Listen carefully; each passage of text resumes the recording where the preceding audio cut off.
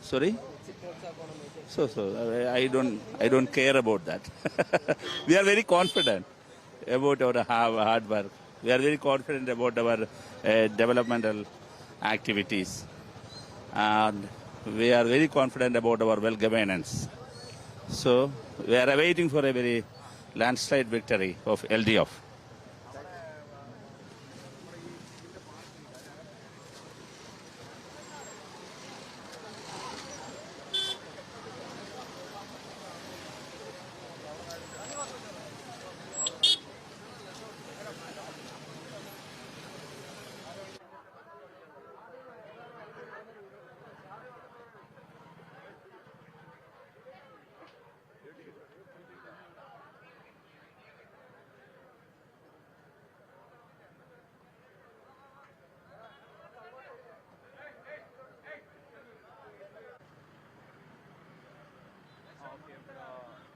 Who is there?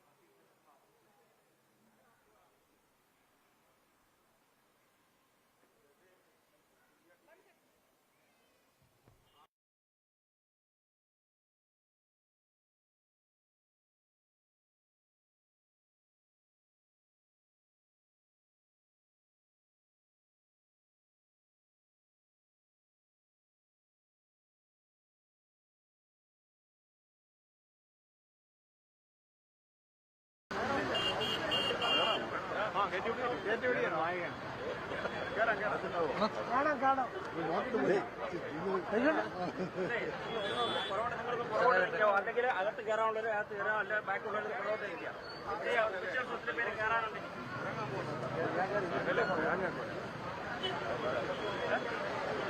എന്തായി എല്ലാവരും എത്തിയോ? നിങ്ങളൊരു ഹരിയൊരു ഡോക്യുമെന്റ് തന്നോ?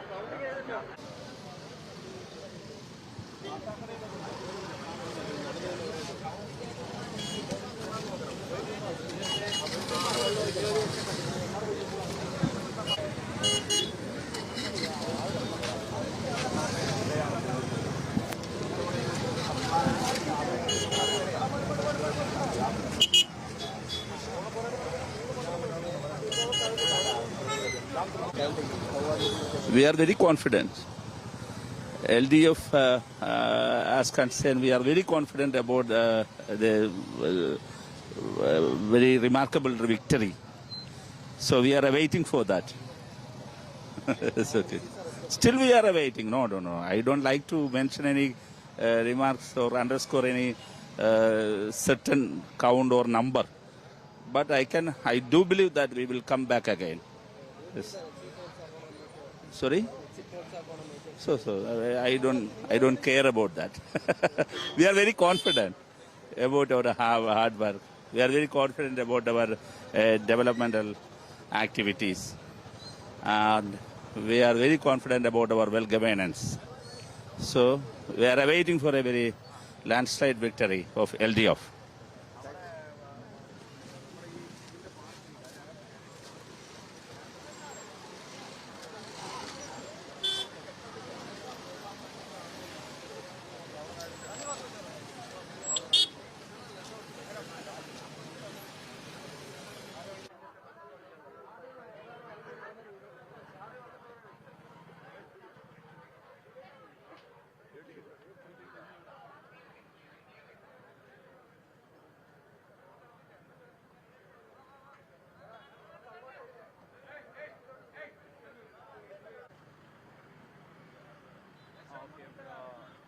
Who is there?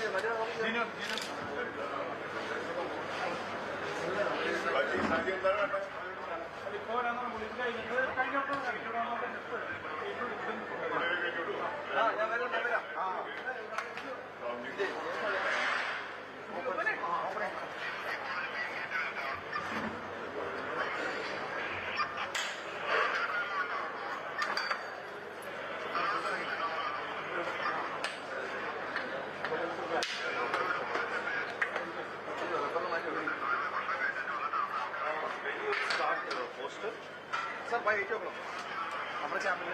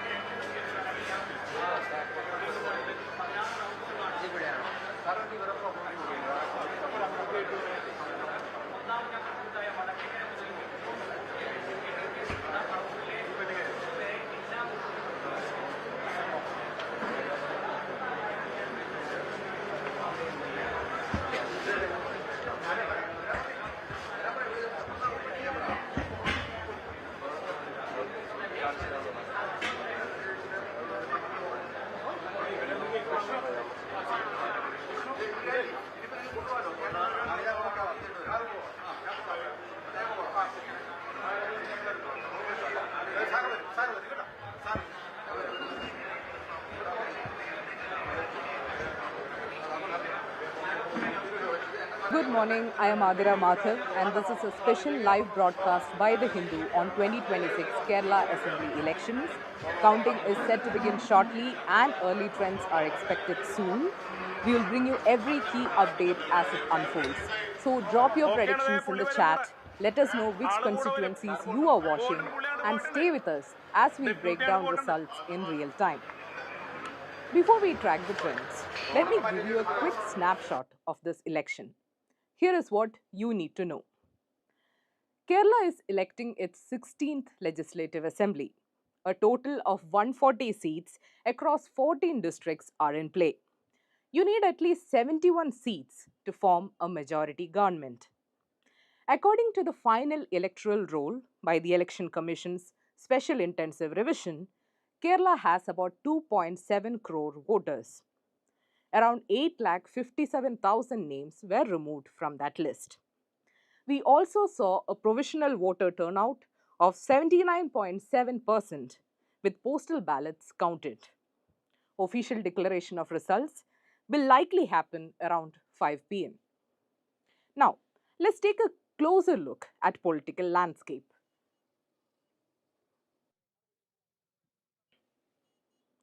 The state's politics is largely shaped by two major alliances. The Left Democratic Front, or LDF, is led by the current Chief Minister Pinarayi Vijayan, who has governed Kerala since 2016.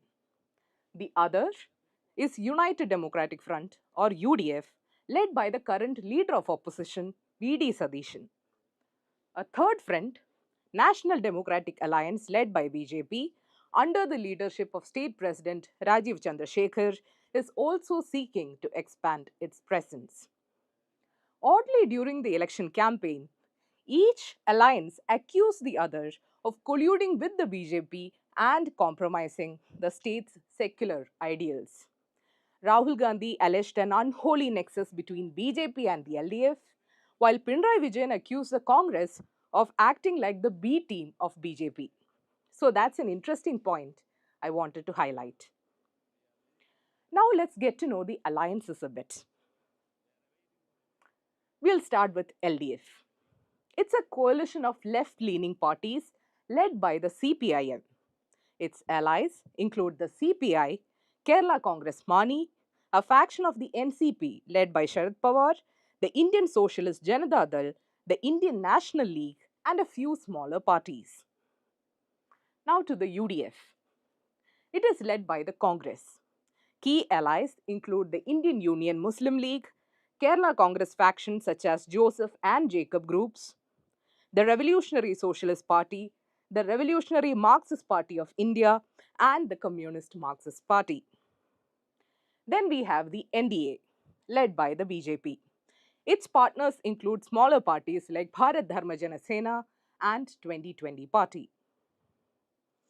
Now that we got to know the alliances, major alliances that are deciding the political climate in Kerala, let's explore what are the key factors shaping this election.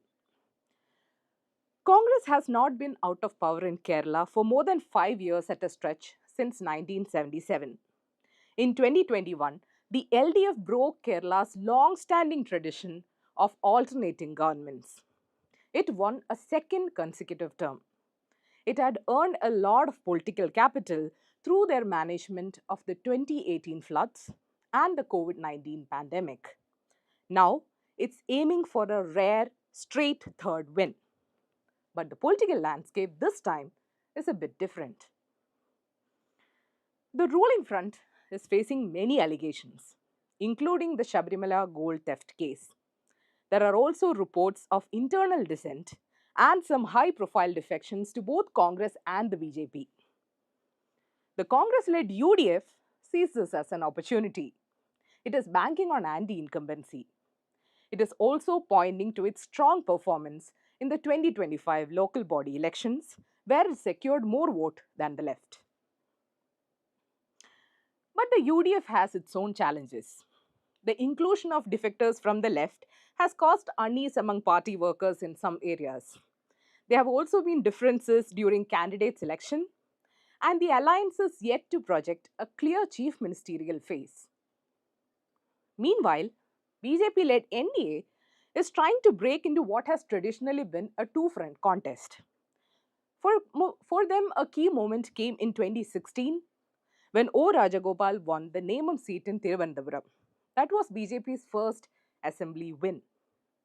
Later, its win in the 2024 Lok Sabha polls in Thrissur, where Suresh Gopi won, gave it further momentum. It also made gains in local body polls, including the Thiruvananthapuram Municipal Corporation. It also has strong organizational presence in Kerala through RSS. However, NDA has also faced its setbacks.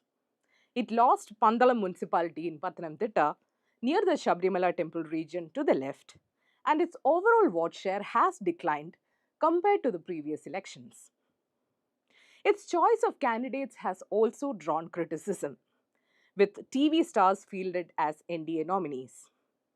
Also, Kerala's secular fabric is fundamentally opposed to communal rhetoric for political gains. So, here is the overall gist. For the LDF, the message is continuity. It has largely retained its sitting MLAs, and it is strongly highlighting its welfare programs and development record. The NDA is focused on expansion. It is inducting leaders from rival camps, forging alliances with smaller parties, concentrating on select constituencies with popular local faces, and reaching out to new voter groups. For UDF, it's projecting a decade's worth of anti incumbency. There is one more point I want to highlight beyond party politics, and that's Kerala's social structure. Like I said, Kerala is actively projected as a bastion of secularism and a model of communal harmony.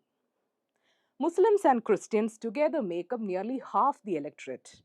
Their voting patterns could be decisive in several constituencies.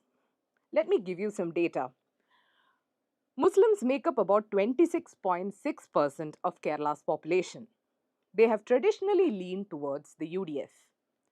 The Christians account for about 18.4%. They have also largely supported the UDF over the years. So Kerala votes a bit differently.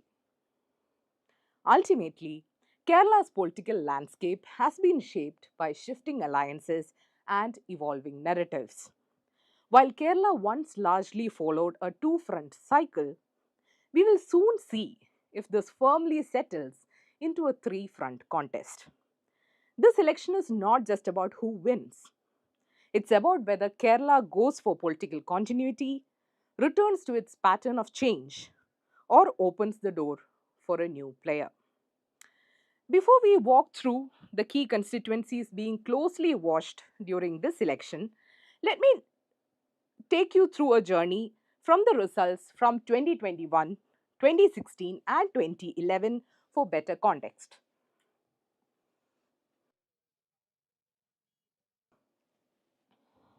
The Hindu's data team has created this wonderful interactive in the website for you to explore, and I'll give you a quick tour. Let's start with 2011. As you can see, LDF won 72 seats while LDF secured 68 seats. It was a very narrow margin of just 4 seats. Uman Jandi served as the chief minister and V.S. Achuthanandan was the leader of the opposition. Both leaders have since passed away, marking a major loss for Kerala politics. It was here Kerala's revolving door politics, with power alternating between LDF and UDF, came close to an end. UDF just scraped through with one seat more than the simple majority of 71. As you can see here, Congress got 38 seats with a vote share of 26.4%. LDF, CPM won 45 seats with a vote share of 28.2%. So this was the general seats and vote share data. When we come to 2016, LDF returned to power comfortably with 91 seats. UDF got 47 seats. Chandi led UDF government went into election that time under a cloud of corruption charges over the bar license renewal, if you remember, which forced the resignation of the then Excise Minister K. Babu, who was eventually defeated. And in LDF, there was a major turf war going on between leader of opposition V.S. Achyutanandan and Politburo member Pinarayi Vijayan. In BJP, who was at the power in the center, aligned with newly formed BDJS, drawn largely from the OBC Irava community, the left's traditional vote bank. It won the first ever assembly seat in Kerala from Nemam. And it was not just that, there was another peculiar trend as well. NDA lost Manjeshwaram by just 89 votes and finished runner up in at least half a dozen seats.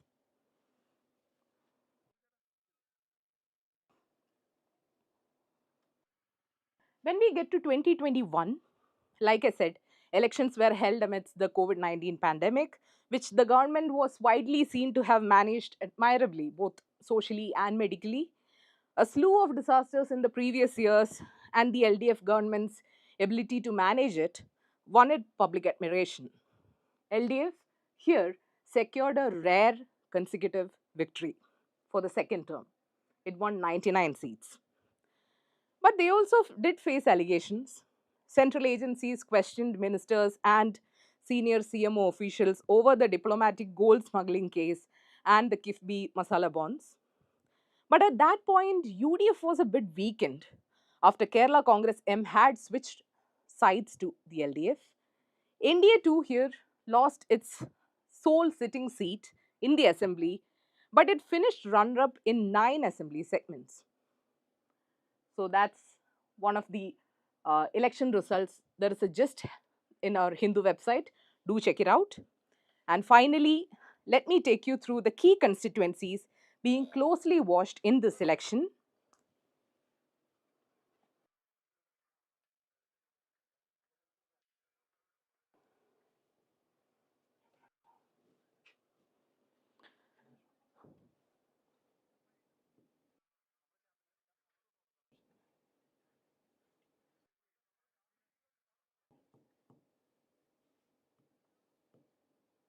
Zoom in, wide, zoom in. Zoom in, zoom in. No, zoom in. Zoom in. On the video, on the camera, on the video, on the video, on the video. On the video. Okay. What do you want? No, I've. This is what, right? You want? Huh.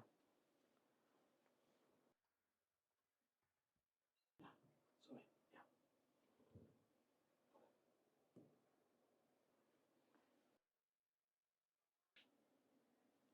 First, we have the Nemam seat, where there is a triangular contest between sitting MLA V. Shivankuti from CPIM, K.S. Shabarinathan from INC, and BJP's Rajiv Chandrasekhar.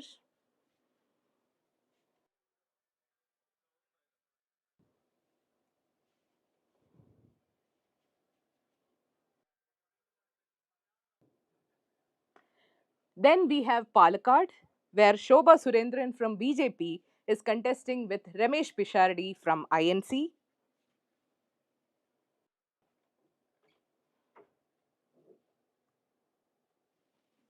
Next, we have Peravur, where KK Shailaja from CPIM is contesting with sitting MLA Sunny Joseph, who is also the KPCC president.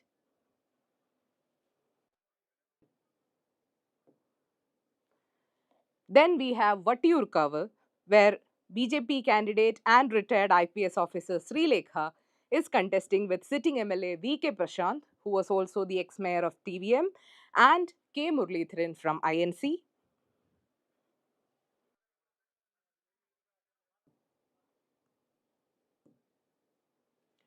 Then we have Thrissur, where former Congress and now BJP leader Padmaja Venugopal is contesting with Rajan Pallan from INC and Alangod Leela Krishnan from CPI.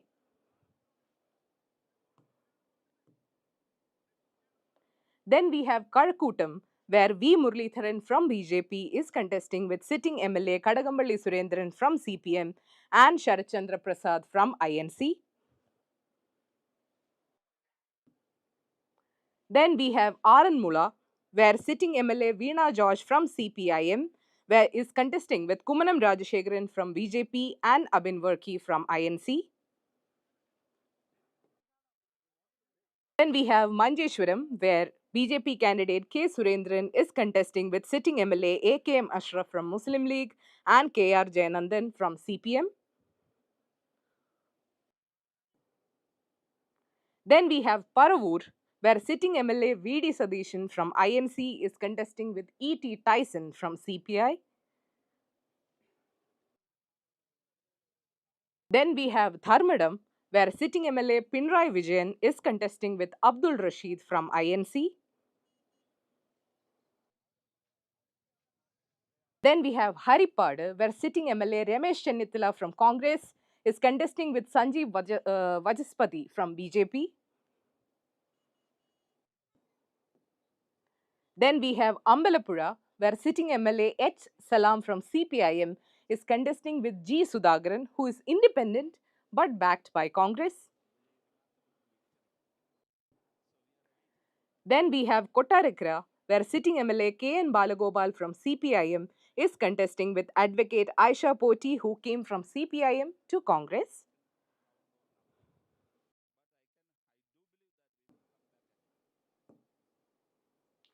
Then we have Trittala, where sitting MLA MB Rajesh from CPIM is contesting with VT Balram from UDF. Then we have Bepur, where sitting MLA advocate PA Mohammad Riaz from CPIM is contesting with PV Anwar, an independent aligned with the UDF. And finally, the constituency we are watching is Thiruvananthapuram Central, where Karmana Jayan, the BJP candidate, is contesting with Sudhir Karmana, an independent backed by CPIM. So that's the overall information you need to keep in mind. Over the next several hours, we'll bring you real-time updates, constituency-wise trends, and expert analysis as the state decides its political future. So stay with us as the first numbers begin to come in. Thank you.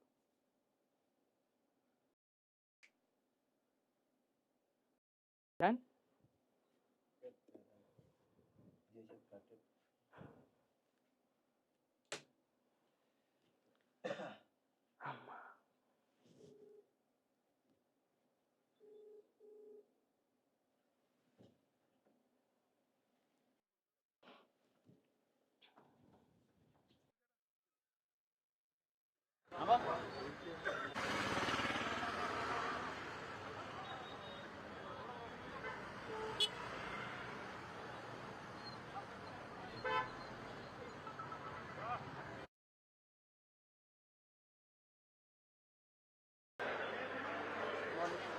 വേറെ ഇല്ലല്ലോ 3 പേരല്ലേ ഉള്ളൂ വേണ്ടേ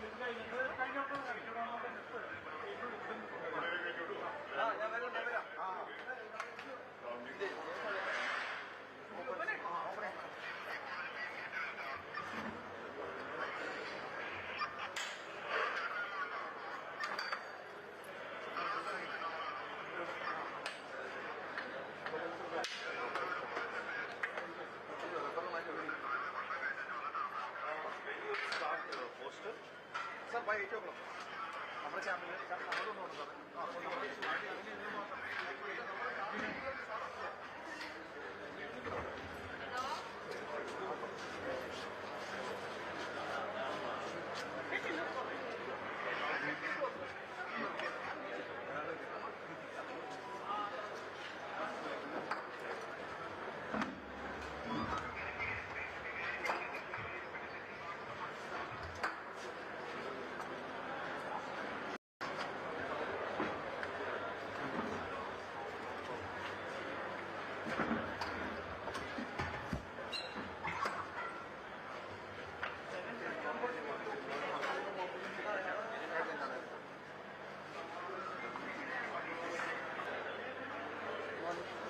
വരാനുണ്ടോ? ഇല്ല, മുൻവരലേ ഉള്ളൂ.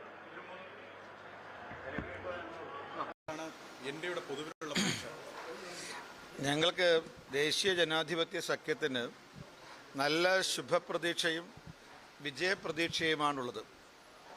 ഞങ്ങൾ പറയുന്നു, ഭാരതീയ ജനതാ പാർട്ടിയും എൻ ഡി എയും പ്രധാനമായും ഈ തെരഞ്ഞെടുപ്പിൽ 3 ലക്ഷ്യങ്ങളാണ് മുന്നിലുള്ളത്. ഒന്ന്, നിയമസഭക്കകത്ത് എൻ ഡി എയുടെ പ്രാതിനിധ്യം നന്നായിട്ടുണ്ടാവുക. രണ്ടാമത്, എൻ ഡി എയുടെ വോട്ടിംഗ് ശതമാനം വർദ്ധിപ്പിക്കുക, വോട്ടുകളുടെ എണ്ണം വർദ്ധിപ്പിക്കുക എന്നുള്ളതാണ്. ഈ 3 ലക്ഷ്യവും ഈ നിയമസഭാ തെരഞ്ഞെടുപ്പിൽ യാഥാർത്ഥ്യമാക്കാൻ സാധിക്കും എന്നുള്ളതാണ് ഞങ്ങളുടെ പ്രതീക്ഷ. മാത്രമല്ല, 6.5 പതിറ്റാണ്ട് കാലമായി കേരളത്തിൽ നിലനിൽക്കുന്ന രാഷ്ട്രീയ സമവാക്യങ്ങൾക്ക് ഈ തെരഞ്ഞെടുപ്പോടുകൂടി സമഗ്രമായിട്ടുള്ള മാറ്റം ഉണ്ടാവും. കേരളത്തിൻ്റെ രാഷ്ട്രീയം ഒരുപക്ഷെ BJP നേതൃത്വം നൽകുന്ന എൻ ഡി എ ഒരു ഭാഗത്തും ദേശീയ തലത്തിൽ നിലനിൽക്കുന്ന IND സഖ്യം മറുഭാഗത്തും അണിനിരക്കുന്ന ഒരു പുതിയ രാഷ്ട്രീയത്തിന് കേരളം വേദിയാകും എന്നാണ് ഞങ്ങൾ പ്രതീക്ഷിക്കുന്നത്. അത് എൻ ഡി എക്ക് ഗുണകരമാണ്, കേരളത്തിന് ഗുണകരമാണ് എന്നാണ് ഞങ്ങളുടെ വിശ്വാസം. എത്ര സീറ്റുകൾ അവസാനം പ്രതീക്ഷിക്കുന്നുണ്ട്? ഇപ്പോൾ ഞാൻ സീറ്റുകളുടെ എണ്ണം ഞാനിവിടെ പ്രഖ്യാപിക്കുന്നില്ല. കാരണം ഏതാനും നിമിഷങ്ങൾ കഴിഞ്ഞാൽ ഈ സീറ്റുകളുടെ എണ്ണം എത്രയാകും എന്ന് നമുക്ക് എല്ലാവർക്കും അറിയാം. അതുകൊണ്ട് ഇപ്പോഴ് ആ പ്രവചനത്തിൻ്റെ പ്രസക്തി ഇല്ല എന്നാണ് അഭിപ്രായം. നിലവിലെ വോട്ടിംഗ് ശതമാനത്തിലൊന്നും ഞങ്ങളുടെ ഇതുവരെ കേരളത്തിന് നിയമസഭയ്ക്ക് പുറത്ത് BJPയും NDAയും നിർണായകമായ രാഷ്ട്രീയ ശക്തിയാണ്. പക്ഷേ ഈ നിയമസഭാ തെരഞ്ഞെടുപ്പോടുകൂടി നിയമസഭക്കകത്തും BJPയും NDAയും നിർണായകമായ രാഷ്ട്രീയ ശക്തിയായി മാറാൻ വേണ്ടി പോവുകയാണ്.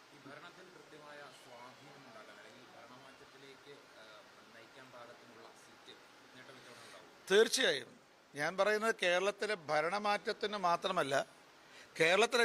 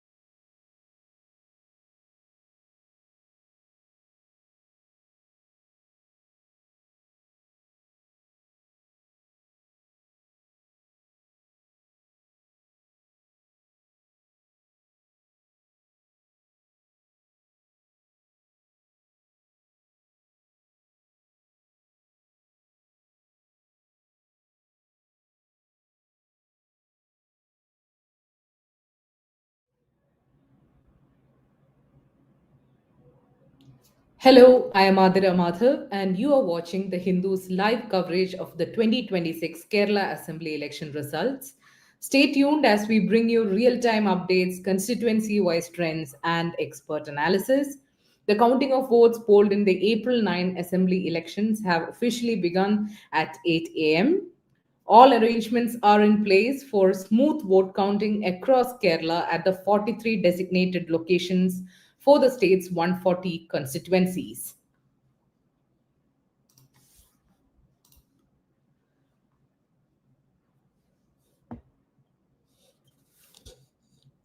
The security has been tightened. Uh, Around 30,000 police personnel are deployed across the state to maintain law and order and prevent violence. So let me give you a bit more details. Kerala went to polls with around 800 candidates, and polling was supported by around 1.5 lakh trained staff and live webcasting across polling stations. An AI assisted system was also used this time to monitor crowding and queues in real time. As per Chief Electoral Officer of Kerala, Ratan Khelkar, around 15,000 personnel will be part of the counting process. These include returning officers, additional returning officers, micro observers, counting supervisors, and counting assistants. And as you know, the postal ballots will be counted first. Right now, the polling percentage stands at 79.70% after including postal ballots. It was 79.63 before that. Um, but we have to note that of the 53,984 postal ballots issued to service voters, only 20,028 have been returned by May 1. The numbers can rise because service voters can send their ballots, until counting begins. So we don't have the final numbers yet. And even though it was a Sunday yesterday, the Election Commission had asked the Postal Department to deliver the postal ballots. So, but then what about the rest? Because the thing is, about 20,000 government officials in Kerala couldn't cast their postal votes this time, even though they had applied for them. Um, the issue was reportedly due to technical delays and errors. There was also a new directive requiring those on election duty to vote in person at voter facilitation centers, which many found inconvenient. Employee unions had asked for another chance to vote before counting day, but Election Commission did not agree. The matter even reached Kerala High Court, but the court declined to intervene, saying it was too late in the election process to make any changes. You see, in previous elections, some seats were decided by double digit margins. In 2016, the victory margin was just 43 votes in Vadakanjeri and 89 votes in Manjeshwaram. In 2021, the majority in Perinthalmanna was a mere 38 votes. So postal ballots do play a decisive role. Anyway, postal ballots will be counted first, followed by votes recorded on the EVMs. 14 booths will be taken up in each round, and the number of rounds will depend on the total votes polled in each constituency. Before counting begins, strong rooms where EVMs and VVPATs are stored, it was opened in the presence of candidates, party representatives, and election commission officials. If there is any mismatch between EVM data and the votes recorded, the VVPAT slips will be counted. Khelkar also said that as part of a new reform, QR code based photo ID cards will be issued to prevent unauthorized entry into counting centers and to reduce friction between political party representatives. Also, model code of conduct will be enforced in the state till May 6, unless withdrawn by ECI. As results draw near, there is confidence running high among candidates and political leaders. I just want to get you some reactions. They're all expressing confidence in their respective victories. CPIM's PA Mohammad Riaz contesting from Baipur against UDF backed independent PV Anwar stated that political climate remained favorable for CPIM led LDF. PV Anwar had challenged, by the way, PA Mohammad Riaz with a public bet, daring him to shave his head, wear earrings, and walk through the streets of Kozhikode if he lost the election from Vapor. Riaz responded by saying that elections are not for personal contests or stunts, but ideological battles. So there is that. Back to reactions, senior Congress leader Ramesh Chennithala said the Congress-led UDF will emerge victorious. Shashi Tharoor said that it may not be an overwhelming win, but Congress is clearly ahead and that the strong voter turnout points to a growing desire for change in the state. Uh, from NDA, former Union Minister V. Muralidharan, contesting from Karakotam, claimed that BJP has a clear upper hand in the constituency. Senior BJP leader Kumanan Rajashekharan, contesting from Aramula, suggested the results might lead to a hung assembly as voters look for alternatives to the two main fronts. SNDP General Secretary Vellapalli, in addition, said he hoped the LDF would retain power in Kerala while also predicting that BJP would open its account in the assembly this time.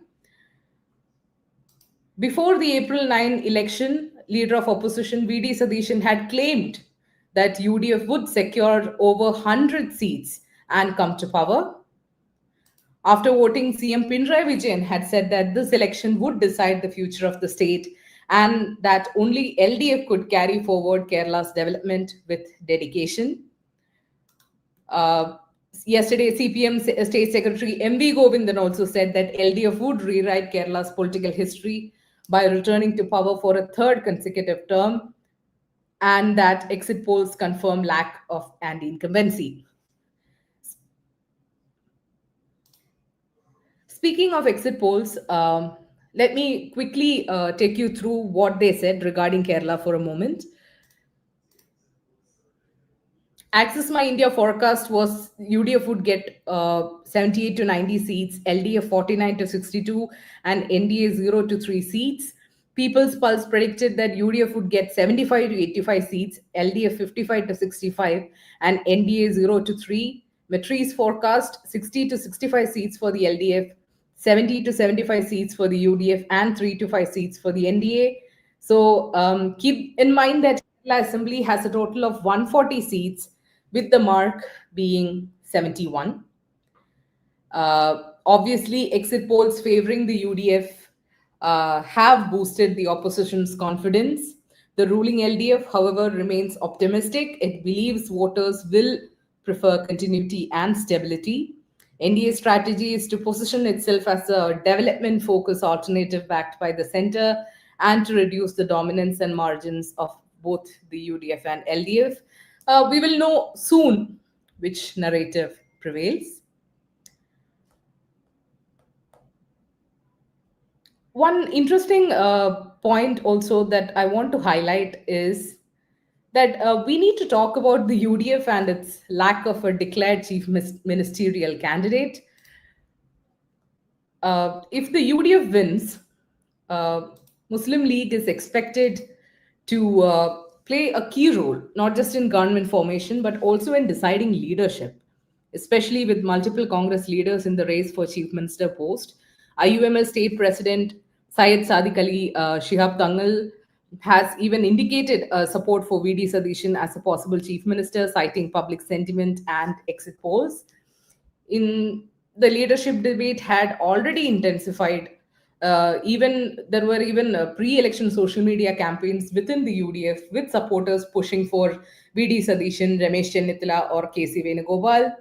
K. Sudhakaran had backed KC Venugopal, while Ramesh Chennithala said High Command will take the final call. KPCC President Sunny Joseph cautioned leaders against jumping the gun, and the High Command has also asked party workers to avoid promotional campaigns until the leadership issue is settled. The whole thing reportedly even affected a documentary on KC Venugopal.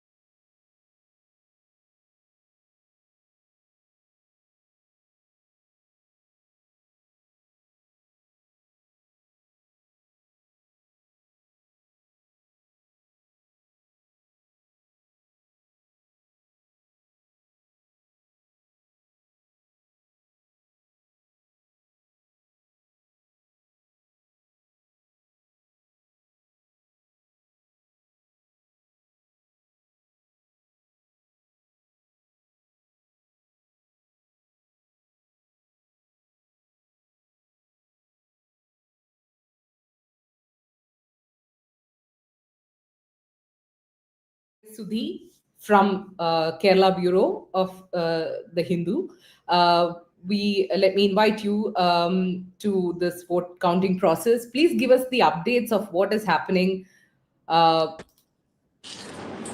Anand sir. Hello, Sudhi sir. Hello. Hi. So Adira. we are seeing the latest updates and numbers. So can you give us a picture? What are the early trends saying?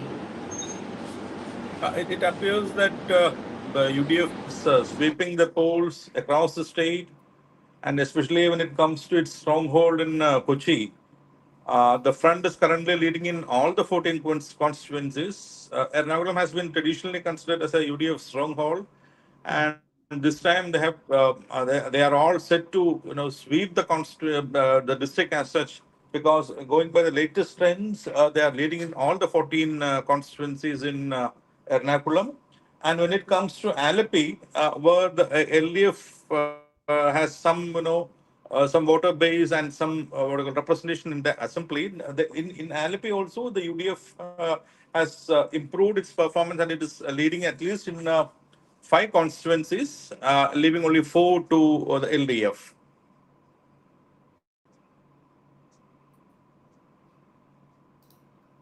So, like, there were many star constituencies that people were watching, like, Nemam and, Haripad and all. So, do we have any info from there, the early trends regarding those?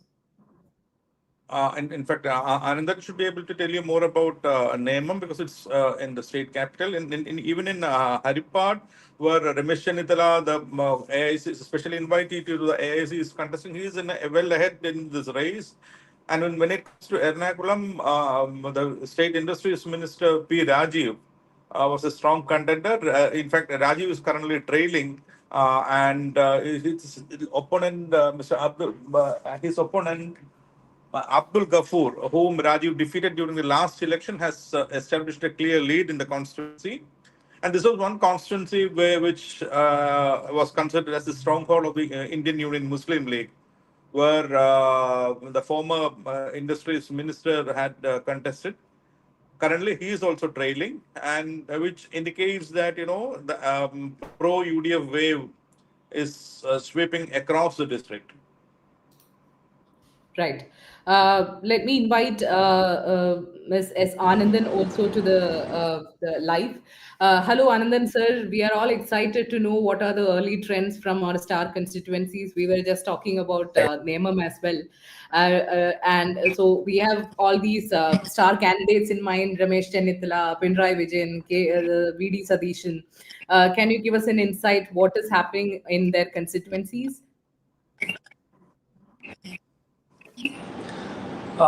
Pinarayi at the moment, it's understood, is trailing, but then it's too early to say anything about these things, because, say, for example, in Palakkad, Shobha Surendran is leading by a slight margin.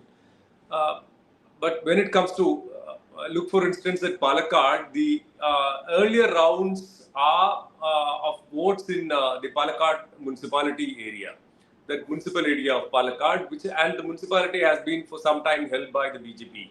So it's natural that she gets a lead there. But when it comes to panchayats, which are governed by both the LDF and the UDF, things could change.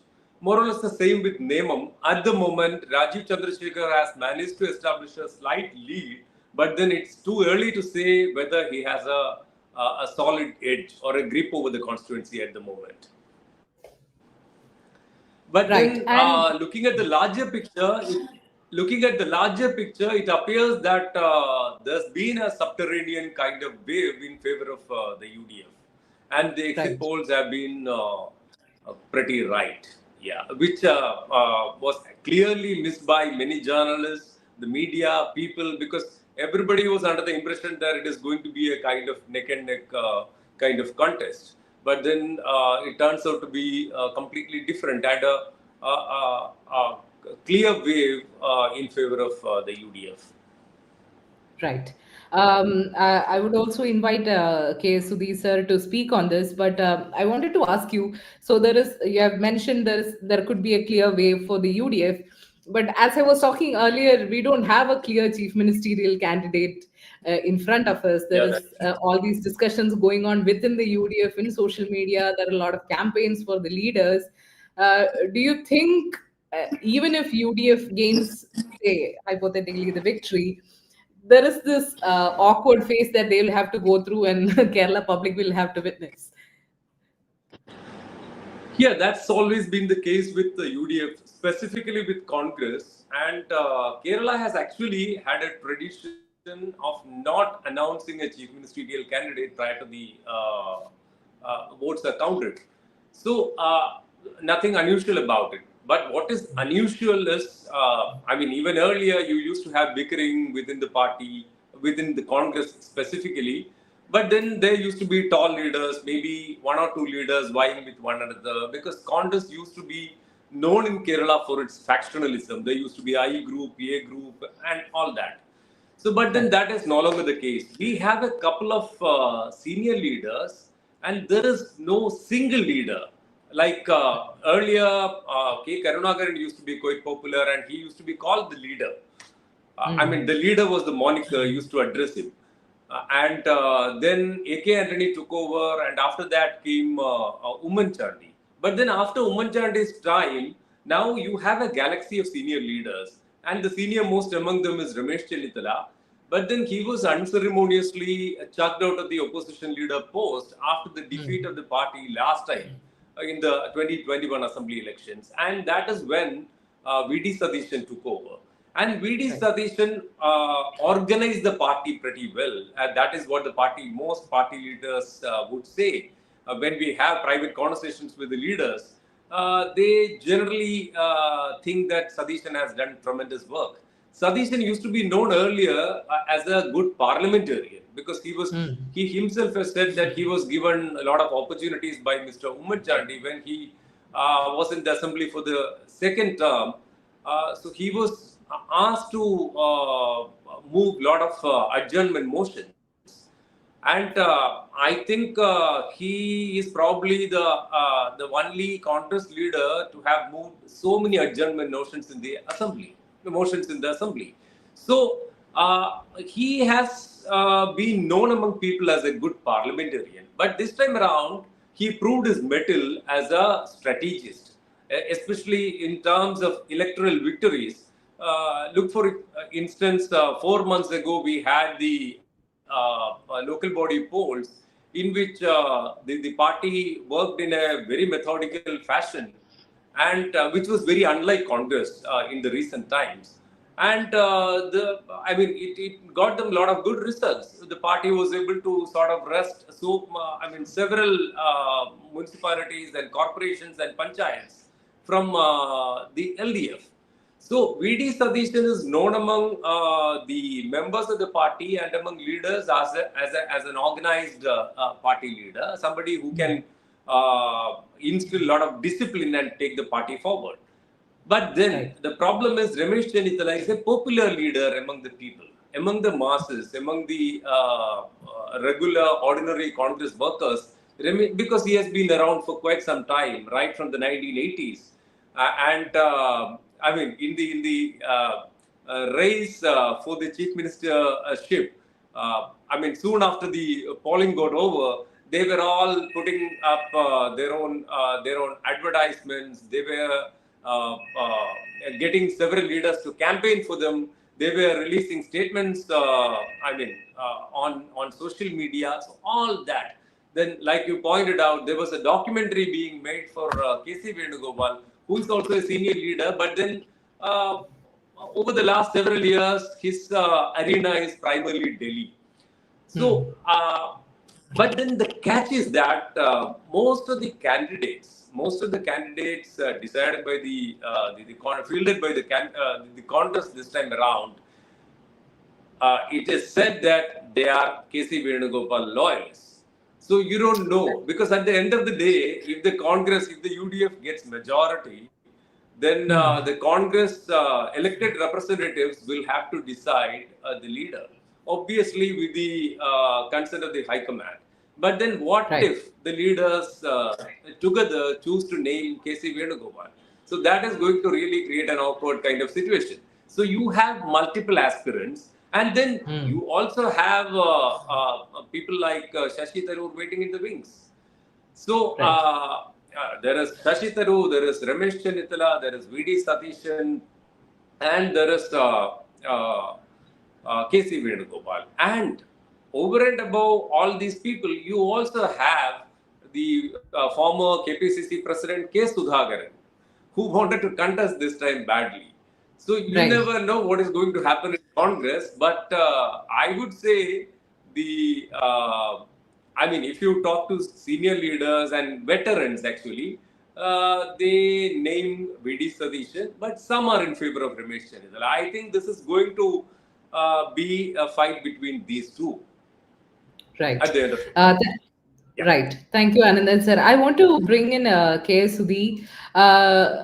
Sudhi sir, there is this weird one argument that was going on during polling as well, that each alliance was accusing the other of colluding with BJP. That Rahul Gandhi blamed LDF and BJP tying together, that they had an unholy nexus.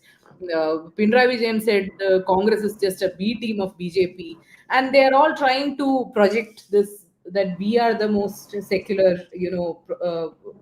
we have the most secular ideals. Why this equation kind of happened during the campaign period? Why were the alliances blaming each other like that, instead of standing for, or maybe declaring that, hey, this is our secular ideals, that we stand for it? Why tie up with BJP and link like that? What do you think? Adira, that has been the traditional campaign theme in Kerala. If you take a look at the particular political scene of the Kerala for the last, let's say, like a few decades, aligning with BJP or being soft to BJP is often viewed as something unacceptable in a state like Kerala, which boasts of its secular ethos and secular values.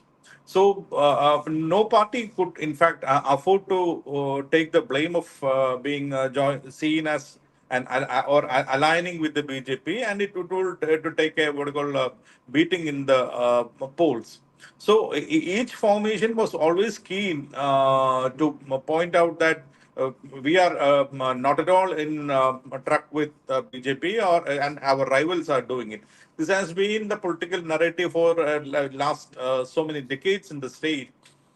Because unlike other parts of the country where BJP has made inroads, BJP could not even make a significant presence in the civic polls as well as the what you call parliament election. So aligning with BJP, or even entering into a tacit understanding with the BJP, or even the scene with BJP is often seen as unacceptable to the secular society, where people are very keen on their secular credentials. So it has been the trend, it has been the political experience in the past few decades, where all political parties were keen to show that they are or put themselves as being distanced from the BJP. So that has been the political narrative for a long time. Right. And could you just say this time, if the trends are favoring UDF, it is purely because of anti-incumbency, or do Kerala people have another thing in mind while bringing back UDF, that they want to go back to maybe alternating governments, that kind of a pattern? In fact, going by the poll trends, currently the UDF is leading in 95 seats and the LDF has been reduced to 39, which clearly says, tell us that there is an anti-incumbency wave, which the UDF has significantly benefited from that. So, the 10 years being in power might have already triggered what you call the urge for change, urge to see a new formation coming in. Too much of familiarization, or what you call the anti-incumbency factors might have worked in favor of UDF. And I don't think LDF, even the LDF would have expected such a debacle, because they have been reduced to 39 seats. They're leading only in 39 seats when compared to the 95. So it clearly indicates the desire of the people for a change, and they might have thought enough is enough. But it's a very, very crucial point in its political history for the left, because with they being wiped out of Kerala, it means the party is nowhere in power in any part of the country. Kerala was their last resort, the place where it could, they could project themselves as the alternative model of development, alternative model of governance, and alternative politics to the nationalist politics put forward by the BJP. So those ideals, those campaign move methods, or it appears that people have clearly rejected their claims and are intending to bring back UDF to power. Right. And to conclude, Anandan sir, I wanted to bring you to know one thing. Yes, the BJP had lost the Pathanamthitta seat to left recently, even though they had brought up the Sabrimala issue and tried to take some advantage of it. But Pandalam the thing is, municipality. how Pandalam municipality. yeah, municipality. Yeah. So I just want to know, how much do you think Sabrimala gold theft case could work against LDF this time? I don't see that working that much, because that has already run its course. Especially during the local body polls, the campaign was primarily hinging on that. So that has run its course, and I don't think that is going to work again, or that has worked again. What I think has worked is something totally different. See, there is obviously anti-incumbency, because it needn't be anti-incumbency, it needn't be against the functioning of a government. It is like a government has been there for some time, so you develop a feeling that, okay, you need change. So that is anti-incumbency in a nutshell. So the government has been around, but then more importantly, the UDF campaign was primarily about the arrogance of the chief minister. See, so the campaign was primarily about his arrogance, his attitude, approach, behavior, and also about, quote unquote, the incompetence of several ministers. If you look at the initial trends, several ministers, I think about 8, 9 of them are trailing. I mean, personally speaking, as a journalist, as a professional journalist, I don't think many of these ministers performed too badly to be rated like this. But then, I mean, their voices weren't there on the surface. It was primarily the chief minister who was running the show. So, I mean, right from the COVID time, one could even go to the extent of saying that he is the strongest face of the LDF. At the same time, he is its biggest weakness, because it's all concentrating on one man. So there are several ministers who have done reasonably well, but then it was all sort of buried under the surface. It was all under the surface, all their work. And then there weren't many senior figures in the cabinet. So that was one big lacuna that many critics found in the outgoing government. Because earlier you had one Thomas Isaac, you had K.K. Shailaja, so several senior ministers rubbing shoulders with the chief minister. Now the thing is, all these the current ministers or the outgoing cabinet, there is one tall person and the rest are all kind of minions. So you have a lot of prominent figures there, but at the same time, I mean, the party, the CPM and the LDF chose to project the chief minister. If you look at the hoardings right across the state, it is one face. It is one face asking, I mean, who else is there? But I mean, if not LDF. So it is one face that has been projected, which I think was not to the liking of many people, especially because of the fact that the UDF campaign was primarily against that. That is precisely why VD Salishan kept talking about Team UDF. He never went out saying that it is going to be me or Ramesh Chenitala or somebody else, but then it is a Team UDF. So he, I mean, very, very meticulously, he presented themselves as a team, although they started trading blows soon after the polling got over. So until the time the polling happened, the polling day was over. So they were able to sort of put up a united face. I think this actually created all the difference. And then there was also this campaign that see, Kerala, there has been left hegemony over these years, right from 1957. And even when the Congress was in power or the UDF was in power from the 1980s, uh, I mean, it's been a continuum. So largely, it is the same set of policies, your welfareism, and of late there is a bit of growth also, which is being focused on.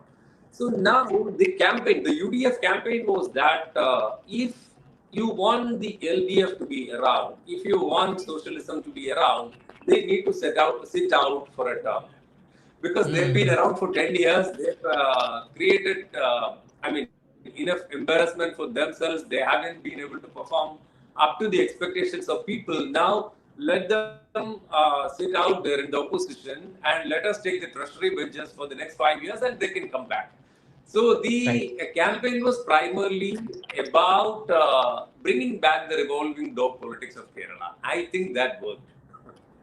Okay. And briefly, can you, do we have any early trends from Nemam? I think people are closely watching what's happening there because all three are very strong candidates in Kerala politics. Do we have any early trends from there? Minimum, see, until half of the polled votes are counted, you can't say anything about Nemam specifically. Because when it comes to rural areas, Shivam has a strong hold, but this time around it's a tight triangular fight because the Congress has also fielded a very strong candidate. So it is neck and neck. It is tight triangular, but right now Rajiv Chandrasekhar has a slender lead. So that is the situation like.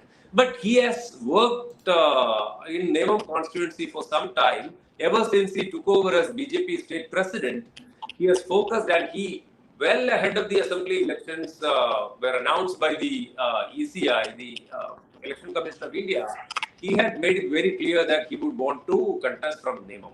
So he has been focusing all his energies on Nevam, and he has worked there for some time.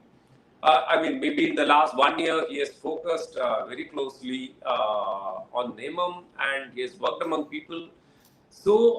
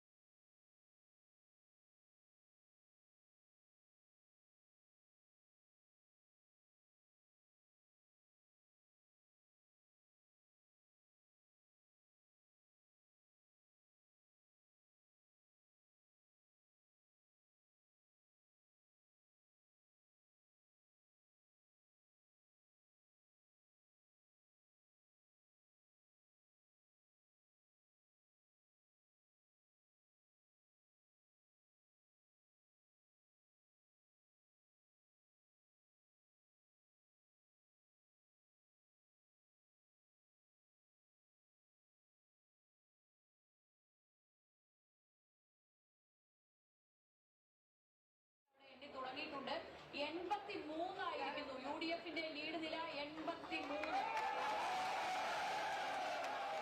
139 സീറ്റിലെ ഫലസൂചനകളാണ് ഇപ്പോൾ വരുന്നത്. വരാത്തത് ഏത് സീറ്റാണ് എന്ന് ഏതാണ്ട് അതുപോലെയാണ് ഇപ്പോൾ LDF നില. ഇപ്പോൾ കായംകുളത്താണ് എങ്കിലും ഇപ്പുറത്ത് വാമനപുരത്താണ് എങ്കിലും LDF സിറ്റിംഗ് സീറ്റുകൾ ചോർച്ച കാണുന്നുണ്ട് ഏതാണ്ട് അതുപോലെയാണ് ഇപ്പോൾ LDF നില. ഇപ്പോൾ കായംകുളത്താണ് എങ്കിലും ഇപ്പുറത്ത്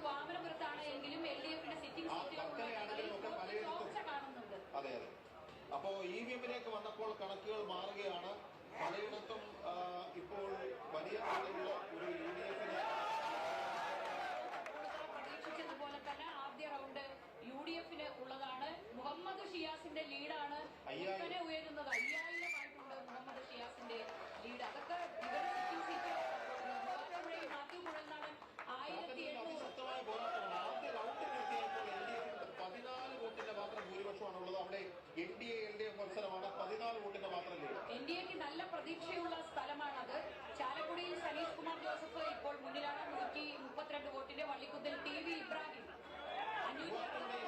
പൂർത്തിയായപ്പോൾ UDF-ന്റെ മാത്യു കുഴൽനാടൻ 1800 വോട്ടുകളുടെ ലീഡ് ആദ്യ റൗണ്ട് പൂർത്തിയാകും. 83ലേക്ക് സിന്ധു 52, 83. UDF പടിപടിയായി സീറ്റുകളുടെ എണ്ണം ഉയർത്തുകയാണ്. 100 തികയ്ക്കുമെന്നാണ് ഏറ്റവും അവസാനവും VD സതീശൻ പറഞ്ഞത്. തപാൽ ബാലറ്റുകളിൽ നിന്ന് EVM-ലേക്ക് കടന്ന ആദ്യ റൗണ്ടിൽ ഉണ്ടായിരിക്കുന്ന ഒരു മാറ്റം പ്രധാനമാണ്. 13-14 സീറ്റുകളുടെ വ്യത്യാസമാണ് ഒറ്റയടി EVM-ലേക്ക് കടന്നപ്പോൾ ഈ ടാലിയിൽ ഉണ്ടായിരിക്കുന്നത്. അത് LDF-ന്റെ ശക്തി കേന്ദ്രങ്ങളിൽ കിട്ടുന്നു എന്നുള്ളതാണ് എടുത്തു കാണേണ്ട വസ്തുത. നാദാപുരം അഭിജിത്തിന്റെ ലീഡ് 3812 വോട്ടുകൾ. ആദ്യ റൗണ്ടിൽ 3812 വോട്ടുകളാണ് ഷംസുദ്ദീൻ ഇത്തവണ ലീഡ്. തിരുവമ്പാടിയിൽ കാസിമാണ് മുന്നിൽ. ലിൻഡോ ജോസഫിന്റെ ഇതുവരെ ലീഡ് കിട്ടിയിട്ടില്ല. യന്ത്രങ്ങളിലെ വോട്ട് അവിടെ എണ്ണി തുടങ്ങിയിട്ടുണ്ട്. 83 ആയിരിക്കുന്നു UDF-ന്റെ ലീഡ് നില. 83. 139 സീറ്റിലെ ഫലസൂചനകളാണ് ഇപ്പോൾ വരുന്നത്. വരാത്തത് ഏത് സീറ്റാണ് എന്ന് PCR നിന്നൊന്ന് പറഞ്ഞു തരണേ. വരാത്ത സൂചന ഏത് സീറ്റിലേതാണ് എന്ന് എന്തുകൊണ്ടാണ് എന്നറിയില്ല. അമ്പലപ്പുഴയിൽ H സലാമാണ് ലീഡ് ചെയ്യുന്നത്. 749 വോട്ട്. ഗുരുവായൂരിൽ NK അക്ബർ 532 വോട്ടിന് ഗുരുവായൂരിൽ NK അക്ബർ. കാഞ്ഞങ്ങാട് ഗോവിന്ദൻ പള്ളിക്കാട്ടിൽ. ഉടുമ്പൻചോലയിൽ സേനാപതി വേണു മുന്നിലാണ്. 53, 82, 4 എന്നിങ്ങനെയാണ് ഇപ്പോഴത്തെ ലീഡ് നില. മന്ത്രിമാരായ റോഷി അഗസ്റ്റിൻ, P രാജീവ്, വീണ ജോർജ്, MP രാജേഷ് എന്നിവരെല്ലാം ഈ ഘട്ടത്തിൽ പിന്നിലാണ്. 3800-ലേറെ വോട്ടുകൾക്ക് മുന്നിട്ട് നിൽക്കുകയാണ്. ചവറയിൽ ഷിബു ബേബി ജോൺ മുന്നിലാണ്. ചവറയിൽ ഷിബു ബേബി ജോൺ. അതും അങ്ങനെയെങ്കിൽ അട്ടിമറിയായിരിക്കും. വടക്കാഞ്ചേരിയിൽ സേവ്യർ ചിറ്റിലപ്പള്ളി, കളമശ്ശേരിയിൽ V അബ്ദുൽ ഗഫൂർ 575 വോട്ടിനാണ് മുന്നിൽ നിൽക്കുന്നത്. ചവറയിൽ ആദ്യ റൗണ്ട് പൂർത്തിയാകുമ്പോൾ 1819 വോട്ടിനാണ്. നിശ്ചയമായിട്ടും ആശ്വാസം നൽകുന്ന കണക്കാണ് UDF-ന്. സിന്ധു, പല മണ്ഡലങ്ങളിലും UDF പ്രതീക്ഷിച്ചതിനെക്കാട്ടിലും വോട്ടുകൾ ആദ്യ റൗണ്ടിൽ കിട്ടുന്നുവെന്നാണ് നമ്മളുടെ റിപ്പോർട്ടർമാർ നൽകുന്ന വിവരം. അങ്ങനെയാണെന്നുണ്ടെങ്കിൽ വ്യക്തമായൊരു ട്രെൻഡ് ഈ ഇലക്ഷൻ ഉണ്ടാവാനുള്ള എല്ലാ സാധ്യതയും. ഇതുവരെ സുരേഷ് വോട്ട് എണ്ണി തുടങ്ങി ഏതാണ്ട് 1 മണിക്കൂറായി. ഇതുവരെ നോക്കുമ്പോൾ ഇതൊരു ട്രെൻഡാണ് എന്ന് നമുക്ക് ഈ ഘട്ടത്തിൽ പറയേണ്ടി വരും. ഇതൊരു ട്രെൻഡാണ്.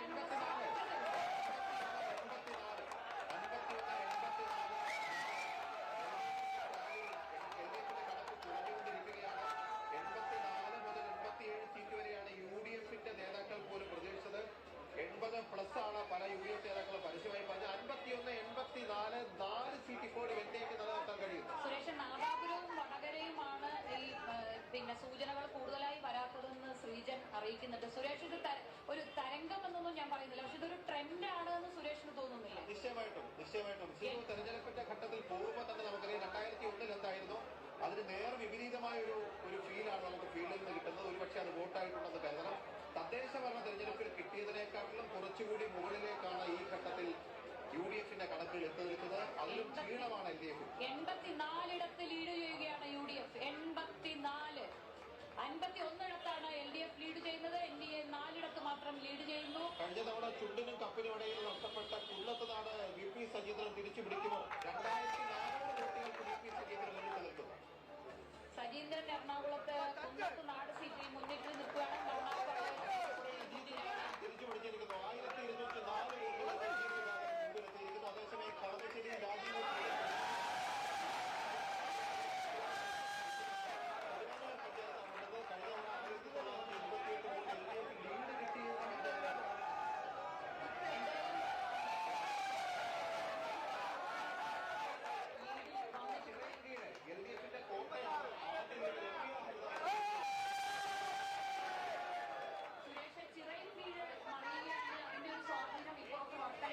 ഉണ്ടാവാനുള്ള സാധ്യത തള്ളിക്കളയാനാവില്ല. ഇപ്പോൾ പക്ഷെ അവിടെ ജോയി പല മണ്ഡലങ്ങളിൽ ചെന്നു. പോങ്ങാട് കേരളത്തിൽ 50 താഴെ പോയിരിക്കുന്നു LDF ഈ കണക്കിൽ. 49, 86. ആഗ്രഹിക്കണം. ഏതാണ്ട് അതുപോലെയാണ് ഈ ഘട്ടത്തിൽ കാണുന്ന ട്രെൻഡ്. UDF 86 സീറ്റിൽ ലീഡ് ചെയ്യുന്നു, LDF 49 ലീഡ് ചെയ്യുന്നു, NDA 4 ലീഡ് ചെയ്യുന്നു. ഇതിനിടയിൽ ഒരു കാര്യം പറയാം, അങ്ങ് വെസ്റ്റ് ബംഗാളിലെ ഭവാനിപ്പൂരിൽ മമതാ ബാനർജി പിന്നിലാണ്. സുവേന്ദു അധികാരി മുന്നിൽ ഉണ്ട്.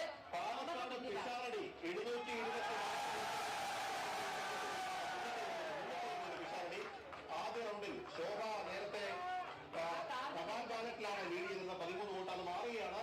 ഇപ്പോൾ പാലക്കാടും UDF ലീഡ് വരികയാണ്. 724 വോട്ടുകൾക്ക് രമേശ് പിഷാരടി ലീഡ് ചെയ്യും. രമേശ് പിഷാരടിയും റസാഖുമാണ് ഇത്തവണത്തെ പുതിയ രാഷ്ട്രീയ താരങ്ങൾ. ആര് ജയിച്ചാലും ആര് തോറ്റാലും. സിന്ധു, നമ്മൾ ചിറയൻകീഴിന്റെ കാര്യം പറഞ്ഞു. 2021 അവിടുത്തെ LDF MLA Sasi 795 vote lead നേടിയ സ്ഥാനത്താണ് ഒന്നാം റൗണ്ട് പൂർത്തിയാകുമ്പോൾ രമ്യ എന്ന 153 വോട്ടുകൾക്ക് ലീഡ് ചെയ്തിരിക്കുന്നു. ലീഡ് ചെയ്യുന്നുണ്ട് എന്ന് അവിടെ നിന്ന് പ്രിയ അറിയിക്കുന്നു. ലീഡ് ആദ്യമായിട്ടാണ് വരുന്നത്. ചിറ്റൂരിൽ സുമേഷ് അച്യുതൻ 724 വോട്ടിന് ലീഡ് ചെയ്യുന്നുണ്ട്. മന്ത്രി ചിഞ്ചു റാണി പുറകിലേക്ക് പോയിട്ടുണ്ട്. നസീറിന് 680 വോട്ടിന്റെ ലീഡാണ് ഈ ഘട്ടത്തിലുള്ളതെന്ന് മിഥുൻ റിപ്പോർട്ട് ചെയ്യുന്നു. ഇപ്പോൾ നമുക്ക് പറയാൻ കഴിയുന്നത് മന്ത്രിമാരായ Vasavan, Roshy, R Bindu, Ganesh Kumar, P Rajeev, OR Kelu, V Sivankutty, ഇത്രയും മന്ത്രിമാർ പിന്നിലാണ് ഈ ഘട്ടത്തിൽ.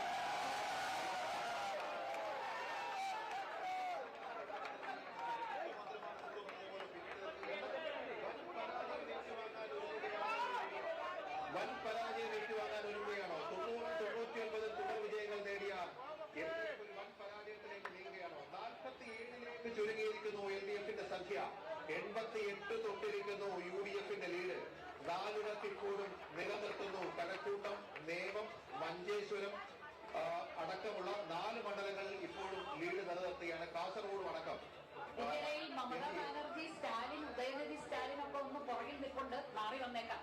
നാട്ടകം സുരേഷ് 1581 വോട്ടിന് മുന്നിലാണ്. ഏറ്റുമാനൂരിൽ LDFന് വലിയ തിരിച്ചടിയാണ് ഈ റൗണ്ടിൽ കാണുന്നത്. ആദ്യ റൗണ്ടിൽ LDF ലീഡ് പ്രതീക്ഷിച്ചിരുന്നു.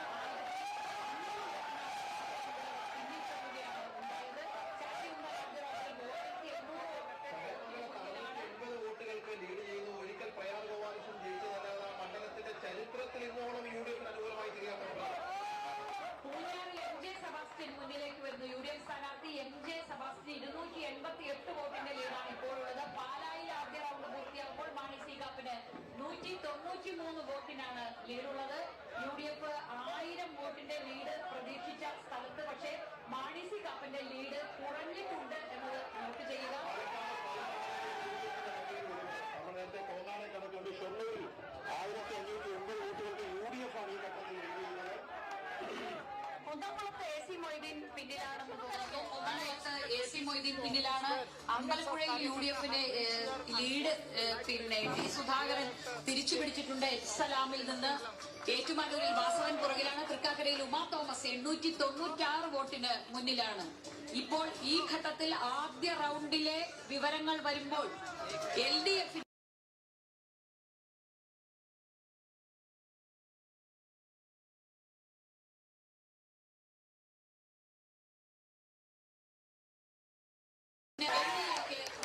हेलो हाँ UDF का लीड है अभी. वो 89 सीट्स पे लीड हो रहा है और LDF 50 से नीचे हो रहा है. अभी 45 बहुत हार हो रहा है. यहाँ केरल में एक UDF का तरंग हो रहा है, बहुत बढ़िया हो रहा है.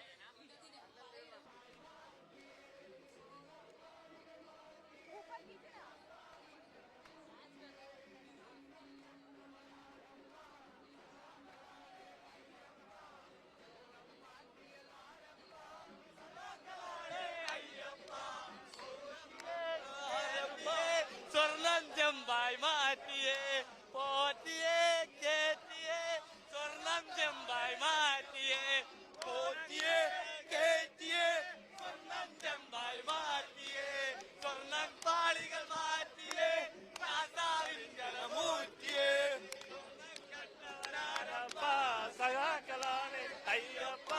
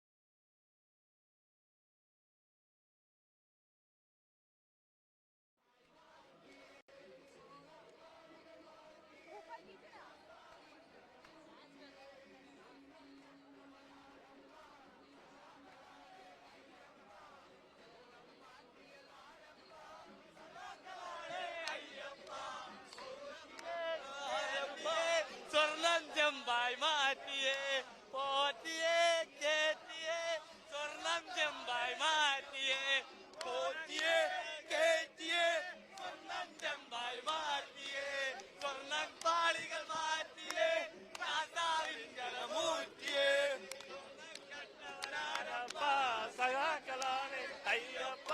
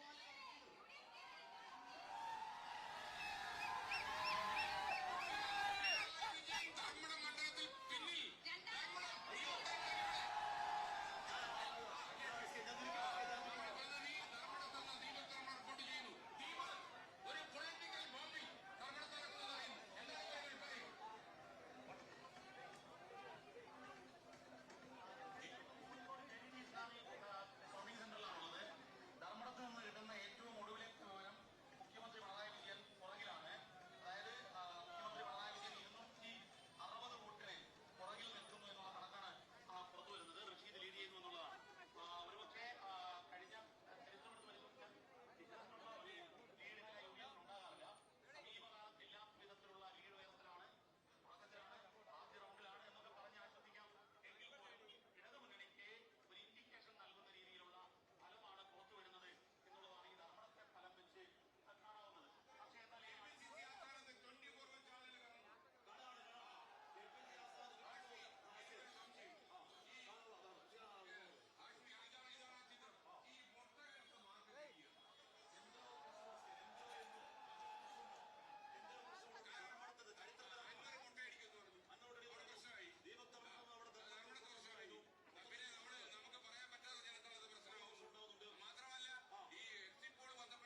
വിശ്വസിക്കാൻ കഴിയുന്നില്ല.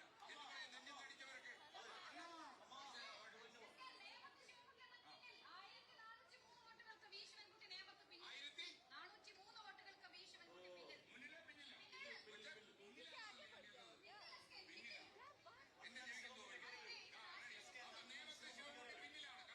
കറക്റ്റാണല്ലോ. Okay ready. മലമ്പുഴയിൽ സുരേഷ് പിന്നിൽ മലമ്പുഴയിൽ സുരേഷ് പിന്നിൽ മലമ്പുഴയിൽ സുരേഷ് പിന്നിൽ അങ്ങനെ പറയാം.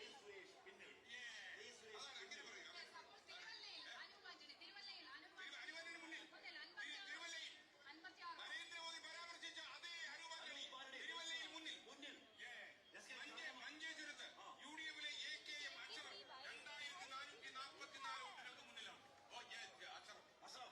ചിഞ്ചുറാണി പിന്നിൽ ചിഞ്ചുറാണി പിന്നിൽ ഉടുമ്പുംചോലയിൽ ഒരു കാര്യം ഉണ്ടായില്ല. ഉടുമ്പുംചോലയിൽ സാക്ഷാൽ സേനാപതി വേണുവിന്റെ സേനാ പടയോട്ടം 3228 വോട്ട് മുന്നിൽ. ഏറ്റുമാനൂരിൽ നാട്ടകം സുരേഷ് 6636 ആരോടാ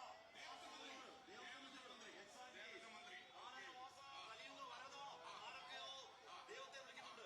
കാനനവാസ കലിയുഗ വരദ. അതെ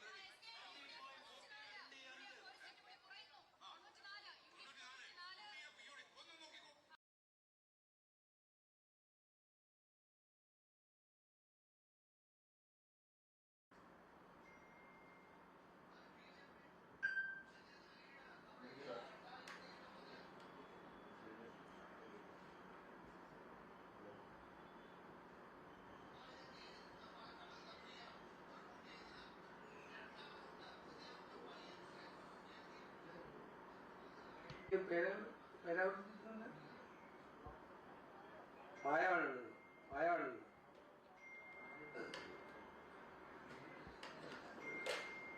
ഓക്കെ പായമാണ് ആദ്യം ഇടുന്നത് അല്ലേ?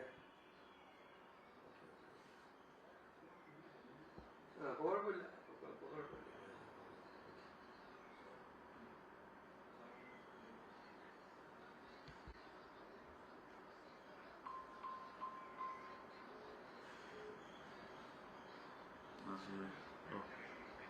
rolling in video.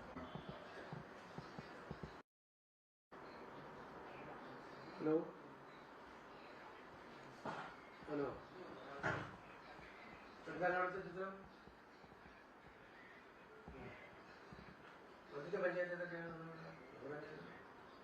അതിന്റെ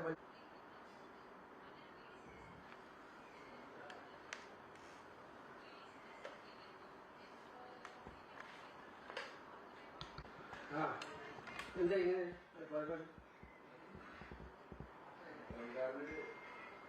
ഇല്ലേ?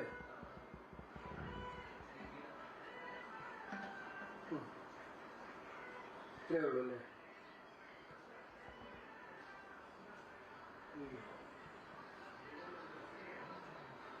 ഉണ്ടോ? ഓക്കെ, കുഴപ്പമില്ലല്ലോ. ഇല്ലല്ലോ.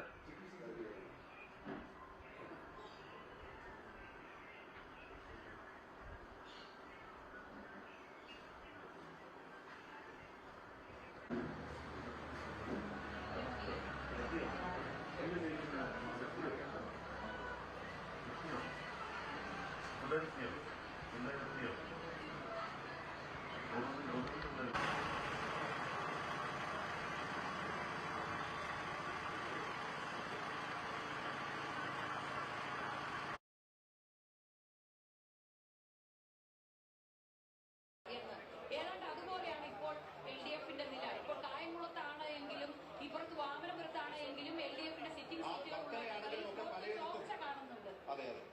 അപ്പോ EVM-ലേക്ക് വന്നപ്പോൾ കണക്കുകൾ മാറുകയാണ്. പലയിടത്തും ഇപ്പോൾ വലിയ തോതിലുള്ള ഒരു UDF-ന്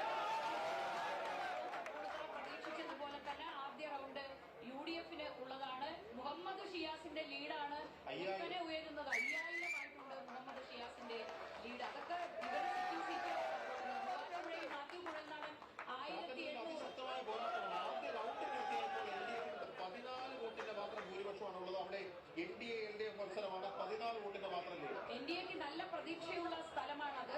ചാലക്കുടിയിൽ സനീഷ് കുമാർ ജോസഫ് ഇപ്പോൾ മുന്നിലാണ് 132 വോട്ടിന്റെ. വള്ളിക്കുന്നിൽ TV ഇബ്രാഹിം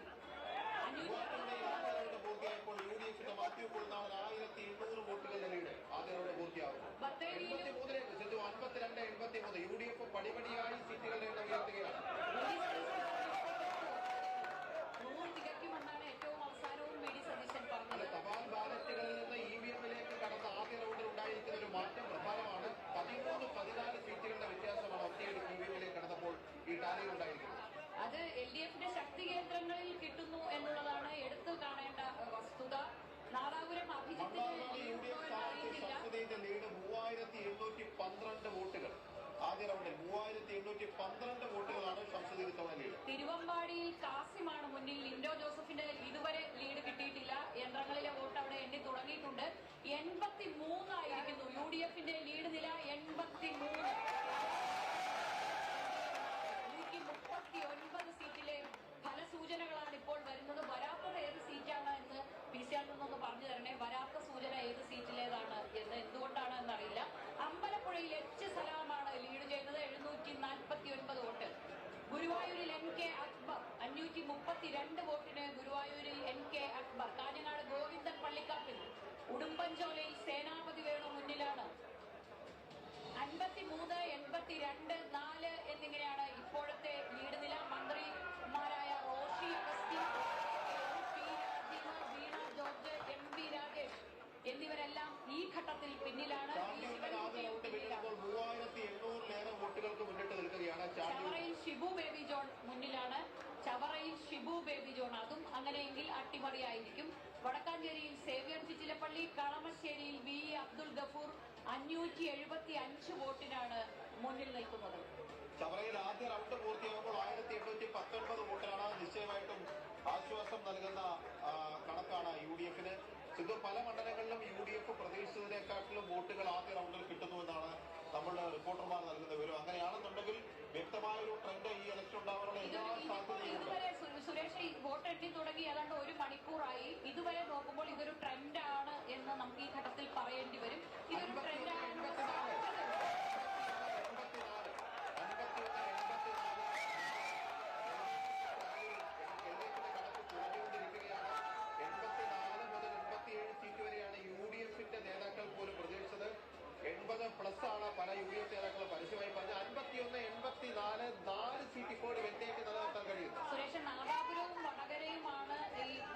പിന്നെ സൂചനകൾ കൂടുതലായി വരാത്തതെന്ന് ശ്രീജൻ അറിയിക്കുന്നുണ്ട്. സുരേഷ്, ഇത് ഒരു തരംഗം എന്നൊന്നും ഞാൻ പറയുന്നില്ല, പക്ഷെ ഇതൊരു ട്രെൻഡ് ആണ് എന്ന് സുരേഷിന് തോന്നുന്നില്ല? നിശ്ചയമായിട്ടും തെരഞ്ഞെടുപ്പിന്റെ ഘട്ടത്തിൽ പോകുമ്പോൾ തന്നെ നമുക്കറിയാം 2001 എന്തായിരുന്നു, അതിന് നേർ വിപരീതമായ ഒരു ഫീലാണ് നമുക്ക് ഫീൽഡിൽ നിന്ന് കിട്ടുന്നത്. ഒരുപക്ഷെ അത് വോട്ടായിട്ടുണ്ടെന്ന് കരുതണം. തദ്ദേശ ഭരണ തെരഞ്ഞെടുപ്പിൽ കിട്ടിയതിനേക്കാട്ടിലും കുറച്ചുകൂടി മുകളിലേക്കാണ് ഈ ഘട്ടത്തിൽ UDFന്റെ കണക്കുകൾ എത്തി നിൽക്കുന്നത്. അതിലും ക്ഷീണമാണ് LDF. 84 ലീഡ് ചെയ്യുകയാണ് UDF. 84. 51 LDF ലീഡ് ചെയ്യുന്നത്. NDA 4 മാത്രം ലീഡ് ചെയ്യുന്നു. കഴിഞ്ഞ തവണ ചുണ്ടിനും കപ്പിനും ഇടയിൽ നഷ്ടപ്പെട്ട കുന്നത്ത് നാട് VP സജീന്ദ്രൻ തിരിച്ചു പിടിക്കുമോ? 2400 വോട്ടുകൾക്ക് VP സജീന്ദ്രൻ മുന്നിട്ട് നിൽക്കുന്നു. സജീന്ദ്രൻ എറണാകുളത്ത് കുന്നത്ത് നാട് സീറ്റിൽ മുന്നിട്ട് നിൽക്കുകയാണ്. തിരിച്ചു പിടിച്ചിരിക്കുന്നു. 1204 വോട്ടുകൾ മുമ്പിലെത്തിയിരിക്കുന്നു. അതേസമയം കളമശ്ശേരി രാജീവ്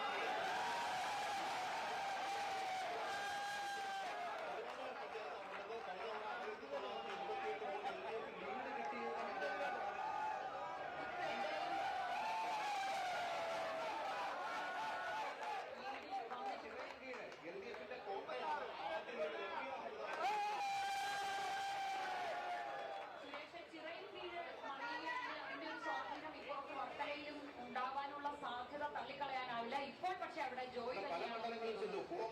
കോങ്ങാട് കെ 50 താഴെ പോയിരിക്കുന്നു LDF കണക്കിൽ. 49, 80ാണ് പോകുന്നത് എന്ന് സംശയിക്കണം. ഏതാണ്ട് അതുപോലെയാണ് ഈ ഘട്ടത്തിൽ കാണുന്ന ട്രെൻഡ്. UDF 86 സീറ്റിൽ ലീഡ് ചെയ്യുന്നു, LDF 49 ലീഡ് ചെയ്യുന്നു, NDA 4 ലീഡ് ചെയ്യുന്നു. ഇതിനിടയിൽ ഒരു കാര്യം പറയാം, അങ്ങ് വെസ്റ്റ് ബംഗാളിലെ ഭവാനിപ്പുരി മമതാ ബാനർജി പിന്നിലാണ്. സുവേന്ദു അധികാരി മുന്നിൽ ഉണ്ട്.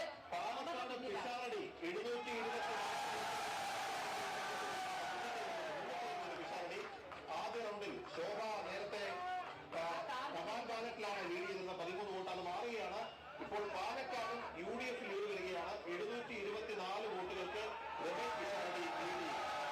രമേശ് പിഷാരടിയും റസാക്കുമാണ് ഇത്തവണത്തെ പുതിയ രാഷ്ട്രീയ താരങ്ങൾ. ആര് ജയിച്ചാലും ആര് തോറ്റാലും. സിന്ധു, നമ്മൾ ചിറയൻകീഴിന്റെ കാര്യം പറഞ്ഞു. 2021 അവിടുത്തെ LDF MLA Sasi 795 vote lead നേടിയ സ്ഥാനത്താണ് ഒന്നാം റൗണ്ട് പൂർത്തിയാകുമ്പോൾ രമ്യ എന്നത് 153 വോട്ടുകൾക്ക് ലീഡ് ചെയ്തിരിക്കുന്നു. ലീഡ് ചെയ്യുന്നുണ്ട് എന്ന് അവിടെ നിന്ന് പ്രിയ അറിയിക്കുന്നു. ലീഡ് ആദ്യമായിട്ടാണ് വരുന്നത്. ചിറ്റൂരിൽ സുമേഷ് അച്യുതൻ 724 വോട്ടിന് ലീഡ് ചെയ്യുന്നുണ്ട്. മന്ത്രി ചിഞ്ചു റാണി പുറകിലേക്ക് പോയിട്ടുണ്ട്. നസീറിന് 680 വോട്ടിന്റെ ലീഡാണ് ഈ ഘട്ടത്തിലുള്ളതെന്ന് മിഥുൻ റിപ്പോർട്ട് ചെയ്യുന്നു. ഇപ്പോൾ നമുക്ക് പറയാൻ കഴിയുന്നത് മന്ത്രിമാരായ Vasavan, Roshy, R Bindu, Ganesh Kumar, P Rajeev, OR Kelu, V Sivankutty, ഇത്രയും മന്ത്രിമാർ പിന്നിലാണ് ഈ ഘട്ടത്തിൽ.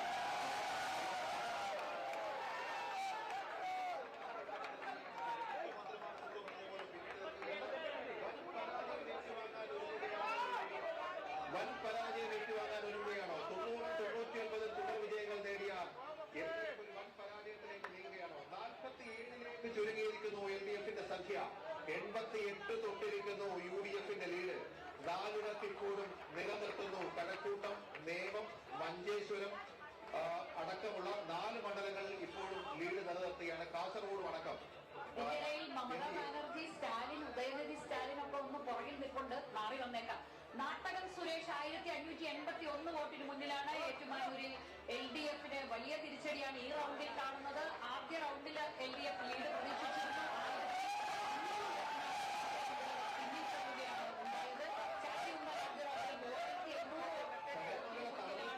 വോട്ടുകൾക്ക് ലീഡ് ചെയ്യുന്നു. ഒരിക്കൽ പ്രയാർ ഗോപാലകൃഷ്ണൻ ജയിച്ചതല്ലാതെ മണ്ഡലത്തിന്റെ ചരിത്രത്തിൽ ഇന്നോളം UDFന് അനുകൂലമായി തിരിയാത്തവരാണ്. പൂഞ്ഞാറിൽ MJ സെബാസ്റ്റ്യൻ മുന്നിലേക്ക് വരുന്നു. UDF സ്ഥാനാർത്ഥി MJ സെബാസ്റ്റ്യൻ 288 വോട്ടിന്റെ ലീഡാണ് ഇപ്പോഴുള്ളത്. പാലായിൽ ആദ്യ റൗണ്ട് പൂർത്തിയാകുമ്പോൾ മാണി സി കാപ്പന് 193 വോട്ടിനാണ് ലീഡുള്ളത്. UDF 1000 വോട്ടിന്റെ ലീഡ് പ്രതീക്ഷിച്ച സ്ഥലത്ത് പക്ഷേ മാണി സി കാപ്പന്റെ ലീഡ് കുറഞ്ഞിട്ടുണ്ട് എന്നത് നോട്ട് ചെയ്യുക.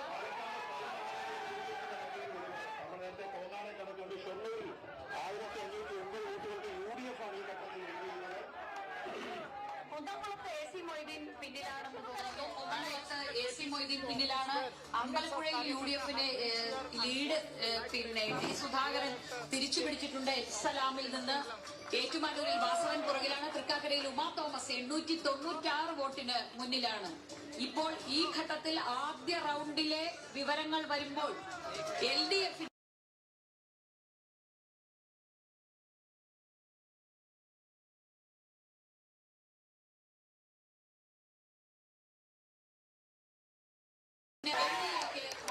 Hello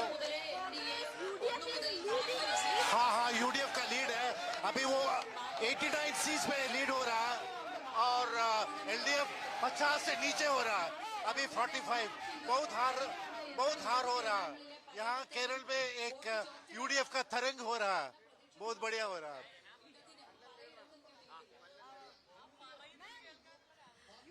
So it's going to be, as you can see, the early trends is that we are just 11 seats to 100. We have crossed 89.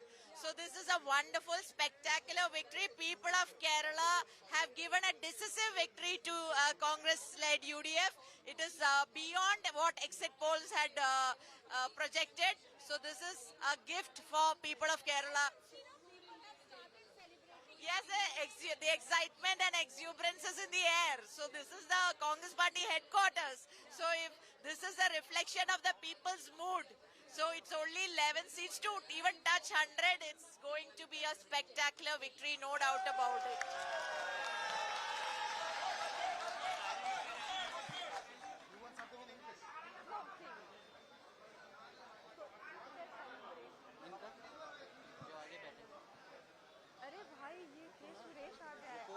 वही तो मुझे Excuse me, sir.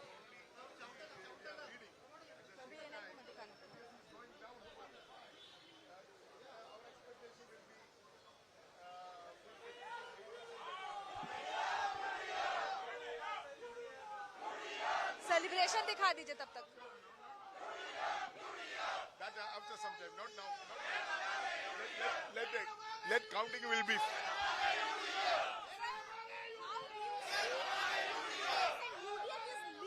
Yes.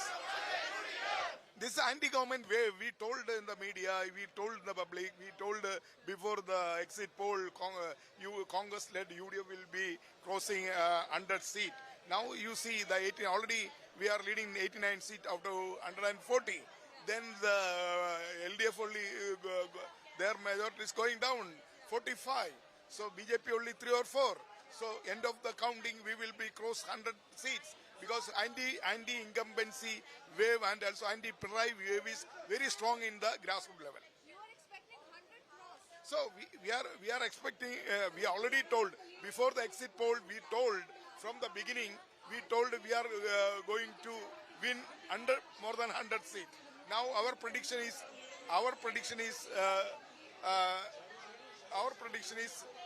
going to.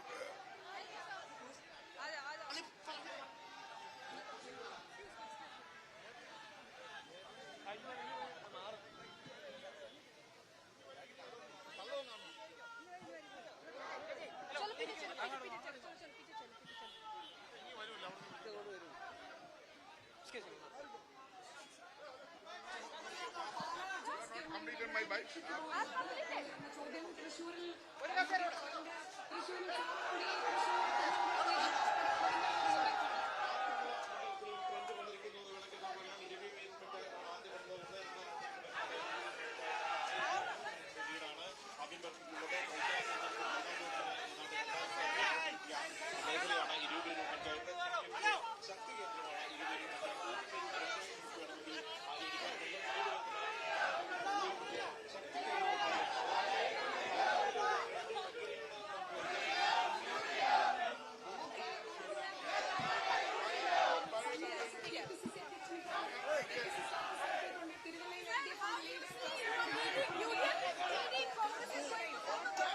We are very much hopeful. Very much hopeful. Hopeful we are. Comfortable majority we will attain. Comfortable. More than 90. More than 90. Yes. That we will decide.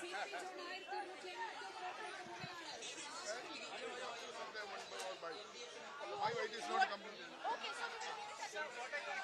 Sir, the grand victory of Congress party led UDF is one is the anti-incumbency wave, anti-Pinarayi wave. Another thing is Rahulji declared for a 5 guarantee. That the entire Kerala people were accepted Rahulji's 5 guarantee for the free transport for women and also health. 25 lakhs for the health insurance and also 1,000 for women. So 5 guarantees totally influence the voters in Kerala. That is Rahulji's credit also. Rahulji's 5 guarantees.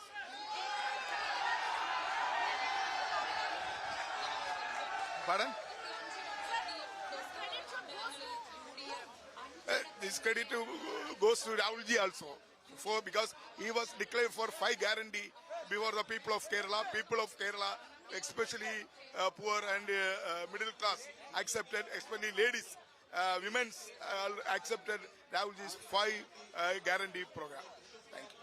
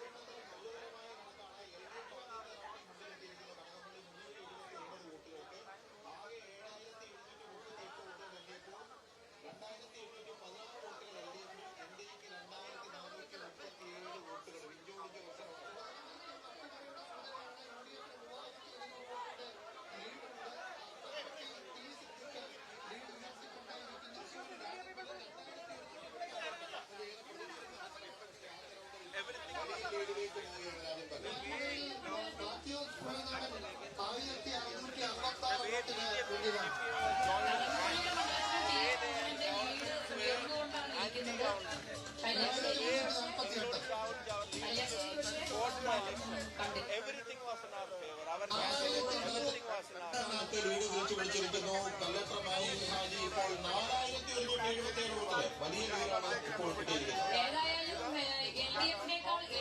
ഇരട്ടിയോളം സീറ്റിൽ UDF ഇപ്പോൾ ലീഡുണ്ട് എന്ന് പറയണം.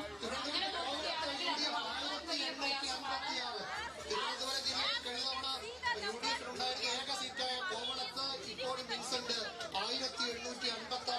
I think this is a happy news not just for the party or UDF. It's above that. This is people's victory. This is a mass victory for the people of Kerala. Actually, this is state's success.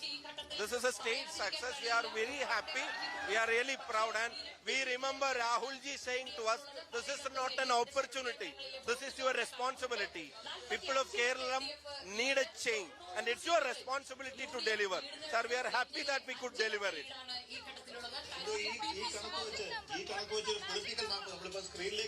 Magic number is of course 100. But whatever trends what we are seeing is really a proud number. Now let things turn up. We'll wait for some more time.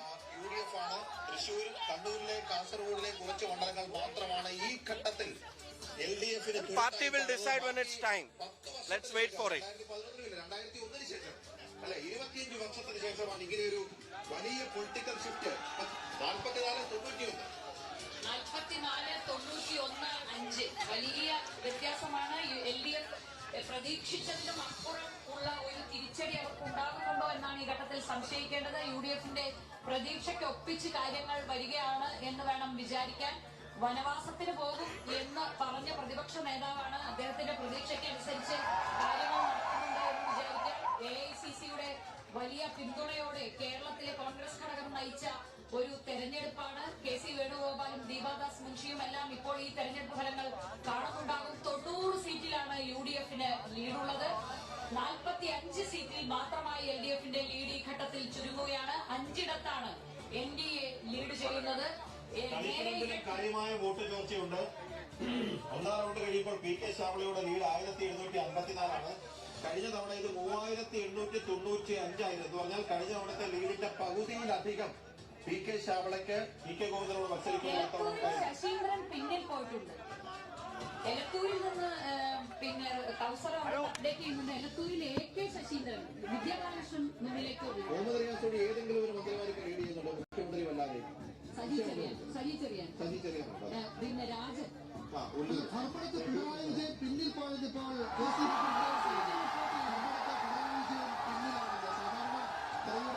എപ്പോഴും lead ഉയർത്തിക്കൊണ്ടിരിക്കുകയാണ്. Abhimanyu വെല്ലുവിളിച്ചാണ് ആദ്യ റൗണ്ടിൽ പിണറായി പിന്നീട് തോന്നുന്നത്. 733 വോട്ടിനാണ് social മീഡിയയിൽ നിർത്തി പറയുന്നുണ്ടായിരുന്നു പിണറായി വിജയൻ അബ്ദുൾ റഷീദിന് പിന്നിൽ പോയി എന്ന വാർത്ത ആദ്യ റൗണ്ടുകളിൽ വരും, ഒട്ടും അതിശയിക്കാനില്ല. അങ്ങനെ അതെ, ഞങ്ങൾ വിജയം തന്നെ പ്രതീക്ഷിക്കുന്നത്. പക്ഷേ റിസൾട്ട് വരട്ടെ. ഇപ്പോൾ ട്രെൻഡിന് നമ്മുടെ മുന്നോട്ടാണ്. നമ്മൾ പ്രതീക്ഷിച്ചതിനാൽ കൂടുതൽ മുന്നോട്ട്. അത് അദ്ദേഹം ഇപ്പോൾ കുറച്ച് മുന്നോട്ടായി എന്ന് കേൾക്കുന്നുണ്ട്. അറിയില്ല, ഞാൻ അകത്തൊന്ന് കയറട്ടെ. നിങ്ങളത് അകത്ത് എന്തായാലും റിസൾട്ട് വരുന്ന മുമ്പ് ചില റേസുകൾ കുറച്ച് ടൈറ്റ് ആയിരിക്കുന്ന ഒരു സംശയമില്ല. I don't know yet. Let us get the official.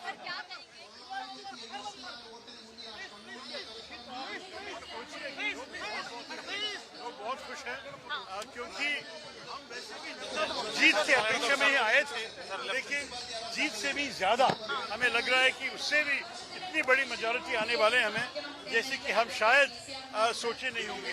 देखते हैं. अब तो सिर्फ ट्रेंड की बात है. हमें करीब 90 आगे हैं. अगर ऐसे कुछ 1 घंटा और चले तब तो हम बात करेंगे किसी के बाद. पश्चिम बंगाल में और तमिलनाडु में जरा सा हमें आश्चर्यजनक रिजल्ट आ रहे हैं. ये है कि हमें देखेंगे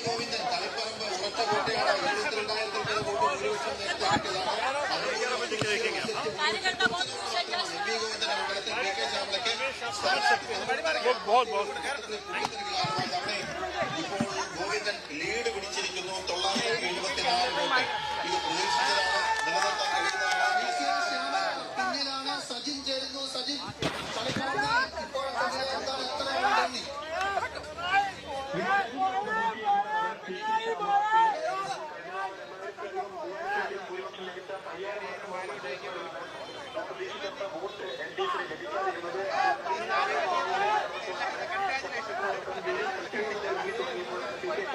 ഇപ്പോഴത്തെ പോയിരിക്കുന്നത് 2 റൗണ്ട് കഴിഞ്ഞ് തളിപ്പുറം നഗരസഭയടക്കമാണ് യുഡിഎഫിന്റെ ശക്തി കേന്ദ്രങ്ങളിലേക്കാണ് ഈ വോട്ടുകൾ നേടുന്നത്. ഇപ്പോൾ പിന്നിലാണ് 974 വോട്ടിന് പിന്നിലാണ് ശ്യാമള. ടി.കെ. ഗോവിന്ദൻ 924 വോട്ടിന് ലീഡ് ചെയ്യുന്നു. അത് ചപ്പാത്തിപ്പുറം അടക്കമുള്ള യുഡിഎഫ്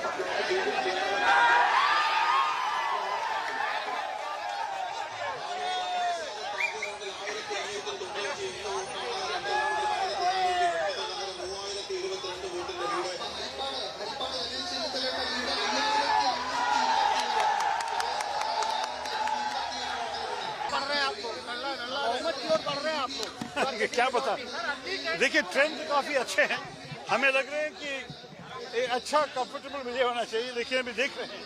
मुझे तो लग रहा है कि यहाँ केरल में जो भी हम सोच रहे थे कि हम जीतेंगे, उससे भी ज्यादा सीट हमें मिलने वाले हैं. अब तक लग रहा है. देखें, वो सब विषय तो बाद में. आपको मैं कितने बार कहा हूँ यार, ये चुनाव होने दो. रिजल्ट आने के बाद जो एमएलए जीतेंगे उनसे बात करके फिर हाईकमान तय करेंगे. देखेंगे. അതെ, ഞങ്ങൾ വിജയം തന്നെ പ്രതീക്ഷിക്കുന്നത്. പക്ഷേ റിസൾട്ട് വരട്ടെ. ഇപ്പോൾ ട്രെൻഡിന് നമ്മുടെ മുന്നോട്ടാണ്. നമ്മൾ പ്രതീക്ഷിച്ചതിനാൽ കൂടുതൽ മുന്നോട്ട്. അത് അദ്ദേഹം ഇപ്പോൾ കുറച്ച് മുന്നോട്ടായി എന്ന് കേൾക്കുന്നുണ്ട്. അറിയില്ല, ഞാൻ അകത്തൊന്ന് കയറട്ടെ. നിങ്ങളത് അകത്ത് എന്തായാലും റിസൾട്ട് വരുന്ന മുമ്പ് ചില റേസുകൾ കുറച്ച് ടൈറ്റ് ആയിരിക്കുന്ന ഒരു സംശയമില്ല. I don't know yet. Let us get the official.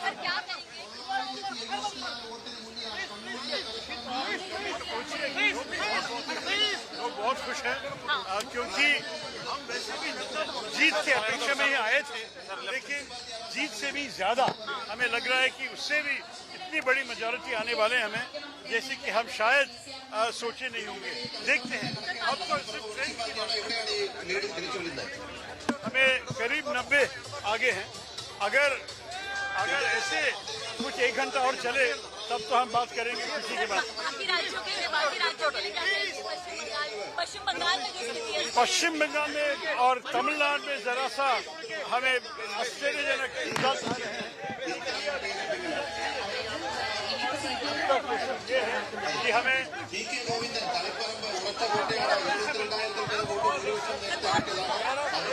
देखेंगे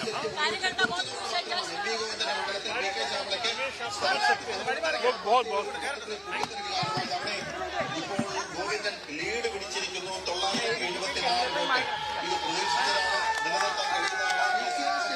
പിന്നിലാണ് സജിൻ ചേരുന്നു. Sajin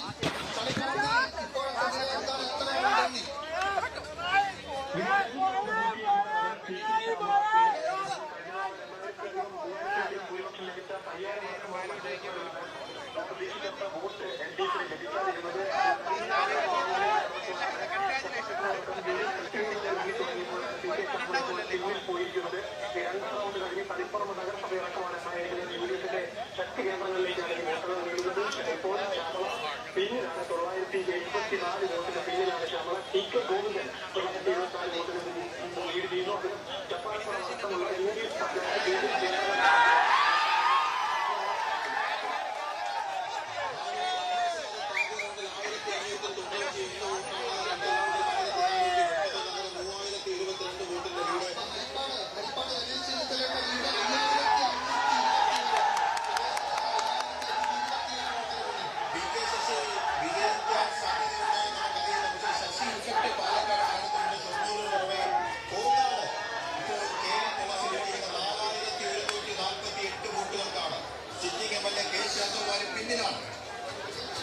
തിരുവമ്പാടിയിൽ CK Kasim 4350 lead ഉയർത്തിയിരിക്കുന്നു.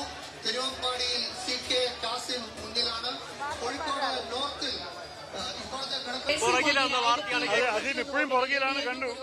എനിക്ക് കാണുന്നത് നമ്മുടെ രാഷ്ട്രീയത്തിൽ ഒരു കാര്യം അത്യാവശ്യം മനസ്സിലാക്കേണ്ടത്, നമ്മുടെ രാഷ്ട്രീയത്തിൽ ഇത് ഒരു അപ്രതീക്ഷിതമായ ഒരു ട്രെൻഡാണ്. മുഖ്യമന്ത്രി ഒരു സിറ്റിംഗ് മുഖ്യമന്ത്രി പുറകെയാണെന്ന് മാത്രമല്ല, അദ്ദേഹത്തിനൊപ്പം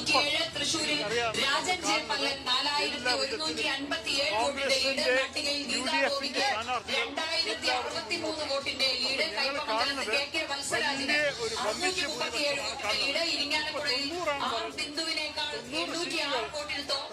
നിങ്ങൾ ഒരിക്കലും മറക്കരുത്. 2001 ശേഷം 50 സീറ്റ് ഒരിക്കലും CPM തോറ്റിട്ടില്ലായിരുന്നില്ല. 50 സീറ്റ് 2001 മുതൽ 50 സീറ്റ് തോറ്റിട്ടേ ഉണ്ടായിരുന്നില്ല. ഇപ്പോൾ അതിലത്തെ ചില സീറ്റുകളിൽ തോൽവി വരാൻ പോകുന്നുണ്ട്. ഇതൊരു അപ്രതീക്ഷിതമായ ഒരു മാറ്റമാണ്.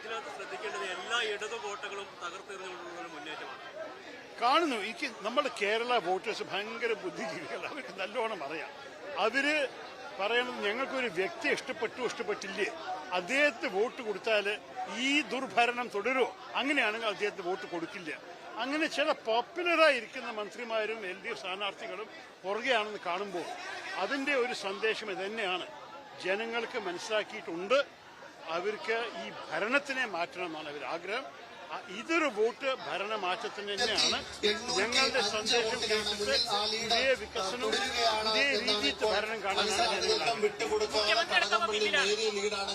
അതൊക്കെ നമ്മൾ നാളെ എല്ലാ MLA-മാരും 30,437 വോട്ടുകൾ നേടി 12,822 പിന്നെ 12,600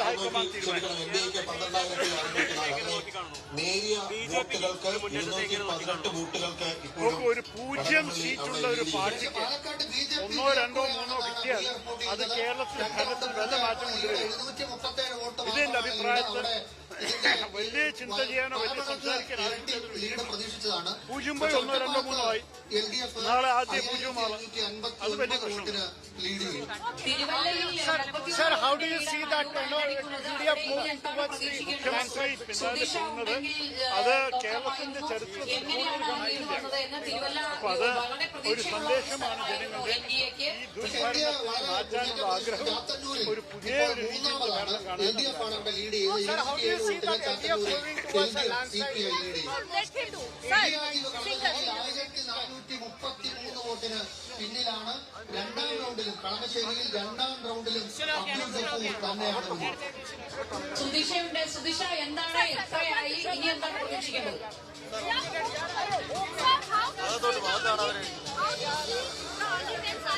എന്തായാലും സുദിഷയെ കിട്ടിയില്ല. Very happy with that. Very happy with that. It's even better than expected. I think we were expecting a win, but this is a very good lead so far. More than 2 hours after the counting began, we are so far ahead that it looks very, very positive. That will be decided later. Taking into account the views of the winning MLAs, the High Command will make a decision.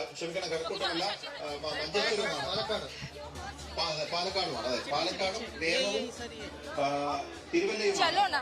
അതിൽ നിയമം മാത്രമാണ് തുടക്കം മുതൽ NDAക്ക് പ്രതീക്ഷിച്ചത് അടുത്തെങ്കിലും ഒരു lead നിലനിർത്താൻ കഴിയുന്നത്. പാലക്കാട് ഇന്ത്യയുടെ കണക്കിൽ നിന്ന് പുറകിലാണ് അവരുടെ ലീഡ്. തിരുവല്ല അപ്രതീക്ഷിതമായിട്ട് അവർ മുമ്പിൽ വന്നു. അത് നേരിയ മാർജിൽ മാത്രമാണ് നിലനിൽക്കുന്നത്. എന്തായാലും 90-89 UDF ലീഡ് ഉയർത്തുന്നു. അമിന്റെ ലീഡ് 3642. വട്ടിയൂർക്കാവിൽ കെ മുരളീധരൻ ലീഡ് തിരിച്ചു പിടിച്ചിരിക്കുന്നു 682 സതീശൻ 995 വോട്ടിനാണ് ഇപ്പോൾ പറവൂരിൽ മുന്നിലുള്ളത്. തലശ്ശേരിയിൽ 4 റൗണ്ട് പൂർത്തിയായി. കാരായി രാജൻ 11,122 വോട്ടിനാണ് മുന്നിലുള്ളത്. പേരാമ്പ്രയിൽ 2ാം റൗണ്ടിലും ഫാത്തിമ തഹിലിയ തന്നെയാണ് മുന്നിൽ. ഇപ്പോൾ അവർക്ക് 3682 വോട്ടിന്റെ ലീഡാണ് ഉള്ളത്. ആറന്മുളയിൽ അബിന്റെ ലീഡ് ഉയർന്നു വരികയാണ്. 3642 അഴീക്കോട് LDF ആണ് ലീഡ് ഉയർത്തുകയാണ്. Suresh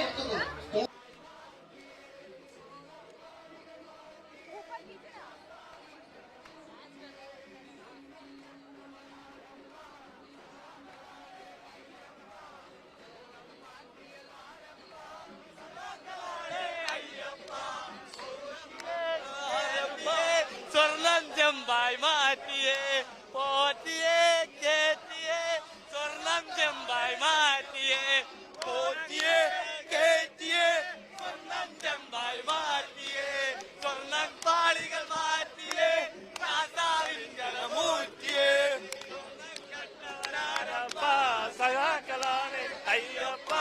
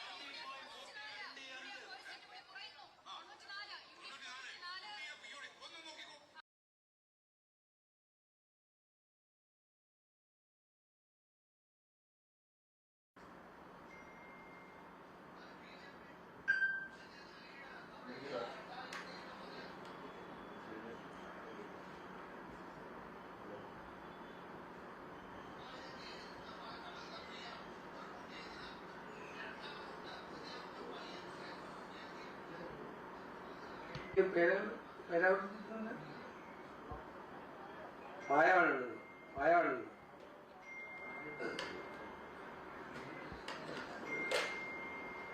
Vijayan is there.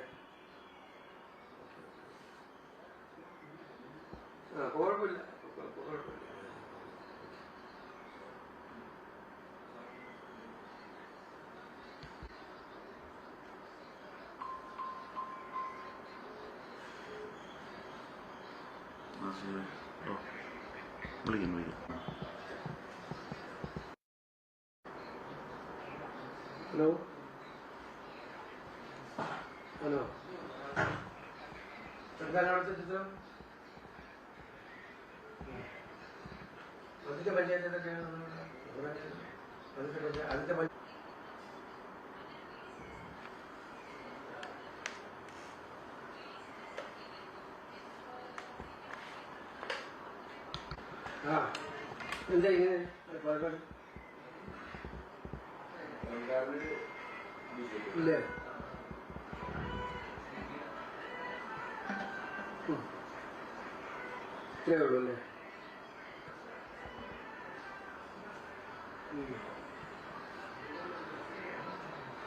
No.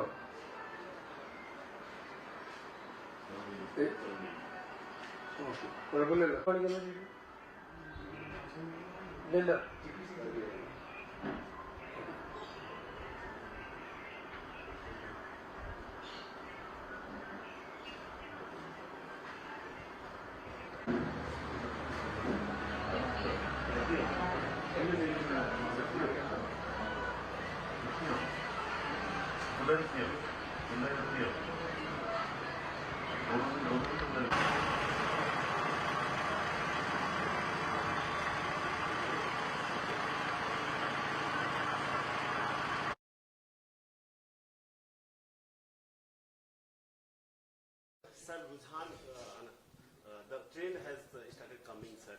And what is the expectation of BJP in NDA in Kerala? No, look, I don't want to say anything about the results. Let us wait for the election results to be fully out before I comment. But I certainly want to take this opportunity to wish all my karyakartas, wish all the candidates of the NDA the very best. We have worked very hard and we have put forth a message for the future of Kerala, and I am very, very confident that whatever be the result, the politics of Kerala will change very decisively and very permanently after these elections. If we talk about the number of seats, do you have any calculation? Because after the polling, you would have definitely reviewed the all. No, look, when I was asked this question during elections, after elections, I said only one thing: we are very confident that we will not win more than 140 seats. That is the only thing I can say today. Let us wait what the people of Kerala have decided. It is their mandate. They will decide what the future of Kerala should be and who should govern them. Would say for the NDA would increase this time in comparison to? No, there is no doubt in my mind, both in terms of vote share and in seats. The NDA has fought an extremely historic election and has put forth a very compelling vision of Viksit Kerala, inspired by a Prime Minister and put forth what he has done for Kerala in the last 10-12 years. And so we are very confident that the people of Kerala will give the NDA a chance. What is chances of BJP in Bengal and Assam, sir? Because you are necessary. I have no idea. I am fully focused on the politics of Kerala and the people of Kerala. And I'm sure the people of Bengal, Tamil Nadu, Assam, Puducherry all want the same thing. They want development, they want corruption-free governance that Narendra Modi ji has given for the last 12 years. And I'm sure they will give a full decisive mandate to the NDA.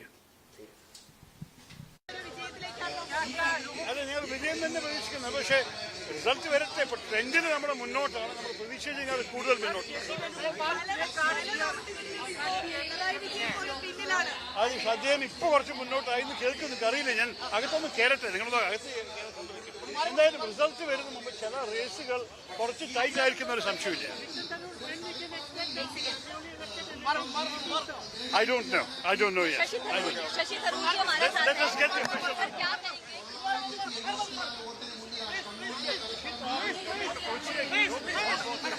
लोग बहुत खुश हैं क्योंकि हम वैसे भी जीत के अपेक्षा में ही आए थे, लेकिन जीत से भी ज्यादा हमें लग रहा है कि उससे भी इतनी बड़ी मेजॉरिटी आने वाले हैं हमें, जैसे कि हम शायद सोचे नहीं होंगे।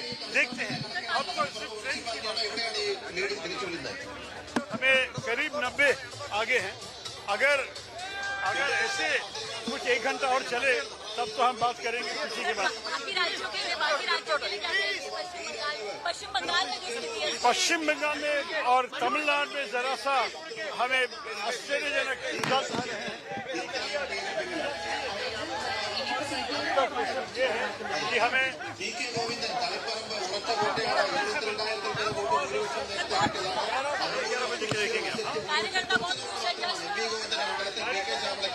समझ सकते हैं वो बहुत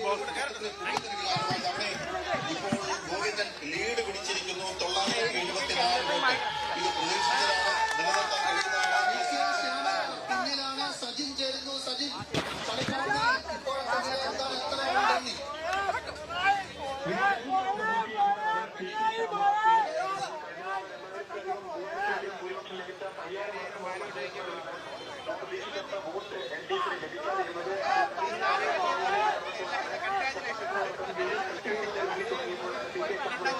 പോയിരിക്കുന്നത് 2ാം റൗണ്ട് കഴിഞ്ഞ് തളിപ്പറമ്പ് നഗരസഭയടക്കമാണ് UDFന്റെ ശക്തി കേന്ദ്രങ്ങളിലേക്കാണ് ഈ വോട്ടുകൾ നീളുന്നത്. ഇപ്പോൾ ശ്യാമള പിന്നിലാണ് 974 വോട്ടിന് പിന്നിലാണ് ശ്യാമള. TK ഗോവിന്ദൻ 924 വോട്ടിന് ലീഡ് ചെയ്യുന്നു. ജപ്പാൻപുറം അടക്കമുള്ള UDF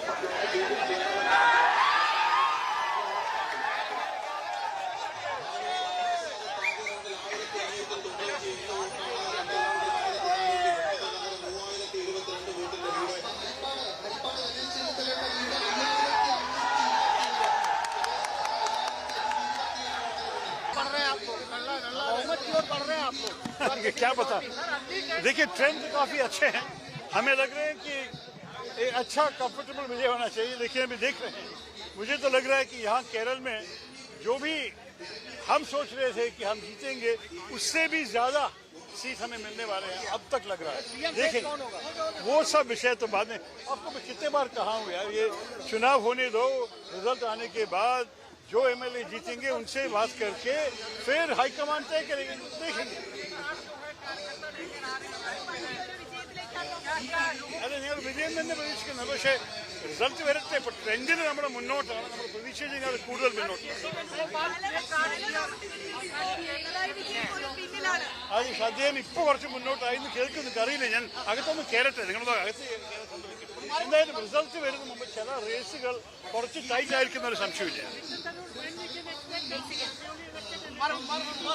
I don't know yet. Let us get the official.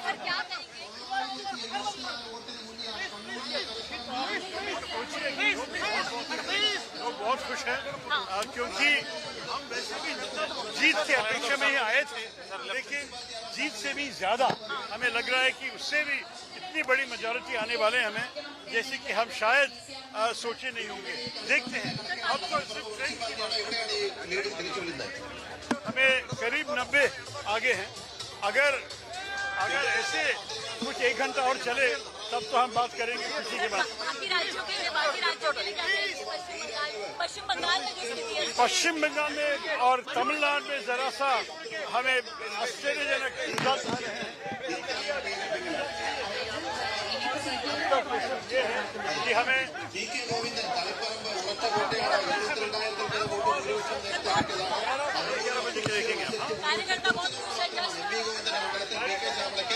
समझ सकते हैं वो बहुत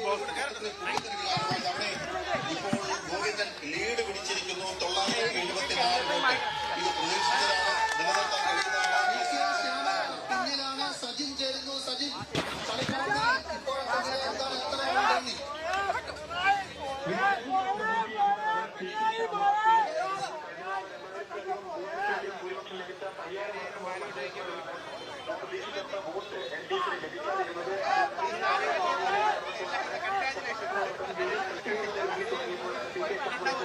പോയിരിക്കുന്നത് 2ാം റൗണ്ട് കഴിഞ്ഞ് തളിപ്പറമ്പ് നഗരസഭയടക്കമാണ് UDFന്റെ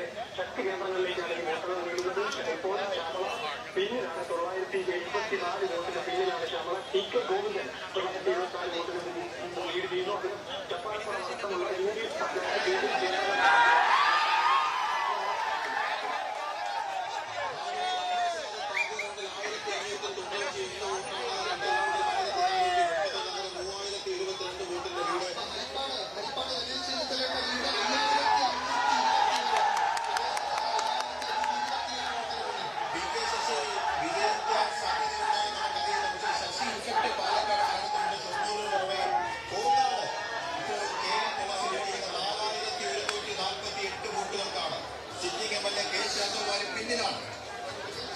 തിരുവമ്പാടിയിൽ CK കാസിം 4350 ലീഡ് ഉയർത്തിയിരിക്കുന്നു. തിരുവമ്പാടിയിൽ CK കാസിം മുന്നിലാണ്. കോഴിക്കോട് നോർത്തിൽ അതിലിപ്പോഴും പുറകിലാണ് കണ്ടു.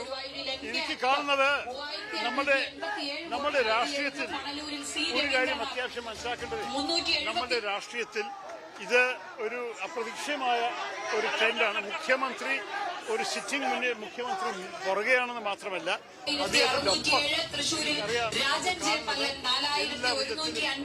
കോൺഗ്രസിന്റെ UDFന്റെ സ്ഥാനാർത്ഥികൾ ഞങ്ങൾ കാണുന്നത് വലിയ ഒരു വമ്പിച്ച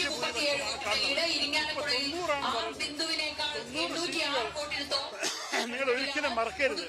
2001 ശേഷം 50 സീറ്റ് ഒരിക്കലും CPM തോറ്റിട്ടുണ്ടായിരുന്നില്ല. 50 സീറ്റ് 2001 മുതൽ 50 സീറ്റ് തോറ്റിട്ടേ ഉണ്ടായിരുന്നില്ല. ഇപ്പോ അതിലത്തെ ചില സീറ്റുകളിൽ തോൽവി വരാൻ പോകുന്നുണ്ട്. ഇതൊരു അപ്രതീക്ഷിതമായ ഒരു മാറ്റമാണ്. എല്ലാ ഇടതു വോട്ടുകളും തകർത്തെറിഞ്ഞുകൊണ്ടുള്ള മുന്നേറ്റമാണ് കാണുന്നു. എനിക്ക് നമ്മുടെ കേരള വോട്ടേഴ്സ് ഭയങ്കര ബുദ്ധിജീവികളാണ്. അവർക്ക് നല്ലോണം അറിയാം. അവര് പറയണത് ഞങ്ങൾക്കൊരു വ്യക്തിയെ ഇഷ്ടപ്പെട്ടില്ലേ, അദ്ദേഹത്തിന് വോട്ട് കൊടുത്താൽ ഈ ദുർഭരണം തുടരുമോ, അങ്ങനെയാണെങ്കിൽ അദ്ദേഹത്തിന് വോട്ട് കൊടുക്കില്ല. അങ്ങനെ ചില പോപ്പുലറായിരിക്കുന്ന മന്ത്രിമാരും LDF സ്ഥാനാർത്ഥികളും പുറകെയാണെന്ന് കാണുമ്പോൾ അതിൻ്റെ ഒരു സന്ദേശം ഇതന്നെയാണ്. ജനങ്ങൾക്ക് മനസ്സിലാക്കിയിട്ടുണ്ട് അവർക്ക് ഈ ഭരണത്തിനെ മാറ്റണമെന്നാണ് അവർ ആഗ്രഹം. ഇതൊരു വോട്ട് ഭരണമാറ്റത്തിന് തന്നെയാണ്. ഞങ്ങളുടെ സന്ദേശം കേട്ടിട്ട് പുതിയ വികസനവും പുതിയ രീതിയിൽ ഭരണം കാണാനാണ് ജനങ്ങൾ. അതൊക്കെ നമ്മൾ നാളെ എല്ലാ ജയിച്ച MLA-മാരെ 30,437 വോട്ടുകൾ 12,822 പിന്നെ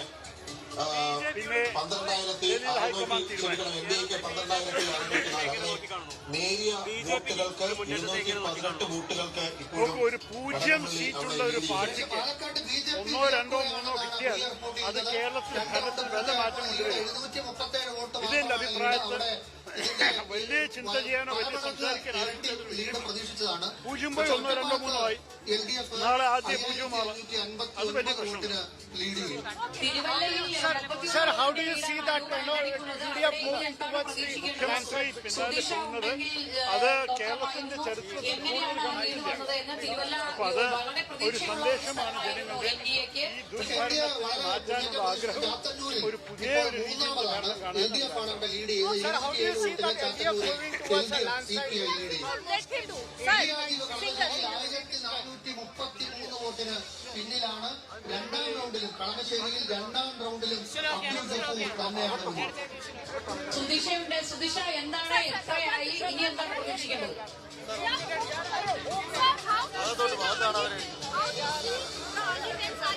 എന്തായാലും സുധിഷയെ കിട്ടിയില്ല. Very happy with that. Very happy with that. It's even better than expected. I think we were expecting a win, but this is a very good lead so far. More than 2 hours after the counting began, we are so far ahead that it looks very, very positive. That will be decided later. Taking into account the views of the winning MLAs, the High Command will make a decision. പാലക്കാടുമാണ്. അതെ, പാലക്കാടും നിയമവും തിരുവല്ലയുമാണ്. അതിൽ നിയമം മാത്രമാണ് തുടക്കം മുതൽ NDAക്ക് പ്രതീക്ഷിച്ചത് അടുത്തെങ്കിലും ഒരു ലീഡ് നിലനിർത്താൻ കഴിയുന്നത്. പാലക്കാട് ഇന്ത്യയുടെ കണക്കിൽ നിന്ന് പുറകിലാണ് അവരുടെ ലീഡ്. തിരുവല്ല അപ്രതീക്ഷിതമായിട്ട് അവർ മുമ്പിൽ വന്നു. അത് നേരിയ മാർജിൽ മാത്രമാണ് നിലനിൽക്കുന്നത്. എന്തായാലും 90-89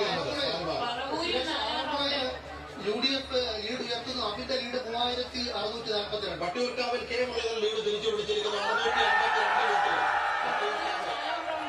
സതീശൻ 995 വോട്ടിനാണ് ഇപ്പോൾ പറവൂരിൽ മുന്നിലുള്ളത്. തലശ്ശേരിയിൽ 4 റൗണ്ട് പൂർത്തിയായി. കാരായി രാജൻ 11,122 വോട്ടിനാണ് മുന്നിലുള്ളത്. പേരാമ്പ്രയിൽ 2ാം റൗണ്ടിലും ഫാത്തിമ തഹിലിയ തന്നെയാണ് മുന്നിൽ. ഇപ്പോൾ അവർക്ക് 3,682 വോട്ടിന്റെ ലീഡാണ് ഉള്ളത്. ആറന്മുളയിൽ അബിന്റെ ലീഡ് ഉയർന്നു വരികയാണ്. 3,642 അഴീക്കോട് LDF ആണ് ലീഡ് ഉയർത്തുകയാണ്. Suresh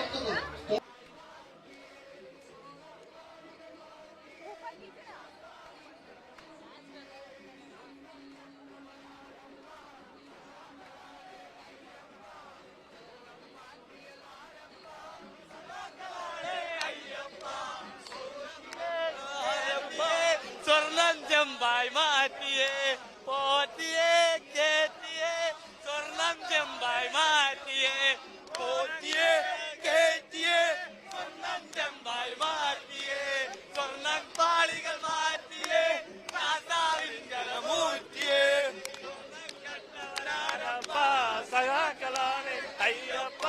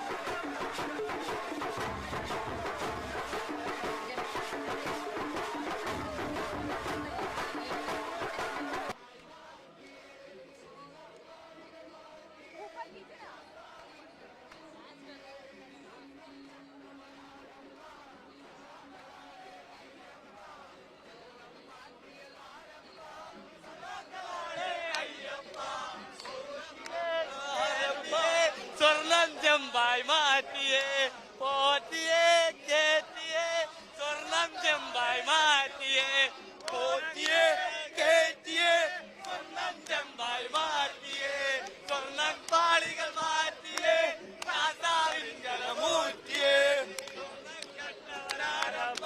സഹാക്കളാണ് Ayyappa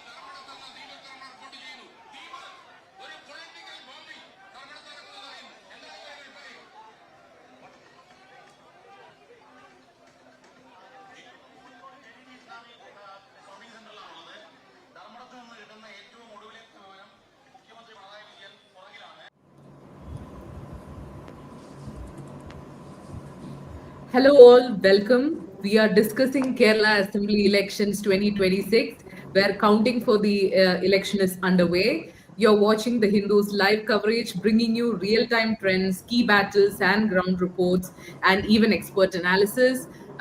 We have the Hindu Kerala Bureau journalists with us to discuss major, trends that are we are witnessing for Kerala Assembly election. Let me throw out this question. First of all, Pinarayi Vijayan seems to be trailing along with his plenty of ministers. I think 12 last time I checked. What is this signifying? What are Kerala voters trying to convey to the current government? It looks like it's a clear mandate against the government because Pinarayi, he has never lost an election. The first time he contested was back in the exactly in 1970 from Kutuparamba. And ever since, he has shifted a few constituencies. He contested from Payyanur, but since 2016, I guess. Another is not is another audible. Anandan is not audible, neither is Aditya. Oh, I'm not audible. We can see both of you gesticulating. Yeah, but I can hear you.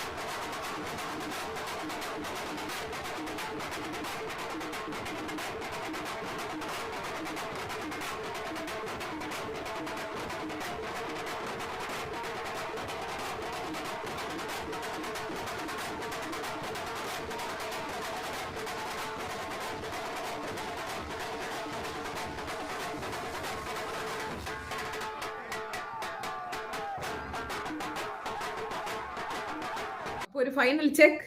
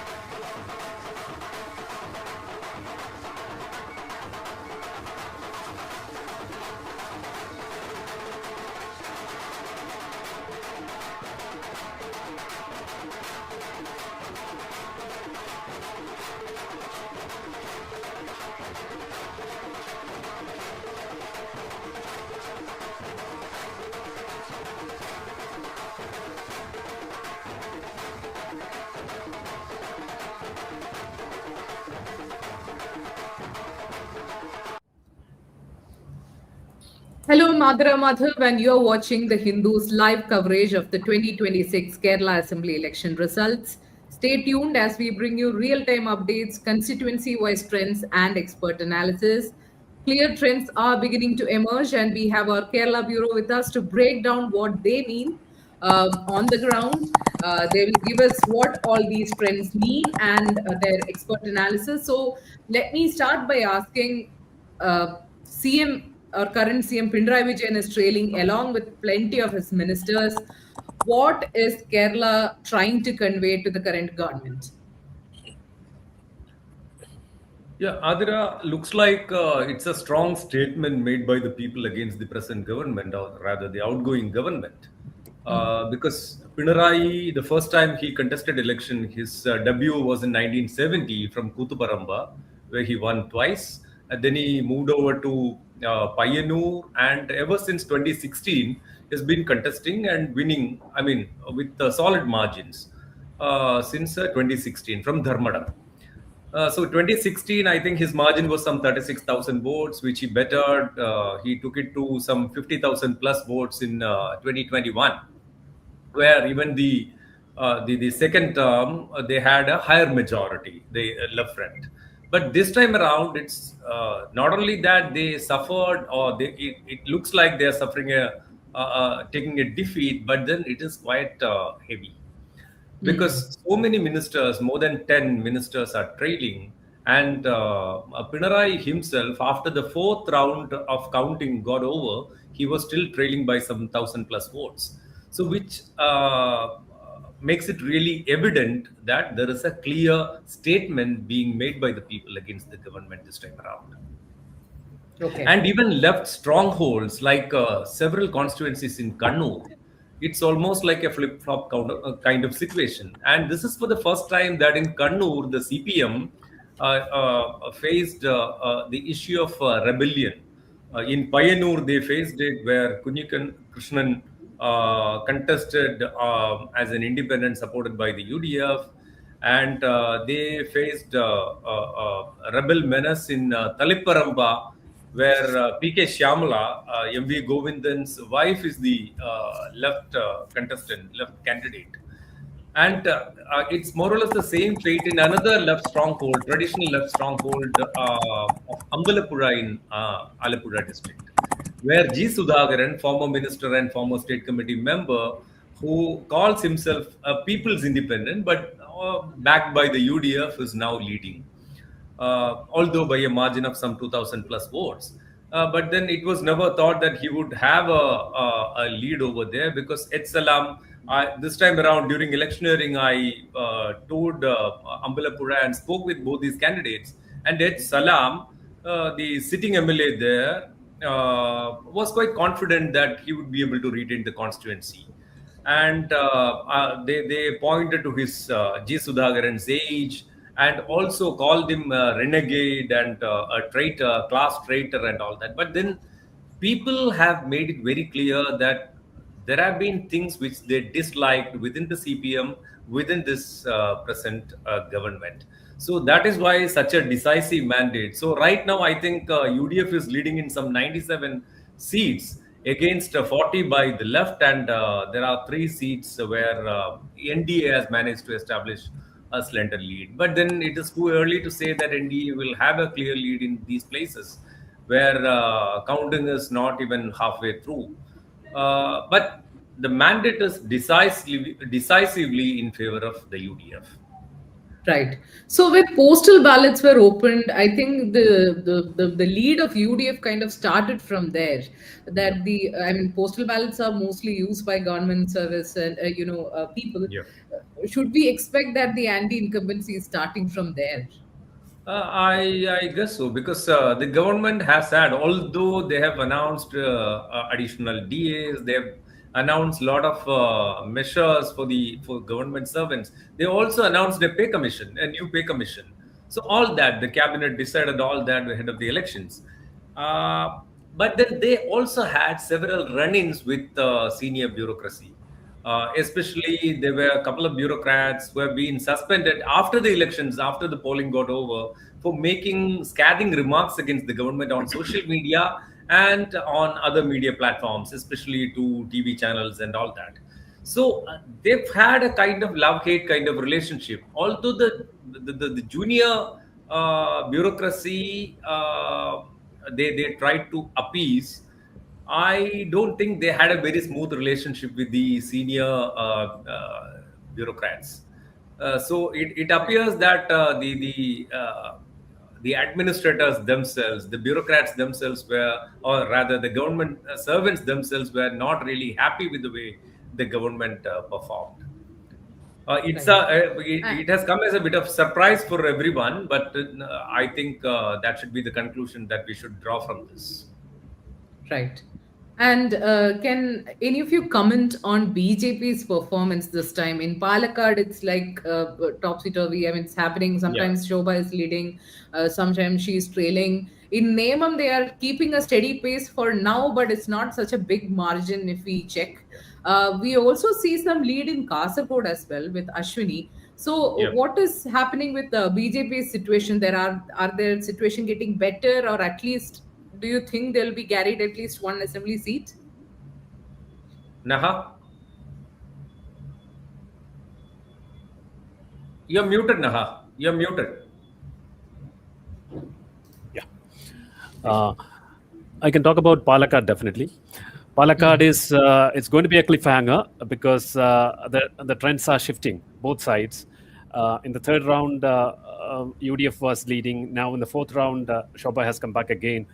But the margin is slender between only a couple of thousands, 2,000, around 2,000 is the lead. But the last rounds are going to be very, very crucial in Palakkad because early rounds are focusing on Palakkad municipality where the BJP is in power. BJP has been, it is considered to be a BJP stronghold.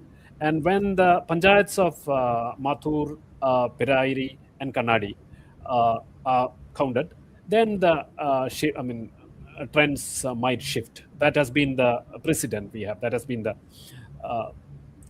what we have seen. And especially in the last election, in 2021, when E. Sridharan contested, the leading technocrat and metroman E. Sridharan contested, and it was one of the keenly watched elections. And till the last 2 rounds, last 3 rounds, I think Sridharan was leading, and in the last 3 rounds, everything changed. Shafi won by less than 4,000 votes. And this time also, Shobha has taken a slender lead, but it needs to be seen how things are going to be. But I don't think BJP has the prospects. BJP will not win, I think, will not win. It seems to be because they have not taken any clear lead in the early rounds. That is my... Right. And as far as Kasargod is concerned, I think IUML should make a strong comeback because they are already, Kalatra Mahin Haji is leading by about some 6,000 plus votes. And Kasargod and Manjeshwaram also this time, unlike in the last 2 times, the IUML and the UDF has established a very strong lead. So Right. the BJP, I think, can hope for Nemam and to a certain extent Palakkad and maybe Karakutam, where the lead is pretty low, slender right now. Right. Yeah. People were also expecting whether they will come up in Manjeshwaram because of the very low margin they lost the last time. But do you think K. Surendran has any chance? Manjeshwaram it's a very interesting scenario there because when I toured Manjeshwaram during the electioneering phase, so I met several people who said they were all Keralites, but then they were not Malayalis. So it's they aligned themselves more with Karnataka than Kerala. So it's got a special character like that. So BJP used to get a lot of votes from because Manjeshwaram is it's a hub of cultures. It's a place where several languages are spoken, people with different cultural affiliations. So you have it's a multicultural, multilingual kind of society.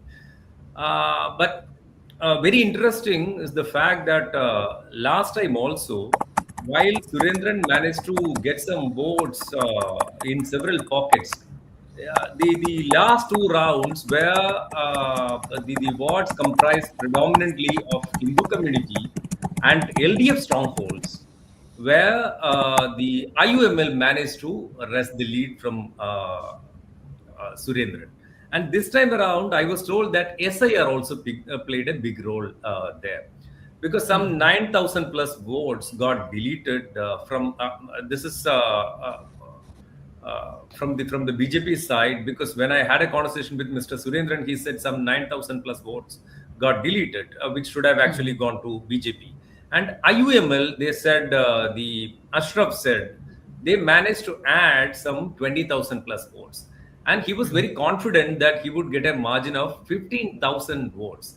And it looks like, he is going to win hands down this time around. So it's a very strange situation there. And the LDF candidate, Jayananda, was also quite confident in Manjeshwaram. But then ultimately, quote unquote, what Ashraf told me was that I will win with the votes of secular LDF supporters. Okay. So, in all the other places, people were talking about LDF tacitly supporting, BJP tacitly supporting LDF or BJP tacitly supporting Congress and all that. But here, there was a strange situation of an IUML candidate talking about getting support from the LDF to defeat the BJP. So Right. this was a very strange scenario. I don't know to what extent it is true, but then I think that has worked in that area, in that Right. constituency. So this you wanted to add something? Now, while we were talking about the defeat of the ministers in the cabinet, and we should remember or remind ourselves of the prediction made by the opposition leader. He has once predicted that at least a dozen of ministers on the LDF cabinet will be defeated this time, and his calculations or his predictions are turning to be true, with almost 12 ministers from Vasavan, Rajiv, Bindu, Shivankuti, and all trailing. And those who have saved the face for the front are Mr. Anil, Mr. Riyaz, Saji, Prasad, and Rajan. 1, 2, 3, barring 5, all the ministers are trailing, which clearly gives out an indication that the people were terrifically unhappy with the government. The performance of the government, they were not up to mark, up to par, and people were terribly dissatisfied with the performance. And we should read it from the perspective of a voter. And going by the results in Pinarayi Vijayan's constituency also, there should be a clear message given out by the Kerala electorate that we are unhappy with the government and you need to put your acts together. And also taking the case of BJP and Kerala Congress, both are not in an enviable position. Kerala Congress is in fact lost almost all the seats they contested, and their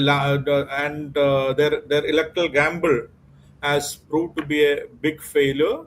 And so many questions will be asked from within the party, and with the Congress and the UDF gaining a what you call clear majority of a lead in 96 constituencies, I don't think anyone from the UDF will be now willing to invite Kerala Congress to their fold. So it will be a tough time for the Kerala Congress led by Jose Kemani also. Okay. And so, what to? I'll come back to Naha. Naha, what is the overall IUML performance like? I mean, are they going to be a very strong pillar like always in the UDF segment? You're on mute.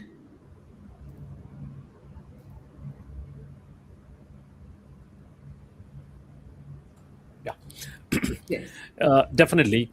This time it's going to be, it seems to be they are heading for a record majority, record number of seats they are going to be in. Out of the 27 seats they contested, at present they are leading in 24 seats. I think 23 seats they are leading. Only in 4 seats they are trailing.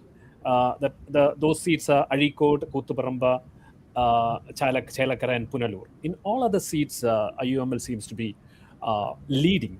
And in places like Manjeshwar and Kasaragod, they have taken clear lead. And of course, Kutiyadi, even in Perambra, which is it's against LDF's convener TP Ramakrishnan, young leader, young woman, Harida leader, her name is Fatima Tahiliya, is leading by more than 5,000 votes there. And of course, in Tirumbadi, Kasim is also leading. In Koduvalli, of course, PK Feroz is leading. And Kondamangalam, Razak Master is leading. Kozhikode South, Faisal Babu is leading against the incumbent Nellikunna. Then, of course, in Malappuram, it's going to be a clean sweep for IUML, especially against the minister, sports minister B. Abdurrahman in Tirur. He actually shifted from Thanur to Tirur, fearing defeat. In Thanur, IUML is giving is taking back the seat with a thumping. Looks to be they are heading for a record margin there. They already crossed a 10,000 lead. In Tirur is also Abdurrahman is trailing by more than 6,000 votes, I think. Then, yeah, it's an even in Guruvayur, IUML seems to be leading. Leading has a slender lead. Then in Kalamasheri, IUML is leading. So it's going to be, I think, 23 seats they are going to win if the current situation prevails, or if I don't think the situation might change. That's the situation of IUML. It's interesting to note that the whoever is the chief ministerial candidate for UDF will need approval from IUML, and they have hinted their support for VD Sadishan as well, who was trailing, by the way, initially, but now is leading, I guess. How are major leaders from UDF also performing? Like, is everybody going ahead with great margins, or is there any unexpected trailing that we are observing? No, nothing much. Nothing much. I think they're all well on track. So no surprises over there. But I have a question for Naha. The LDF was actually hoping against hope, thinking that there wouldn't be any Muslim consolidation. So over the last couple of years, if you look at it, the left was specifically targeting IUML and also saying that if you vote for IUML, then it is a vote for Jamaat-e-Islami.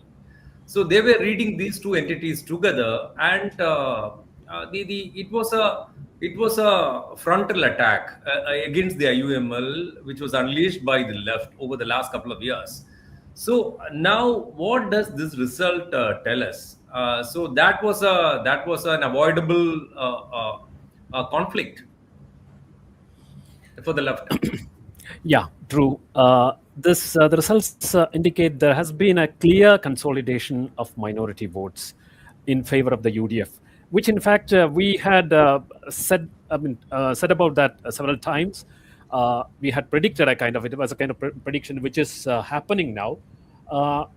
Even when the LDF targeted Jamaat Islami and cornered the UDF and the IUML by targeting Jamaat Islami. The LDF wanted what the LDF intended was to make an impression about it, make an impact in the non-Muslim votes. That's what I understand, because Jamaat Islami is a minuscule community. It's a small community. It's less than 2%. But still, Jamaat highlighted it as a strong Muslim representation. But unfortunately, fortunately or unfortunately, that is not going to have make any impact among the Muslim community, especially the community comprising the traditional Muslims. The large section of more than 80% is made up of traditional Muslims. They are called Sunnis. Different sects of Sunnis are there. They have in bulk, large number of them have voted in favor of the UDF. That's what we have seen, I think. And even KT Jalil is trailing by more than 6,000 votes. 9,000, more than 9,000 votes now. Votes, and where in and he Tamil, never tasted defeat in that constituency. True. He never tasted defeat in his life, actually. In his life, that is true. First time when he won was in 2006 against formidable Kunyalikutty. PK Kunyalikutty. And after that, he won all the elections. And with a good majority, comfortable majority, he won all the elections. But this time, he's going to be tasting defeat. And so is in Ponani also. It's considered to be the LDF bastion within Malappuram district. The UDF seems to be leading. Where Nandakumar was replaced by Sakir. Sakir, yes, true. Nandakumar was replaced by Sakir, and UDF's Congress's Naushad is leading now. So I don't think there is going to be any district in Kerala which is going to be a clean sweep. This is out of the 16 seats, the UDF seems to be winning all the 16 seats in Malappuram district. And in fact, the last Panchayat elections was an indication. UDF won all the 35 district Panchayat wards, all the 35 district Panchayat wards, leaving none to the LDF. So that was a situation. That is going to be reflected this time also in Malappuram district. And the big losses will be Ponnani, Tavanur, and of course, Abdurrahman's Tirur. What is the situation in Perindalmanna, where last time Najib Kandapuram just scraped through by a margin of some 38 votes? True. This time, Najib is having a comfortable lead. I think he's already got more than 8,000 leads in Perindalmanna. And the neighboring Mangada, where Manjalanguri Ali, last time his victory was not with a comfortable margin.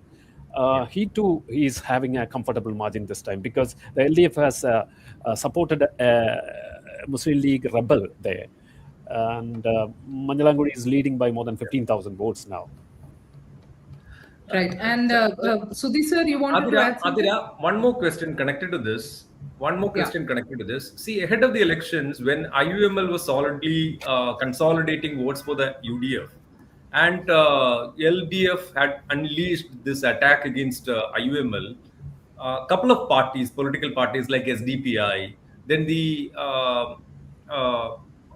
PDP, they all extended their support to LDF. And then the Kandapuram faction of Samasta, they also believed to have supported LDF. But then all this came to nothing.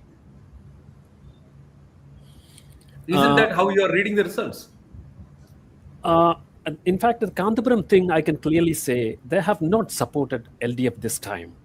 They left it to the cadres. It is to their conscience vote. That is what the leaders said. Even though there was a kind of news that because they did not say anything about support to anyone. So traditionally they used to support the left. So everyone presumed that they would continue their support to the left.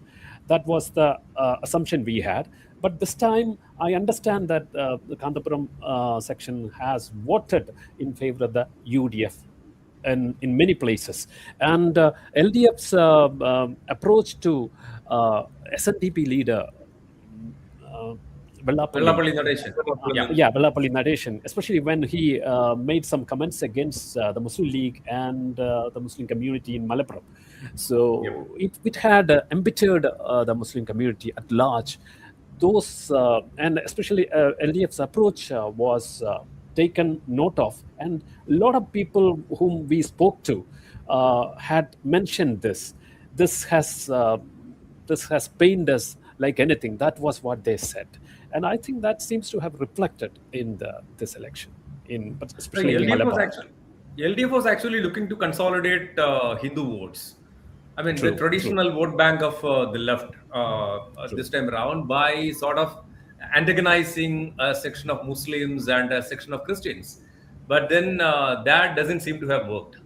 Yeah, and even while talking about the Muslim consolidation, I think we should also consider two aspects. There was a whispering campaign unleashed by the BJP and the Sangh Parivar by saying that once the UDF comes to power, League will be even claiming for a deputy chief minister post, and then they will be taking claim for all the major portfolios. And that was a whispering campaign, and there was a speculation that the Sangh Parivar or the BJP votes may poll in favor of LDF.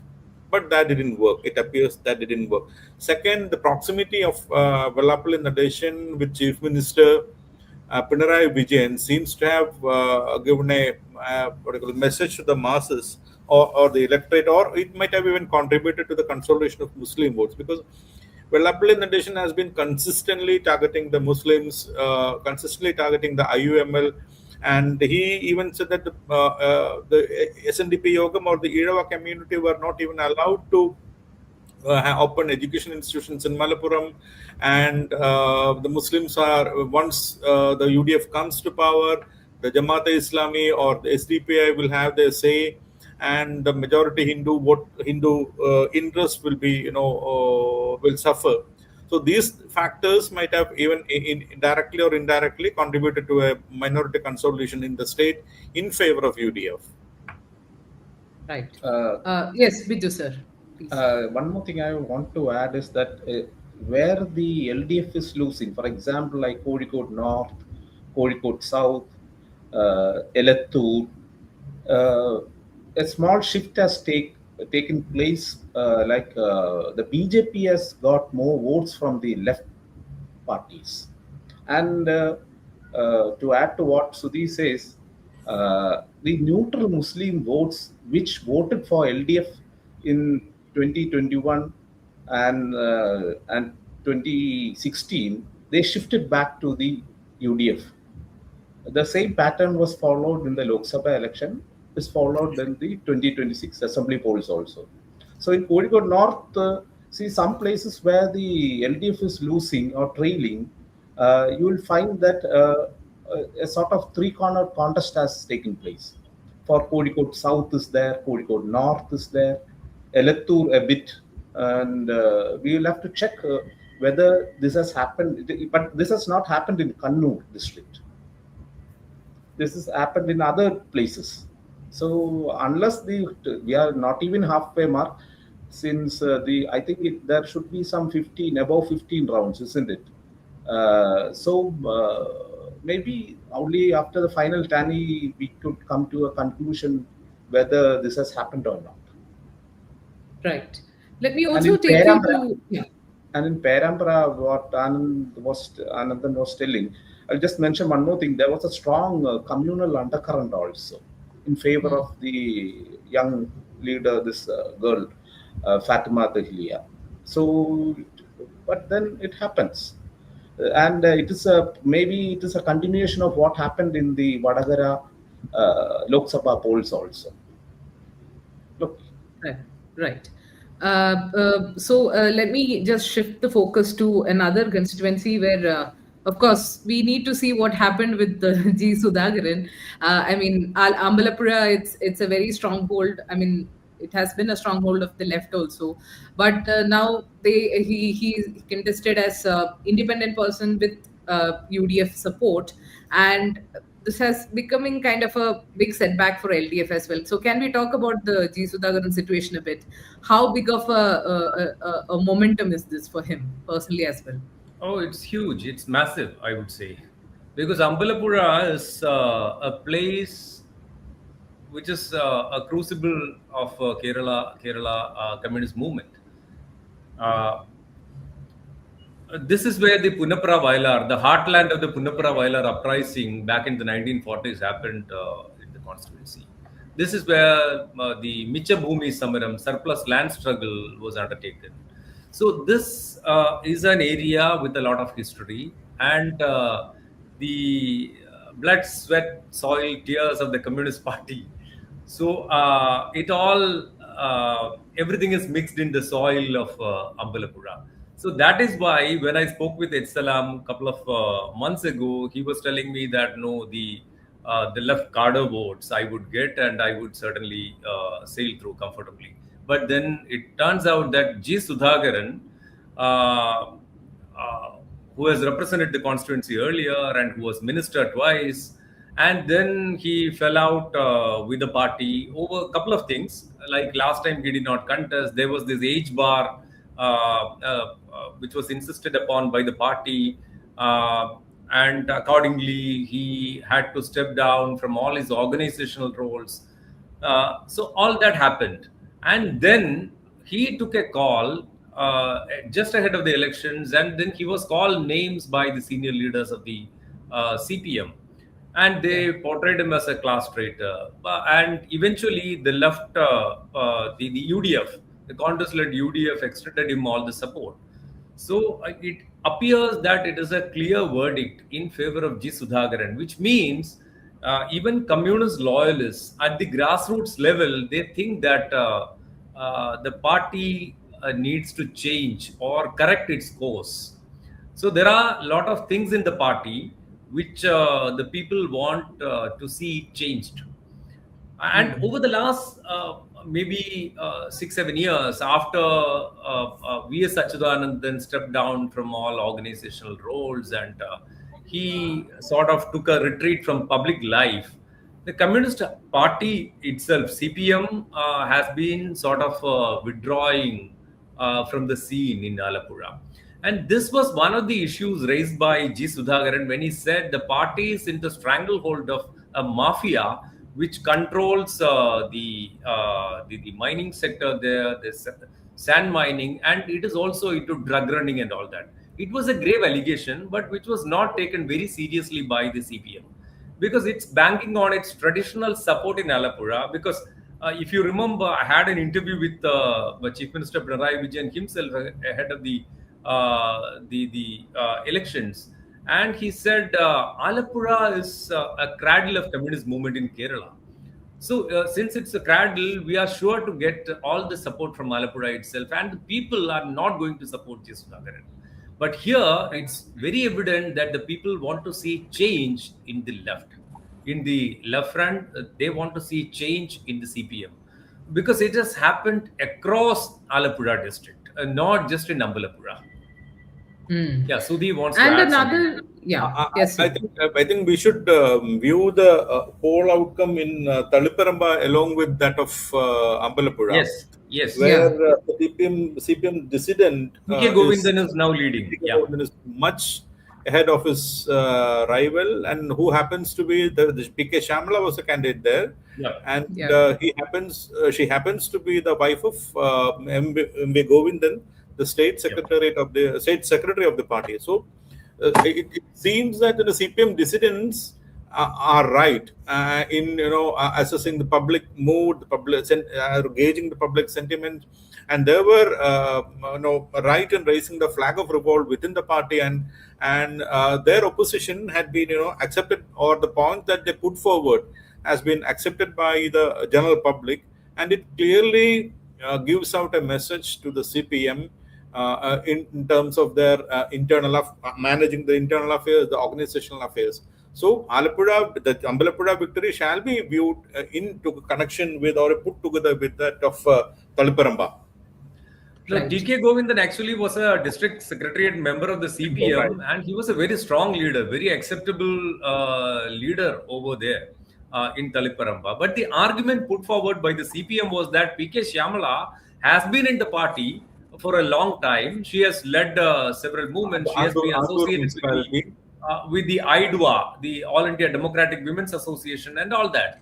So the defense for fielding her was that her membership in the party, her leadership in the party was actually older uh, than the her association with MV Govindan or their matrimonial relationship. So they were not reading her as MV Govindan's wife, but as an independent leader. When they were thinking of an independent woman leader to be fielded from Taliparamba. So they said, this was the argument they made out. They said, so she has been a strong leader over there, that's why we are fielding her. But then that argument doesn't seem to have been bought by the people. So they've completely rejected it, both in Taliparamba as well as similar arguments against Sudhakaran in Ambalapura. In fact, there was the specter of rebellion raised by a former CPM leader in Payanur as well. But Payanur, again, that's been a traditional bastion of the CPM where they still have managed to maintain that edge. Now, Anand wants to add something to that, I guess. Anand?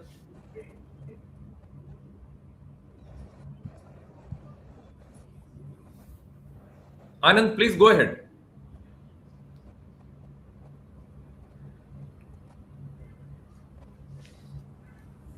Yeah, Adira. Yeah, we are facing a slight technical issue there, I guess. We'll get him back.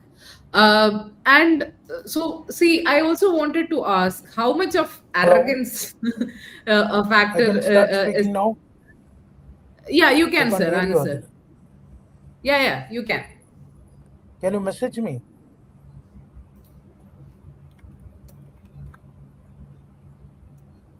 Okay, fine. So I'll be speaking basically about Trivandrum and also a bit of South Kerala. So the early hours of the voting had the elements of a cliffhanger, but the results in Trivandrum particularly seesawed continuously, and it appeared initially that both friends, the LDF and UDF, were evenly matched. However, the scenario shifted with the start of the EVM tabulation, and the UDF appeared poised for a strong showing.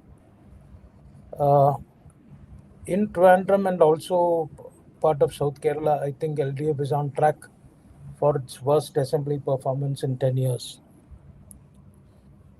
If indications are anything, particularly backward class votes, Muslim votes in Kerkutam are going to fall to historic loss, and there is no chance of a drastic change of fortune for the LDF right now. This collapse of support for the LDF is particularly existential, as Sudhi pointed out early in Alapi, Ambalapura, and also even Patanapuram, which was a strong seat for the LDF. KB Ganesh Kumar is now being threatened seriously. And Not also a in strong seat for Aramula, the LDF. I would say it's a pocket borough of KP Ganesh Kumar and family. Tough fight. Now closer home in Karakutam, where former Union Minister B. Muralidharan is matched up against Kadagampalli Surendran. The BJP is giving a big fight for this three-term MLA who was also formerly the Devasam Board Minister. Now it seems that the BJP might wake up with 2 seats in the assembly, because Rajiv Chandrasekhar rather, has established a clear lead in Nemam against V. Shivangutti, who is also the General Education Minister. The CPM has also suffered some disappointment in Aramula. Of course, I said that earlier. And as earlier speakers said, this kowtowing to Vellapalli Nadeshan, secondly, the refusal on the part of the CPIM, especially Chief Minister Pinarayi Vijayan, to condemn his anti-minority statements, have also played against the LDF's initial calculus that Muslim votes would fall in favor of the LDF as an anti-BJP bulwark or anti-BJP option, but that has not happened. Now what we are seeing is about the backward class support, especially the Irava community, has since 2024 Lok Sabha elections actually gravitated towards the BJP. One reason, an early indication was about Vellapalli's party, SNDP Yogam, and this BDJ is almost an umbilical link in which Nadeshan's son heads a BDGS, which is NDA-LI.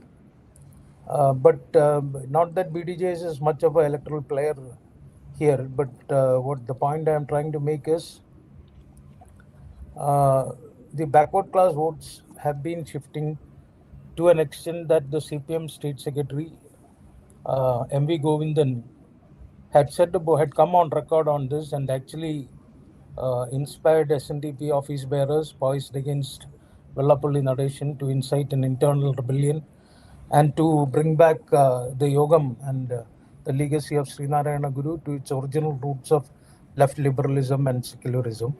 So that may be one reason. Then even in Vatiurkava, CPM's two-time MLA V.K. Prashant had quite a high profile, as Trivandrum Mayor is also facing a stiff challenge.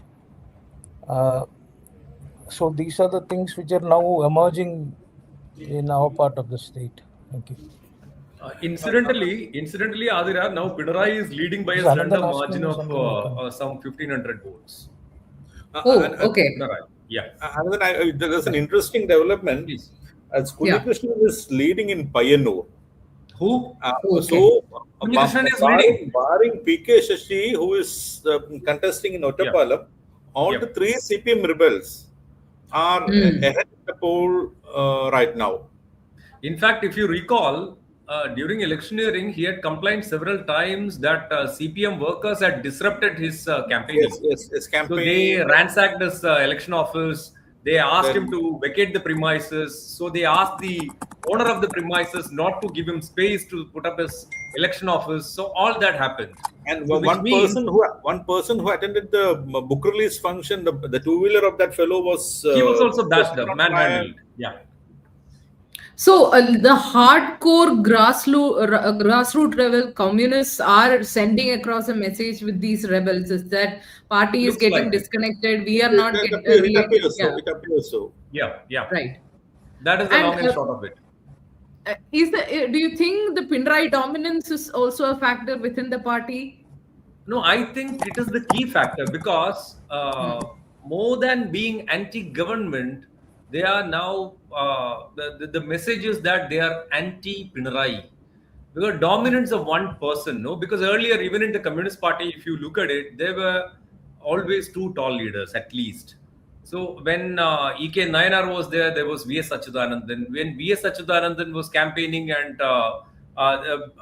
he was appearing as the messiah of the masses, there was Pinarayi as a counterweight within the party. But now it is all, the entire power is concentrated on one person. So it is Pinarayi who is calling the shots within the organization, in the cabinet, and all the ministers have been reduced to minions. This is the criticism against the party. I'm not saying this was right or wrong, but then this was the criticism within the party itself. But then nobody voiced it. But people are voicing it loud and clear now, it appears.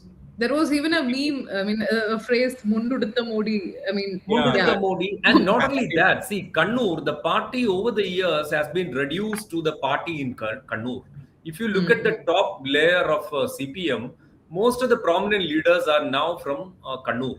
So you look at the party secretary, the LDF convener, from that area, from the north. So the party has been reduced to one particular pocket. So this was also not to the liking of many leaders in other parts, like in the south or in Alapura and in other parts. So now the message is that the whatever decisions taken by the party, which is, you can read it as decisions taken by Mr. Pinarayi Vijayan. So those decisions have been now called out by the people in a way. Right. In fact, the power in the government, the power in the party, and both the power in the government and party has been concentrated on one person. So it was, if everything was Pinarayi, from the selection of the candidates to the selection of the ministers to the allocation of portfolios, major decisions, everything was concentrated on Pinarayi. So, as Anandan rightly pointed out, it should be seen as a vote against what the opponents of CPM call as Pinarayism. Everything was focused on one man, and he enjoyed unbridled powers within the organization and in the government. So, since it was only in Kerala that the government, LDF government was there. He commanded so much of authority at the organization level, both in the state and at the national level. So, Pinarayi was the last word for the government and the party, which for which the CPM had to pay a heavy price.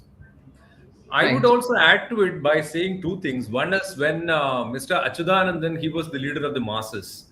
And when Achyutanandan was leading the government, Pinarayi was there as the head of the party organization. Can I go now, in the state. Adira? Now that So you asked me about what are the No, he reasons was. for the Anand, can you hold on for a showing of minute? the LDF in South Kerala, particularly in view of Trivandrum.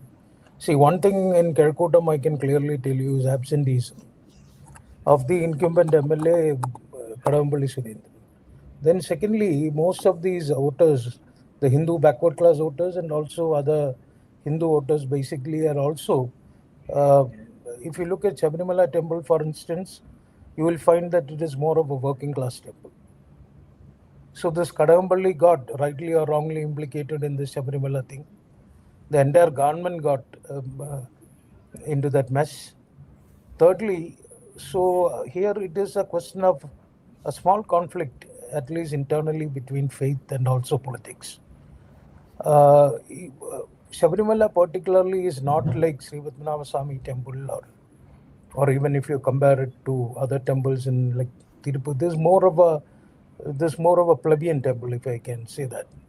So that was something which emotionally resonated with a lot of left CPM voters. Because traveling to Sabarimala, preparing for it, these are all major things. If you look at Kerkootam, even taking that, that Sabarimala offerings to the presiding deity itself is a big function which involves the entire community as a whole, including other communities, Muslims and others. So that is one thing. Secondly, is this unquantified or this abstract notion that there is somehow a clique which is working at the chief minister's office level, and there is also the CM. I mean, as you say, there is no empirical proof for this, but as somebody says that lies run and truth limbs. So if you apply that, this basically the UDF was very successful in casting the government, as Sudhi earlier pointed out, as a one-man show by Pinarayi and his family. And secondly, there were a lot, if you look at social media, there were a lot of insinuations that Pinarayi was somehow with Muhammad Riaz, who is a leader of his own right and stature, got an appointment, was promoted to the CPM state secretariat because of his father-in-law's, Chan's father-in-law's interference. Secondly, that again Pinarayi Vijayan, that was a campaign, the cause of which we can still see that why he took such a hardline stance after the Supreme Court order to allow women of all ages to enter Sabarimala might have been due to some pernicious influence of his son-in-law again to destroy to erode the traditions of a Hindu temple. Thirdly, these accusations of corruption, these ED notices, which had no meaning, with no legal backing or what you call legal credibility at all, but still the UDF was very slyly, if I might use that word, bring up these kind of scandal mongering, which in a big way eclipsed what the LDF government has done for these 10 years. Now, if you look, I am not batting for the LDF, nor am I batting for the Congress. But the thing is, if you look at it, even if you look at MP Rajesh's local self-government department, which Praveen has covered in detail. If you look, lot of things, including this nativity card finally, and also the infrastructure development which has been brought in. See, if you look at 2016 when Umanjandi's government last legs, the general education department, 10 lakh students quit. Lakhs of students. They had to close several public schools. When public schools, state-funded, state government schools. But now, if you look at the general education department, latest statistics, including that of the central government, shows a significant more enrollment, up to 10 lakh students who had given up private schools and their parents took them to these schools simply because of the infrastructure and also the teaching. And I'm not writing a hagiography on the LDF government, but here, as you said, people can also, in a sense of populism, and there is an element of conspiracy, that there is something seriously wrong with this government. And so that is one thing. And secondly, I think to an extent, Congress leaders, as again Anandan and other speakers of Sudhi, spoken about this, Pinarayi exuded the image of a strongman who was far removed from ground realities. This is what the Congress is continuously tried to portray him as, somebody who leads ivory tower existence with little scarce interaction with common people, and also his the television and amplified some of his lesser moments, like getting angry with small things. But I can say that for many people it has made an impression, because or he actually chiding a party worker for asking a question during a public interaction. So it seemed suddenly that the Communist Party, which is a party of workers, suddenly at the chief minister's office level started looking elitist.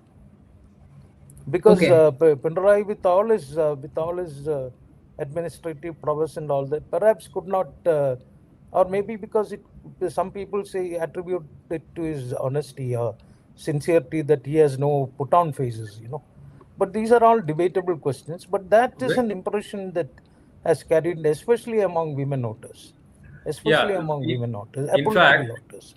In fact, Anand, So, when I had a but conversation with again, the CPM is now feeling a visceral fear that its base has got eroded or at least shifted, because some of these seats in Trivandrum and also Kollam were seen generally as safe deposit seats, but now they have taken a strong beating.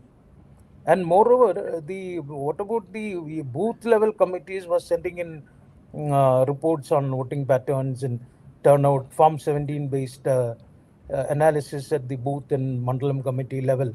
But that is all gone awry, because either the cadres at the lower level have exaggerated the figures of winning, or they have no touch with reality, or they have not knocked on doors. So all these questions will come up later as the CPM state secretariat meets, because the confidence exuded by Pinarayi Vijayan, CPM state secretary M.V. Govindan, and also M.A. Baby was not something. It was not sabre rattling, at least from their body language. They really believed that they could carry the day with this social welfare pension network, 62 lakh people covered, housing for the poor, extreme poverty eradication.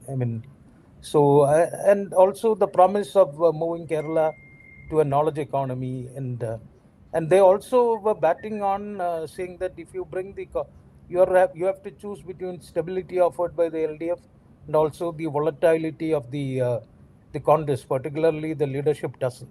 But now that has all been water under the bridge. So these are some of the what you call macro elements which contributed to LDF's poor showing, possibly in Trivandrum and South Kerala, or possibly even across the state. So that might be some of the reasons. Then there are, the polling is so atomized that at the micro level it will take at least a month, and to know that what exactly happened at the booth level. But I can tell you, for instance, in my ward in Anamugam,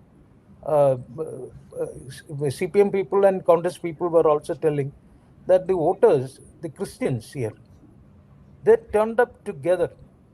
So that vote was never going to go to the LDF. Okay. So Okay.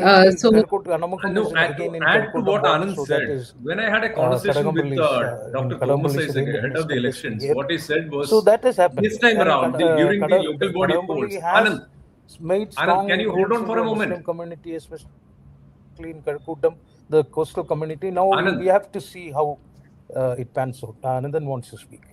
Yeah. So Dr. Thomas Isaac, the point he made was, this time around, the CPM and the left are going to win the perception game. Because exactly what Anand pointed out, because there is a perception that's been created against the left. I mean, it's a completely different argument whether it was right or wrong, but then the perception of being arrogant, perception of being completely cut off, perception of being the Modi in Munda, all that. So the CPM found itself in a way unable to counter this, especially during the local body polls, and they suffered severely because of that. So this time around, they said they were completely prepared to take it head on, and they're going to win this perception game. But it so turns out that they are miles away from the reality, the ground reality. Okay. And let me quickly ask about the Punyar constituency as well. I want to go through all constituency, but we are limited on time. I mean, we have as per the latest thing, UDF is leading with MJ Sebastian. PC George is in third position, if I am correct. What do you think this means for the political career of PC George? Because he was one of the most powerful leaders there, socially No very surprises. influential. I would say no surprises over there, because MJ Sebastian was tipped to win that constituency. It was very clear during the electioneering phase itself that he was having a clear a lead, upper hand over the other two candidates. And PC George's case is pretty strange, because he was earlier with UDF, then he fell out with that, and he formed his own party, Kerala Janapaksham, and all that. And then he contested and lost. So initially he contested and won as an independent. Then he contested and lost. Then he aligned with the BJP. He joined the BJP. His son is also a candidate of the BJP now in Pala. So last time his loss was primarily due to the fact that he gave a speech which was very vitriolic, which was seen as vitriolic against the Muslim community, which antagonized a large section of Muslims in places like Iratupeta, where you have the substantial number of the Muslim population residing. So it was clear this time that he wasn't going to make much of an impact there. So predictably, I mean, he is in the third position. But Sebastian Kulattungal did not perform too badly for an MLA. But then now it is clear and evident that there is a strong wave sweeping across the state in favor of the UDF. So certainly his influence would have sort of taken a backseat in that strong wave. He would have been pushed to the side, and no surprises over there. Punyar otherwise is a UDF seat. Right. Yeah. And I would like to add yes. something to what Anandan said. No, it's not just that PC George lost that seat. He has also lost a bet of over 1 crore. A couple of days before the election, he was seen bragging on TV that he will be winning the constituency hands down, and he was challenging his opponents to go for a bet for 1 crore. And he even offered to give all the booth presidents, the party leaders, chicken biryani this afternoon after winning the election. And he was even saying that me and my son will be there in the assembly this time.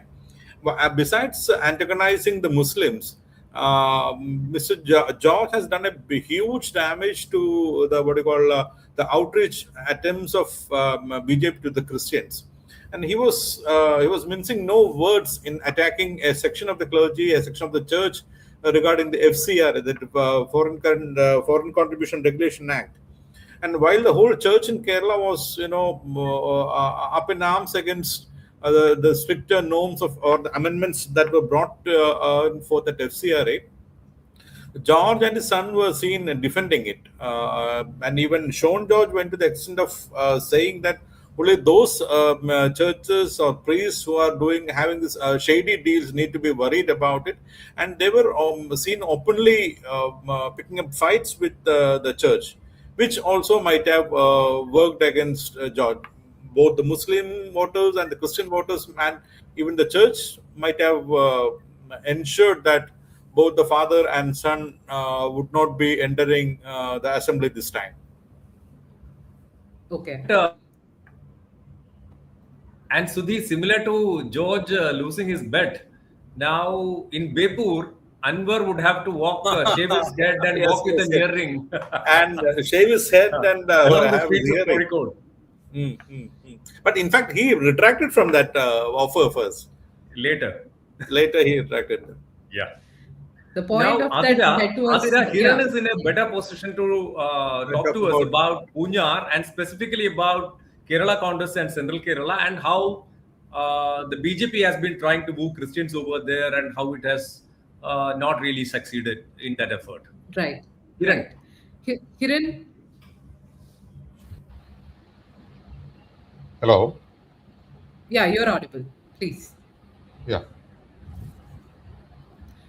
So, can you give us a glimpse of what happened in Punyar? Why BJP was not successful to making inroads among the Christian families and powerful figures there?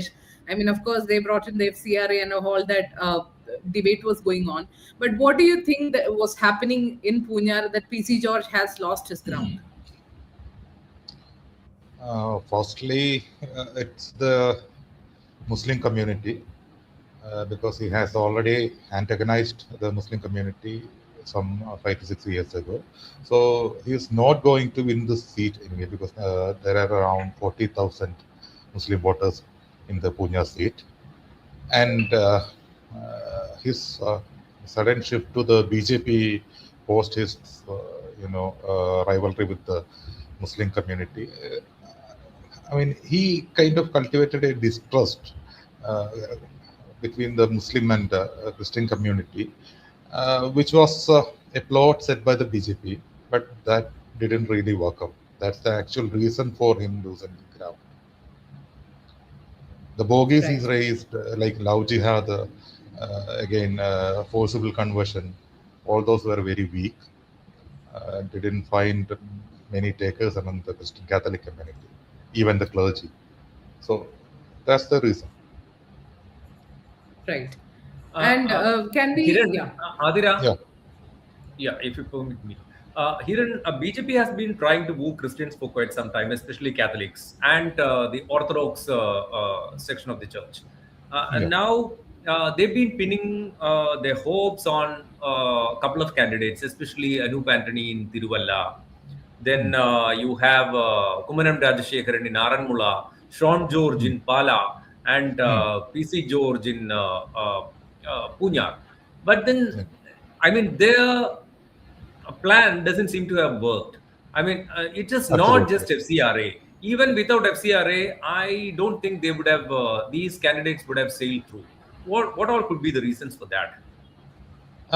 There could be a few, like they have not received the backing of the Yerwa community as they expected in these regions, because they have kind of given a hard deal to the BDJS, the party led by the Yerwa community, for instance, and they have even promoted 2020 in some of these seats instead of BDJS.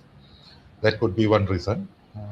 Then again, as I said earlier, all the plots they set for the Catholic community didn't really work out. And again, the growing attacks on the Catholics, I mean, the Christians in general in North Indian states, North and Central Indian states. These are all reasons. Hello? Right. Also, can we quickly go through some situations like we mentioned in Kannur, Malappuram, Perambra, Ollur, and Peraur? If we can quickly summarize so that we'll wind this live up and then move on to the Kerala Bureau's in-depth discussion. But can you quickly give us a picture of what all changed in these constituencies that was out of the ordinary? At the ground level, it appears that communists have voted against communists. Ordinary communists have voted against very senior, very senior communist leaders or communists, not just loyalists, but then supporters, sympathizers. They all seem to have voted against the party, reminding the party that it needs to change its course. It needs to correct, because the party has been harping on a course correction for quite some time. If you attend the party congresses, the plenums, then every time there is a new plenum or there is a party congress, there is talk about a course correction and an attempt to reach out to people at the grassroots level, but then nothing much works at the ground level. So the people have sent out a very strong reminder to the party that it needs to change, or else they'll change the leaders themselves. That's why people have so decisively spoken against the CPM, against the left in places like Taliparamba, in places like Payanur, in places like Ambalappuzha. So these are all strongholds of the party, the bastions of the party, where the party has now faltered clearly. Yeah, and Ollur, maybe thanks to the work done by K. Rajan as a minister, because he had a groundswell of support there, he was able to muster a lot of support as a minister, as a leader, and as a people's leader. So maybe that's why Ollur has continued its support for K. Rajan, a CPI minister. And then you mentioned Perambra, and Perambra was spoken about at length by Biju. And which other constituency you made a mention of? And generally in Malappuram, it's a total washout, where in fact, the left had a very interesting gamble in Malappuram earlier. So they realized for a fact that they would not be able to get CPM or rather candidates in party symbols, CPM or CPI in party symbols elected from the constituencies in Malappuram. So they what they did was they got defected leaders from IUML, defected leaders from the Congress or rather defected leaders from IUML, I would say, to contest as left independence in Malappuram. And this worked for some time. Then over time, KT Jalil developed Tavanur as his pocket bureau. In fact, I would go to the extent of saying that it was not the left's pocket bureau, but Jalil's personal pocket bureau, but where he is now losing. And then Ponani, like Naha pointed out, has always supported the left. It has supported the left for a long time, but then where they have lost. So in Malappuram, the left has faced a complete rout. So which is also a clear indication of a consolidation of Muslim votes for the Congress, for the IUML, and clearly against the left and the CPM. Naha, you want to add something to that? Naha or Biju? Yeah, it is clearly a consolidation. Panani, we can't say anything now because the lead is very slender. Still, it's about 1,000 odd votes. Most likely, Panani LDF might lose, but still, it is a clean sweep. We can say it's a clean sweep, no doubt about it. People have voted against the LDF, particularly the Muslim community has voted against the LDF. That's what we have seen everywhere. Right. So I'll quickly wind up this session because we are moving to that. No, yes, I just want to one more thing which adding to what Naha said. The LDF lost the Muslim vote and did not capitalize or didn't fetch the Hindu votes which they expected. See, if you check the pattern, last time the CPM alone had 25% of popular vote share, and this has come down to 21, 22. 23% at the moment. Yeah, so almost 4% votes have come down, while the Congress have increased the vote share by 4%. That 4% shift making a huge difference now. And Back to you, Adra. so should we conclude that while the Christians and minority community, the Christians and Muslims voted en masse for the UDF plus some section of Hindus, whereas the Hindu parties like the BJP and even the CPM could not make any gains.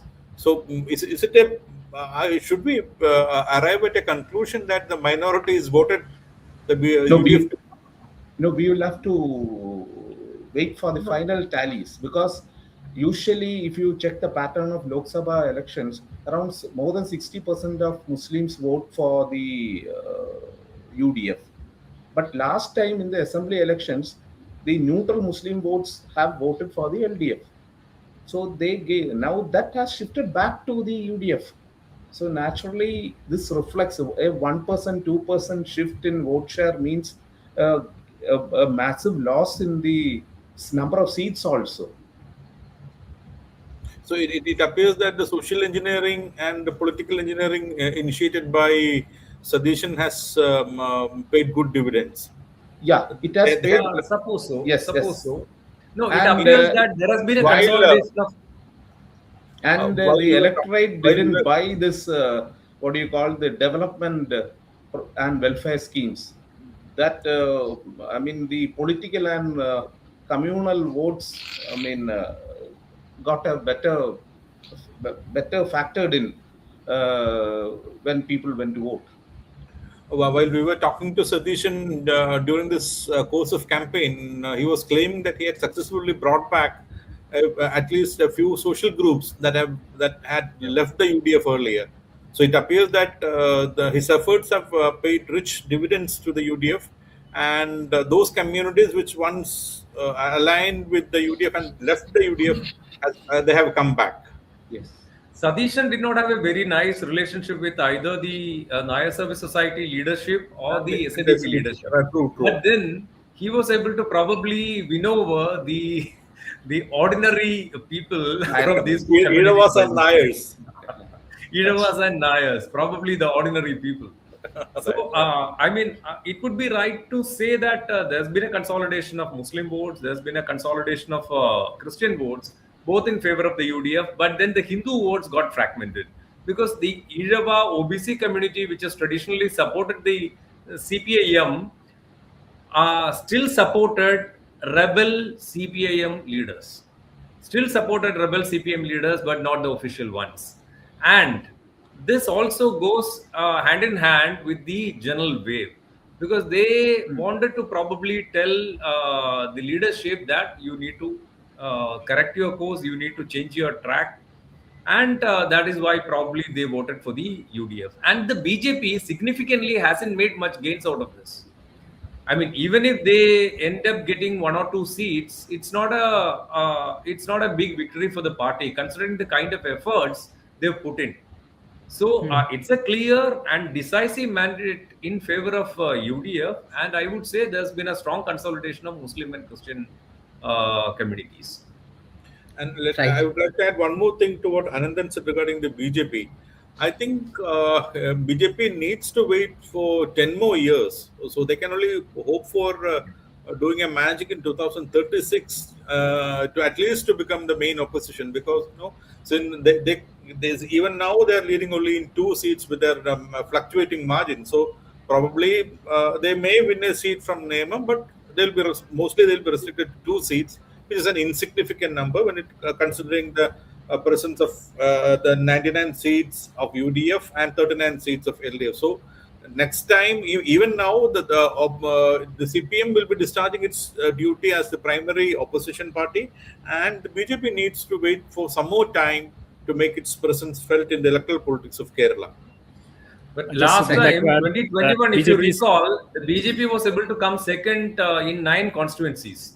Yeah, they were actually hoping to better the situation this time, also considering the fact that they were able to perform really well in the Lok Sabha elections. But like Biju said, the Lok Sabha pattern has been followed by the people. The voting pattern has been followed by the people when it comes to the UDF, but not for the BJP. It hasn't helped the BJP. Right. So I'll just conclude the discussion here. This was just a quick snapshot. Stay tuned because we are going into an in-depth discussion among the Kerala Bureau regarding all the constituencies and the voting trends. So as the trends continue to evolve, a full picture of 2026 Kerala Assembly election results will become clearer in the hours ahead. Stay with the Hindu for latest updates, in-depth analysis and insights. Like I said, we will move into a detailed discussion with the Kerala Bureau, so stay tuned. We are also tracking other states through our live broadcast, so do follow those for the complete picture. Thank you.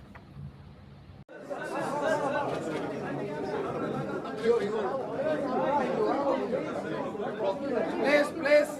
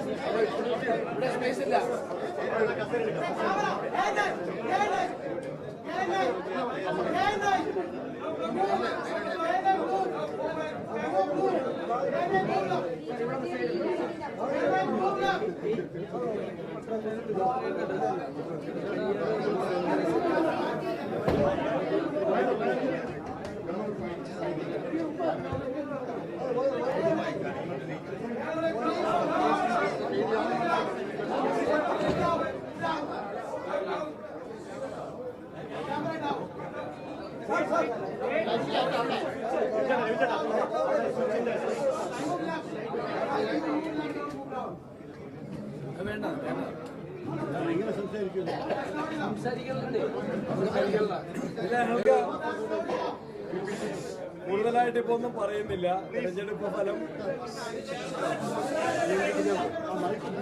ഫലം പൂർണ്ണമായിട്ട് പ്രഖ്യാപിച്ചിട്ടില്ല.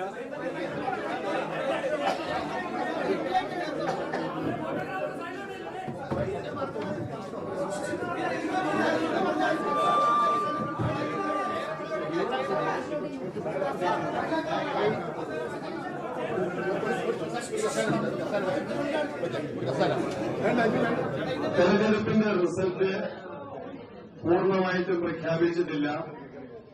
ഇതുവരെ ലഭിച്ച ഫലസൂചനകൾ UDFിനെ കേരള ജനത ചരിത്ര വിജയം നൽകുന്നു എന്നതാണ്. അതിനുള്ള സന്തോഷവും ജനങ്ങളോടുള്ള നന്ദിയും ഞങ്ങൾ ആമുഖമായിട്ട് ഇവിടെ അവതരിപ്പിക്കുകയാണ്, പറയുകയാണ്. കേരള ജനതയ്ക്ക് UDFിന്റെ നന്ദി. ഏറ്റവും അവസാനത്തെ റിസൾട്ട് കൂടി വന്ന് തെരഞ്ഞെടുപ്പ് ഫലം വിശകലനം ചെയ്തുകൊണ്ട് AICCയുടെ ജനറൽ സെക്രട്ടറി KC വേണുഗോപാലുണ്ട്, പ്രതിപക്ഷ നേതാവുണ്ട്. ഈ തെരഞ്ഞെടുപ്പിന് ഞങ്ങളെ സഹായിച്ച AICCയുടെ കേരളത്തിന്റെ ചുമതലയുള്ള ദീപാജിയുണ്ട്, രമേശ്ജിയുണ്ട്, തരൂർജിയുണ്ട്, ഒടുക്കുന്നതിലുണ്ട്, UDF കൺവീനർ അടൂർ പ്രകാശുണ്ട്. ഞങ്ങളെല്ലാവരും ജനങ്ങൾക്കുള്ള നന്ദി ഒറ്റ വാക്കിൽ മാത്രം സൂചിപ്പിക്കുന്നു. പിന്നീട് വിശദമായിട്ട് മാധ്യമങ്ങളെ കണ്ട് ഞങ്ങള് നന്ദി അറിയിക്കുന്നതാണ്.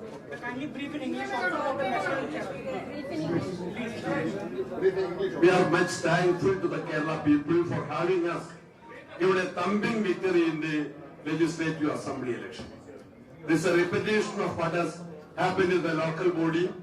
This is a clear verdict against the LDF for their anti-people activities and policies taken.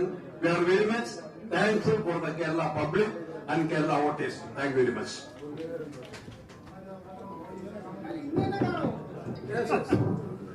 Okay.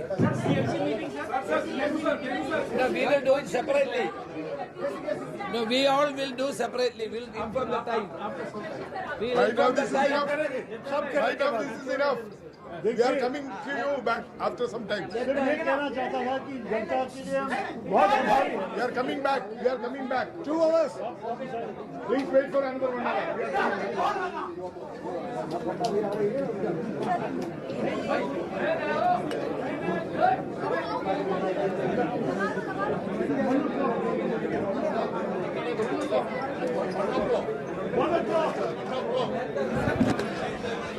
ഒരു മണിക്ക്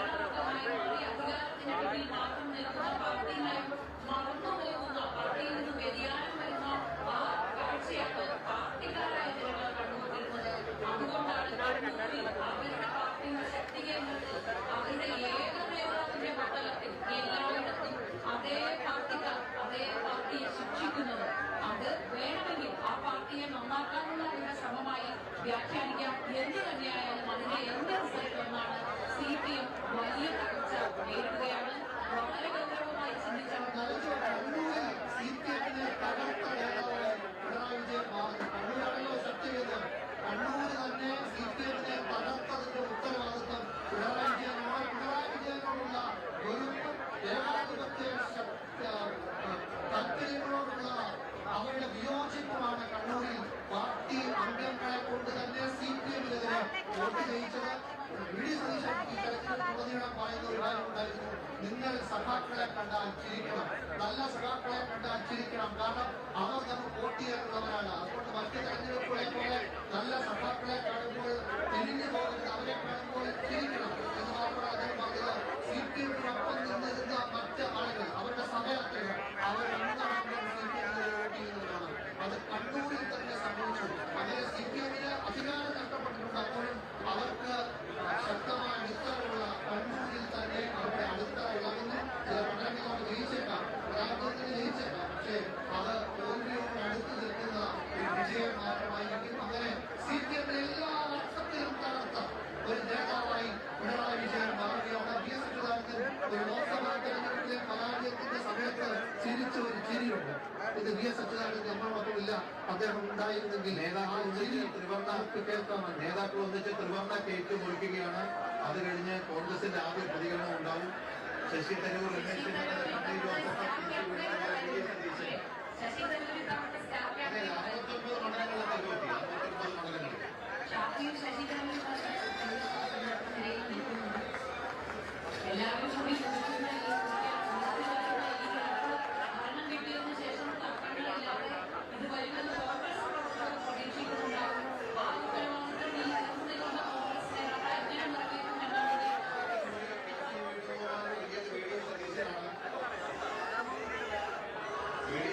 ഓരോ വിഷയത്തിനും ഓരോ വ്യാഖ്യാനമാണ് സുരേഷ്. പോകാതിരിക്കുന്നതായിരിക്കും നല്ലത്. ഈ ദിവസം UDF കോൺഗ്രസിന് അവകാശപ്പെട്ടതാണ്. നമ്മൾ വിവാദങ്ങളിലേക്ക് ഒന്നും പോകുന്നില്ല, പക്ഷേ ഇനി വരാനുള്ള കാഴ്ചകളിലേക്ക് ഒരു സൂചന, ഒരു മുന്നറിയിപ്പ് നമ്മൾ ഫലപ്രകാരം മറ്റെല്ലാം പറയുന്നത് പോലെ പറയുന്നു എന്നേ ഉള്ളൂ. എന്തായാലും ഈ മനോഹരമായ കാഴ്ചയാണ് 10 വർഷക്കാലമായി കോൺഗ്രസ് പ്രതീക്ഷിച്ചിരുന്നത്. KC വേണുഗോപാലിന്റെ കയ്യിൽ നിന്നും സുരേഷ് ആ കേക്കിന്റെ കഷ്ണം ശശി തരൂർ വാങ്ങുന്നത് മനോഹരമായ ഒരു കാഴ്ചയാണ്. നിശ്ചയമായിട്ടും അത് സംഘബദ്ധമായി തന്നെ മുന്നോട്ട് പോയത് ബഹുമാനം അതേപോലെ നിലനിർത്താൻ കഴിയും. തിരിച്ചുള്ളത് 42 സീറ്റിലാണ് ഇപ്പോൾ LDF, UDF 96, UDF 2 സീറ്റിൽ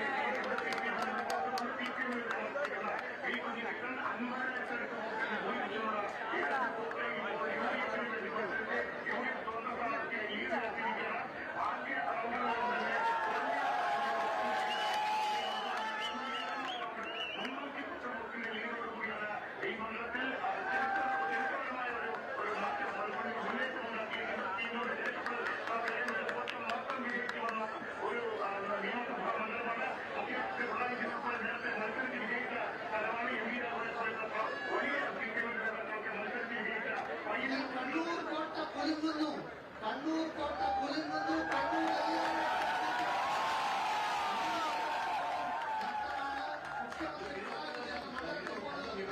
അഞ്ചാം റൗണ്ട് കഴിഞ്ഞ് 6ാം റൗണ്ടിന്റെ വിവരം ധർമ്മടത്തിൽ എത്തിയിട്ടുണ്ടോ? ചേച്ചി 6ാം റൗണ്ട് എത്തിയോ ധർമ്മടം? അല്പം കുറഞ്ഞിട്ടുണ്ട് UDF സ്ഥാനാർത്ഥികൾക്ക്. ആ ലീഗ് കുറഞ്ഞെങ്കിലും 6ാമത്തെ റൗണ്ട് പൂർത്തിയാകുമ്പോൾ 1990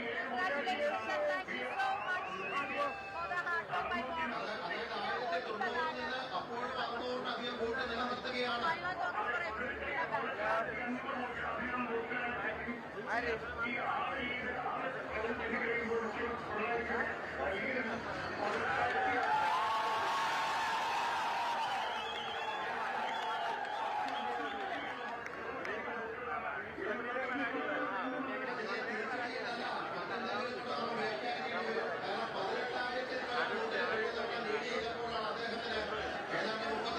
അധികം വോട്ടിന്റെ ഭൂരിപക്ഷം കിട്ടിയത് ഇത്തവണ അവിടെ 600-അധികം വോട്ടിന് ലീഡ് ചെയ്യുന്നത് ഒരു കോൺഗ്രസിന്റെ യുവ സ്ഥാനാർത്ഥിയാണ്. ഒരു കാര്യം കൂടി സുരേഷ്, KL ബാലഗോപാൽ പിന്നിലാണ് കൊട്ടാരക്കരയിൽ, മന്ത്രി കൂടി പിന്നിലാണ്.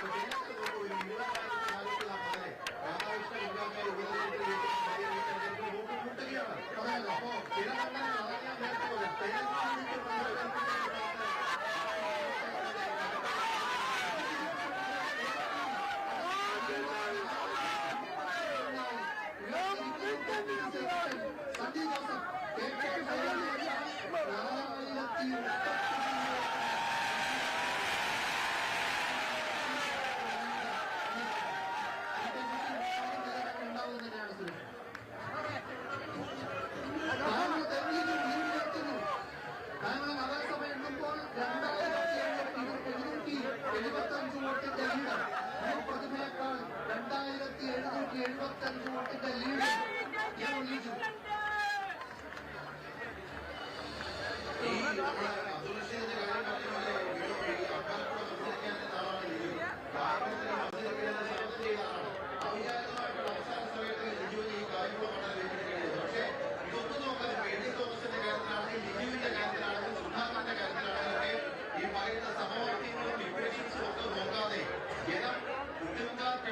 പോലെ പാർട്ടിക്കെതിരെ വോട്ട് വീണിരിക്കുകയാണ്.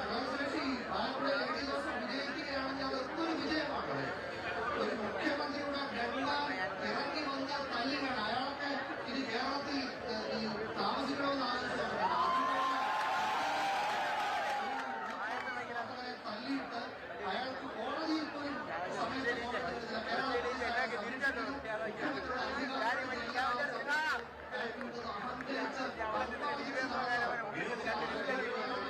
വളരെ ഗൗരവത്തോടെയുള്ള അടുത്ത ചോദ്യം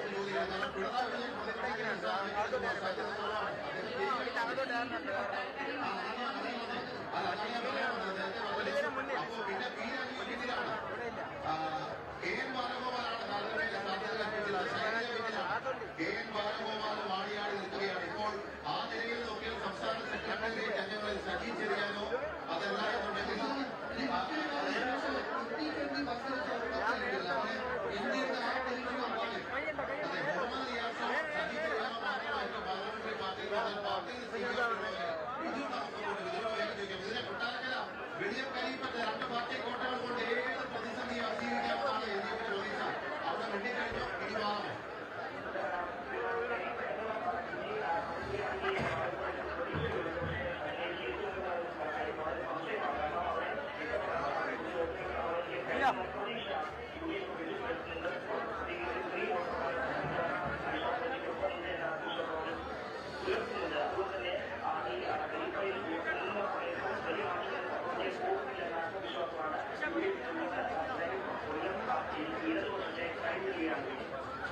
മാത്രമല്ല ഒരു കാര്യം കൂടെ ശ്രമിക്കാം. ഉള്ളതാണ് ഈ വെടിവെക്കുന്ന ചിഹ്നം ചർച്ച ചെയ്തിരുന്നത്. അവിടെ ചക്ക വെട്ടി കുഴുക്ക് വെച്ചാണ് UDF ആഘോഷിക്കുന്നത്.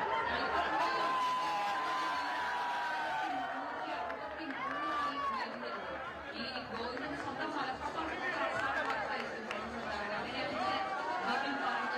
അതിന് മുമ്പേ തന്നെ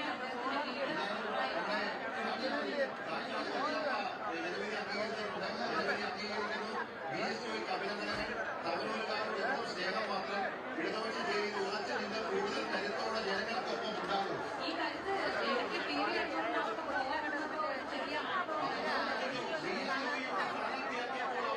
വീടകങ്ങളിൽ പറഞ്ഞു പരത്തിയ ക്രൂരമായിരുന്നു. അന്ന് ഇന്ത്യയുടെ മുസ്ലിം ജനത പറഞ്ഞ BJP സ്വന്തം സ്ഥാനാർത്ഥിയെക്കാൾ സുരക്ഷിതരായിട്ടുള്ളത് തമിഴ്നാട്ടിൽ വിജയിപ്പിക്കാൻ കഴിഞ്ഞു. അത് നിശ്ചയമായിട്ടും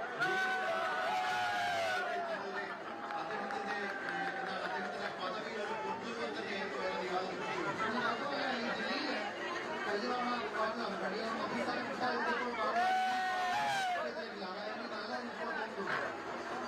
കഴിഞ്ഞ തവണ അവസാന നിമിഷമാണ് ഡൽഹിയിൽ മുന്നോട്ട് വരാൻ കഴിഞ്ഞതും ലീഡ് ഉറപ്പിച്ചതും ജയിച്ചതുമെല്ലാം. ഇത്തവണ ഏതായാലും അദ്ദേഹം അതിനെല്ലാം വളരെ മുമ്പേ തന്നെ പരാജയം സമർപ്പിക്കുകയാണ്. നാട്ടിലെ കാറ്റ് എങ്ങോട്ടാണ് വീശുന്നത് എന്ന് അദ്ദേഹത്തിന് മനസ്സിലായി എന്ന് വിചാരിക്കാം.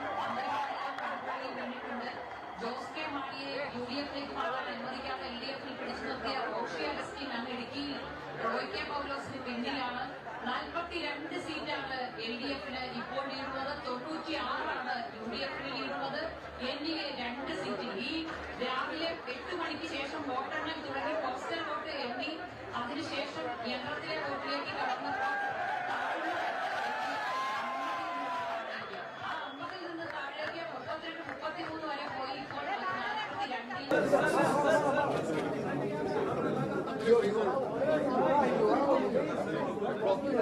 Please.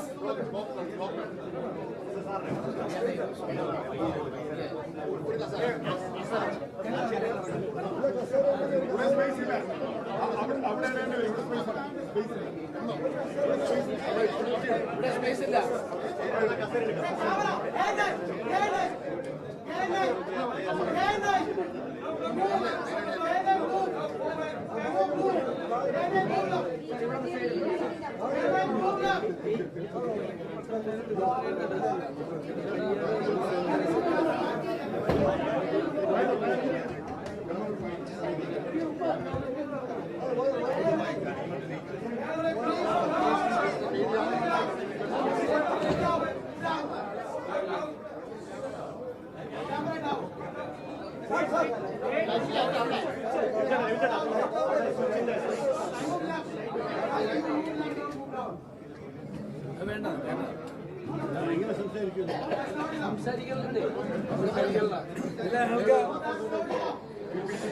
കൂടുതലായിട്ട് ഇപ്പൊ ഒന്നും പറയുന്നില്ല. തെരഞ്ഞെടുപ്പ് ഫലം പൂർണ്ണമായിട്ട് പ്രഖ്യാപിച്ചിട്ടില്ല.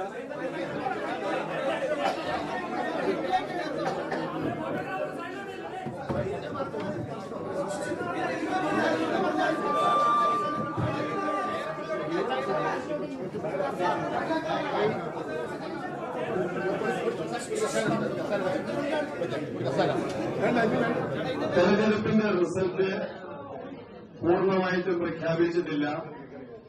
ഇതുവരെ ലഭിച്ച ഫലസൂചനകൾ UDFന് കേരള ജനത ചരിത്ര വിജയം നൽകുന്നു എന്നതാണ്. അതിനുള്ള സന്തോഷവും ജനങ്ങളോടുള്ള നന്ദിയും ഞങ്ങൾ ആമുഖമായിട്ട് ഇവിടെ അവതരിപ്പിക്കുകയാണ്, പറയുകയാണ്. കേരള ജനതയ്ക്ക് UDFന്റെ നന്ദി. ഏറ്റവും അവസാനത്തെ റിസൾട്ട് കൂടി വന്ന് തെരഞ്ഞെടുപ്പ് ഫലം വിശകലനം ചെയ്തുകൊണ്ട് AICCയുടെ ജനറൽ സെക്രട്ടറി KC വേണുഗോപാലുണ്ട്, പ്രതിപക്ഷ നേതാവുണ്ട്. ഈ തെരഞ്ഞെടുപ്പിന് ഞങ്ങളെ സഹായിച്ച AICCയുടെ കേരളത്തിന്റെ ചുമതലയുള്ള ദീപാജിയുണ്ട്, രമേശ്ജിയുണ്ട്, തരൂർജിയുണ്ട്, ഒടുക്കുന്നതിലുണ്ട്, UDF കൺവീനർ അടൂർ പ്രകാശുണ്ട്. ഞങ്ങളെല്ലാവരും ജനങ്ങൾക്കുള്ള നന്ദി ഒറ്റ വാക്കിൽ മാത്രം സൂചിപ്പിക്കുന്നു. പിന്നീട് വിശദമായിട്ട് മാധ്യമങ്ങളെ കണ്ട് ഞങ്ങൾ നന്ദി അറിയിക്കുന്നതാണ്.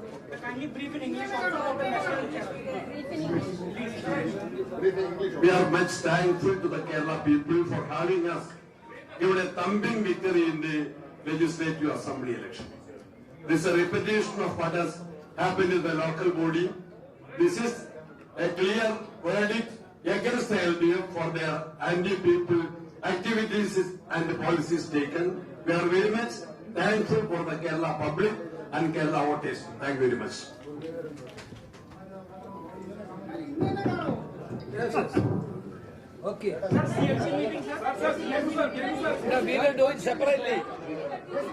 No, we all will do separately. We'll inform the time.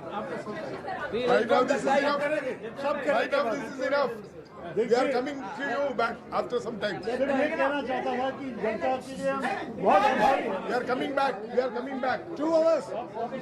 Please wait for another 1 hour. We are coming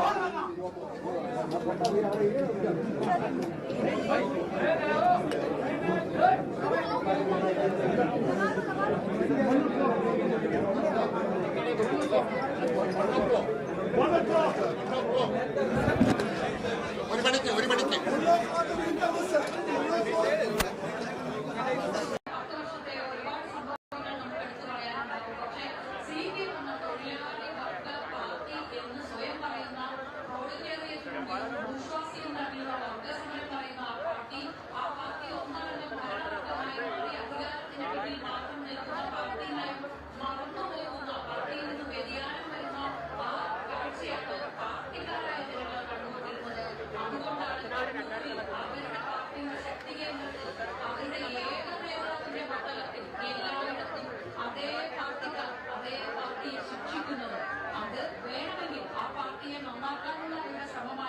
വ്യാഖ്യാനിക്കാം. എന്ത് തന്നെയായാലും അതിന്റെ എന്ത് റിസൾട്ട് ഒന്നാണ്.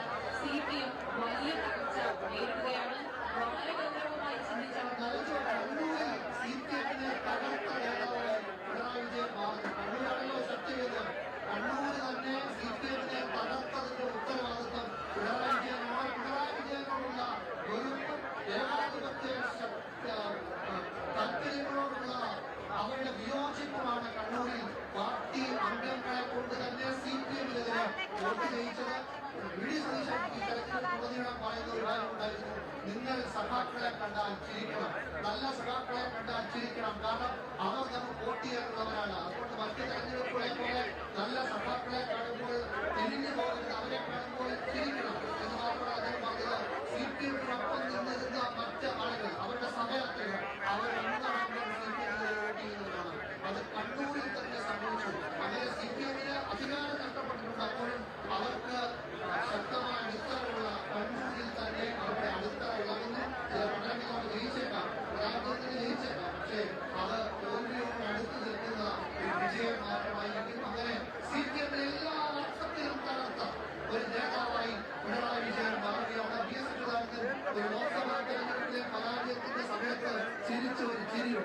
ഇത് വി എസ് അച്യുതാനന്ദൻ നമ്മളൊന്നുമില്ല, അദ്ദേഹം ഉണ്ടായിരുന്നെങ്കിൽ നേതാക്കൾ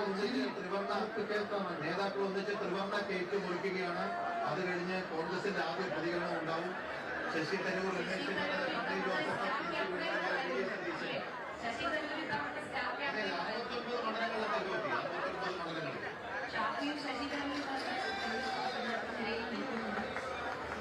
എല്ലാവരും കൂടി ഭരണം കിട്ടിയതിനു ശേഷം തർക്കങ്ങളില്ലാതെ ഇത് വരുമെന്ന് കോൺഗ്രസ് പ്രതീക്ഷിക്കുന്നുണ്ടാകും. ആ ഉത്തരവാദിത്വം ഈ തലമുറയിലുള്ള കോൺഗ്രസ് നേതാക്കൾ എങ്ങനെ നിറവേറ്റുമെന്നാണ്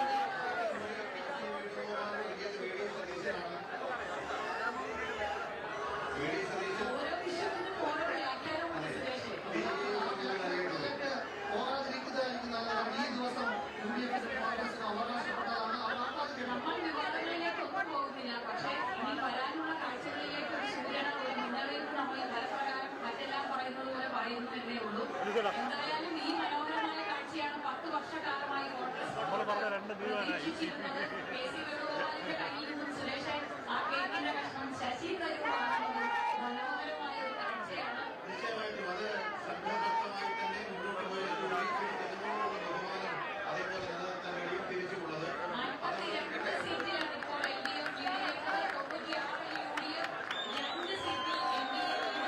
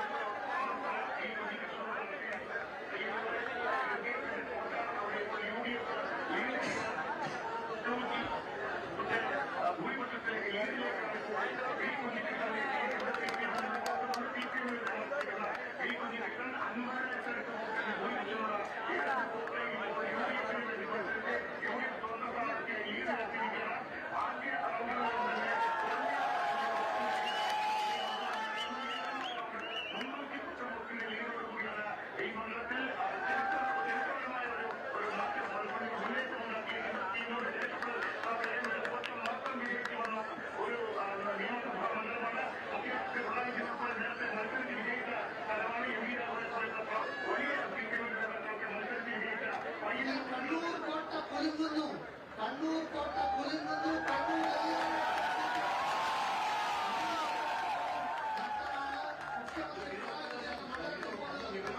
5-ാം റൗണ്ട് കഴിഞ്ഞ് 6-ാം റൗണ്ടിന്റെ വിവരം ധർമ്മടത്തെ എത്തിയിട്ടുണ്ടോ? ചേച്ചി 6-ാം റൗണ്ട് എത്തിയോ ധർമ്മടം? അല്പം കുറഞ്ഞിട്ടുണ്ട് UDF സ്ഥാനാർത്ഥികൾക്ക്. ആ ലീഡ് കുറഞ്ഞെങ്കിലും 6-ാമത്തെ റൗണ്ട് പൂർത്തിയാകുമ്പോൾ 647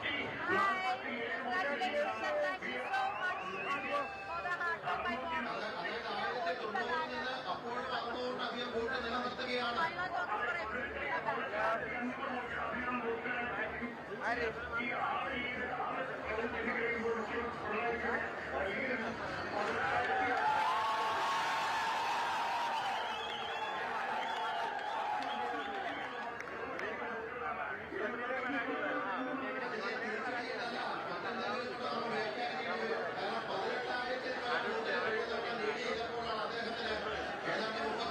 അധികം വോട്ടിന്റെ ഭൂരിപക്ഷം കിട്ടിയത് ഇത്തവണ അവിടെ 600-ലധികം വോട്ടിന് ലീഡ് ചെയ്യുന്നത് കോൺഗ്രസിന്റെ യുവ സ്ഥാനാർത്ഥിയാണ്. ഒരു കാര്യം കൂടി സുരേഷ്, KL ബാലഗോപാൽ പിന്നെയാണ് കൊട്ടാരക്കരയിൽ. ഇന്നലായിരുന്നു മന്ത്രി കൂടി പിന്നെയാണ്.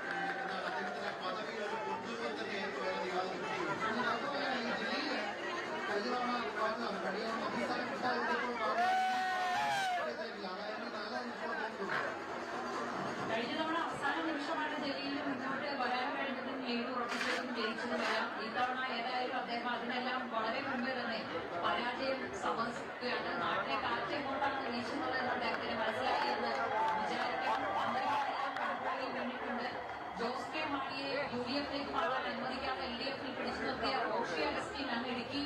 റോയ്ക്കെ പൗലോസിന് പിന്നിലാണ്.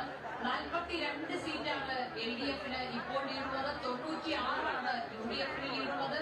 NDA 2 സീറ്റിൽ. ഈ രാവിലെ 8 മണിക്ക് ശേഷം വോട്ടെണ്ണൽ തുടങ്ങി പോസ്റ്റൽ വോട്ട് എണ്ണി അതിനുശേഷം യന്ത്രത്തിലെ വോട്ടിലേക്ക് കടന്നപ്പോൾ ആ 50-ൽ നിന്ന് താഴേക്ക് 32-33 വരെ പോയി. ഇപ്പോൾ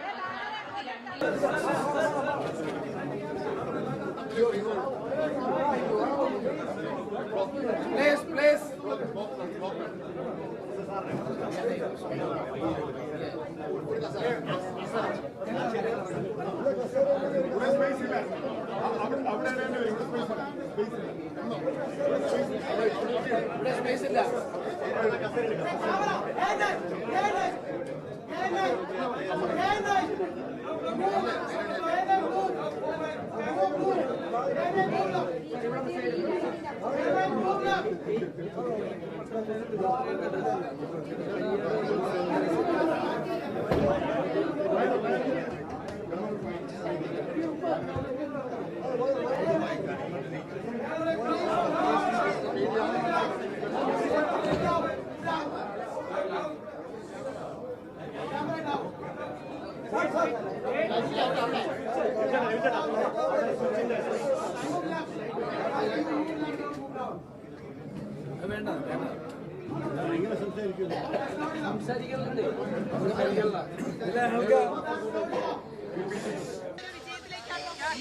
അതെ, ഞങ്ങൾ വിജയം തന്നെ പ്രതീക്ഷിക്കുന്നത്. പക്ഷേ റിസൾട്ട് വരട്ടെ. ഇപ്പൊ ട്രെൻഡിന് നമ്മൾ മുന്നോട്ടാണ്. നമ്മൾ പ്രതീക്ഷിച്ച് കഴിഞ്ഞാൽ കൂടുതൽ മുന്നോട്ട്.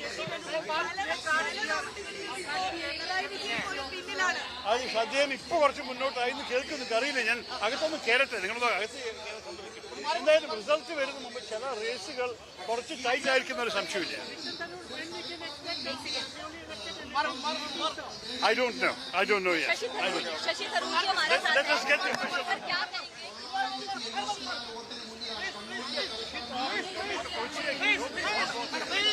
बहुत खुश हैं क्योंकि हम वैसे भी जीत के अपेक्षा में ही आए थे, लेकिन जीत से भी ज्यादा हमें लग रहा है कि उससे भी इतनी बड़ी मेजॉरिटी आने वाले हैं हमें, जैसे कि हम शायद सोचे नहीं होंगे. देखते हैं. अब तो सिर्फ ट्रेन की हमें करीब 90 आगे हैं. अगर ऐसे कुछ 1 घंटा और चले तब तो हम बात करेंगे किसी के बाद.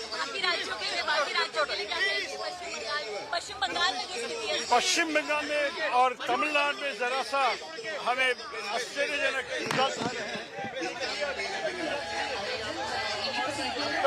ये है कि हमें देखेंगे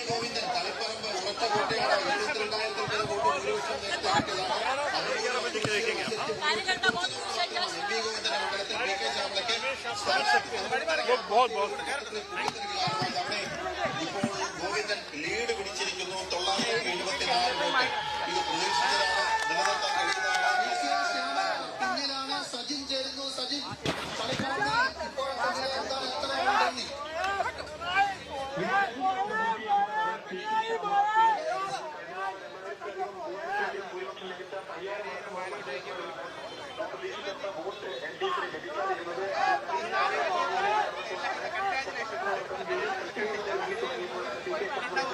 പോയിരിക്കുന്നത് 2ാം റൗണ്ട് കഴിഞ്ഞ് തളിപ്പറമ്പ് നഗരസഭയടക്കമാണ് UDFന്റെ ശക്തി കേന്ദ്രങ്ങളിലേക്കാണ് ഈ വോട്ടുകൾ നീളുന്നത്.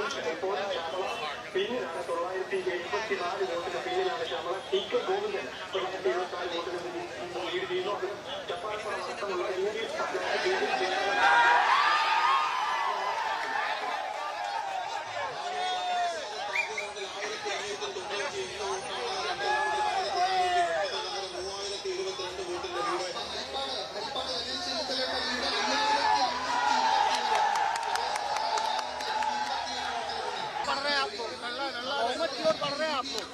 क्या पता. देखिए, ट्रेंड तो काफी अच्छे हैं. हमें लग रहे हैं कि एक अच्छा कंफर्टेबल विजय होना चाहिए. देखिए, अभी देख रहे हैं. मुझे तो लग रहा है कि यहाँ केरल में जो भी हम सोच रहे थे कि हम जीतेंगे, उससे भी ज्यादा सीट हमें मिलने वाले हैं. अब तक लग रहा है. देखेंगे, वो सब विषय तो बाद में. आपको मैं कितने बार कहा हूँ यार, ये चुनाव होने दो. रिजल्ट आने के बाद जो MLA जीतेंगे उनसे बात करके फिर हाईकमान तय करेंगे. देखेंगे.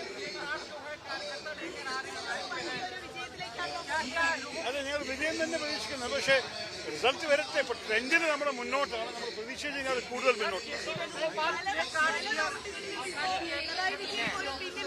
അത് അദ്ദേഹം ഇപ്പൊ കുറച്ച് മുന്നോട്ടായി എന്ന് കേൾക്കുന്നുണ്ട്. അറിയില്ല, ഞാൻ അകത്തൊന്ന് കയറട്ടെ. നിങ്ങളുടെ അകത്ത് എന്തായാലും റിസൾട്ട് വരുന്ന മുമ്പ് ചില റേസുകൾ കുറച്ച് ടൈറ്റ് ആയിരിക്കുന്ന ഒരു സംശയമില്ല.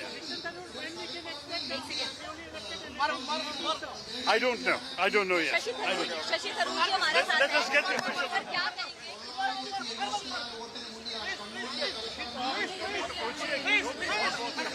लोग बहुत खुश हैं क्योंकि हम वैसे भी जीत के अपेक्षा में ही आए थे, लेकिन जीत से भी ज्यादा हमें लग रहा है कि उससे भी इतनी बड़ी मेजॉरिटी आने वाले हैं हमें, जैसे कि हम शायद सोचे नहीं होंगे.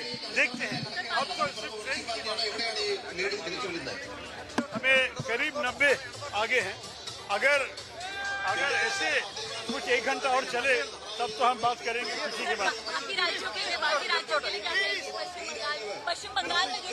पश्चिम बंगाल में और तमिलनाडु में जरा सा हमें आश्चर्यजनक रिजल्ट आए हैं। ये है कि हमें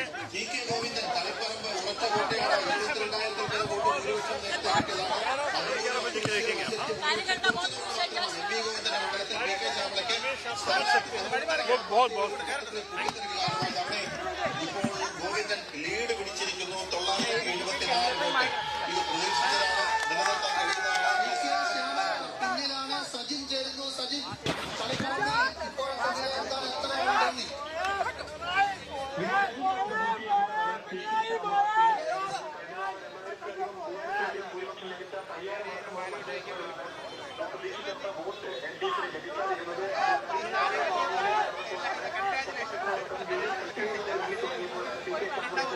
പോയിരിക്കുന്നത് രണ്ടാം റൗണ്ട് കഴിഞ്ഞ് തളിപ്പുറം നഗരസഭയടക്കമാണ് UDFിന്റെ ശക്തി കേന്ദ്രങ്ങളിലേക്കാണ് ഈ വോട്ടുകൾ നീളുന്നത്.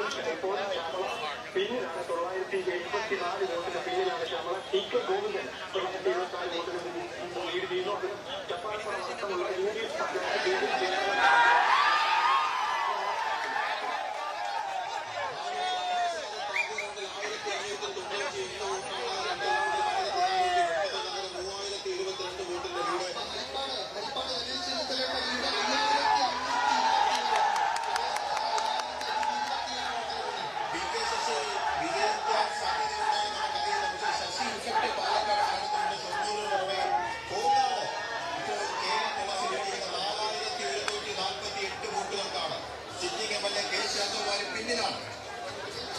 തിരുവമ്പാടിയിൽ CK കാസിം 4350 ലീഡ് ഉയർത്തിയിരിക്കുന്നു. തിരുവമ്പാടിയിൽ CK കാസിം മുന്നിലാണ്. കോഴിക്കോട് നോർത്തിൽ അതിനിപ്പോഴും പുറകിലാണ് കണ്ടു. എനിക്ക് കാണുന്നത് നമ്മുടെ രാഷ്ട്രീയത്തിൽ ഒരു കാര്യം അത്യാവശ്യം മനസ്സിലാക്കേണ്ടത്, നമ്മുടെ രാഷ്ട്രീയത്തിൽ ഇത് ഒരു അപ്രതീക്ഷിതമായ ഒരു ട്രെൻഡാണ്. മുഖ്യമന്ത്രി ഒരു സിറ്റിംഗ് മുഖ്യമന്ത്രി പുറകെയാണെന്ന് മാത്രമല്ല, അദ്ദേഹത്തിനൊപ്പം കോൺഗ്രസിന്റെ UDFിന്റെ സ്ഥാനാർത്ഥികൾ ഞങ്ങൾ കാണുന്നത് വലിയ ഒരു വമ്പിച്ച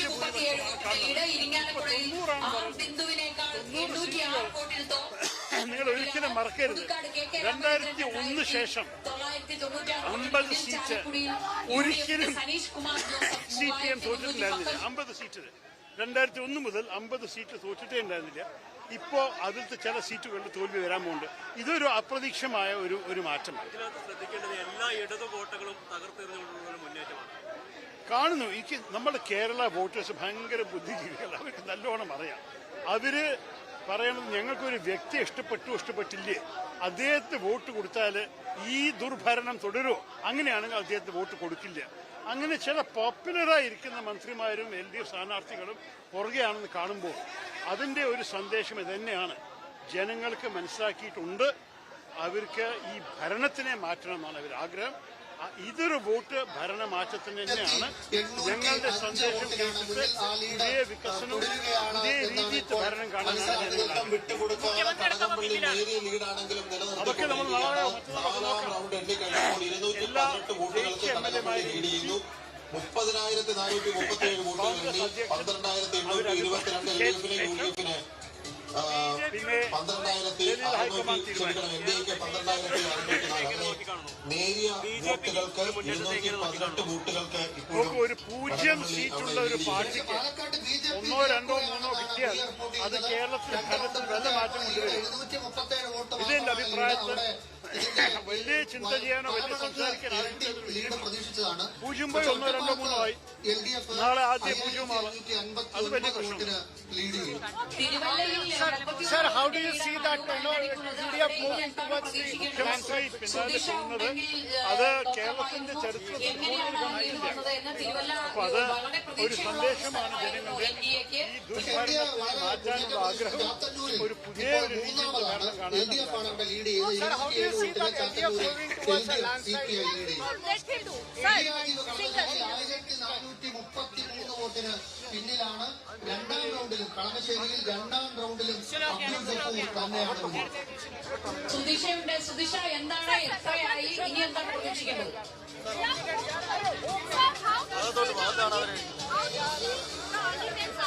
എന്തായാലും സുദിഷയെ കിട്ടിയില്ല. Very happy with the election. Very happy with the election. It's even better than expected. I think we were expecting a win, but this is a very good lead so far. More than 2 hours after the counting began, we are so far ahead that it looks very, very positive. That will be decided later. Taking into account the views of the winning MLAs, the High Command will make a decision. പാലക്കാടുമാണ്. അതെ, പാലക്കാടും നേമവും തിരുവല്ലയുമാണ്. അതിൽ നേമം മാത്രമാണ് തുടക്കം മുതൽ NDAക്ക് പ്രതീക്ഷിച്ചത് അടുത്തെങ്കിലും ഒരു lead നിലനിർത്താൻ കഴിയുന്നത്. പാലക്കാട് ഇന്ത്യയുടെ കണക്കിൽ നിന്ന് പുറകിലാണ് അവരുടെ ലീഡ്.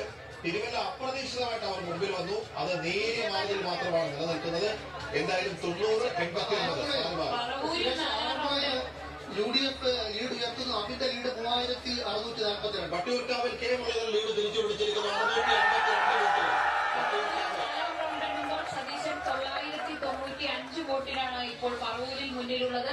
തലശ്ശേരിയിൽ 4 റൗണ്ട് പൂർത്തിയായി. കാരായി രാജൻ 11,122 വോട്ടിനാണ് മുന്നിലുള്ളത്. പേരാമ്പ്രയിൽ 2ാം റൗണ്ടിലും ഫാത്തിമ തഹിലിയ തന്നെയാണ് മുന്നിൽ. ഇപ്പോൾ അവർക്ക് 3682 വോട്ടിന്റെ ലീഡാണ് ഉള്ളത്. ആറന്മുളയിൽ അബിന്റെ ലീഡ് ഉയർന്നു വരികയാണ്. 3642 അഴീക്കോട് LDF ആണ് ലീഡ് ഉയർത്തുകയാണ്.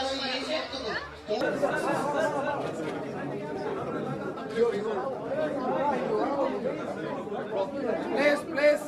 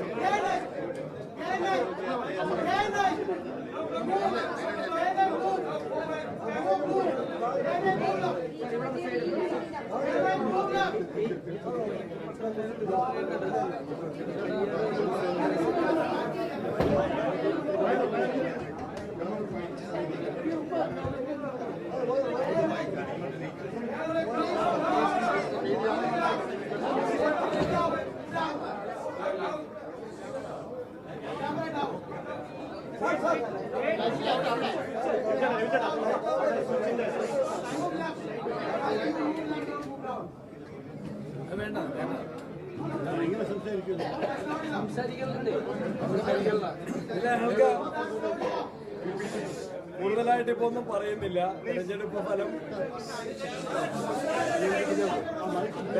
ഫലം പൂർണ്ണമായിട്ടും പ്രഖ്യാപിച്ചിട്ടില്ല.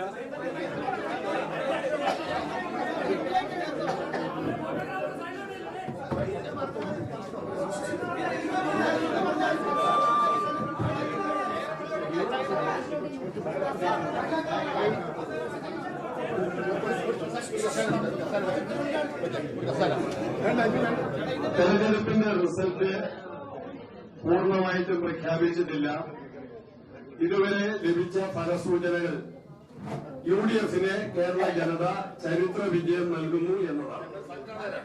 അതിനുള്ള സന്തോഷവും ജനങ്ങളോടുള്ള നന്ദിയും ഞങ്ങൾ ആമുഖമായിട്ട് ഇവിടെ അവതരിപ്പിക്കുകയാണ്, പറയുകയാണ്. കേരള ജനതയ്ക്ക് UDFന്റെ നന്ദി. ഏറ്റവും അവസാനത്തെ റിസൾട്ട് കൂടി വന്ന് തെരഞ്ഞെടുപ്പ് ഫലം വിശകലനം ചെയ്തുകൊണ്ട് AICCയുടെ ജനറൽ സെക്രട്ടറി KC വേണുഗോപാലുണ്ട്, പ്രതിപക്ഷ നേതാവുണ്ട്. ഈ തെരഞ്ഞെടുപ്പിന് ഞങ്ങളെ സഹായിച്ച AICCയുടെ കേരളത്തിന്റെ ചുമതലയുള്ള ദീപാജിയുണ്ട്, രമേശ്ജിയുണ്ട്, തരൂർജിയുണ്ട്, ഒടുക്കുന്നതിലുണ്ട്, UDF കൺവീനർ അടൂർ പ്രകാശുണ്ട്. ഞങ്ങളെല്ലാവരും ജനങ്ങൾക്കുള്ള നന്ദി ഒറ്റ വാക്കിൽ മാത്രം സൂചിപ്പിക്കുന്നു. പിന്നീട് വിശദമായിട്ട് മാധ്യമങ്ങളെ കണ്ട് ഞങ്ങള് നന്ദി അറിയിക്കുന്നതാണ്.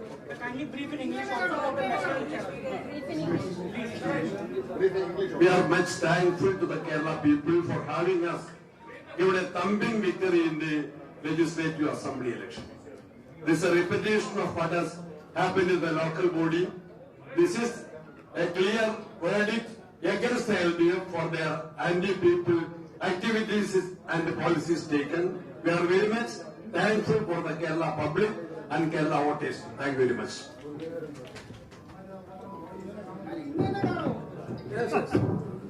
Okay. No, we will do it separately. No, we all will do separately. We will inform the time. We will inform the time. Right now, this is enough. We are coming to you back after some time. We are coming back. We are coming back. 2 hours. Please wait for another 1 hour. We are coming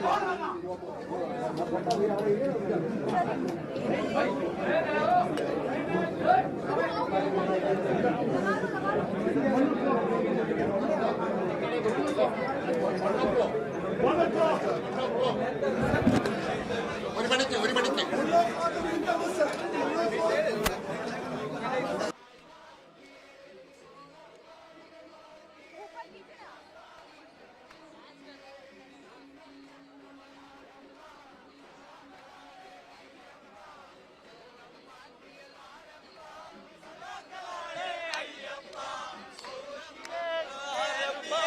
സ്വർണം ചെമ്പായി മാറ്റിയേ പോറ്റിയേ കേറ്റിയേ സ്വർണം ചെമ്പായി മാറ്റിയേ പോറ്റിയേ കേറ്റിയേ സ്വർണം ചെമ്പായി മാറ്റിയേ സ്വർണം പാളികൾ മാറ്റിയേ കാത്താവിൻ ജലമൂറ്റിയേ സ്വർണം കെട്ടവനാരപ്പ സഹാക്കളാണ് അയ്യപ്പ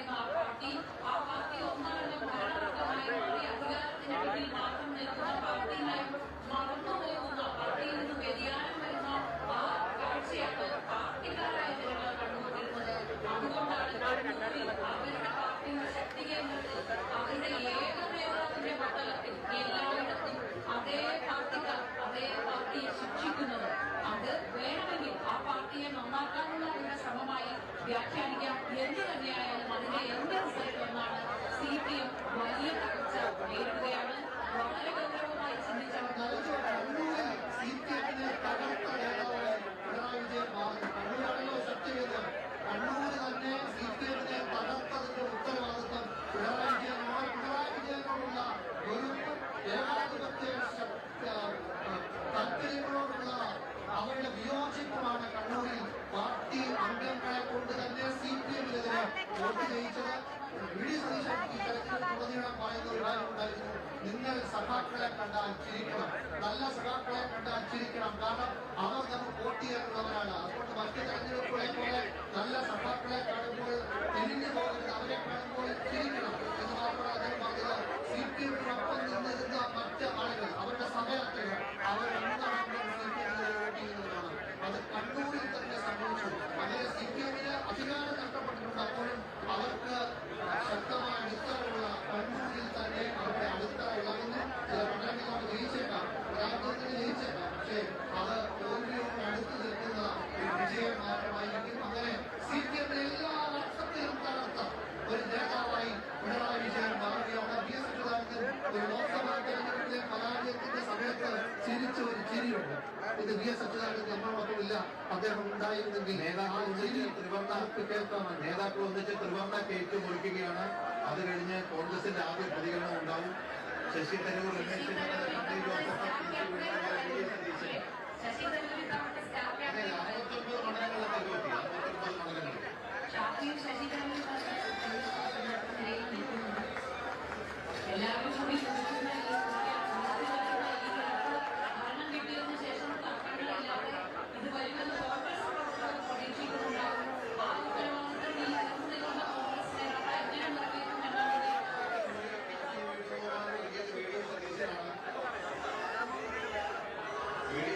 ഓരോ വിഷയത്തിനും ഓരോ വ്യാഖ്യാനമുണ്ട് സുരേഷ്. പോകാതിരിക്കുന്നതായിരിക്കും നല്ലതാണ്. ഈ ദിവസം UDF-ന് കോൺഗ്രസിന് അവകാശപ്പെട്ടതാണ്.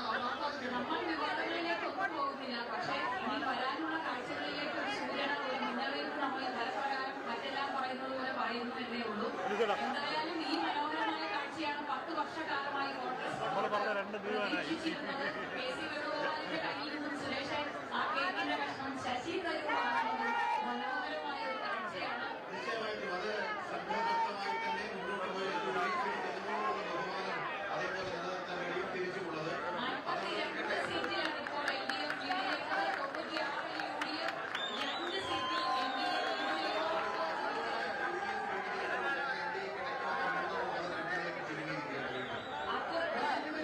18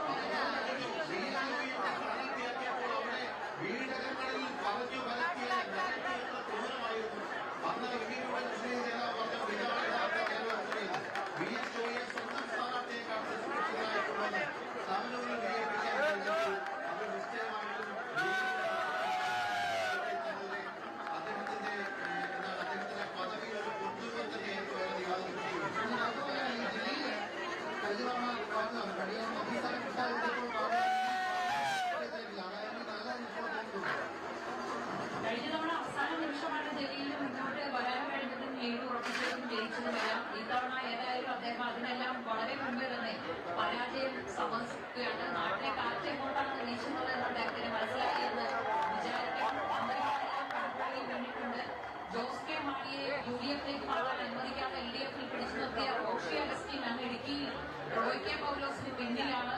42 സീറ്റാണ് LDF-ന് ഇപ്പോൾ ലീഡുള്ളത്, 96 UDF-ന് ലീഡുള്ളത്.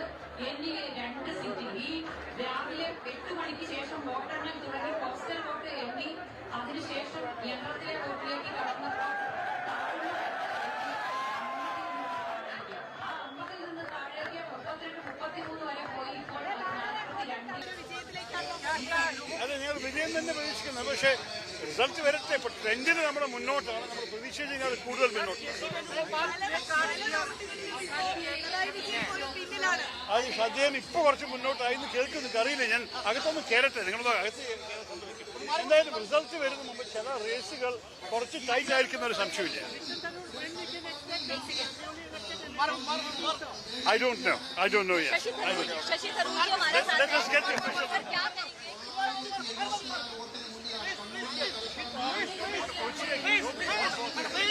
बहुत खुश हैं क्योंकि हम वैसे भी जीत के अपेक्षा में ही आए थे, लेकिन जीत से भी ज्यादा हमें लग रहा है कि उससे भी इतनी बड़ी मेजॉरिटी आने वाले हैं हमें, जैसे कि हम शायद सोचे नहीं होंगे। देखते हैं, अब तो सिर्फ ट्रेंड की बात है। हमें करीब 90 आगे हैं। अगर ऐसे कुछ 1 घंटा और चले तब तो हम बात करेंगे खुशी के बाद। पश्चिम बंगाल में और तमिलनाडु में जरा सा हमें आश्चर्यजनक रिजल्ट आ रहे हैं।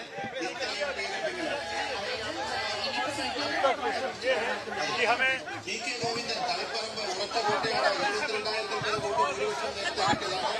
11 बजे के देखेंगे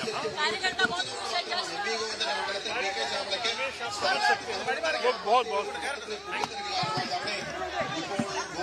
ലീഡ് പിടിച്ചിരിക്കുന്നു 974 ഇത് പിന്നിലാണ് സജിൻ ചേരുന്നു. സജിൻ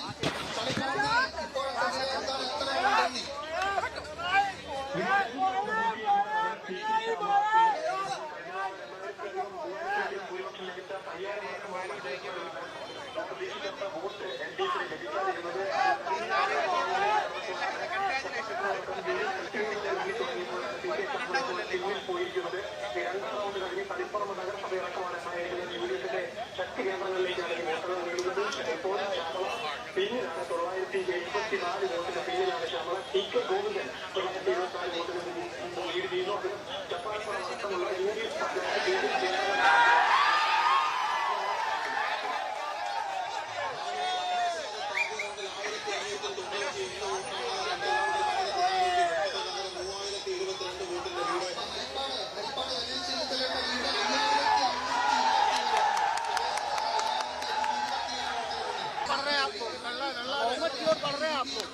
क्या पता। देखिए ट्रेंड तो काफी अच्छे हैं, हमें लग रहे हैं कि एक अच्छा कंफर्टेबल विजय होना चाहिए। देखिए अभी देख रहे हैं, मुझे तो लग रहा है कि यहाँ केरल में जो भी हम सोच रहे थे कि हम जीतेंगे उससे भी ज्यादा सीट हमें मिलने वाले हैं, अब तक लग रहा है। देखेंगे वो सब विषय तो बाद में, आपको मैं कितने बार कहा हूँ यार, ये चुनाव होने दो, रिजल्ट आने के बाद जो MLA जीतेंगे उनसे बात करके फिर हाईकमान तय करेंगे। देखेंगे അതെ ഞങ്ങൾ വിജയം തന്നെ പ്രതീക്ഷിക്കുന്നത്. പക്ഷേ റിസൾട്ട് വരട്ടെ. ഇപ്പൊ ട്രെൻഡിന് നമ്മുടെ മുന്നോട്ടാണ്, നമ്മൾ പ്രതീക്ഷിച്ചെങ്കിൽ അത് കൂടുതൽ മുന്നോട്ടാണ്.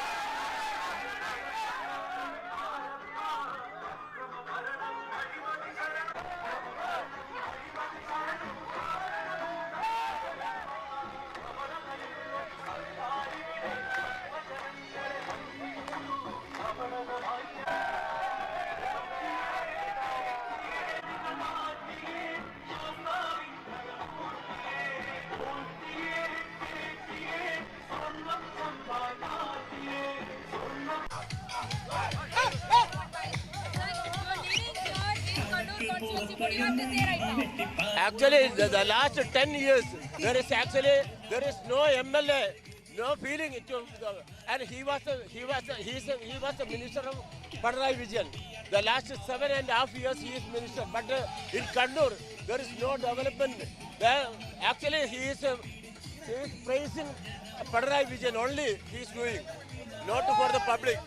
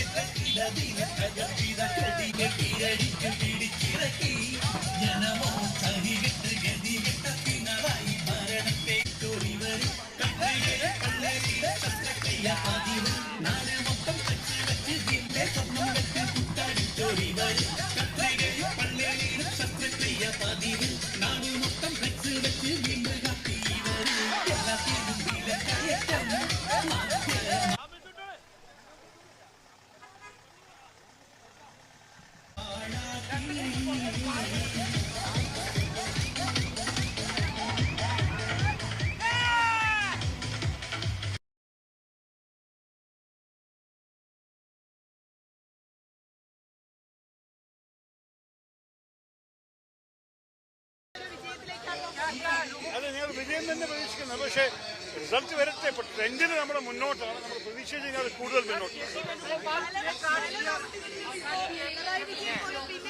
അത് അദ്ദേഹം ഇപ്പൊ കുറച്ച് മുന്നോട്ടായി എന്ന് കേൾക്കുന്നുണ്ട്. അറിയില്ല, ഞാൻ അകത്തൊന്ന് കയറട്ടെ. നിങ്ങളത് അകത്ത് എന്തായാലും റിസൾട്ട് വരുന്ന മുമ്പ് ചില റേസുകൾ കുറച്ച് ടൈറ്റ് ആയിരിക്കുന്ന ഒരു സംശയമില്ല.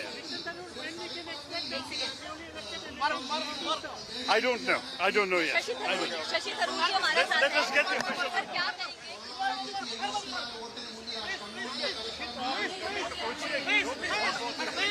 बहुत खुश हैं क्योंकि हम वैसे भी जीत की अपेक्षा में ही आए थे, लेकिन जीत से भी ज्यादा हमें लग रहा है कि उससे भी इतनी बड़ी मेजॉरिटी आने वाले हैं हमें, जैसे कि हम शायद सोचे नहीं होंगे. देखते हैं. अब तो सिर्फ ट्रेंड की बात हमें करीब 90 आगे हैं. अगर ऐसे कुछ 1 घंटा और चले तब तो हम बात करेंगे किसी के बाद. पश्चिम बंगाल में और तमिलनाडु में जरा सा हमें आश्चर्यजनक रिजल्ट आ रहे हैं. ये है कि हमें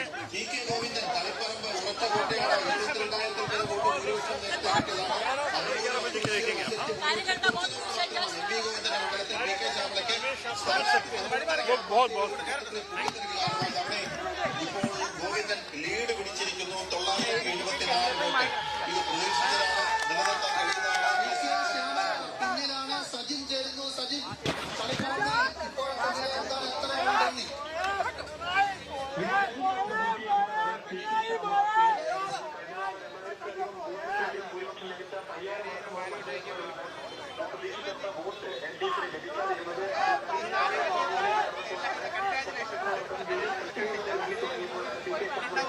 പോയിരിക്കുന്നത് 2ാം റൗണ്ട് കഴിഞ്ഞ് തളിപ്പറമ്പ് നഗരസഭയടക്കമാണ് UDFിന്റെ ശക്തി കേന്ദ്രങ്ങളിലേക്കാണ് ഈ വോട്ടുകൾ നീളുന്നത്. ഇപ്പോൾ ശ്യാമള പിന്നിലാണ്. 974 വോട്ടിന് പിന്നിലാണ് ശ്യാമള. TK ഗോവിന്ദൻ 974 വോട്ടിന് ലീഡ് ചെയ്യുന്നു. അത് ചപ്പാപ്പുറം അടക്കമുള്ള UDF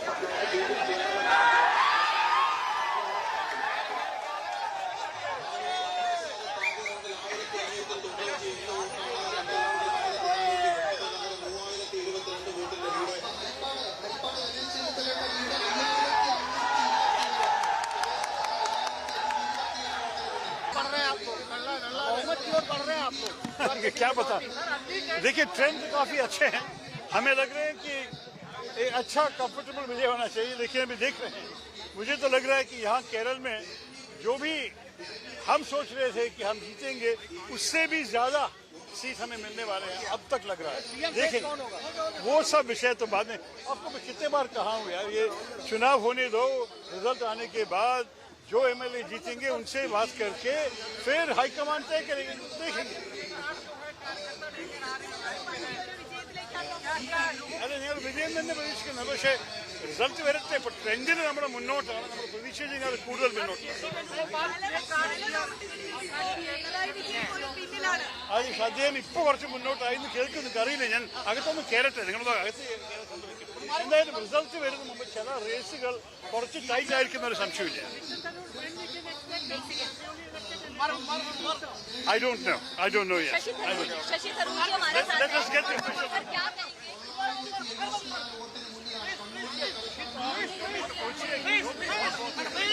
बहुत खुश हैं क्योंकि हम वैसे भी जीत की अपेक्षा में ही आए थे. After being out of power for 10 long years, the United Democratic Front, led by the Congress, has made a very strong comeback in Kerala in the assembly elections of 2026. The left front, led by the CPM, faced a rout even in its traditional strongholds. In places like Kannur, in districts like Kannur, where some constituencies are considered to be left bastions, they have also fallen in the massive wave, UDF wave, which swept across Kerala. We are going to analyze the elections threadbare, and joining me is K. Sudhi, who is our Chief of Bureau, Kochi. Hello, Anandan. Hi, Sudhi. Sudhi, so the left is facing a very unenviable kind of situation right now. It's been reduced to just about 37, 38 seats as the trends show right now. What do you make of it? What would have prompted such a debacle for the left? Another, in fact, the poll outcome would have even surprised the left strongholds or the CPIM and left parties, because they might not even be expecting a defeat of this huge margin. So, 10 years, a decade in power is enough for an anti-incumbency factor to gain ground, and the voters responding to the calls of the opposition based on that anti-incumbency wave. But when we take a closer look at the results, almost all the the ministers of the Pinarayi Vijayan government are trailing, and some are putting up a very pathetic show. Hardly 4 or 5 ministers have escaped the anti-incumbency wave. That means the people of Kerala were clearly unhappy with the way in which the LDF government was functioning. Though the government had done its bit to improve the infrastructure facilities in the hospitals, the public schools, the roads, and other development projects. More than that, there must be certain other factors that might have waved in the minds of voters to take a stand against the government. Probably the effective campaign unleashed by the opposition, the social engineering and political engineering works undertaken by the opposition, and also minority voter consolidation in favor of the UDF might have done the magic for Congress. Because if we look back during the last 2 assembly elections, the tally of the Congress was around 22 and 23, if I am correct. Now they have surged past 50 or 70 mark, and they are close to 100. They are leading in over 100, close to 100 seats. UDF is 100 plus right now. 100 plus. Whereas the CPM has been reduced to just 23 seats, 25 seats, which is like just 2 seats more than IUML. Yeah, and that was where the Congress stood last time. Yeah. So that's a huge, very huge anti-incumbency, very, very huge, clear and loud message from the voters to the government. You are on the wrong track. Yeah, that's right. In a CPM stronghold like Dharmadam, which has been represented by Pinarayi Vijayan, the chief minister, outgoing chief minister for the last couple of terms, the victory itself is some sort of it almost looks like a defeat, because last time his margin was, majority was 50,000 votes. And this time he is just leading by some 2,000 votes after trailing for a long time over a couple of rounds. Because we should look at the poll campaign that LDF took out during this election. It was Pinarayi Vijayan all the way, and almost 200 to 300 hoardings were placed all across the state with just one man, the face of Pinarayi Vijayan. So had the BJP, had the LDF won, it would have certainly gone to the credit of Pinarayi Vijayan. So as the leader, as the only Politburo member who was in the government, and being the chief minister for two consecutive terms, Pinarayi Vijayan has to take up the responsibility for this, honors for this failure.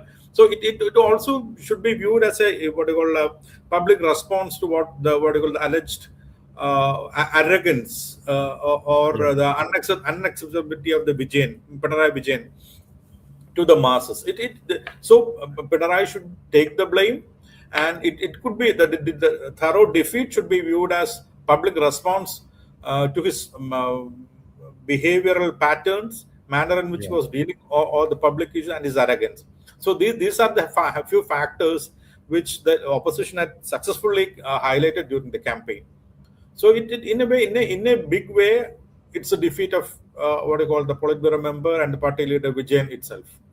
Yeah, no, it's a given, and it's been believed that the CPM is anyway not going to make much of an impact, or the left is not going to make much of an impact in Malappuram district. But then Kannur and Kozhikode, they actually thought they would retain their seats and make some inroads into the UDF votes as well. But then that did not happen.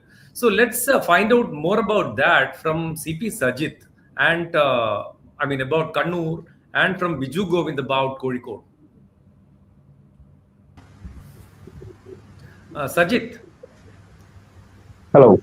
Yeah, Sajith, specifically about Kannur district, where the constituencies of Taliparamba, Payyanur, and even Balusheri for that matter, sorry, not Balusheri, even Dharmadam for that matter, where the Pinarayi Vijayan, the Chief Minister, trailed for a long time before getting a slender lead. And Taliparamba and Payyanur, these two constituencies saw a rebel menace on the part of the CPM. It's quite unprecedented because it has never had any such situation in Kannur district, which is believed to be a traditional ground for the CPM. And in Uduma, where the party, CPA, the left parties have won for a long time.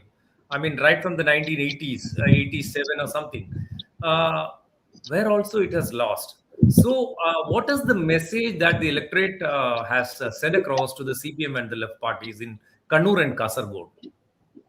That's right. What you have said is absolutely right. These places have been for a very long time has been, totally commanded by the LDF, the CPIM. But of late, what has happened that a lot of problems have emerged within the party, and the people have, accepted to some of the problems that have been raised by the rebel candidates who have stood in these elections. So that clearly has gone against the CPIM and the LDF. And which shows in the way the vote pattern, is now happening now.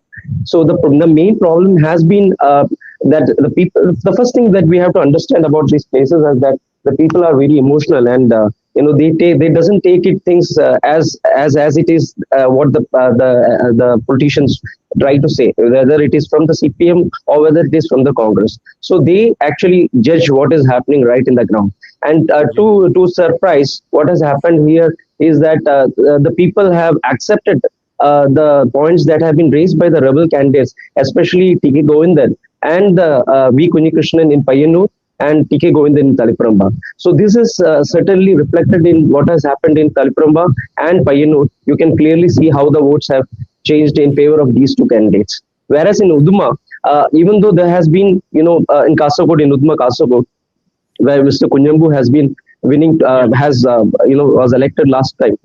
There also, again, the problem was not the development factors, but the problem was about the corruption factor, which was raised especially during the festival, the Bekal festival, which happened there. So a lot of corruption allegations were raised against Kunyambu, and that ultimately has reflected in what we can see right now.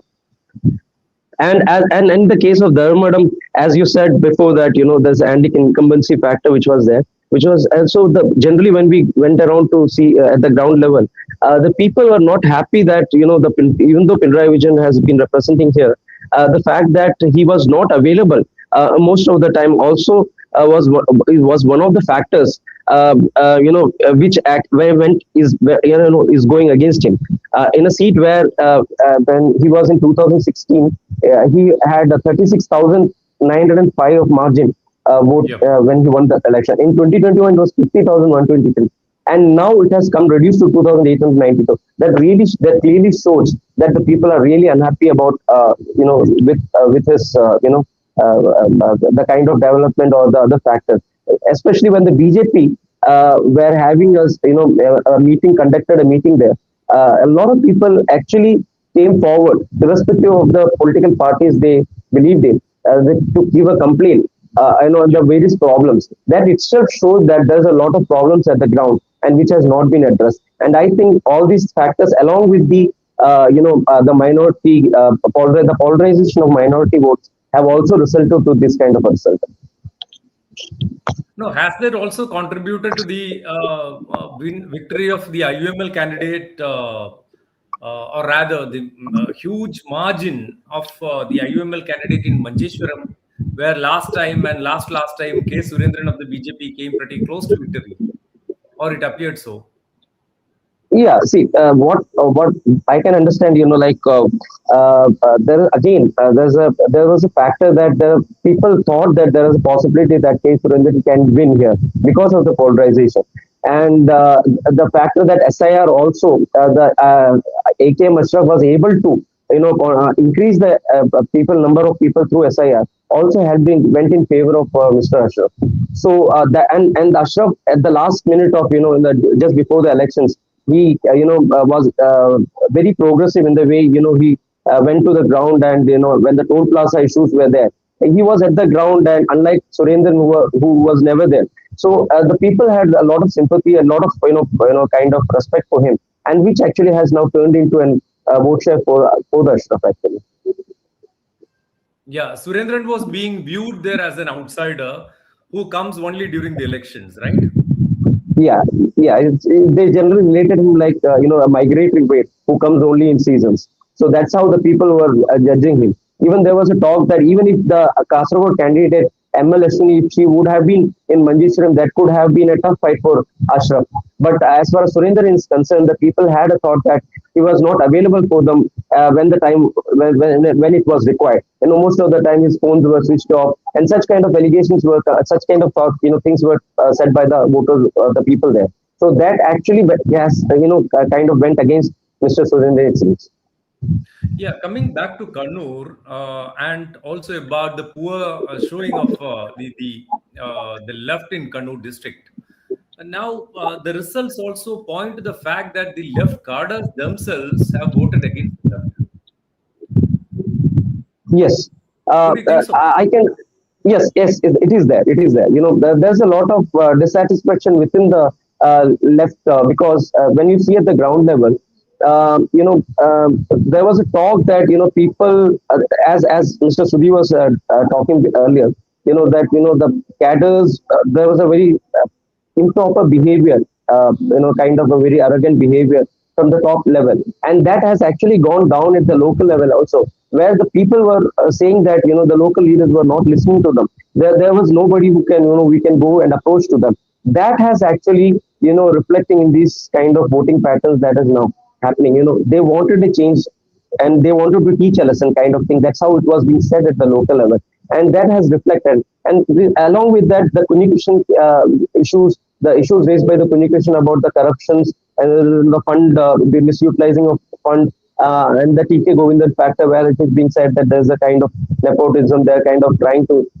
bring the people in their own family, has also being accepted by the cadres at the local level, which has been discussed in every local committee as well as area committee discussions. So that has, and where it has been clearly many have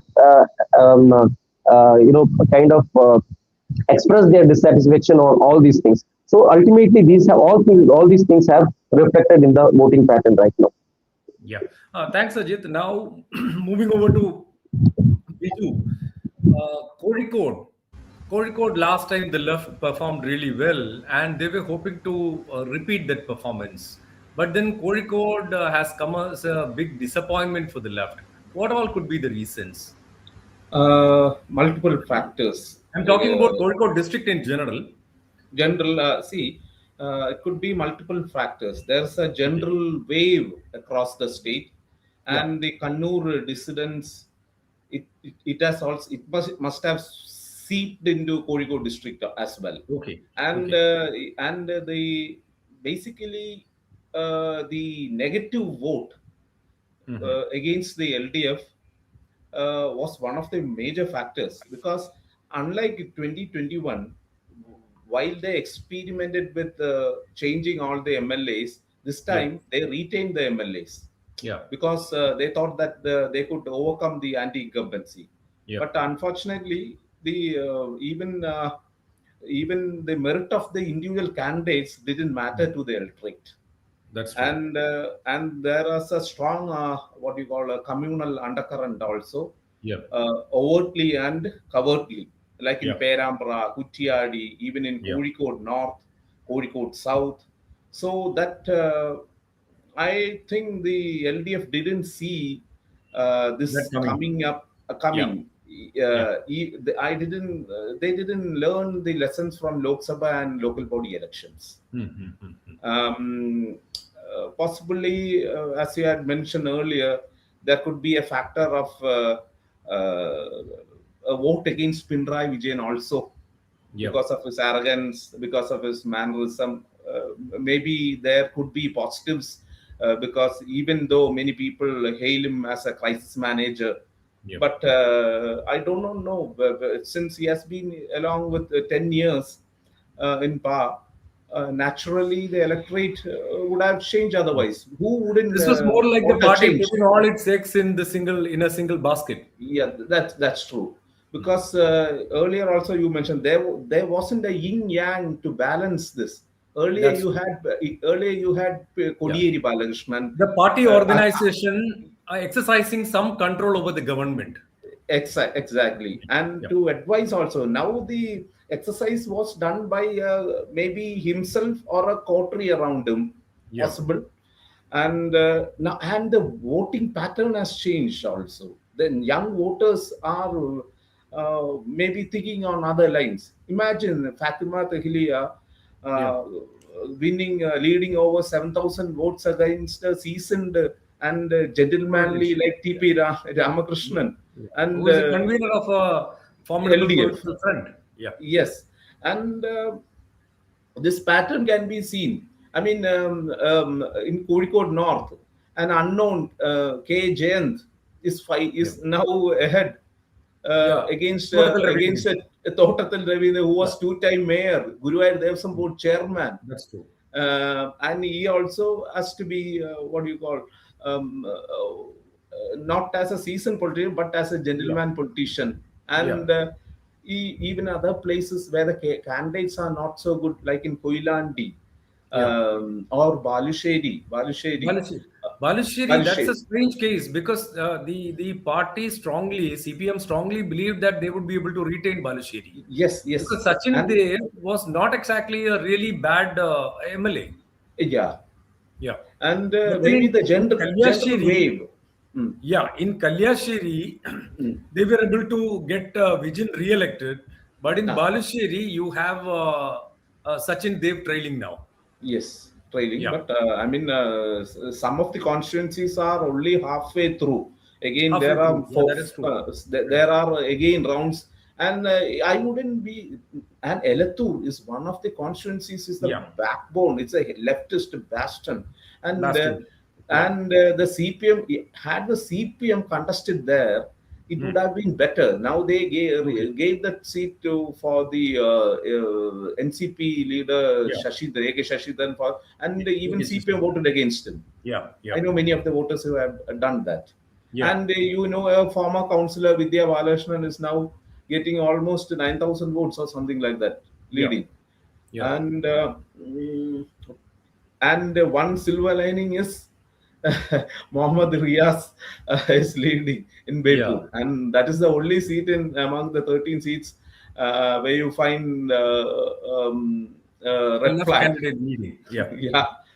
And let's see. I mean, there could be some changes in the final But then tally. it is not going to change much, because it's already 2 o'clock, and I mean, we are in the final rounds of counting. But there could be some where there are 3-digit numbers are coming somewhere, like in Kozhikode North. I will have to check once again, because earlier this was flip-flop, this thing going on. And those who might have crossed the 2,500 mark, maybe it will be good. But the biggest surprise, I would say, it was in Perambra.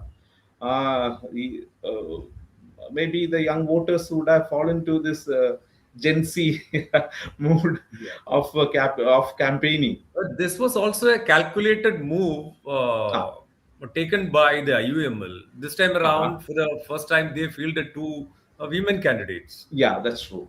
Yeah. That's true. And she was a counselor. She was a counselor. She Yeah. a counselor, and of course, she is a counselor, and she is good as any other counselors. She is an advocate, and she could cut a code with the electorate. Mm-hmm. And Does this that's also point to the earlier point mentioned by us about a strong Muslim consolidation, which is actually unsettling all calculations by the left? yeah, that's true. That's true. That's very much true. The LDF has its own vote bank. The CPM has its own bank, and it also has a Muslim vote bank. But the neutral vote bank has shifted back to the UDF. Back to the UDF. That pattern you can see. You know there. Even though we have a what do you call the Muslim Aikya Vedi, where all the Muslim groups have formed from the last There is Lok a Sabha united itself. front of Muslims. Yeah. Yeah.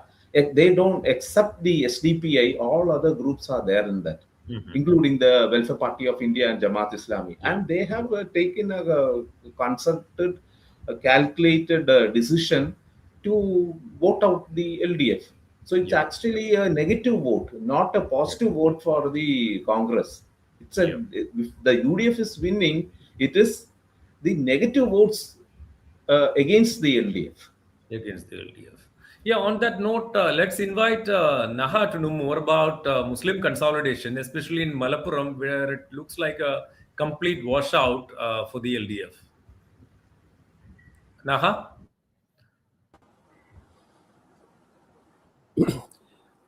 Yes, Anandan.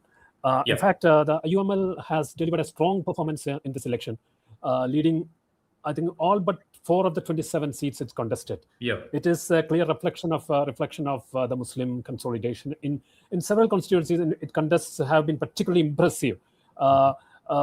Even say, for example, Perindalmanna, Mangada. These were actually where UML had a very thin, slender margin, even though they won in the last election. This time, the margins are huge. Margins are quite huge. Manjalanguri Hali, in spite of fighting an UML rebel supported by the LDF, has won with a huge margin. He's winning with a huge margin. Which means the voters would have voted with their heart and soul. Yeah, true. And the success is largely being attributed to its party's unified and decisive leadership under Sayyid Sadiq Ali, Shihab Thangal, and PK Kunyalikutti. In fact, the party appears to have benefited from a tightly coordinated campaign in Malappuram and everywhere, other than some of the places which the party didn't care, like Punalur and one more place there. So, in fact, although there were signs of internal dissent at the beginning, such as criticism from State Secretary Abdurrahman Dandathani and Vanida League National General Secretary Noorbina Rashid, those voices did not have much impact in the campaign, in the polling also. Dandathani later apologized and returned to active campaigning, but Noorbina was sidelined. Even though she, if you go and check her on social media posts, you can see how she's being sidelined by the Muslim League workers and others. They have almost dumped her. In fact, this is going to be a record victory for the IUML. I understand the best performance they put up so far was 20 seats in 2011. This time it's going to be 23. So it will be a record of sorts. And in fact, widespread anti-incumbency across the state, along with public dissatisfaction with the performance of the ruling front's top leadership, have helped. In fact, the perceptions of favoritism towards figures like Vellapalli Nadeshan to have reflected greatly. And although the LDF expected the votes of Kandapuram section, it has not won those votes. Then it's been the IUML, I would say, has not only performed really well, but it has also helped the UDF in places like Ponnani, for example, where there is a clear victory for the United Democratic Front. True. And you take Ponnani and its adjoining constituency like Thavanur. Tavanur, Tavanur also. Both places UML have worked. UML has worked tremendously well, and they have pulled off a great victory for the UDF and for the UML. If you take that party, it's a kind of retribution for UML in Thavanur against Jalil, because Jalil had. Would it be because, see, one of the issues raised by the LDF against IUML and the UDF was that if the UDF is voted to power, the IUML would be demanding a deputy chief minister post. It would also, like last time, if you remember the controversy about the fifth minister, when Manjalanguri Ali wanted to be the fifth minister and he was made so, which actually antagonized the Christians and a large section of UDF supporters. So would they be asking for a deputy chief minister post or one more minister? I don't think they will be asking for a deputy chief minister's post, because the party has made it clear that they will not be asking for that post. But the party has made it very clear that they deserve that post. So that's the political game. And IUML being the second most important party, actually it's as close to, as you mentioned, if the CPM has got 25, IUML has got 23. It is the third biggest party in Kerala, in the state now. That's right. And with its leader, like a person like Kunyalikutti, PK Kunyalikutti, who has had, I think this is going to be his 8th term, if I'm not wrong, 8th or 9th term. So he has been in parliament. He has been in the assembly since 1981, I understand. So he is going to be he will be the senior most leader, and of course one of the leaders with a very, very heavy clout also. So he deserves to be a deputy chief minister. But that the league has made it very clear. At the same time, the league will not be asking for that post. And I understand there is an understanding in the Congress that as a courtesy move, they will be offering Mr. Kunyalikutti that post. Okay, thanks, Naha. So I'll quickly bring in Mini and Hiran from Thrissur and Kottayam.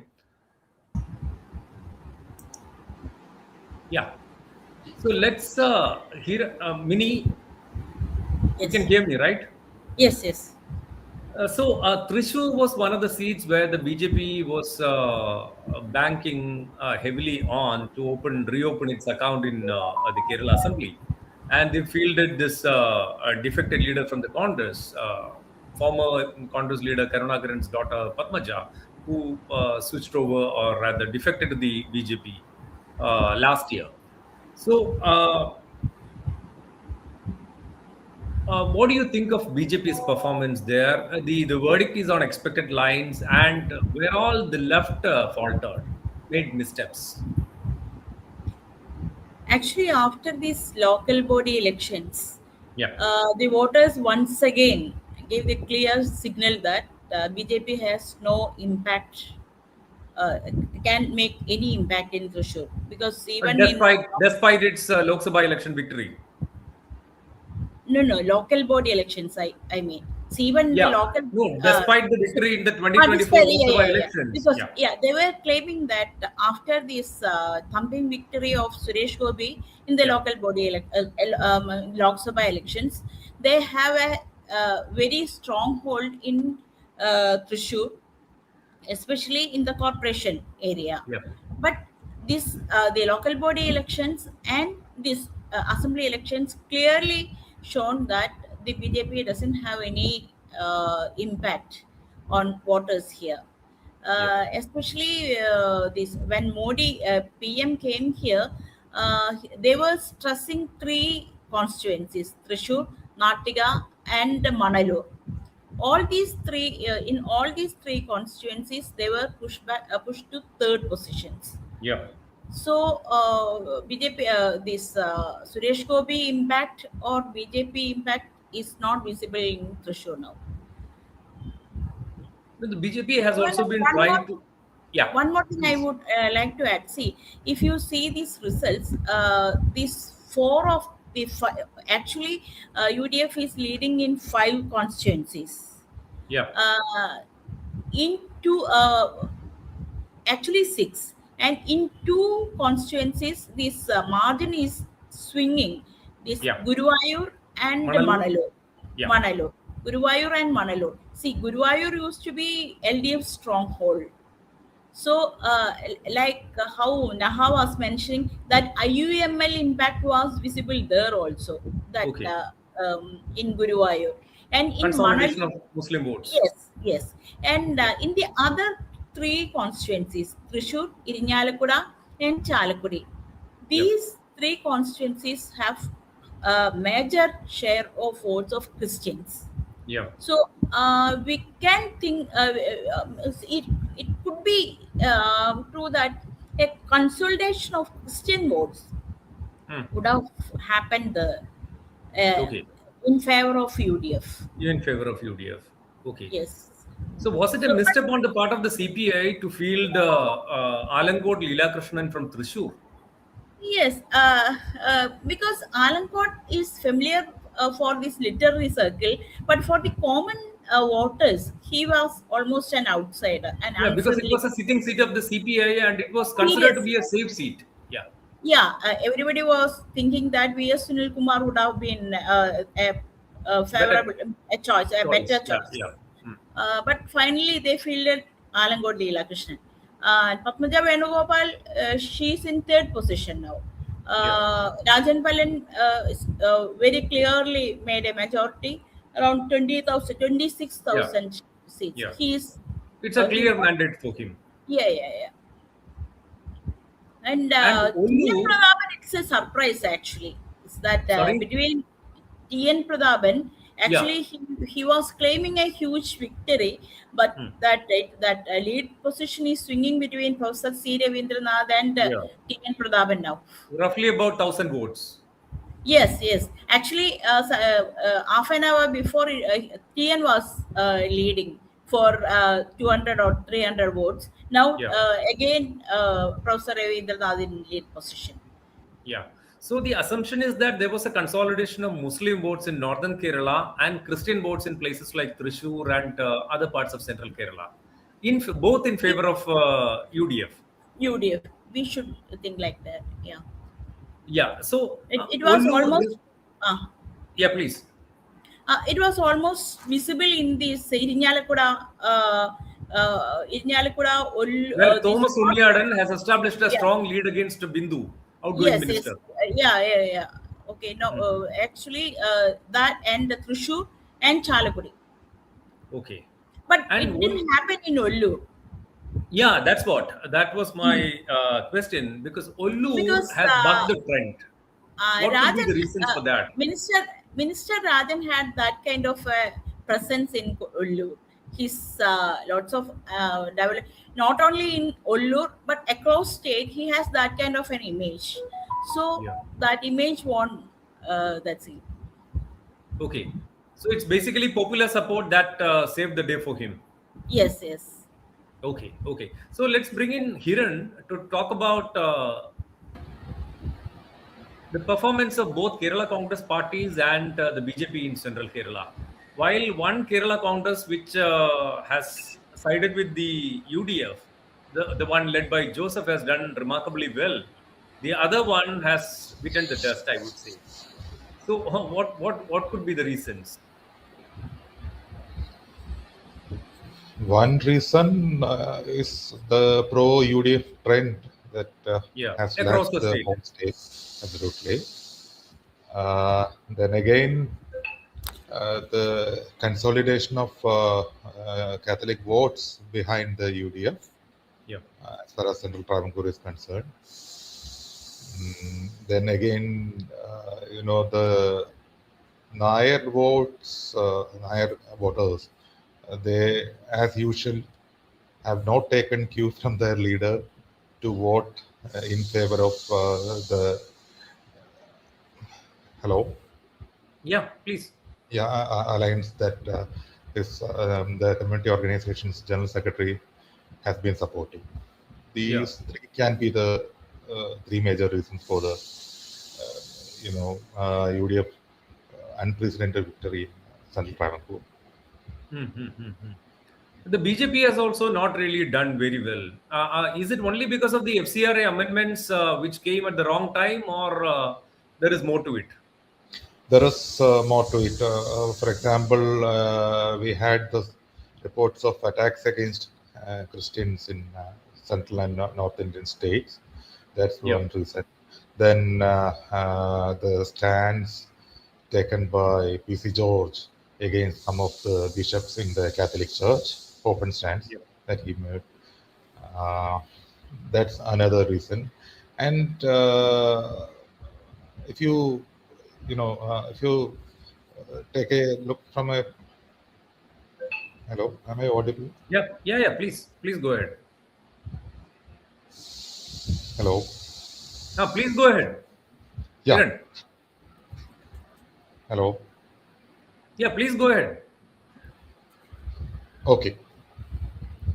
So I was hello. Yeah. Go ahead. So the reason for that BJP's a weak performance in the region. The distrust between the Muslims and Christian community is gradually fading. That's the reason.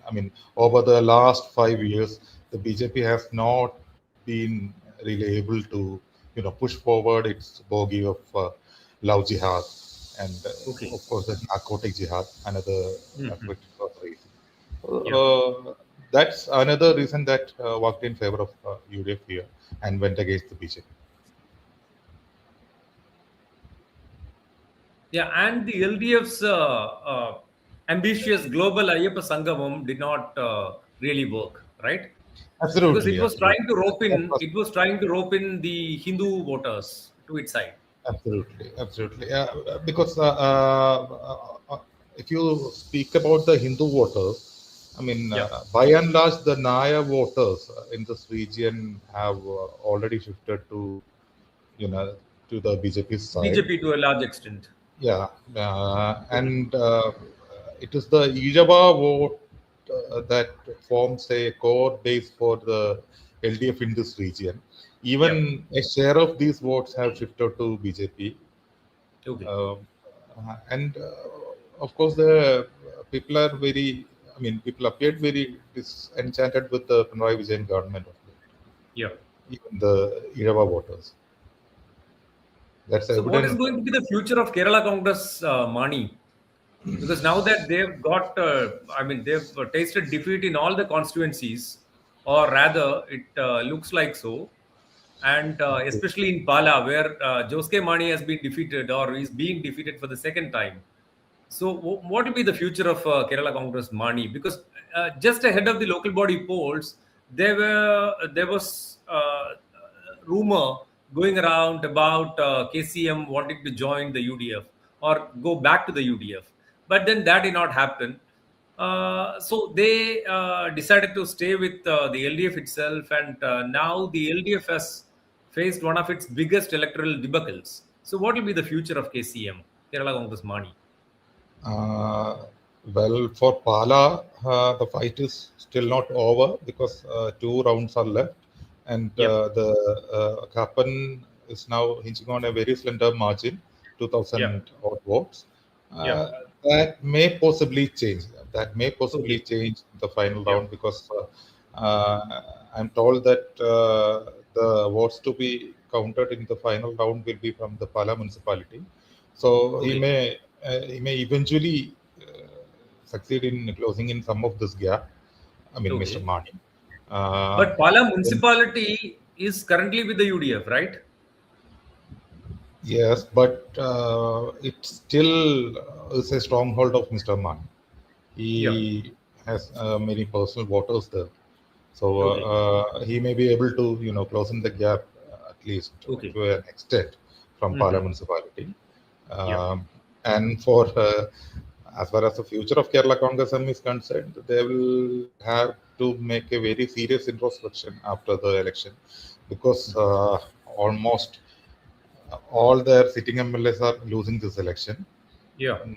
And someone like Roshi Augustine, the yeah. outgoing water resources minister, and who has held Idukki for a long time, I think about 20 years, 25 years.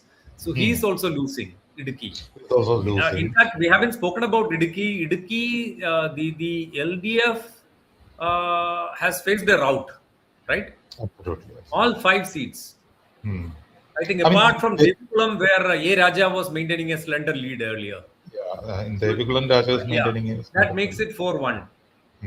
But Roshi's position was very weak much before the election because he had some issues with the Catholic Church, local diocese there. And this is the same for Sebastian Kulatungal in Punya. He had issues with the Catholic Church. Then in Rani, Mr. Pramod Narayanan, he did not have many such disadvantages, but then he's losing it in the pro-UDF wave. Yeah, absolutely. Then in Kaduturthi, it's Mons Joseph all the way, right from the beginning. And Aranmula and Tiruvalla. Tiruvalla, it's Kerala Congress. One surprising aspect that is, coming from Tiruvalla is the BJP is emerging as the second. Mr. Anup Antony has almost broke the records to bag over 35,000 votes as of now. And the counting has almost entered its final leg. So in that sense, he has beaten the LDF in Tiruvalla. Matthew Thomas, sitting Matthew MLA. Thomas. He's in the third position as of now. And Armula Veena George, despite being a sitting minister, was almost certain to lose because there were complaints against her from within her party. That she was not that accessible and all that, arrogance, everything. So that was almost certain. That she was going to lose. So now let's move over to Kollam and bring in Navami.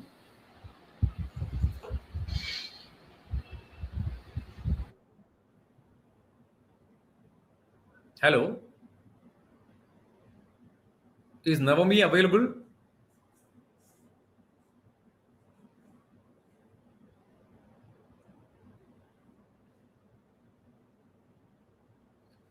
If Navami is not available, let's bring in SR Praveen and G. Anand from Thiruvananthapuram.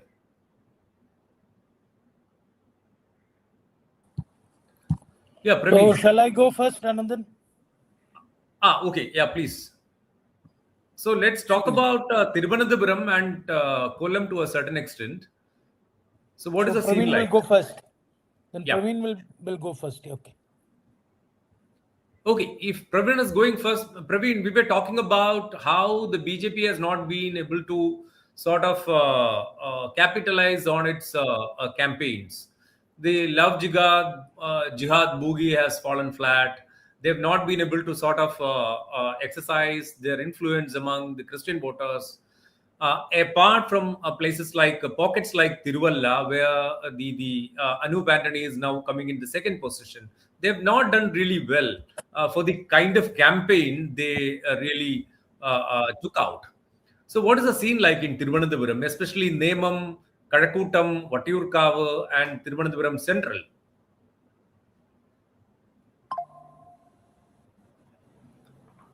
You're muted. Now, can you hear me now? Please. Okay. After the local body elections, when they won for the first time in Trivandrum Corporation, BJP was expected to put up a much more stronger show. But in Nemam, currently Rajiv Chandrasekhar is having a small lead of about 2,000, 3,000 votes. And if we are going by the patterns in the previous elections, in the final rounds of counting, these leads can shift. In the last two elections, it has happened.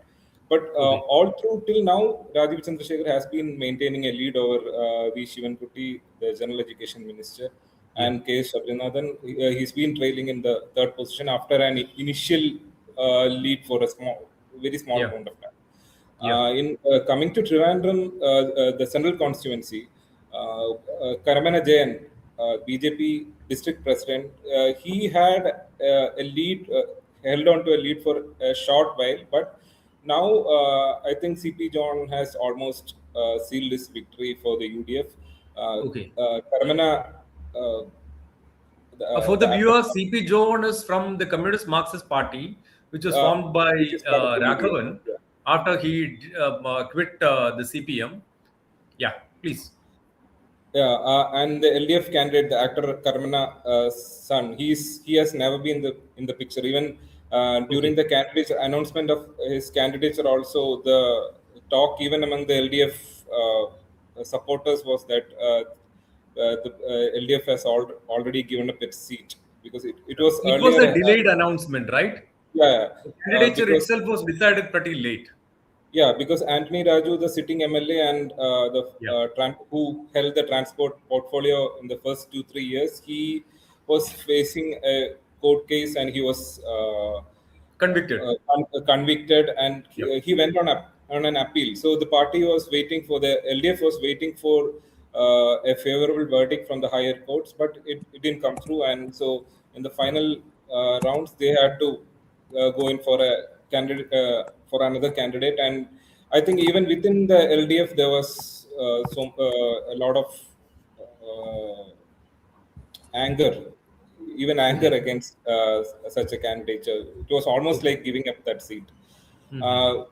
But even in Trivandrum, I think the biggest shock is coming from Vamanapuram. Vamanapuram has been known as a left stronghold even during all the previous elections. Even in 2001, when LDF suffered a huge defeat, Vamanapuram was one constituency that has been with the CPM for such a long time, and DK Murli has been an MLA for the past terms. So he was expected to win, but now Muhammad, forgot his name.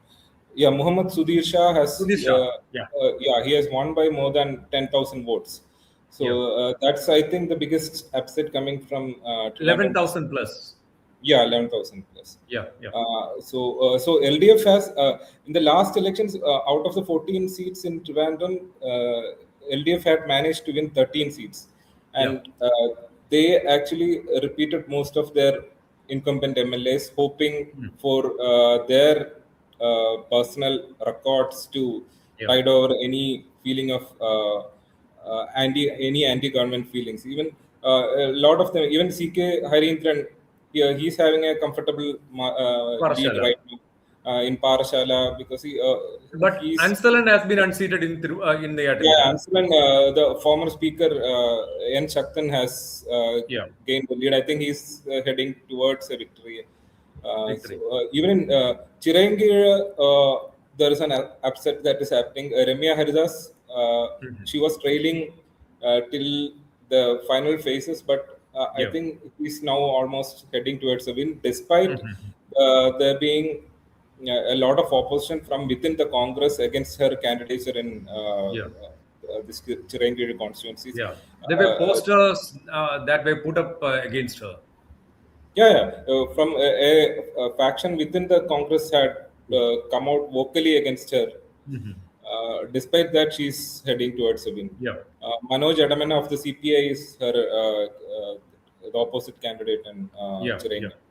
Even in Katakada, IB Sadish was expected to win. Of the CPM was expected to win. That's a surprising outcome. Because he has a stellar IB record. Sadish was a very popular MLA. Very popular, and his developmental and welfare record is he has a very good record. So now I think MR Baiju is having a considerable lead, I think 6,900 votes.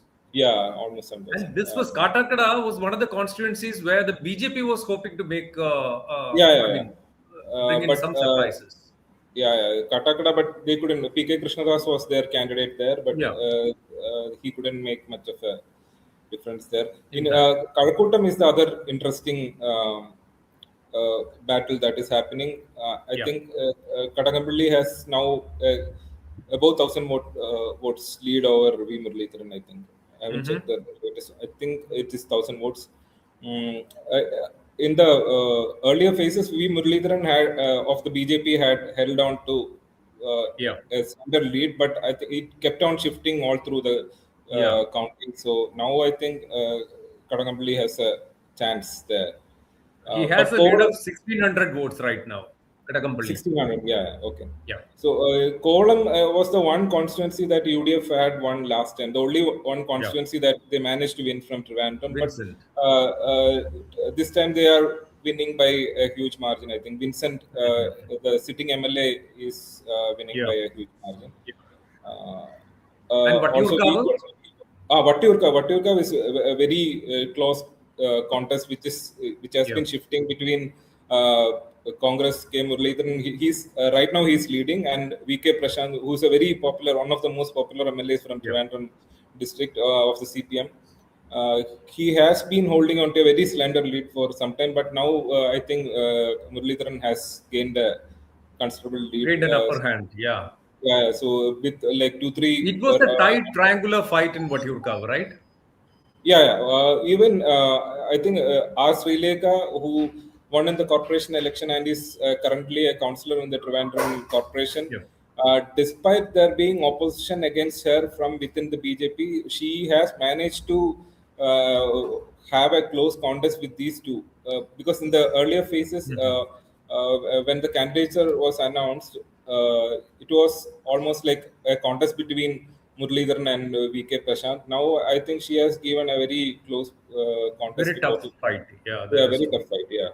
So now then there is Varkala, where Vijayan is having. I think he's heading to a win. Even Artingal, OS Ambika, the sitting MLA, is having a. She Ambika might have an easy win. Yeah. So now, Anand, looking at the larger picture, what do you make of it? Is it clearly anti-incumbency wave, or is it because of the promises made by the UDF in the manifesto, promises to women, promises to the youth, to address the issue of unemployment and to better the financial situation of the state, all that? So what is the single thing or a couple of things that probably worked in their favor? Anandan, let me first speak about, or rather build on what all my colleagues, including Sudhi, yourself, Biju, and this perception of arrogance on the part of the left Democratic Front government. Now, that is not a pivotal factor, but it has meant a lot. Now, if you're looking at the CPIM, especially under Chief Minister Pinarayi Vijayan's leadership, the self-correcting mechanism within the party failed to operate at an organizational level, at the area committee and the booth committee level, at the branch level. Why? Because if I can put it, the political debate, the centralized control of the party, especially under a tall leader like Mr. Pinarayi Vijayan, almost became a monolithic personality cult. That meant workers workers and senior party leaders and party apparatchiks were either closed over, or they were reluctant to express their dissent or point out that going with the same team ahead could imperil the prospects of the LDF. Now they didn't also, the party also didn't, I suppose, like they didn't see the writing in the on the wall in the local body elections. Now, generally among left workers and also party workers, the Pinarayi Vijayan government has, rightly or wrongly, of late become unrecognizable as a communist government. Okay. And the policies were neoliberal in nature. Yeah, exactly. Policies were neoliberal in nature. Now, if you look at, they were outwardly kowtowing to a lot of business houses. and including the Vijayan Port Adani. If you can, if you look from a what you call from a opposition perspective. But then also another thing is party leaders, including right from MV Govindan to perhaps district and area secretaries, they became a kind of bureaucracy. Okay. Many were inaccessible and they were tenured to complaints and issues raised by the cadre. So what we are seeing here in some measure is a resentment within the CPIM and the LDF against the profile of the present government. So that is one thing. And secondly, the what you call this, now the impression is that the LDF, despite all its brainstorming, seems not to have lacked a political strategy, and they didn't adapt, they didn't mutate, they didn't transform to the the current political realities appear to have escaped them. Now, if I can also, the situation is very bleak for the CPM. This is the time where they have no government to speak of anywhere in India. Secondly, what we, all of us as newspaper readers and news followers, we understand or we can perceive is that there seem to be no magic bullet for this problem. So these are the things, and supporters also feel, the left supporters, so they feel that the party has turned their back on them. Now, another thing is about the backward class Irava vote. What the CPM has failed to understand, or the LDF has failed to sense, is that the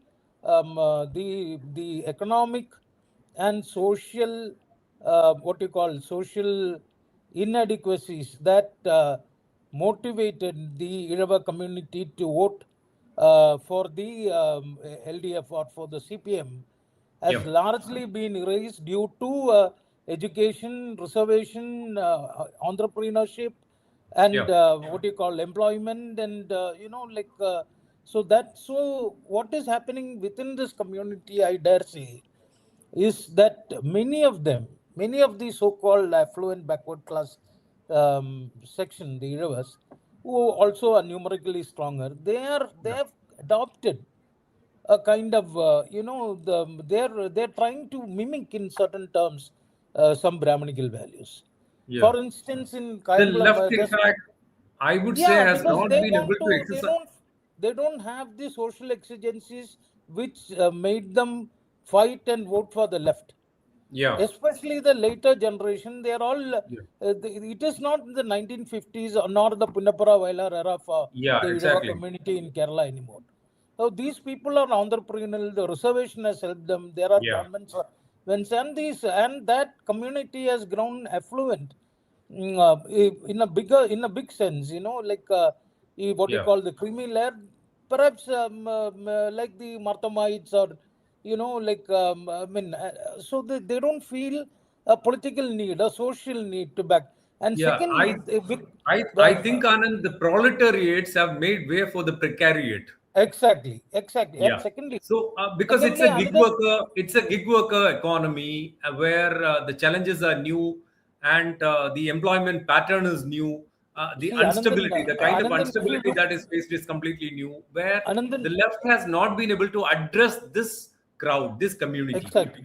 No, the thing is, what the left has realized is the temples, usually common people, I'm not saying Iravas alone, common people, including Nayars, Nadars, or Iravas, see, their religious tendencies incline towards Bhadragali temples, more of a Shaivite religion. Now, if you look, these people are thronging temples like like feudal temples like Sri Padmanabha, and many of them are adopting those kind of values into their lives, especially in Kollam, Onatera. Naomi would know perhaps that once Onam was celebrated with non-veg. Now it's a Brahmanical fair. So this community, which was once the solid rank and file, has drastically changed because of socio-economic. So their electoral preferences are now gravitating not towards a Congress but towards the BJP. That is another thing. Then secondly, I also want to make this point that the BJP, we are hearing Chatanur, what Praveen has said. the BJP has made what you call its political impact in this 2026 elections have far outweighed its electoral impact. Yeah. So that is there now. Now it is, and also the attempts of the endless leadership speculation in the UDF. All the LDF's attack strategies have failed. Yeah, so what you're saying is there is a revivalist culture in society. There is a return to those moribund customs and Moribund customs, traditions. and you are looking at people who are. I'm not saying about the Irava community along. There is a large Nair community also which form their working class. Now these people, possibly due to this television serials, they're slowly reverting back to, as you rightly pointed out, revanchist values. And that is reflecting politically, and it is advantaging the BJP. To the BJP. But the BJP has not been able to do very well. And this has actually, in a way, helped the UDF. And UDF come back very strongly. That is what the BJP, as all of us understand, its electoral impact is negligible compared to the political impact it has made in Kerala in 2026 assembly election. Yeah. So now on that note, let's go to Navami if she is available to look at the situation in Kollam.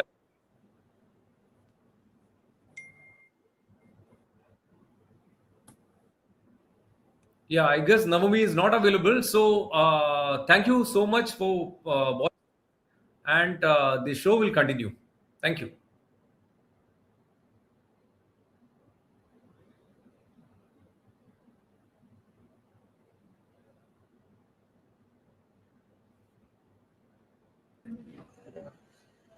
Okay, Anandan sir. I think your next discussion is around 4:30 with Varghese sir.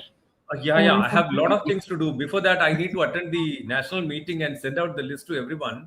Okay. About the stories for print and all that. Need to get a couple of guest articles as well. So, That's I am fine. logging off. Thank you so much. Okay, bye. Thank you. Bye. Thanks, everyone. Thank you. Thank you. Thanks, everyone. Bye.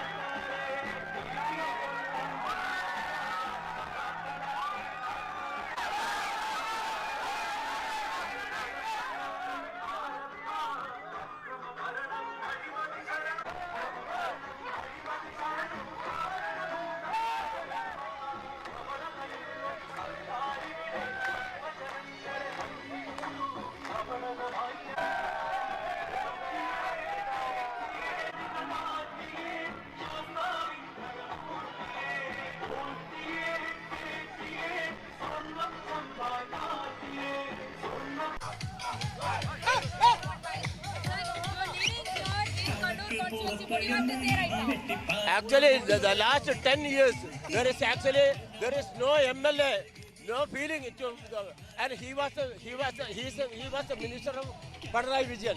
The last 7.5 years he is minister, but in Kannur there is no development. Actually, he is praising Pinarayi Vijayan only. He is doing, not for the public.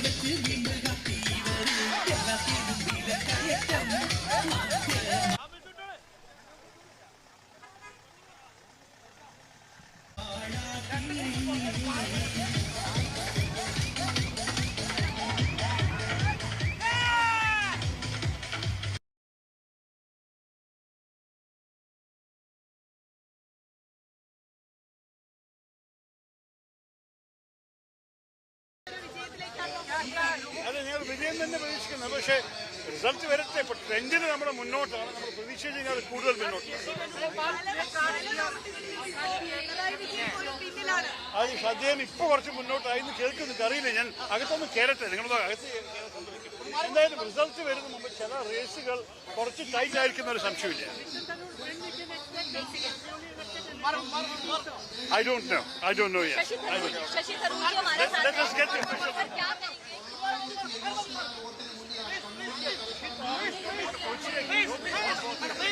बहुत खुश हैं क्योंकि हम वैसे भी जीत के अपेक्षा में ही आए थे, लेकिन जीत से भी ज्यादा हमें लग रहा है कि उससे भी इतनी बड़ी मेजॉरिटी आने वाले हैं हमें, जैसे कि हम शायद सोचे नहीं होंगे.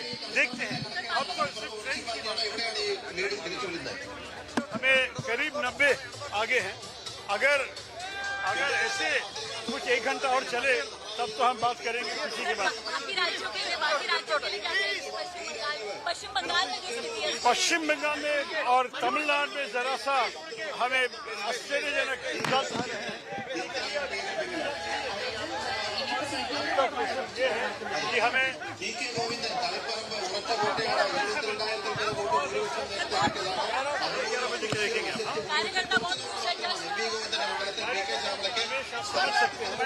बहुत ഗോവിന്ദൻ ലീഡ് പിടിച്ചിരിക്കുന്നു. 974 വോട്ട്. ഇത് പ്രതീക്ഷിച്ചതാണ്, നിലനിർത്താൻ കഴിയുന്നതാണ്. പിന്നിലാണ് സജിൻ ചേരുന്നു. സജിൻ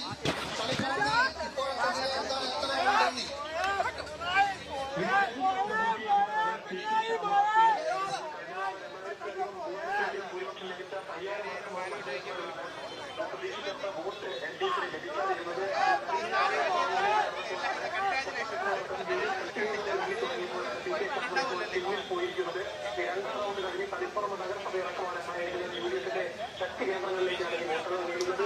ഇപ്പോൾ ശ്യാമള പിന്നിലാണ് 974 വോട്ടിന് പിന്നിലാണ് ശ്യാമള. ടി കെ ഗോവിന്ദൻ 974 വോട്ടിന് ലീഡ് ചെയ്യുന്നു. ചപ്പാപ്പുറം അടക്കമുള്ള UDF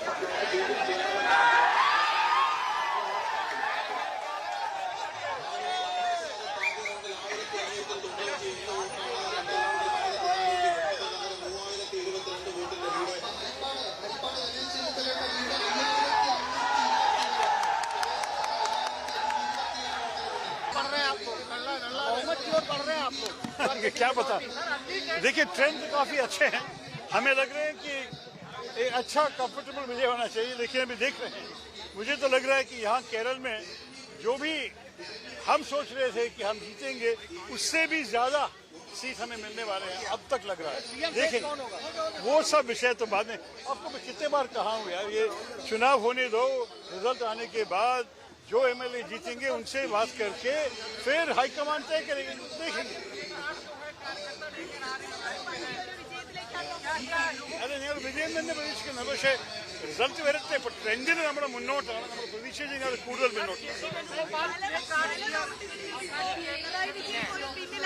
അത് അദ്ദേഹം ഇപ്പൊ കുറച്ച് മുന്നോട്ടായി എന്ന് കേൾക്കുന്നു, അറിയില്ല. ഞാൻ അകത്തൊന്ന് കയറട്ടെ, നിങ്ങളത് അകത്ത് എന്തായാലും റിസൾട്ട് വരുന്ന മുമ്പ് ചില റേസുകൾ കുറച്ച് ടൈറ്റ് ആയിരിക്കുന്ന ഒരു സംശയമില്ല. I don't know yet. Let us get the official.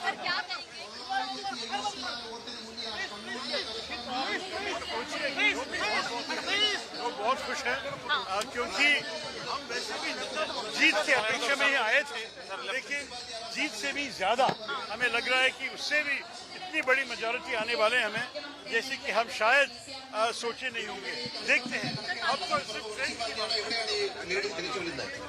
हमें करीब 90 आगे हैं. अगर ऐसे कुछ 1 घंटा और चले तब तो हम बात करेंगे किसी के बाद. पश्चिम बंगाल में और तमिलनाडु में जरा सा हमें आश्चर्यजनक रिजल्ट आ रहे हैं. ये है कि हमें देखेंगे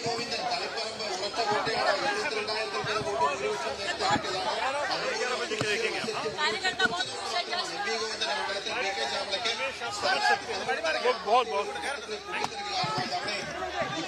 ഗോവിന്ദൻ ലീഡ് പിടിച്ചിരിക്കുന്നു. 974 വോട്ട്. ഇത് പ്രതീക്ഷിച്ചതാണ്, നിലനിർത്താൻ കഴിയുന്നതാണ്. പിന്നിലാണ് സജിൻ ചേരുന്നു. സജിൻ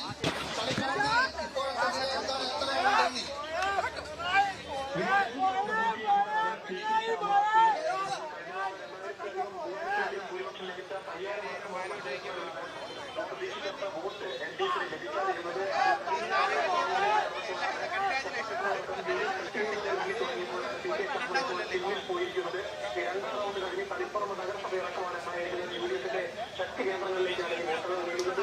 ഇപ്പോൾ ശ്യാമള പിന്നിലാണ് 974 വോട്ടിന് പിന്നിലാണ് ശ്യാമള. TK ഗോവിന്ദൻ 974 വോട്ടിന് ലീഡ് ചെയ്യുന്നു. അത് ചപ്പാത്തിപ്പുറം അടക്കമുള്ള UDF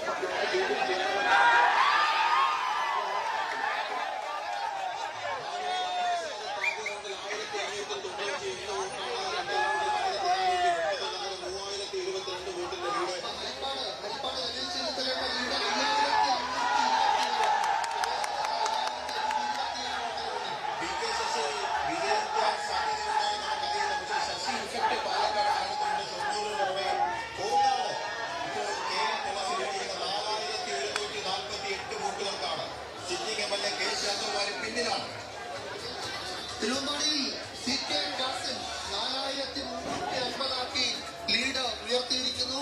തിരുവമ്പാടിയിൽ CK കാസിം മുന്നിലാണ്. കോഴിക്കോട് നോർത്തിൽ അതിനിപ്പോഴും പുറകിലാണ് കണ്ടു. എനിക്ക് കാണുന്നത് നമ്മുടെ രാഷ്ട്രീയത്തിൽ ഒരു കാര്യം അത്യാവശ്യം മനസ്സിലാക്കേണ്ടത്, നമ്മുടെ രാഷ്ട്രീയത്തിൽ ഇത് ഒരു അപ്രതീക്ഷിതമായ ഒരു ട്രെൻഡാണ്. മുഖ്യമന്ത്രി ഒരു സിറ്റിംഗ് മുഖ്യമന്ത്രി പുറകെയാണെന്ന് മാത്രമല്ല,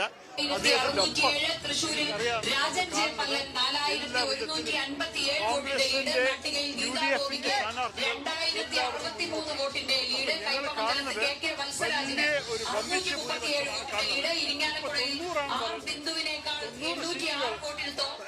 നിങ്ങൾ ഒരിക്കലും മറക്കരുത്. 2001 ശേഷം 50 സീറ്റ് ഒരിക്കലും CPM തോറ്റിട്ടുണ്ടായിരുന്നില്ല. 50 സീറ്റ് 2001 മുതൽ 50 സീറ്റ് തോറ്റിട്ടേ ഉണ്ടായിരുന്നില്ല. ഇപ്പോൾ അതിലത്തെ ചില സീറ്റുകളിൽ തോൽവി വരാൻ പോകുന്നുണ്ട്. ഇതൊരു അപ്രതീക്ഷിതമായ ഒരു മാറ്റമാണ്. എല്ലാ ഇടതു വോട്ടുകളും തകർത്തെറിഞ്ഞുകൊണ്ടുള്ള മുന്നേറ്റമാണ് കാണുന്നു. എനിക്ക് നമ്മുടെ കേരള വോട്ടേഴ്സ് ഭയങ്കര ബുദ്ധിജീവികൾ, അവർക്ക് നല്ലോണം അറിയാം. അവര് പറയണത് ഞങ്ങൾക്കൊരു വ്യക്തി ഇഷ്ടപ്പെട്ടില്ലേ, അദ്ദേഹത്തിന് വോട്ട് കൊടുത്താൽ ഈ ദുർഭരണം തുടരുമോ, അങ്ങനെയാണെങ്കിൽ അദ്ദേഹത്തിന് വോട്ട് കൊടുക്കില്ല. അങ്ങനെ ചില പോപ്പുലറായിരിക്കുന്ന മന്ത്രിമാരും LDF സ്ഥാനാർത്ഥികളും പുറകെയാണെന്ന് കാണുമ്പോൾ അതിൻ്റെ ഒരു സന്ദേശം ഇതുതന്നെയാണ്. ജനങ്ങൾക്ക് മനസ്സിലാക്കിയിട്ടുണ്ട് അവർക്ക് ഈ ഭരണത്തിനെ മാറ്റണം എന്നാണ് അവർ ആഗ്രഹം. ഇതൊരു വോട്ട് ഭരണമാറ്റത്തിന് തന്നെയാണ്. ഞങ്ങളുടെ സന്ദേശം കേട്ടിട്ട് ഇതേ വികസനവും ഇതേ രീതിയിൽ ഭരണം കാണാനാണ് അതൊക്കെ നമ്മൾ നാളെ എല്ലാ MLA-മാരും 30,437 വോട്ടുകൾ എണ്ണി 12,822 LDF-ന്, UDF-ന് 12,604 നേരിയ വോട്ടുകൾക്ക് 218 വോട്ടുകൾക്ക് ഇപ്പോഴും ഒരു 0 സീറ്റുള്ള ഒരു പാർട്ടിക്ക് 1, 2, 3 കിട്ടിയാൽ അത് കേരളത്തിലെ ഫലത്തിൽ നല്ല മാറ്റം കൊണ്ടുവരും. ഇതിന്റെ അഭിപ്രായത്തിൽ വലിയ ചിന്ത ചെയ്യാനോ വലിയ സംസാരിക്കാനോ 0 പോയി 1, 2, 3 ആയി. നാളെ ആദ്യം 0 ആവാം. അത് വലിയ പ്രശ്നം. Please.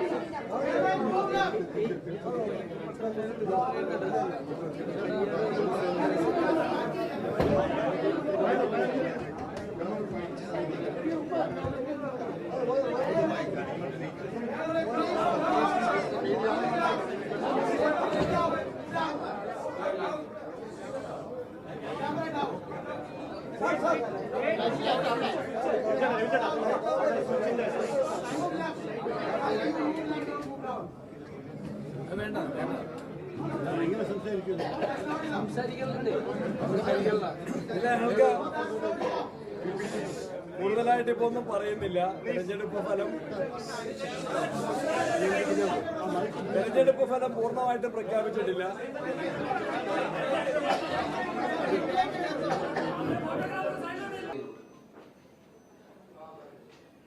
ഇതൊരു തരംഗമായിരിക്കും. എക്സിറ്റ് പോൾ ഫലങ്ങൾ ഒടുവിൽ വന്നപ്പോഴും ഞങ്ങൾ പറഞ്ഞു, എക്സിറ്റ് പോൾ ഫലങ്ങളെയെല്ലാം അപ്രസക്തമാക്കുന്ന റിസൾട്ടായിരിക്കും ഉണ്ടാകാൻ വേണ്ടി പോകുന്നത്. ആദ്യം മുതലേ തന്നെ 100-ലധികം സീറ്റുകളുമായി UDF അധികാരത്തിൽ വരുമെന്ന് ഓരോ പ്രസംഗത്തിലും ഓരോ പത്രസമ്മേളനങ്ങളിലും ആവർത്തിക്കുന്നുണ്ട്. എന്തുകൊണ്ടാണ് എന്ന് പലരും എന്നോട് ചോദിക്കാറുണ്ട്, ഞങ്ങളോടെല്ലാം ചോദിക്കാറുണ്ട്. ഇത്രയും ആത്മവിശ്വാസം കാരണം ഈ തെരഞ്ഞെടുപ്പുമായി മുന്നോട്ട് പോയപ്പോൾ ജനം നൽകിയ ആത്മവിശ്വാസം അത്ര ശക്തമായിട്ടുള്ള ആത്മവിശ്വാസമായിരുന്നു എന്ന് സംശയമില്ല. കഴിഞ്ഞ പഞ്ചായത്ത് മുനിസിപ്പൽ തെരഞ്ഞെടുപ്പുകളിൽ ഉണ്ടായ വിജയം കഴിഞ്ഞപ്പോൾ കേരളത്തിലെ ജനങ്ങളെ സ്വാധീനിക്കാനുള്ള ഒരുപാട് പരിശ്രമങ്ങൾ പിണറായി വിജയൻ സർക്കാർ നടത്തുകയുണ്ടായി. കമ്മ്യൂണിസ്റ്റ് സർക്കാർ ഒരു കാലത്തും ചെയ്യാത്ത രീതിയിലുള്ള പ്രവർത്തനങ്ങൾ നിങ്ങൾക്കറിയാം. സർക്കാർ ഖജനാവിൽ നിന്നും എടുത്ത് ആർഭാടപൂർവമായിട്ടുള്ള കൊഴുപ്പിലൂടെയുള്ള പ്രചരണം നടത്തി പറ്റാവുന്ന എല്ലാ മാർഗങ്ങളും ഉപയോഗിച്ചുകൊണ്ട് ജനങ്ങളുടെ മനസ്സിലുള്ള വികാരത്തെ മാറ്റിയെടുക്കാൻ അവർ പരിശ്രമിച്ചു. പക്ഷെ ആ പരിശ്രമവും അവർക്ക് വിനാശകരമായിട്ട് മാറുന്ന ചിത്രമാണ് ഈ തെരഞ്ഞെടുപ്പ് കാണിക്കുന്നത്. നമുക്കറിയാം, കോൺഗ്രസിനകത്ത് നിന്നും ചില സുപ്രധാനമായ തീരുമാനങ്ങൾ ഈ തെരഞ്ഞെടുപ്പുമായി ബന്ധപ്പെട്ട് ഞങ്ങൾ എടുക്കാൻ വന്നപ്പോൾ ആ തീരുമാനം ശരിയാകുമോ എന്നുള്ള ചോദ്യം എല്ലാ ഭാഗത്തും വരുന്നു. ഒന്നാമത് CPM-ന്റെ അഹങ്കാര രാഷ്ട്രീയത്തിനും ധിക്കാര രാഷ്ട്രീയത്തിനും സ്വജനപക്ഷപാതത്തിനും അഴിമതിക്കുമെതിരായിട്ട് പാർട്ടിക്കകത്തു നിന്ന് ഉയർന്നു വന്ന ശബ്ദങ്ങൾ അവർ ഗത്യന്തരമില്ലാതെ പുറത്തേക്ക് വരാൻ തീരുമാനിച്ചപ്പോൾ അതിനെ ഏറ്റെടുക്കണമോ എന്നുള്ള ചോദ്യം മാധ്യമങ്ങളിൽ പലപ്പോഴും ചർച്ചയായിട്ടുള്ളതായിരുന്നു. ഷാ എടുത്ത തീരുമാനം ഏറ്റവും ശരിയാണെന്ന് തെളിയിക്കുന്ന ഒരു ജനവിധി കൂടിയാണിത്. പയ്യന്നൂർ എന്റെ ഗ്രാമമാണ്. തെരഞ്ഞെടുപ്പുണ്ടായ കാലം തൊട്ട് ഇങ്ങോട്ട് ഇന്നുവരെ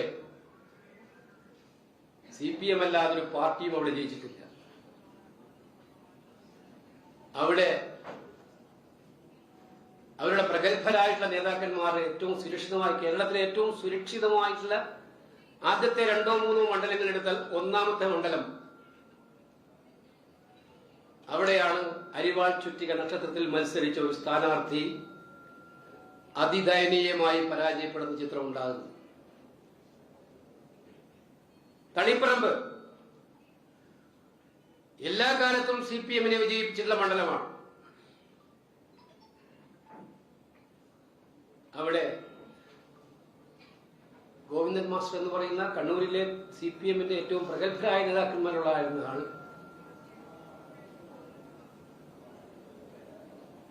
ജയം പ്രഖ്യാപിച്ചിട്ടില്ല. എന്നാലും ജയം കൃത്യമായി ഉറപ്പിച്ചിരിക്കുന്ന വലിയ ഭൂരിപക്ഷത്തിന് ജയം ഉറപ്പിച്ചിരിക്കുന്ന സാഹചര്യമുണ്ടായി. എന്തിന് ധർമ്മടത്തെ മുഖ്യമന്ത്രിയുടെ വിജയം സാങ്കേതിക വിജയം മാത്രമാണ്. ശരിയാണ്, തെരഞ്ഞെടുപ്പിൽ ഒരു വോട്ട് കൂടുതൽ കിട്ടി ജയിച്ചാലും അത് സാങ്കേതിക വിജയം തന്നെയാണ്. പക്ഷേ പിണറായി വിജയന്റെ സ്വന്തം തട്ടകത്തിൽ ആദ്യ 6 റൗണ്ടുകളിൽ അദ്ദേഹത്തിന് പിന്നോട്ട് പോകേണ്ടി വന്നു. പിന്നീടുള്ള റൗണ്ടുകളിലും ചിലയിടത്തൊക്കെ പിന്നോട്ട് പോകേണ്ടി വന്നു എന്ന് പറയുന്നത്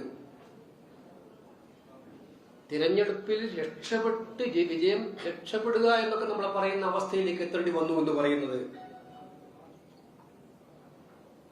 ഞങ്ങൾ ഈ തിരഞ്ഞെടുപ്പ് കാലത്തെല്ലാം ഉയർത്തിയിട്ടുള്ള ഏറ്റവും വലിയ മുദ്രാവാക്യത്തിനുള്ള അംഗീകാരം അദ്ദേഹത്തിന്റെ സ്വന്തം നാട്ടിലുണ്ടായി എന്നുള്ളതാണ്. കേരളത്തിലുടനീളം ഉണ്ടായി, പക്ഷെ അദ്ദേഹത്തിന്റെ സ്വന്തം നാട്ടിലും ഉണ്ടായി. ഇത് തിരിച്ചറിയാതെ പോയ ഒറ്റ നേതാവ് മാത്രമേ ഉണ്ടായിരുന്നുള്ളൂ, അത് അദ്ദേഹമായിരുന്നു. ജനങ്ങളുടെ മനസ്സ്, ജനങ്ങളുടെ വികാരം. ഞാനിവിടെ ഉറപ്പിച്ചു പറയുന്നു, ഇത് കോൺഗ്രസുകാരുടെയും ഐക്യജനാധിപത്യ മുന്നണിയുടെ പ്രവർത്തകന്മാരുടെയും കൂട്ടായിട്ടുള്ള പ്രവർത്തകരുടെയും നേതാക്കളുടെയും കൂട്ടായിട്ടുള്ള ഒറ്റക്കെട്ടായിട്ടുള്ള എല്ലാം മറന്നുള്ള പ്രവർത്തനത്തിന്റെ വിജയമാണ്, അംഗീകാരമാണ്. അവരാണ് ഈ തെരഞ്ഞെടുപ്പിലെ ഏറ്റവും വലിയ താരങ്ങൾ. പക്ഷെ അതോടൊപ്പം വോട്ട് ചെയ്ത ഭൂരിപക്ഷം വരുന്ന ജനങ്ങൾ അവർ നൽകിയിരിക്കുന്ന സന്ദേശം കേരള രാഷ്ട്രീയത്തിലെ ഒരു വളരെ വ്യക്തമായിട്ടുള്ള സന്ദേശം ഈ തെരഞ്ഞെടുപ്പിൽ നൽകിയിരിക്കുന്നു. അവിടെ എനിക്ക് നന്ദി പറയാനുള്ളത്, ഞങ്ങൾ എല്ലാ തെരഞ്ഞെടുപ്പ് യോഗങ്ങളിലും ഞാൻ പ്രത്യേകിച്ച് എല്ലായിടത്തും പറയാറുള്ളത് പോലെ ഈ തെരഞ്ഞെടുപ്പിൽ വോട്ട് ചെയ്യാൻ ഐക്യജനാധിപത്യ മുന്നണി പ്രവർത്തകരോടൊപ്പം UDF-ന് വോട്ട് ചെയ്യാൻ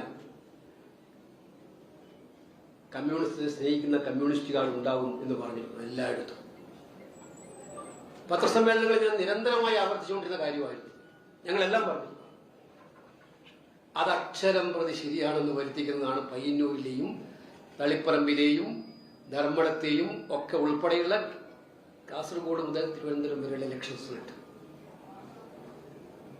ഞങ്ങൾക്ക് ബാലികേറ മലയായിരുന്ന പല ബൂത്തുകളിലും നമുക്ക് വിജയം ഉണ്ടായിട്ടുണ്ട്, പല പഞ്ചായത്തുകളിലും വിജയം ഉണ്ടായിട്ടുണ്ട്, സീറ്റുകളും വിജയിച്ചിട്ടുണ്ട്. ഇതിൽ ഐക്യജനാധിപത്യ മുന്നണി പ്രവർത്തകർ, കോൺഗ്രസുകാർ, മറ്റു പ്രവർത്തകർ ഒക്കെ തന്നെ CPM-നെ സ്നേഹിക്കുന്ന സാധാരണ പ്രവർത്തകരോട്, അവരോട് പ്രത്യേകമായിട്ട് ആ കാര്യം ഞാൻ അനുസ്മരിക്കാൻ ആഗ്രഹിക്കുകയാണ്. മറ്റൊരു പ്രധാനപ്പെട്ട കാര്യം ഞാനിവിടെ സൂചിപ്പിക്കാൻ ആഗ്രഹിക്കുന്ന, കേരളം കാണിച്ച് അഭിമാനപൂർവ്വം കേരളത്തിന് ഉയർത്തിപ്പിടിക്കാവുന്ന ഏറ്റവും മഹത്തരമായ മാതൃകകൾ നൽകിയ ഇലക്ഷനാണ്.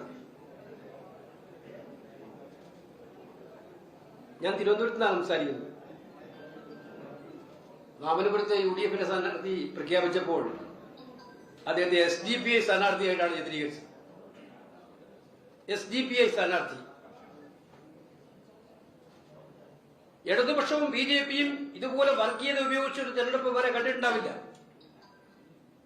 ഞങ്ങൾ അഭിമാനപൂർവ്വം പറയുന്നു, വാമനപുരത്തെ ജനങ്ങൾ മതനിരപേക്ഷതയുടെ കൂടെയാണ്. ജാതിയും മതവും നോക്കിയിട്ടല്ല സ്ഥാനാർത്ഥിക്ക് വോട്ട് ചെയ്യുന്നത്,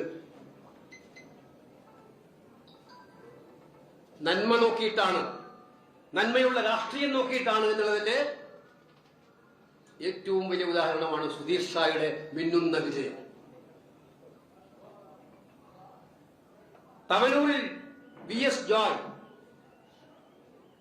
പണ്ട് നമ്മളെല്ലാം പ്രിയ നേതാവ് ശ്രീ എ കെ ആന്റണി മുഖ്യമന്ത്രിയായപ്പോൾ തിരുരങ്ങാടി ബൈ ഇലക്ഷനിൽ വിജയിച്ചതാണ്.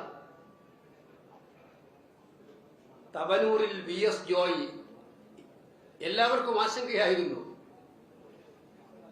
ജോയ് മത്സരിച്ചാൽ അതിനെങ്ങനെയായിരിക്കും തവനൂർ സ്വീകരിക്കുക. മുഴുവൻ പ്രചരണവും അങ്ങനെയായിരുന്നു. ഞാൻ അവിടെ പ്രചരണത്തിനൊക്കെ പങ്കെടുക്കുക. പക്ഷെ ഞാൻ അതിന് ഇന്ത്യൻ യൂണിയൻ മുസ്ലിം ലീഗിന്റെ പ്രവർത്തകരെ പ്രത്യേകമായിട്ട് അവർ കാണിച്ച മഹത്തരമായിട്ടുള്ള മതേതര മാതൃക, മുസ്ലിം ലീഗ് പ്രസ്ഥാനത്തെ ജാതിയുടെയും മതത്തിന്റെ പേരിൽ അധിക്ഷേപിക്കാൻ ശ്രമിക്കുന്നവർക്കുള്ള ഏറ്റവും ശക്തമായ മറുപടിയാണ് VS ജോയിയുടെ മിന്നുന്ന വിജയം എന്ന കാര്യം അഭിമാനപൂർവ്വം പറയാൻ ആഗ്രഹിക്കുക. ഇത് കേരളമാണ്. ഒരു സുപ്രഭാതത്തിൽ വന്ന് വർഗീയത ഇളക്കിവിട്ട് മറ്റു സംസ്ഥാനങ്ങളെ പോലെ കേരളം കൈക്കലാക്കാമെന്നുള്ള BJPയുടെയും സംഘപരിവാറിന്റെയും അജണ്ട ഇവിടെ ചിലവാകില്ല. അവരോട് കൂടിയാലും കോൺഗ്രസിനെയും UDFനെയും തോൽപ്പിച്ചേ മതിയാകൂ എന്നുള്ള രാഷ്ട്രീയം വെച്ചുകൊണ്ട് കമ്മ്യൂണിസ്റ്റ് പ്രത്യയശാസ്ത്രങ്ങളെയെല്ലാം പാടെ ഇല്ലാതാക്കി BJPയുമായി ഡീല് നടത്താൻ പോയിട്ടുള്ള CPMന്റെ അവസരവാദ വർഗീയ നിലപാടുകൾക്കെതിരായിട്ടുള്ള ശക്തമായ നിലപാടാണ് അവരുടെ അണികളിൽ നിന്ന് പോലും അവർക്കുണ്ടായിരിക്കുന്നത്. വളരെ വ്യക്തമായിട്ടാണ് അത് പറയുന്നത്.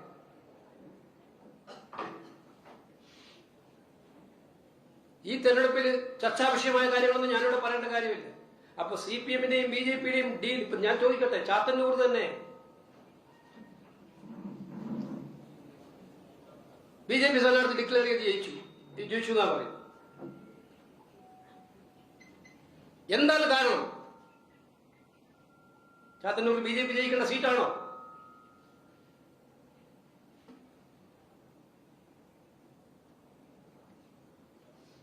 ഇത് തങ്ങളുടെ പതിവ് ഹാസ്യപരമായിട്ടുള്ള രാഷ്ട്രീയ നിലപാടുകളെല്ലാം മാറ്റി അഹങ്കാരവും ധിക്കാരവും മാത്രം കൈമുതലാക്കിയിട്ടുള്ള ഒരു സർക്കാർ,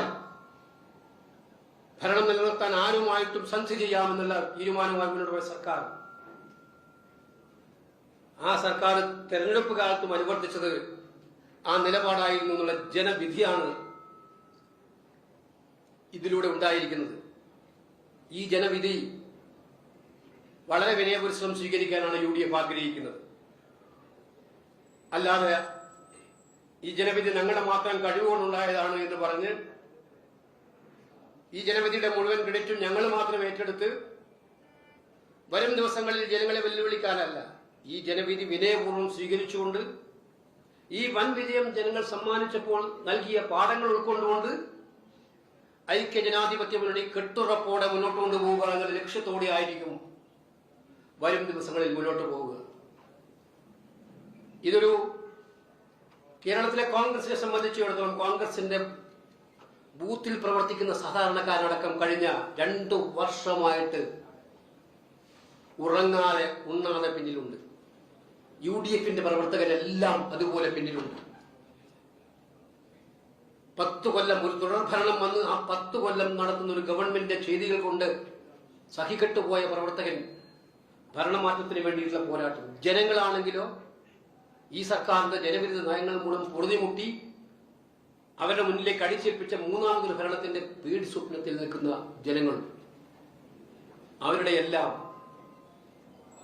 കഠിനാധ്വാനത്തിന്റെ ഫലം തന്നെയാണ് ഈ തെരഞ്ഞെടുപ്പ് വിജയമെന്ന് ഞങ്ങൾ ഉൾക്കൊള്ളുന്നുണ്ട്. പക്ഷെ ഇത് ഞങ്ങൾക്ക് വോട്ട് ചെയ്തവർക്ക് വേണ്ടി മാത്രമുള്ള ഒരു സർക്കാർ ഉണ്ടാക്കാനുള്ള വിജയമായിട്ട് ഞങ്ങൾ കാണില്ല. കേരളത്തിന്റെ യഥാർത്ഥ പ്രശ്നങ്ങൾ മനസ്സിലാക്കി വളരെ പ്രതീക്ഷയോടെ ഞങ്ങളെ പിന്തുണച്ചവർക്ക് അവർക്ക് സന്തോഷത്തിന് വക നൽകുന്ന രീതിയിലുള്ള ഇടപെടലുകളുമായി മുന്നോട്ട് പോകുന്ന ഒരു ഭരണമായിരിക്കും നമ്മൾ ഉണ്ടാക്കുന്നത്. ഇവിടെ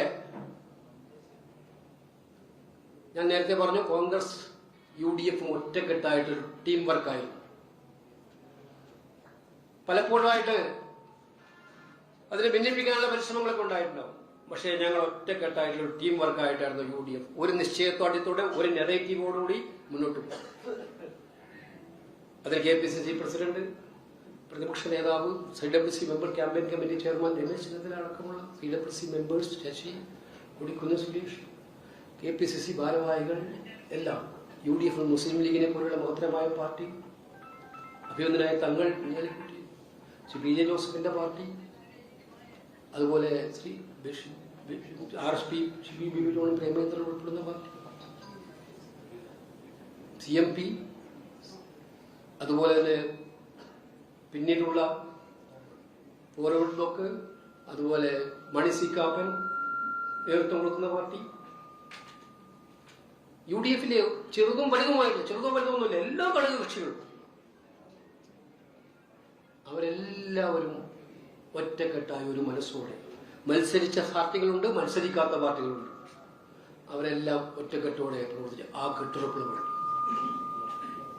നിങ്ങൾക്കറിയാം, ഈ തെരഞ്ഞെടുപ്പിൽ സമാനതകളില്ലാതെ ഞാൻ ഈ തെരഞ്ഞെടുപ്പിന്റെ കാര്യം 2 വർഷക്കാലമായി ഇവിടെ ഒരു സാധാരണ കോൺഗ്രസ് പ്രവർത്തകയെ പോലെ പ്രവർത്തിക്കുന്ന കോൺഗ്രസിന്റെ അഖിലേന്ത്യാ ജനറൽ സെക്രട്ടറി ശ്രീമതി ദീപാദാസ് മുൻഷി, അവർ 2 വർഷത്തിൽ അവരുടെ കൂടുതൽ ദിവസങ്ങളും ചെലവഴിച്ചത് ഇവിടെയായിരുന്നു. 2 വർഷമായിട്ട് 3 മേഖലകളാക്കി തിരിച്ച് 3 സെക്രട്ടറിമാർ അവർ മണ്ഡലങ്ങളിൽ, ബ്ലോക്കുകളിലൊക്കെ പോയി ബൂത്ത് കമ്മിറ്റി ഉണ്ടാക്കാൻ, BLA ഉണ്ടാക്കാൻ അവർ നടത്തിയ കഠിനാധ്വാനം, SIR എക്സസൈസിൽ, പഞ്ചായത്ത് തിരഞ്ഞെടുപ്പുകളിൽ, ഇത് കേരളം എപ്പോഴും കേരളത്തിലെ ജനങ്ങൾ മനസ്സുകൊണ്ട് വികാരവായ്പോടെ സ്വീകരിക്കുന്ന പ്രിയങ്കരനായ നേതാവ് രാഹുൽ ഗാന്ധിയും ഇപ്പോൾ വയനാടിന്റെ MP പ്രിയങ്ക ഗാന്ധിയും, ഞങ്ങൾക്കെല്ലാം നേതൃത്വം വരുന്ന, എല്ലാ പ്രശ്നങ്ങളിലും ശക്തമായി സപ്പോർട്ട് ചെയ്യുന്ന ശ്രീ മല്ലികാർജുന ഖാർഗെയുടെയും ഓരോ ഇഞ്ചിലുമുള്ള ഇടപെടലുകൾ, സഹായങ്ങൾ നമുക്കെല്ലാവർക്കും അറിയാം. കോൺഗ്രസ് പ്രവർത്തക സമിതി അംഗം ശ്രീ AK ആന്റണി, അദ്ദേഹം സജീവ രാഷ്ട്രീയത്തിലെ എല്ലാ സക്രിയമായിട്ട് ഇടപെടലുകളും ഉണ്ടാകാറില്ല. പക്ഷെ അദ്ദേഹത്തിന്റെ ഉപദേശം വിലപ്പെട്ട ഉപദേശമായിട്ട് എല്ലാ പ്രതിസന്ധി ഘട്ടങ്ങളിലും പ്രയാസം ഉണ്ടാകുമ്പോൾ ഞങ്ങൾക്കുണ്ടായിട്ടുണ്ട്. എല്ലാവരെയും ഒന്നിപ്പിച്ചു കൊണ്ടുപോകാനുള്ള ഒരു പാലമായിട്ട്. അതുപോലെ മുൻ KPCC പ്രസിഡന്റുമാർ, കോൺഗ്രസിന്റെ നേതാക്കന്മാരായിട്ടുള്ള അവരെല്ലാവരുടെയും കൂട്ടായിട്ടുള്ള പ്രവർത്തനത്തിന്റെ ഫലം കൂടിയാണ്. രാഹുൽ ഗാന്ധിയാണ് ഗ്യാരണ്ടി മോഡൽ ഇന്ത്യയിൽ നടപ്പിലാക്കാൻ ഞങ്ങൾ കർണാടകത്തിലും തെലങ്കാനയിലും ഹിമാചലിലും ജയിച്ചപ്പോൾ ആ ഗ്യാരണ്ടിയിലൂടെയാണ്. ഈ തെരഞ്ഞെടുപ്പിൽ ഞങ്ങളുടെ എല്ലാ അസസ്മെന്റുകളിലും ഞങ്ങൾ ക്ലിയറായി വന്നിട്ടുണ്ട്, ഗ്യാരണ്ടി ഒരു ട്രംപ് കാർഡായിരുന്നു എന്നുള്ളത്. കാരണം ഇടതുപക്ഷത്തിന്റെ തെറ്റായ കള്ളപ്രചരണങ്ങളെ അതിജീവിക്കാനും ജനങ്ങൾക്ക് കൃത്യമായിട്ടുള്ള അവരുടെ അജണ്ടകൾ നിശ്ചയിച്ചു കൊടുക്കാനുമുള്ള ഏറ്റവും വലിയ ഉപാധിയായിരുന്നു ഗ്യാരണ്ടികൾ. ആ ഗ്യാരണ്ടികൾ ഫലപ്രദമായിട്ട് പ്രചരണത്തിലെത്തിക്കാൻ, താഴെത്തട്ടിലെത്തിക്കാൻ, ജനങ്ങളിലേക്ക് അത് കൊണ്ടുവരാൻ വിജയകരമായി സാധിച്ചതാണ്. അപ്പൊ ഫലത്തിൽ പറഞ്ഞാൽ നല്ല ഇലക്ഷനറിയും, നല്ല ക്യാമ്പയിൻ, നല്ല സ്ഥാനാർത്ഥി നിർണയം.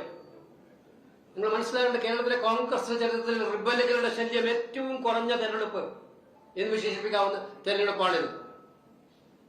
ഞങ്ങളുടെ പാർട്ടിയിൽ മത്സരിക്കാൻ അർഹതയുള്ള ഒരുപാട് നേതാക്കന്മാരുണ്ടായിരുന്നു. എല്ലാവരും പ്രതീക്ഷിച്ചത് സ്ഥാനാർത്ഥി നിർണയം വന്നാൽ കൊടുങ്കാറ്റുണ്ടാവും കോൺഗ്രസിൽ, അതുവരെയുള്ള ഐക്യമൊക്കെ തകർന്നു പോകും, ഇതൊക്കെയായിരുന്നു. പക്ഷേ ഒരു മനസ്സോടെയാണ് കേരളത്തിലെ കോൺഗ്രസ്സുകാർ സ്ഥാനാർത്ഥികളെ ജയിപ്പിക്കാൻ വേണ്ടി മുന്നോട്ട് നിന്നത്, UDFകാരോടൊപ്പം. അത് നിർണായകമായ പങ്കാണ് AICC വഹിച്ചത്. ഒബ്സർവർമാർ, അന്യ സംസ്ഥാനങ്ങളിൽ നിന്നുള്ള ഏറ്റവും തലമുതിർന്ന നേതാക്കന്മാർ 1 മാസക്കാലത്തോളം എല്ലാ നിയോജകമണ്ഡലം താമസിച്ച് മനസ്സിൽ പ്രയാസമുണ്ടാകുന്ന പ്രവർത്തകരെ കണ്ടെത്തി അവരെയൊക്കെ ആശ്വസിപ്പിച്ച് ശക്തമാക്കി നിർത്തി. അപ്പൊ ഈ പലതരത്തിലുള്ള ഫാക്ടേഴ്സും ഈ തെരഞ്ഞെടുപ്പിലെ ഏറ്റവും ഞാൻ പറഞ്ഞില്ലേ 10 വർഷക്കാലത്തെ ദുർഭരണവും ഈ ധിക്കാരപൂർണമായിട്ടുള്ള ഭരണത്തിനെതിരായിട്ടുള്ള ജനവികാരത്തിന്റെ ഏറ്റവും വലിയ പൂർത്തീകരണമാണ് ജനങ്ങളിലൂടെ ഈ വിധിയിലൂടെ ഉണ്ടായത്. കോൺഗ്രസിനെ സംബന്ധിച്ചിടത്തോളം ഈ വിധി, ഞാൻ നേരത്തെ പറഞ്ഞു, ഒരു വലിയ ഉത്തരവാദിത്വമായിട്ട് മാറുന്ന വിധിയാണ്. ഇത്രയും വലിയ വിജയം എന്ന് പറയുന്നത് നമ്മുടെ ഉത്തരവാദിത്വത്തെ വർദ്ധിപ്പിക്കുകയാണ്. ജനങ്ങൾ അർപ്പിക്കുന്ന പ്രതീക്ഷകൾക്കനുസരിച്ച് വരുന്ന നാളുകളിൽ സർക്കാരിനെ മുന്നോട്ട് കൊണ്ടുപോകാൻ, പാർട്ടിയെ മുന്നോട്ട് കൊണ്ടുപോകാൻ ഐക്യ ജനാധിപത്യ മുന്നണിയുടെ ഒറ്റക്കെട്ടായിട്ടുള്ള പ്രവർത്തനങ്ങൾ ഉണ്ടാകും. അതുകൊണ്ട് തന്നെ ആ പ്രവർത്തനവുമായി മുന്നോട്ട് പോകുന്ന ദിവസങ്ങളാണ് ഇനി വരുന്നത്. UDFന്റെ എല്ലാ നേതാക്കന്മാരെയും ഞാൻ ഒരിക്കൽ കൂടി അഭിനന്ദിക്കുകയാണ്. പ്രവർത്തകരെ എല്ലാം അഭിനന്ദിക്കുകയാണ്. സമൂഹ മാധ്യമങ്ങളിലൂടെ കേരളത്തിനകത്തും പുറത്തും വിദേശത്തുമൊക്കെ തന്നെ ചാവേർ പടകളായി കോൺഗ്രസിന് വേണ്ടി പടവരുതിയ എല്ലാവരെയും ഈ സന്ദർഭത്തിൽ അഭിനന്ദിക്കാൻ ഈ സന്ദർഭം ഞാൻ വിനിയോഗിക്കുകയാണ്. ഇത് കോൺഗ്രസിന്റെയും UDFന്റെയും തിളക്കമാർന്ന വിജയമാണ്. കേരള ജനതയുടെ വിജയമാണ്. അത് സത്യത്തിൽ ഞാൻ നേരത്തെ പറഞ്ഞതുപോലെ ഈ ഗ്യാരണ്ടികൾ കേരളത്തെ സമ്മാനിച്ച് ആ ഗ്യാരണ്ടി സ്കീമുകൾ നടപ്പിലാക്കാൻ നടത്തുകയും കേരളത്തിലെ ജനങ്ങളുടെ ഓരോരുടെയും മനസ്സിൽ എന്നും വലിയ സ്ഥാനം നിലനിൽക്കുന്ന ശ്രീ രാഹുൽ ഗാന്ധിയുടെയും മല്ലികാർജ്ജുന ഖാർഗെയുടെയും വിജയമാണ് എന്നുള്ള കാര്യം ഞങ്ങളുടെ വിനയപൂർവ്വം അറിയിക്കുകയാണ്. ഇതാണ് മുഖ്യമന്ത്രി തീരുമാനിക്കാനുള്ള നടപടിക്രമങ്ങൾ ഉടനെ ആരംഭിച്ചു.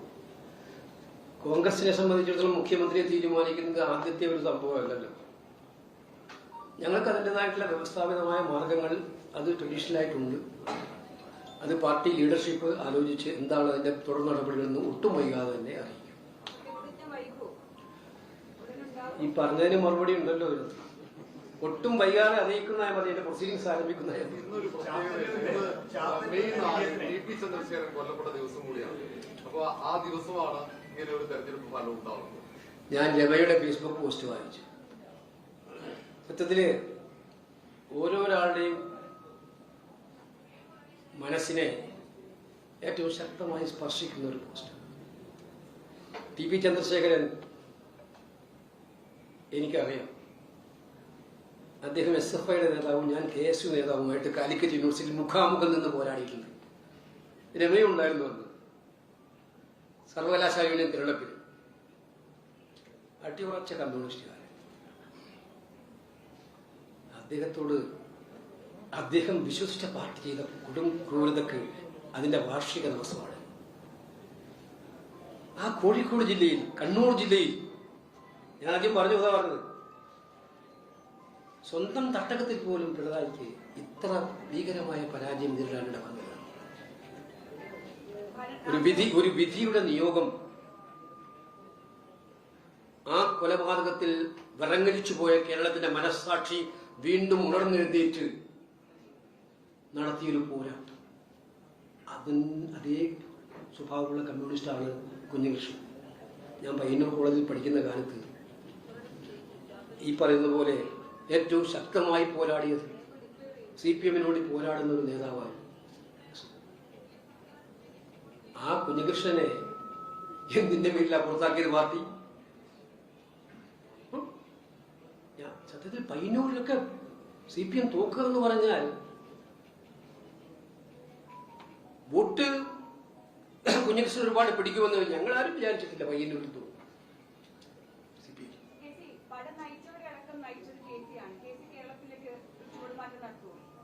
എന്തൊരു ചോദ്യമാണ്.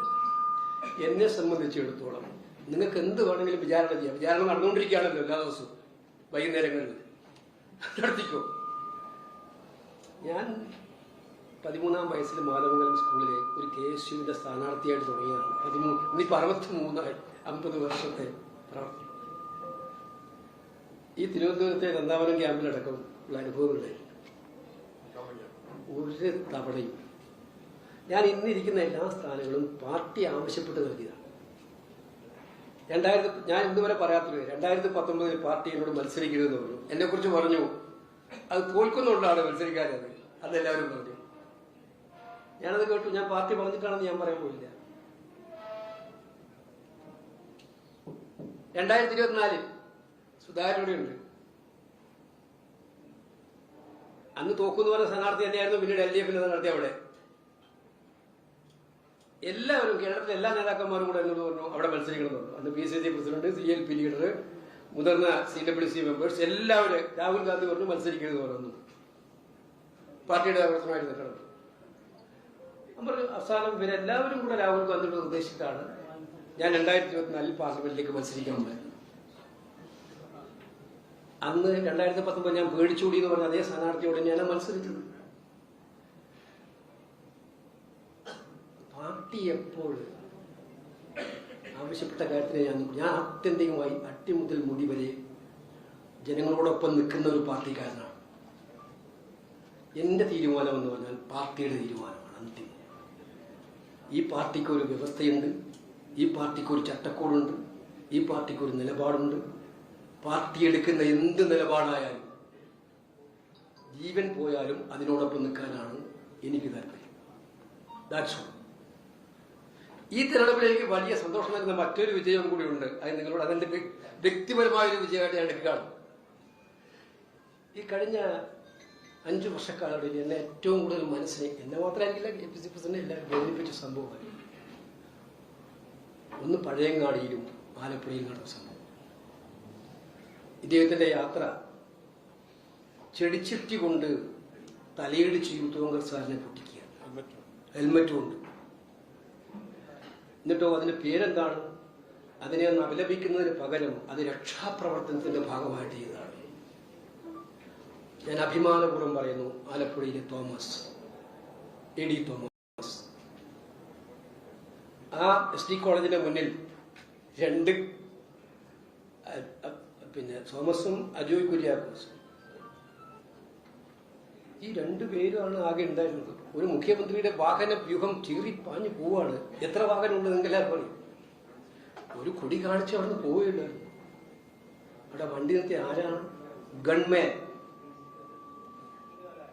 സത്യത്തിന്റെ സ്വന്തം ഗൺമാൻ ഇരുന്ന് അടിച്ച് വീഴ്ത്തുകയായിരുന്നു. ഞാൻ അന്ന് ആലപ്പുഴയിലെ തോമസിന്റെ കൺവെൻഷനിൽ പ്രസംഗിച്ചത് ആലപ്പുഴയിലെ മാധ്യമങ്ങൾക്കറിയാം. ഇത് തോമസിനെ ഞങ്ങൾ സ്ഥാനാർത്ഥിയാക്കാൻ തീരുമാനിക്കുന്നത് വ്യക്തമായിട്ടുള്ള, ഇത് ഞങ്ങളുടെ മനസ്സിലുള്ള ഏറ്റവും സങ്കടകരമായ ഒരവസ്ഥയ്ക്ക് ജനത്തിനോട് പ്രതികാരം ചെയ്യാൻ ആവശ്യപ്പെട്ടുകൊണ്ട് തന്നെ. ആലപ്പുഴ കഴിഞ്ഞ പ്രാവശ്യം എത്ര വോട്ടിനാണ് ജയിച്ചത്?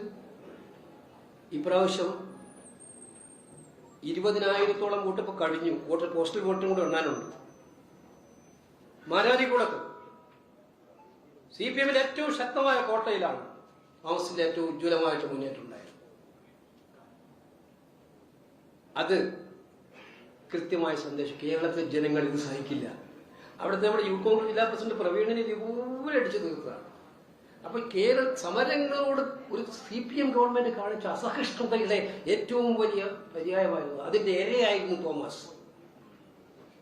ആ തോമസ് ഈ തെരഞ്ഞെടുപ്പിൽ വിജയിക്കുന്നതോടെ ഈ അസഹിഷ്ണുതയുടെ, ഈ അഹങ്കാര രാഷ്ട്രീയത്തിനുള്ള ഏറ്റവും വലിയ മറുപടിയായിട്ടാണ് അതിനെ കാണുന്നത്. ഈ ഉപദ്രവിച്ച പോലീസുകാരെ കൃത്യമായി അറിയിപ്പ് പേരെടുത്ത് തന്നെ പറയുന്നുമുണ്ട്. ഈ പോലീസുകാർ പിന്നീട് സാധാരണഗതിയിൽ UDF സർക്കാർ വരുമ്പോൾ ഇവരെയൊക്കെ സേഫ് പൊസിഷനിൽ നിർത്താറാണ് പതിവ്. ഇത്തവണയും അത്തരം ഒരു രീതി UDF പ്രവർത്തകർ കാണിക്കും. അതല്ല, നമ്മൾ UDFനെ സംബന്ധിച്ചിടത്തോളം ആരോടും പ്രത്യേകമായിട്ട് പ്രതികാരം കാണിക്കാനുള്ള ഒരു അവസരമായിട്ടല്ല സർക്കാരിനെ കാണുക. പക്ഷേ കുറ്റം ചെയ്യപ്പെട്ടവരെ രക്ഷപ്പെട്ടു പോയിട്ടുണ്ടെങ്കിൽ എവിടെയെങ്കിലും, അത് ഇവിടെ മാത്രമല്ല ഏത് കാര്യത്തിനും രക്ഷപ്പെട്ടു പോയിട്ടുണ്ടെങ്കിൽ അത് അനുവദിക്കാൻ പാടില്ല എന്നുള്ള കാര്യത്തിൽ കർശനമായ നിലപാടുണ്ടാവും. കുറ്റം ചെയ്തവർ രക്ഷപ്പെടാൻ പാടില്ല എന്ന കാര്യം. അല്ലാണ്ട് അനാവശ്യമായിട്ട് ആരോടെങ്കിലും പ്രതികാരം ചെയ്യുന്ന ഒരു നടപടിയൊന്നും ഉണ്ടാവില്ല.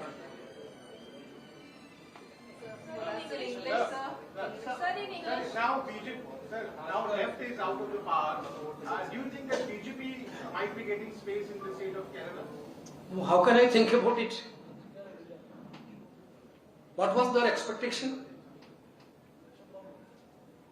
Because they are now escaping in 1 or 2 seats at the expense of CPM, not with their effort or their merit. Because that's why I'm telling very clearly in Malayalam. I told the people of Kerala clearly established that they are not with these communal forces. They will never allow these communal forces to divide the people of Kerala. Whomever is trying to divide the people in the name of communalism, people of Kerala will give a biffit in reply. This is what the result is showing.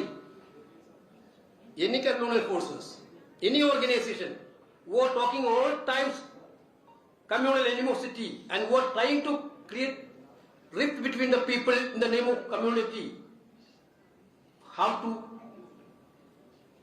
learn the lesson from this election result. That is what I told with examples. This is the Kerala story. This is the real Kerala story, not the story created by BJP and Parivar people. This Kerala story is very clear. Kerala is completely secular state. People will have their beliefs. People will have their issue. But finally,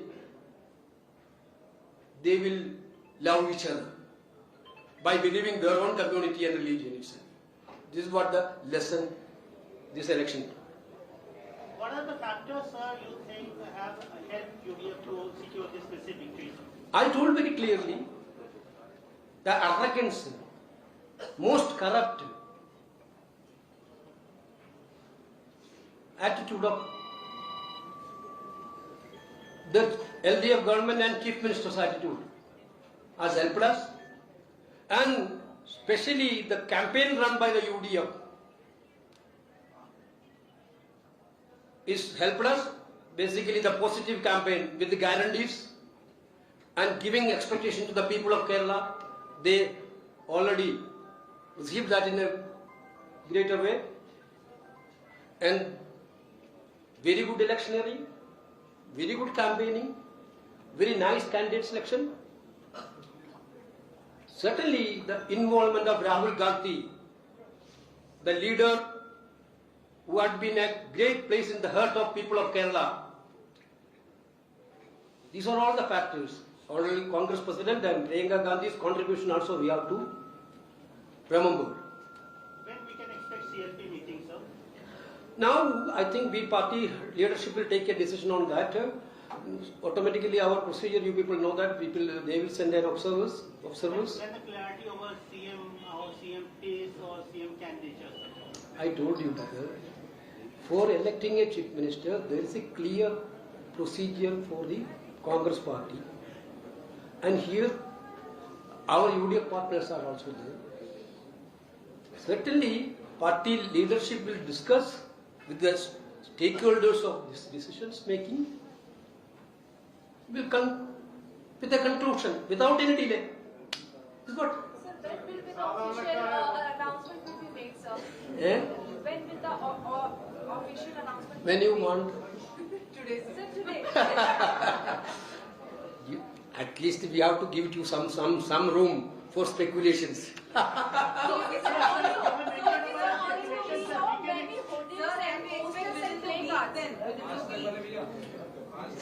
I am not telling as early as possible. This is what we are thinking. Because sometimes it is before the week itself, within days. I think. Sir, 4 states you lost, but Kerala you are winning by large margin. In this election, Assam and Kerala is Congress party done a strong election campaign. Of course, Tamil Nadu we are an alliance party, so DMK we lost in Tamil Nadu.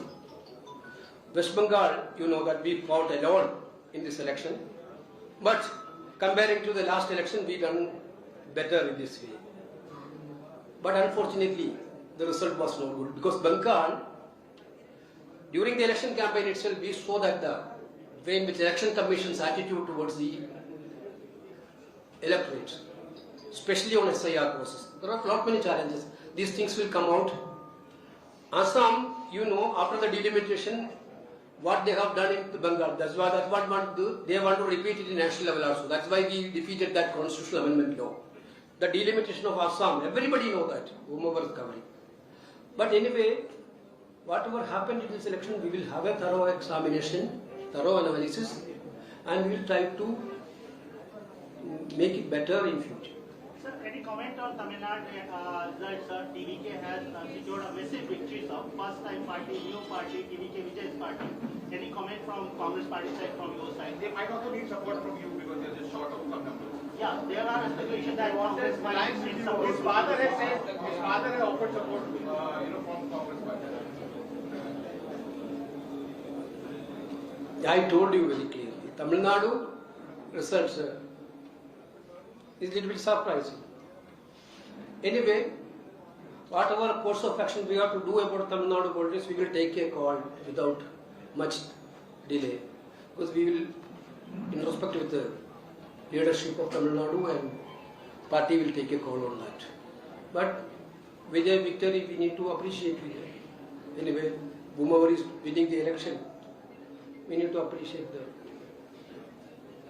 You think that time prior to election there was a lot of chatter in Tamil Nadu, in different states, particularly in southern states, that Congress, few of the Congress leaders wanted alliance with TVK. Of course, that sentiments are there in the Congress party also that point of time. This is not the time to do postmortem for all these things. But a missed opportunity. No, in politics you cannot say like that. Whenever a defeat happened, that point of time we can say that we missed the opportunity. Whenever a victory is coming, then we can say that, oh, this was the best opportunity. That is not the political thing. We will introspect it.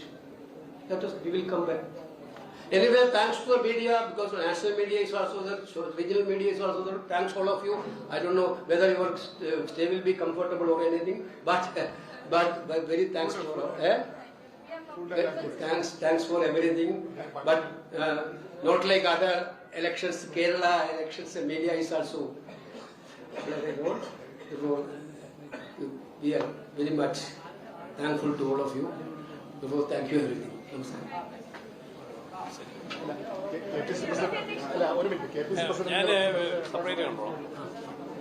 He will meet separate.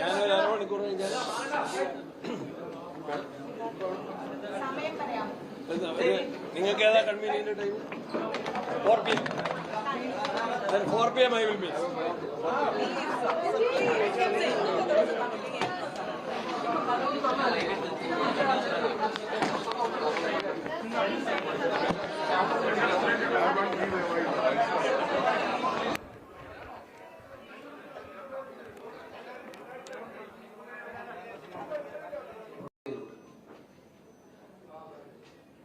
ഇതൊരു തരംഗമായിരിക്കും. Exit poll ഫലങ്ങൾ ഒടുവിൽ വന്നപ്പോഴും ഞങ്ങൾ പറഞ്ഞു, exit poll ഫലങ്ങളെയെല്ലാം അപ്രസക്തമാക്കുന്ന റിസൾട്ടായിരിക്കും ഉണ്ടാകാൻ വേണ്ടി പോകുന്നത്. ആദ്യം മുതലേ തന്നെ 100-ലധികം സീറ്റുകളുമായി UDF അധികാരത്തിൽ വരുമെന്ന് ഓരോ പ്രസംഗത്തിലും ഓരോ പത്രസമ്മേളനങ്ങളിലും ആവർത്തിക്കപ്പെട്ടു. എന്തുകൊണ്ടാണ് എന്ന് പലരും എന്നോട് ചോദിക്കാറുണ്ട്, ഞങ്ങളോടെല്ലാം ചോദിക്കാറുണ്ട്. ഇത്രയും ആത്മവിശ്വാസം കാരണം ഈ തെരഞ്ഞെടുപ്പുമായി മുന്നോട്ട് പോയപ്പോൾ ജനം നൽകിയ ആത്മവിശ്വാസം അത്ര ശക്തമായിട്ടുള്ള ആത്മവിശ്വാസമായിരുന്നു എന്ന് സംശയമില്ല. കഴിഞ്ഞ പഞ്ചായത്ത് മുനിസിപ്പൽ തെരഞ്ഞെടുപ്പുകളിൽ ഉണ്ടായ വിജയം കഴിഞ്ഞപ്പോൾ കേരളത്തിലെ ജനങ്ങളെ സ്വാധീനിക്കാനുള്ള ഒരുപാട് പരിശ്രമങ്ങൾ പിണറായി വിജയൻ സർക്കാർ നടത്തുകയുണ്ടായി. കമ്മ്യൂണിസ്റ്റ് സർക്കാർ ഒരു കാലത്തും ചെയ്യാത്ത രീതിയിലുള്ള പ്രവർത്തനങ്ങൾ നിങ്ങൾക്കറിയാം. സർക്കാർ ഖജനാവിൽ നിന്നും എടുത്ത് ആർഭാടപൂർവമായിട്ടുള്ള കൊഴുപ്പിലൂടെയുള്ള പ്രചരണം നടത്തി പറ്റാവുന്ന എല്ലാ മാർഗങ്ങളും ഉപയോഗിച്ചുകൊണ്ട് ജനങ്ങളുടെ മനസ്സിലുള്ള വികാരത്തെ മാറ്റിയെടുക്കാൻ അവർ പരിശ്രമിച്ചു. പക്ഷെ ആ പരിശ്രമവും അവർക്ക് വിനാശകരമായിട്ട് മാറുന്ന ചിത്രമാണ് ഈ തെരഞ്ഞെടുപ്പ് കാണിക്കുന്നത്. നമുക്കറിയാം, കോൺഗ്രസിനകത്ത് നിന്നും ചില സുപ്രധാനമായ തീരുമാനങ്ങൾ ഈ തെരഞ്ഞെടുപ്പുമായി ബന്ധപ്പെട്ട് ഞങ്ങൾ എടുക്കാൻ വന്നപ്പോൾ ആ തീരുമാനം ശരിയാകുമോ എന്നുള്ള ചോദ്യം എല്ലാ ഭാഗത്തും ഉയർന്നിരുന്നു. ഒന്നാമത് CPM-ന്റെ അഹങ്കാര രാഷ്ട്രീയത്തിനും ധിക്കാര രാഷ്ട്രീയത്തിനും സ്വജനപക്ഷപാതത്തിനും അഴിമതിക്കുമെതിരായിട്ട് പാർട്ടിക്കകത്തുനിന്ന് ഉയർന്നു വന്ന ശബ്ദങ്ങൾ അവർ ഗത്യന്തരമില്ലാതെ പുറത്തേക്ക് വരാൻ തീരുമാനിച്ചപ്പോൾ അതിനെ ഏറ്റെടുക്കണമോ എന്നുള്ള ചോദ്യം മാധ്യമങ്ങളിൽ പലപ്പോഴും ചർച്ചയായിട്ടുള്ളതായിരുന്നു. ഷാ എടുത്ത തീരുമാനം ഏറ്റവും ശരിയാണെന്ന് തെളിയിക്കുന്ന ഒരു ജനവിധി കൂടിയാണിത്. പയ്യന്നൂർ എന്റെ ഗ്രാമമാണ്. തെരഞ്ഞെടുപ്പുണ്ടായ കാലം തൊട്ട് ഇങ്ങോട്ട് ഇന്നുവരെ CPM അല്ലാതൊരു പാർട്ടിയും അവിടെ ജയിച്ചിട്ടില്ല. അവിടെ അവരുടെ പ്രഗത്ഭരായിട്ടുള്ള നേതാക്കന്മാർ ഏറ്റവും സുരക്ഷിതമായി, കേരളത്തിലെ ഏറ്റവും സുരക്ഷിതമായിട്ടുള്ള ആദ്യത്തെ 2-3 മണ്ഡലങ്ങൾ എടുത്താൽ ഒന്നാമത്തെ മണ്ഡലം അവിടെയാണ് അരിവാൾ ചുറ്റിക നക്ഷത്രത്തിൽ മത്സരിച്ച ഒരു സ്ഥാനാർത്ഥി അതിദയനീയമായി പരാജയപ്പെടുന്ന ചിത്രം ഉണ്ടാകുന്നു. തളിപ്പറമ്പ് എല്ലാ കാലത്തും CPM-നെ വിജയിപ്പിച്ചിട്ടുള്ള മണ്ഡലമാണ്. അവിടെ ഗോവിന്ദൻ മാസ്റ്റർ എന്ന് പറയുന്ന കണ്ണൂരിലെ CPM-ന്റെ ഏറ്റവും പ്രഗത്ഭരായ നേതാക്കന്മാരുള്ള ആൾ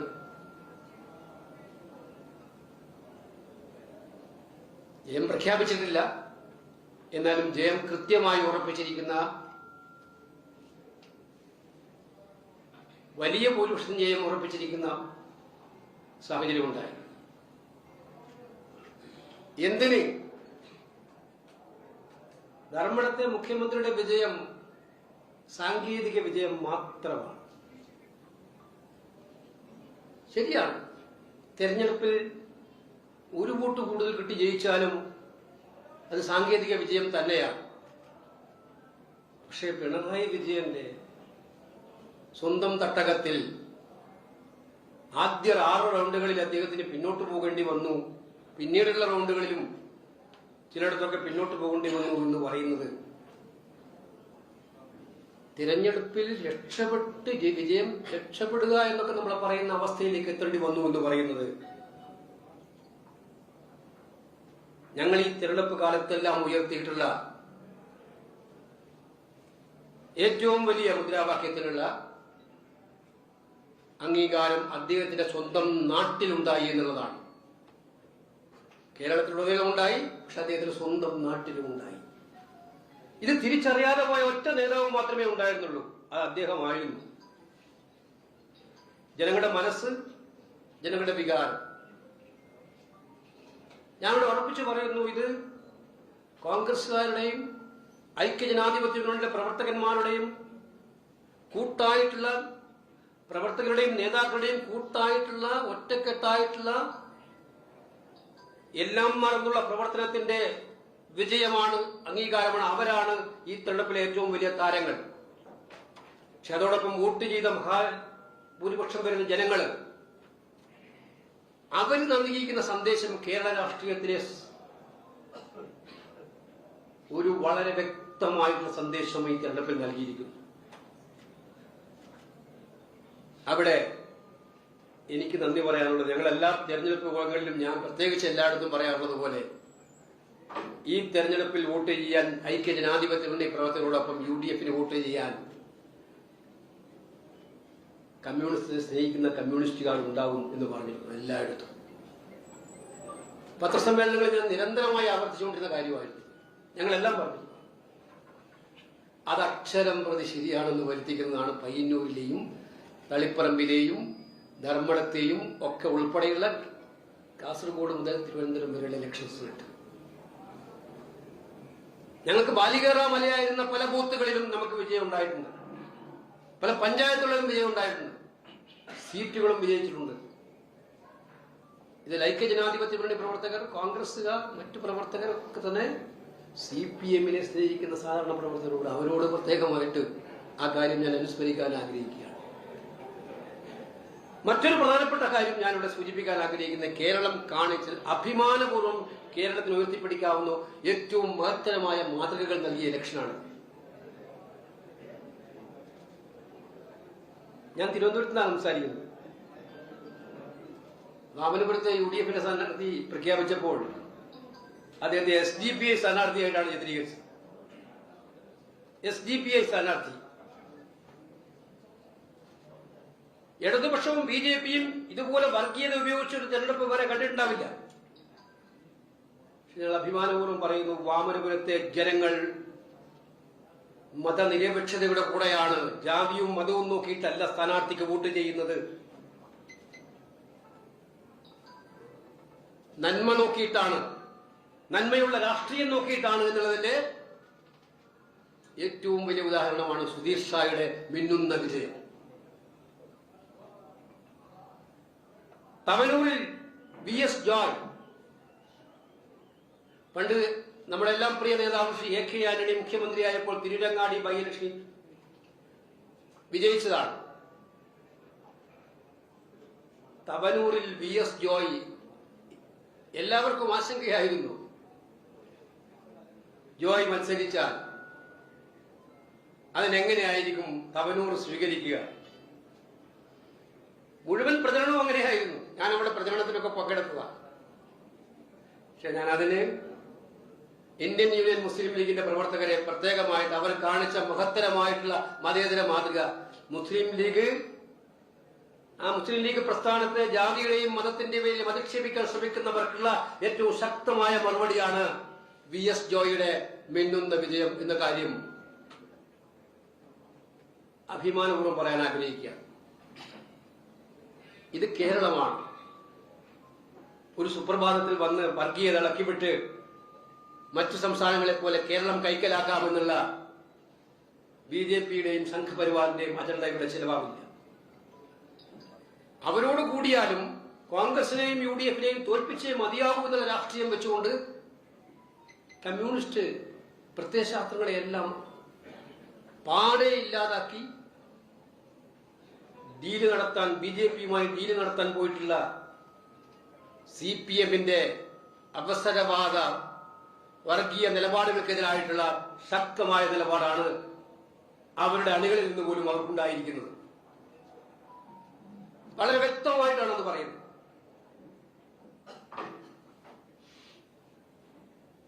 ഈ തെരഞ്ഞെടുപ്പിൽ ചർച്ചാ വിഷയമായ കാര്യങ്ങളൊന്നും ഞാനിവിടെ പറയേണ്ട കാര്യമില്ല. അപ്പൊ CPMന്റെയും BJPയുടെയും ഡീൽ ഇപ്പൊ ഞാൻ ചോദിക്കട്ടെ, ചാത്തന്നൂർ തന്നെ BJP സ്ഥാനാർത്ഥി ഡിക്ലെയർ ചെയ്ത് ജയിച്ചു എന്നാ പറയും. എന്താണ് കാരണം?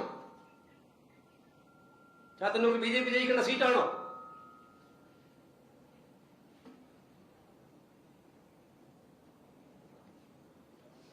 ഇത് തങ്ങളുടെ പതിവ് ഹാസ്യപരമായിട്ടുള്ള രാഷ്ട്രീയ നിലപാടുകളെല്ലാം മാറ്റി അഹങ്കാരവും ധിക്കാരവും മാത്രം കൈമുതലാക്കിയിട്ടുള്ള ഒരു സർക്കാർ, ഭരണം നിലനിർത്താൻ ആരുമായിട്ടും സന്ധി ചെയ്യാമെന്നുള്ള തീരുമാനമായി മുന്നോട്ട് പോയ സർക്കാർ, ആ സർക്കാർ തെരഞ്ഞെടുപ്പ് കാലത്തും അനുവർത്തിച്ചത് ആ നിലപാടായിരുന്നു എന്നുള്ള ജനവിധിയാണ് ഇതിലൂടെ ഉണ്ടായിരിക്കുന്നത്. ഈ ജനവിധി വളരെ വിനയപരിശ്രമം സ്വീകരിക്കാനാണ് UDF ആഗ്രഹിക്കുന്നത്. അല്ലാതെ ഈ ജനവിധി ഞങ്ങളുടെ മാത്രം കഴിവുകൊണ്ടുണ്ടായതാണ് എന്ന് പറഞ്ഞ് ഈ ജനവിധിയുടെ മുഴുവൻ ക്രെഡിറ്റും ഞങ്ങൾ മാത്രം ഏറ്റെടുത്ത് വരും ദിവസങ്ങളിൽ ജനങ്ങളെ വെല്ലുവിളിക്കാനല്ല, ഈ ജനവിധി വിനയപൂർവ്വം സ്വീകരിച്ചുകൊണ്ട് ഈ വൻ വിജയം ജനങ്ങൾ സമ്മാനിച്ചപ്പോൾ നൽകിയ പാഠങ്ങൾ ഉൾക്കൊണ്ടുകൊണ്ട് ഐക്യ ജനാധിപത്യ മുന്നണി കെട്ടുറപ്പോടെ മുന്നോട്ട് കൊണ്ടുപോവുക എന്ന ലക്ഷ്യത്തോടെ ആയിരിക്കും വരും ദിവസങ്ങളിൽ മുന്നോട്ട് പോവുക. ഇതൊരു കേരളത്തിലെ കോൺഗ്രസിനെ സംബന്ധിച്ചിടത്തോളം കോൺഗ്രസിന്റെ ബൂത്തിൽ പ്രവർത്തിക്കുന്ന സാധാരണക്കാരടക്കം കഴിഞ്ഞ 2 വർഷമായിട്ട് ഉറങ്ങാതെ ഉണ്ണാതെ പിന്നിലുണ്ട്. UDFന്റെ പ്രവർത്തകരെല്ലാം അതുപോലെ പിന്നിലുണ്ട്. 10 കൊല്ലം ഒരു തുടർഭരണം വന്ന് ആ 10 കൊല്ലം നടത്തുന്ന ഒരു ഗവൺമെന്റിന്റെ ചെയ്തികൾ കൊണ്ട് സഹികെട്ടുപോയ പ്രവർത്തകൻ ഭരണമാറ്റത്തിന് വേണ്ടിയിട്ടുള്ള പോരാട്ടം. ജനങ്ങളാണെങ്കിലോ ഈ സർക്കാരിന്റെ ജനവിരുദ്ധ നയങ്ങൾ മൂലം പൊറുതിമുട്ടി അവരുടെ മുന്നിലേക്ക് അടിച്ചേൽപ്പിച്ച മൂന്നാമതൊരു ഭരണത്തിന്റെ പേടി സ്വപ്നത്തിൽ നിൽക്കുന്ന ജനങ്ങൾ, അവരുടെ എല്ലാം കഠിനാധ്വാനത്തിന്റെ ഫലം തന്നെയാണ് ഈ തെരഞ്ഞെടുപ്പ് വിജയമെന്ന് ഞങ്ങൾ ഉൾക്കൊള്ളുന്നുണ്ട്. പക്ഷെ ഇത് ഞങ്ങൾക്ക് വോട്ട് ചെയ്തവർക്ക് വേണ്ടി മാത്രമുള്ള ഒരു സർക്കാർ ഉണ്ടാക്കാനുള്ള വിജയമായിട്ട് ഞങ്ങൾ കാണില്ല. കേരളത്തിന്റെ യഥാർത്ഥ പ്രശ്നങ്ങൾ മനസ്സിലാക്കി വളരെ പ്രതീക്ഷയോടെ ഞങ്ങളെ പിന്തുണച്ചവർക്ക് അവർക്ക് സന്തോഷത്തിന് വക നൽകുന്ന രീതിയിലുള്ള ഇടപെടലുകളുമായി മുന്നോട്ട് പോകുന്ന ഒരു ഭരണമായിരിക്കും നമ്മൾ ഉണ്ടാക്കുന്നത്. ഇവിടെ ഞാൻ നേരത്തെ പറഞ്ഞു, കോൺഗ്രസ് UDF ഒറ്റക്കെട്ടായിട്ടൊരു ടീം വർക്കായി പലപ്പോഴായിട്ട് അതിനെ ഭിന്നിപ്പിക്കാനുള്ള പരിശ്രമങ്ങളൊക്കെ ഉണ്ടായിട്ടുണ്ടാവും. പക്ഷേ ഞങ്ങൾ ഒറ്റക്കെട്ടായിട്ടുള്ള ടീം വർക്കായിട്ടായിരുന്നു UDF ഒരു നിശ്ചയത്തോടെ ഒരു നെറേറ്റീവോടുകൂടി മുന്നോട്ട് പോകും. അതിൽ KPCC പ്രസിഡന്റ്, പ്രതിപക്ഷ നേതാവ്, CWC member, campaign committee chairman Ramesh Chennithala അടക്കമുള്ള CWC members, Sasi Kodikunnil Suresh, KPCC ഭാരവാഹികൾ എല്ലാം, UDF മുസ്ലിം ലീഗിനെ പോലുള്ള മഹത്തരമായ പാർട്ടി, അഭിനന്ദനായ തങ്ങൾ കുഞ്ഞാലിക്കുട്ടി, ശ്രീ PJ ജോസഫിന്റെ പാർട്ടി, അതുപോലെ ശ്രീ RSP ശ്രീ ബിജോൺ പ്രേമേന്ദ്രൻ ഉൾപ്പെടുന്ന പാർട്ടി, CMP, അതുപോലെ തന്നെ പിന്നീടുള്ള ഫോർവേഡ് ബ്ലോക്ക്, അതുപോലെ മണി സി കാപ്പൻ നേതൃത്വം കൊടുക്കുന്ന പാർട്ടി, UDFിലെ ചെറുതും വലുതുമൊന്നുമില്ല എല്ലാ ഘടക കക്ഷികളും അവരെല്ലാവരും ഒറ്റക്കെട്ടായ ഒരു മനസ്സോടെ, മത്സരിച്ച പാർട്ടികളുണ്ട്, മത്സരിക്കാത്ത പാർട്ടികളുണ്ട്, അവരെല്ലാം ഒറ്റക്കെട്ടോടെ പ്രവർത്തിച്ച ആ കെട്ടുറപ്പുകൾ വേണ്ടി. നിങ്ങൾക്കറിയാം, ഈ തെരഞ്ഞെടുപ്പിൽ സമാനതകളില്ലാതെ ഞാൻ ഈ തെരഞ്ഞെടുപ്പിന്റെ കാര്യം 2 വർഷക്കാലമായി ഇവിടെ ഒരു സാധാരണ കോൺഗ്രസ് പ്രവർത്തകയെ പോലെ പ്രവർത്തിക്കുന്ന കോൺഗ്രസിന്റെ അഖിലേന്ത്യാ ജനറൽ സെക്രട്ടറി ശ്രീമതി ദീപാദാസ് മുൻഷി, അവർ 2 വർഷത്തിൽ അവരുടെ കൂടുതൽ ദിവസങ്ങളും ചെലവഴിച്ചത് ഇവിടെയായിരുന്നു. 2 വർഷമായിട്ട് 3 മേഖലകളാക്കി തിരിച്ച് 3 സെക്രട്ടറിമാർ അവർ മണ്ഡലങ്ങളിൽ, ബ്ലോക്കുകളിലൊക്കെ പോയി ബൂത്ത് കമ്മിറ്റി ഉണ്ടാക്കാൻ, BLA ഉണ്ടാക്കാൻ അവർ നടത്തിയ കഠിനാധ്വാനം, SIR എക്സസൈസിൽ, പഞ്ചായത്ത് തിരഞ്ഞെടുപ്പുകളിൽ,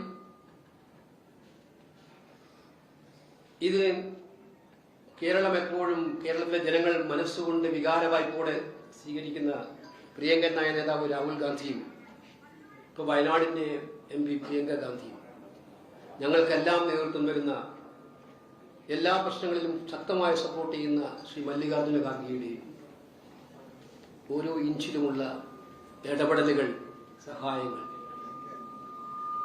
നമുക്കെല്ലാവർക്കും അറിയാം. കോൺഗ്രസ് പ്രവർത്തക സമിതി അംഗം ശ്രീ AK ആന്റണി, അദ്ദേഹം സജീവ രാഷ്ട്രീയത്തിലെ എല്ലാ സക്രിയമായിട്ട് ഇടപെടലുകളും ഉണ്ടാകാറില്ല. പക്ഷെ അദ്ദേഹത്തിന്റെ ഉപദേശം വിലപ്പെട്ട ഉപദേശമായിട്ട് എല്ലാ പ്രതിസന്ധി ഘട്ടങ്ങളിലും പ്രയാസം ഉണ്ടാകുമ്പോൾ ഞങ്ങൾക്കുണ്ടായിട്ടുണ്ട്. എല്ലാവരെയും ഒന്നിപ്പിച്ചു കൊണ്ടുപോകാനുള്ള ഒരു പാലമായിട്ട്, അതുപോലെ മുൻ KPCC പ്രസിഡന്റുമാർ, കോൺഗ്രസിന്റെ നേതാക്കന്മാരായിട്ടുള്ള അവരെല്ലാവരുടെയും കൂട്ടായിട്ടുള്ള പ്രവർത്തനത്തിന്റെ ഫലം കൂടിയാണ്. രാഹുൽ ഗാന്ധിയാണ് ഗ്യാരണ്ടി മോഡൽ ഇന്ത്യയിൽ നടപ്പിലാക്കാൻ ഞങ്ങൾ കർണാടകത്തിലും തെലങ്കാനയിലും ഹിമാചലിലും ജയിച്ചപ്പോൾ ആ ഗ്യാരണ്ടിയിലൂടെയാണ്. ഈ തെരഞ്ഞെടുപ്പിൽ ഞങ്ങളുടെ എല്ലാ അസസ്മെന്റുകളിലും ഞങ്ങൾ ക്ലിയറായി വന്നിട്ടുണ്ട്, ഗ്യാരണ്ടി ഒരു ട്രംപ് കാർഡായിരുന്നു എന്നുള്ളത്. കാരണം ഇടതുപക്ഷത്തിന്റെ തെറ്റായ കള്ളപ്രചരണങ്ങളെ അതിജീവിക്കാനും ജനങ്ങൾക്ക് കൃത്യമായിട്ടുള്ള അവരുടെ അജണ്ടകൾ നിശ്ചയിച്ചു കൊടുക്കാനുമുള്ള ഏറ്റവും വലിയ ഉപാധിയായിരുന്നു ഗ്യാരണ്ടികൾ. ആ ഗ്യാരണ്ടികൾ ഫലപ്രദമായിട്ട് പ്രചരണത്തിലെത്തിക്കാൻ, താഴെത്തട്ടിലെത്തിക്കാൻ, ജനങ്ങളിലേക്ക് അത് കൊണ്ടുവരാൻ വിജയകരമായി സാധിച്ചതാണ്. അപ്പൊ ഫലത്തിൽ പറഞ്ഞാൽ നല്ല ഇലക്ഷനറിയും, നല്ല ക്യാമ്പയിൻ, നല്ല സ്ഥാനാർത്ഥി നിർണയം. നിങ്ങൾ മനസ്സിലാക്കേണ്ട, കേരളത്തിലെ കോൺഗ്രസ് ചരിത്രത്തിൽ റിബലുകളുടെ ശല്യം ഏറ്റവും കുറഞ്ഞ തെരഞ്ഞെടുപ്പ് എന്ന് വിശേഷിപ്പിക്കാവുന്ന തെരഞ്ഞെടുപ്പാണിത്. ഞങ്ങളുടെ പാർട്ടിയിൽ മത്സരിക്കാൻ അർഹതയുള്ള ഒരുപാട് നേതാക്കന്മാരുണ്ടായിരുന്നു. എല്ലാവരും പ്രതീക്ഷിച്ചത് സ്ഥാനാർത്ഥി നിർണയം വന്നാൽ കൊടുങ്കാറ്റുണ്ടാവും കോൺഗ്രസിൽ, അതുവരെയുള്ള ഐക്യമൊക്കെ തകർന്നു പോകും, ഇതൊക്കെയായിരുന്നു. പക്ഷേ ഒരു മനസ്സോടെയാണ് കേരളത്തിലെ കോൺഗ്രസ്സുകാർ സ്ഥാനാർത്ഥികളെ ജയിപ്പിക്കാൻ വേണ്ടി മുന്നോട്ട് നിന്നത് UDFകാരോടൊപ്പം. അത് നിർണായകമായ പങ്കാണ് AICC വഹിച്ചത്. ഒബ്സർവർമാർ, അന്യ സംസ്ഥാനങ്ങളിൽ നിന്നുള്ള ഏറ്റവും തലമുതിർന്ന നേതാക്കന്മാർ 1 മാസക്കാലത്തോളം എല്ലാ നിയോജകമണ്ഡലം താമസിച്ച് മനസ്സിൽ പ്രയാസമുണ്ടാകുന്ന പ്രവർത്തകരെ കണ്ടെത്തി അവരെയൊക്കെ ആശ്വസിപ്പിച്ച് ശക്തമാക്കി നിർത്തി. അപ്പൊ ഈ പലതരത്തിലുള്ള ഫാക്ടേഴ്സും ഇതിലുള്ള ഏറ്റവും ഞാൻ പറഞ്ഞില്ലേ 10 വർഷക്കാലത്തെ ദുർഭരണവും ഈ ധിക്കാരപൂർണമായിട്ടുള്ള ഭരണത്തിനെതിരായിട്ടുള്ള ജനവികാരത്തിന്റെ ഏറ്റവും വലിയ പൂർത്തീകരണമാണ് ജനങ്ങളിലൂടെ ഈ വിധിയിലൂടെ ഉണ്ടായത്. കോൺഗ്രസിനെ സംബന്ധിച്ചിടത്തോളം ഈ വിധി, ഞാൻ നേരത്തെ പറഞ്ഞു, ഒരു വലിയ ഉത്തരവാദിത്വമായിട്ട് മാറുന്ന വിധിയാണ്. ഇത്രയും വലിയ വിജയം എന്ന് പറയുന്നത് നമ്മുടെ ഉത്തരവാദിത്വത്തെ വർദ്ധിപ്പിക്കുകയാണ്. ജനങ്ങൾ അർപ്പിക്കുന്ന പ്രതീക്ഷകൾക്കനുസരിച്ച് വരുന്ന നാളുകളിൽ സർക്കാരിനെ മുന്നോട്ട് കൊണ്ടുപോകാൻ, പാർട്ടിയെ മുന്നോട്ട് കൊണ്ടുപോകാൻ ഐക്യ ജനാധിപത്യ മുന്നണിയുടെ ഒറ്റക്കെട്ടായിട്ടുള്ള പ്രവർത്തനങ്ങൾ ഉണ്ടാകും. അതുകൊണ്ട് തന്നെ ആ പ്രവർത്തനവുമായി മുന്നോട്ട് പോകുന്ന ദിവസങ്ങളാണ് ഇത് വരുന്നത്. UDFന്റെ എല്ലാ നേതാക്കന്മാരെയും ഞാൻ ഒരിക്കൽ കൂടി അഭിനന്ദിക്കുകയാണ്. പ്രവർത്തകരെ എല്ലാം അഭിനന്ദിക്കുകയാണ്. സമൂഹ മാധ്യമങ്ങളിലൂടെ കേരളത്തിനകത്തും പുറത്തും വിദേശത്തുമൊക്കെ തന്നെ ചാവേർ പടകളായി കോൺഗ്രസിന് വേണ്ടി പടപൊരുതിയ എല്ലാവരെയും ഈ സന്ദർഭത്തിൽ അഭിനന്ദിക്കാൻ ഈ സന്ദർഭം ഞാൻ വിനിയോഗിക്കുകയാണ്. ഇത് കോൺഗ്രസിന്റെയും UDFന്റെയും തിളക്കമാർന്ന വിജയമാണ്. കേരള ജനതയുടെ വിജയമാണ്. അത് സത്യത്തിൽ ഞാൻ നേരത്തെ പറഞ്ഞതുപോലെ ഈ ഗ്യാരണ്ടികൾ കേരളത്തെ സമ്മാനിച്ച് ആ ഗ്യാരണ്ടി സ്കീമുകൾ നടപ്പിലാക്കാൻ നടത്തുകയും കേരളത്തിലെ ജനങ്ങളുടെ ഓരോരുടെയും മനസ്സിൽ എന്നും വലിയ സ്ഥാനം നിലനിൽക്കുന്ന ശ്രീ രാഹുൽ ഗാന്ധിയുടെയും മല്ലികാർജ്ജുന ഖാർഗെയുടെയും വിജയമാണ് എന്നുള്ള കാര്യം ഞാനിവിടെ വിനയപൂർവ്വം അറിയിക്കുകയാണ്. ഇതാണ് മുഖ്യമന്ത്രി തീരുമാനിക്കാനുള്ള നടപടിക്രമങ്ങൾ ഉടനെ ആരംഭിക്കും. കോൺഗ്രസിനെ സംബന്ധിച്ചിടത്തോളം മുഖ്യമന്ത്രിയെ തീരുമാനിക്കുന്നത് ആദ്യത്തെ ഒരു സംഭവമല്ലല്ലോ. ഞങ്ങൾക്ക് അതിൻ്റെതായിട്ടുള്ള വ്യവസ്ഥാപിതമായ മാർഗങ്ങൾ അത് ട്രഡീഷണലായിട്ടുണ്ട്. അത് പാർട്ടി ലീഡർഷിപ്പ് ആലോചിച്ച് എന്താണ് അതിന്റെ തുടർ നടപടികളെന്ന് ഒട്ടും വൈകാതെ തന്നെ അറിയിക്കും. ഈ പറഞ്ഞതിന് മറുപടി ഉണ്ടല്ലോ. ഒട്ടും വൈകാതെ അറിയിക്കുന്ന മതി. എന്റെ പ്രൊസീഡിങ്സ് ആരംഭിക്കുന്ന ചന്ദ്രശേഖരൻ കൊല്ലപ്പെട്ട ദിവസം കൂടിയാണ്. അപ്പൊ ആ ദിവസമാണ് ഇങ്ങനെ ഒരു തെരഞ്ഞെടുപ്പ് ഫലം ഉണ്ടാവുന്നത്. ഞാൻ രമയുടെ ഫേസ്ബുക്ക് പോസ്റ്റ് വായിച്ചു. സത്യത്തില് ഓരോരാളുടെയും മനസ്സിനെ ഏറ്റവും ശക്തമായി സ്പർശിക്കുന്ന ഒരു പോസ്റ്റ്. TP ചന്ദ്രശേഖരൻ എനിക്കറിയാം. അദ്ദേഹം SFIയുടെ നേതാവും ഞാൻ KSU നേതാവുമായിട്ട് കാലിക്കറ്റ് യൂണിവേഴ്സിറ്റിയിൽ മുഖാമുഖം നിന്ന് പോരാടിയിട്ടുണ്ട്. രമയുണ്ടായിരുന്നു അന്ന് സർവകലാശാല യൂണിയൻ തിരഞ്ഞെടുപ്പിൽ. അടിയുറച്ച കമ്മ്യൂണിസ്റ്റുകാരൻ. അദ്ദേഹത്തോട് അദ്ദേഹം വിശ്വസിച്ച പാർട്ടി ചെയ്ത കൊടും ക്രൂരതക്ക് അതിന്റെ വാർഷിക ദിവസമാണ്. ആ കോഴിക്കോട് ജില്ലയിൽ, കണ്ണൂർ ജില്ലയിൽ, ഞാൻ ആദ്യം പറഞ്ഞത് സ്വന്തം തട്ടകത്തിൽ പോലും പിണറായിക്ക് ഇത്ര ഭീകരമായ പരാജയം നേരിടാനിട വന്നത്. ഒരു വിധിയുടെ നിയോഗം ആ കൊലപാതകത്തിൽ വിറങ്ങലിച്ചു പോയ കേരളത്തിന്റെ മനസ്സാക്ഷി വീണ്ടും ഉണർന്നെഴുന്നേറ്റ് നടത്തിയൊരു പോരാട്ടം. അതേ സ്വഭാവമുള്ള കമ്മ്യൂണിസ്റ്റാണ് കുഞ്ഞകൃഷ്ണൻ. ഞാൻ പയ്യന്നൂർ കോളേജിൽ പഠിക്കുന്ന കാലത്ത് ഈ പറയുന്ന പോലെ ഏറ്റവും ശക്തമായി പോരാടിയത് CPMന് വേണ്ടി പോരാടുന്ന ഒരു നേതാവായി. ആ കുഞ്ഞകൃഷ്ണനെ എന്തിന്റെ പേരിലാണ് പുറത്താക്കിയത് പാർട്ടി? സത്യത്തിൽ പയ്യന്നൂരിലൊക്കെ CPM തോക്കുക എന്ന് പറഞ്ഞാൽ വോട്ട് കുഞ്ഞകൃഷ്ണൻ ഒരുപാട് പിടിക്കുമെന്ന് ഞങ്ങളാരും വിചാരിച്ചിട്ടില്ല. പയ്യന്നൂരിൽ തോന്നും.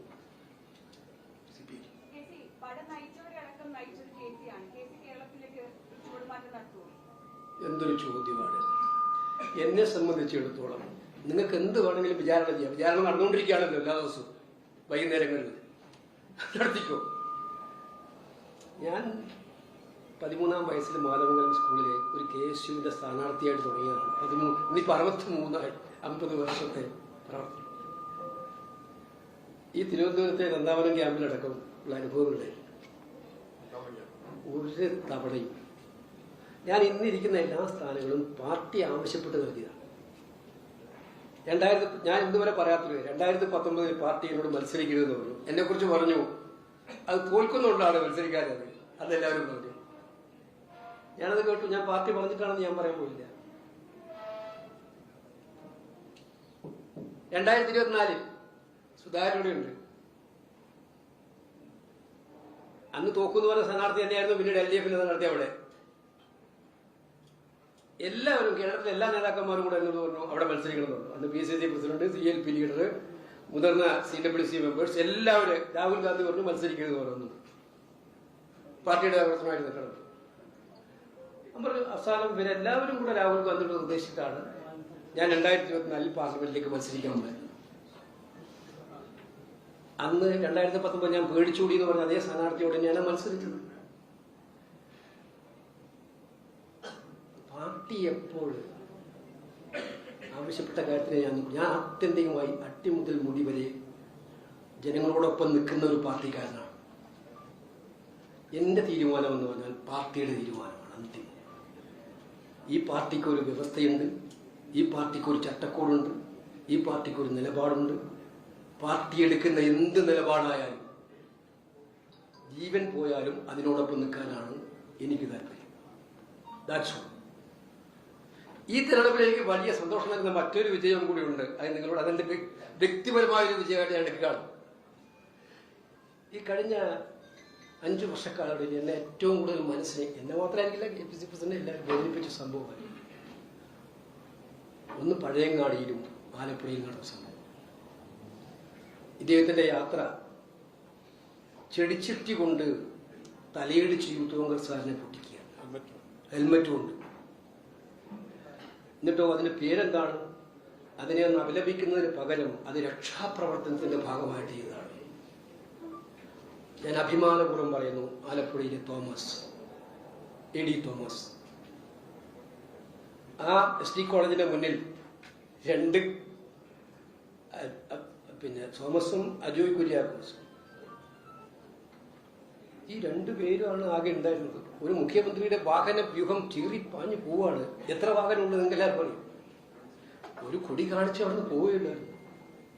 അവിടെ വണ്ടി നിർത്തിയ ആരാണ്? ഗൺമാൻ. അദ്ദേഹത്തിന്റെ സ്വന്തം ഗൺമാൻ ഇരുന്ന് അടിച്ച് വീഴ്ത്തുകയായിരുന്നു. ഞാൻ അന്ന് ആലപ്പുഴയിലെ തോമസിന്റെ കൺവെൻഷനിൽ പ്രസംഗിച്ചത് ആലപ്പുഴയിലെ മാധ്യമങ്ങൾക്ക് അറിയാം. ഇത് തോമസിനെ ഞങ്ങൾ സ്ഥാനാർത്ഥിയാക്കാൻ തീരുമാനിക്കുന്നത് വ്യക്തമായിട്ടുള്ള, ഇത് ഞങ്ങളുടെ മനസ്സിലുള്ള ഏറ്റവും സങ്കടകരമായ ഒരവസ്ഥയ്ക്ക് ജനത്തിനോട് പ്രതികാരം ചെയ്യാൻ ആവശ്യപ്പെട്ടുകൊണ്ട് തന്നെ.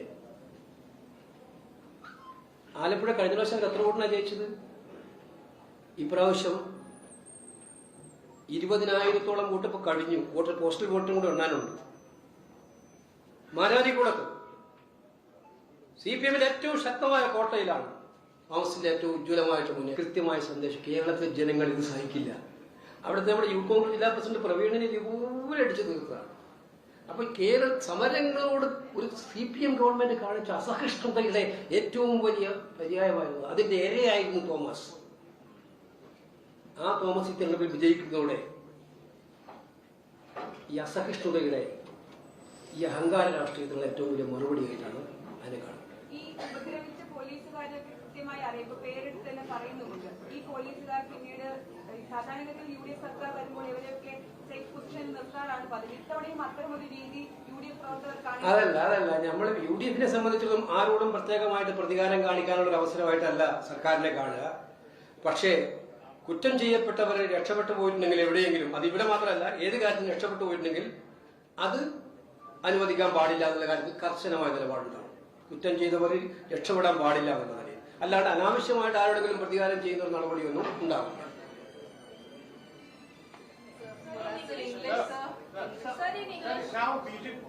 Now left is out of the power. Do you think that BJP might be getting space in the state of Kerala? How can I think about it? What was their expectation? Because they are now escaping in 1 or 2 seats at the expense of CPM, not with their effort or their merit. Because that's why I'm telling very clearly in Malayalam. I told the people of Kerala clearly established that they are not with these communal forces. They will never allow these communal forces to divide the people of Kerala. Whomever is trying to divide the people in the name of communalism, people of Kerala will give a biffit in reply. This is what the result is showing. Any communal forces, any organization who are talking all times communal animosity and who are trying to create rift between the people in the name of community have to learn the lesson from this election result. That is what I told with examples.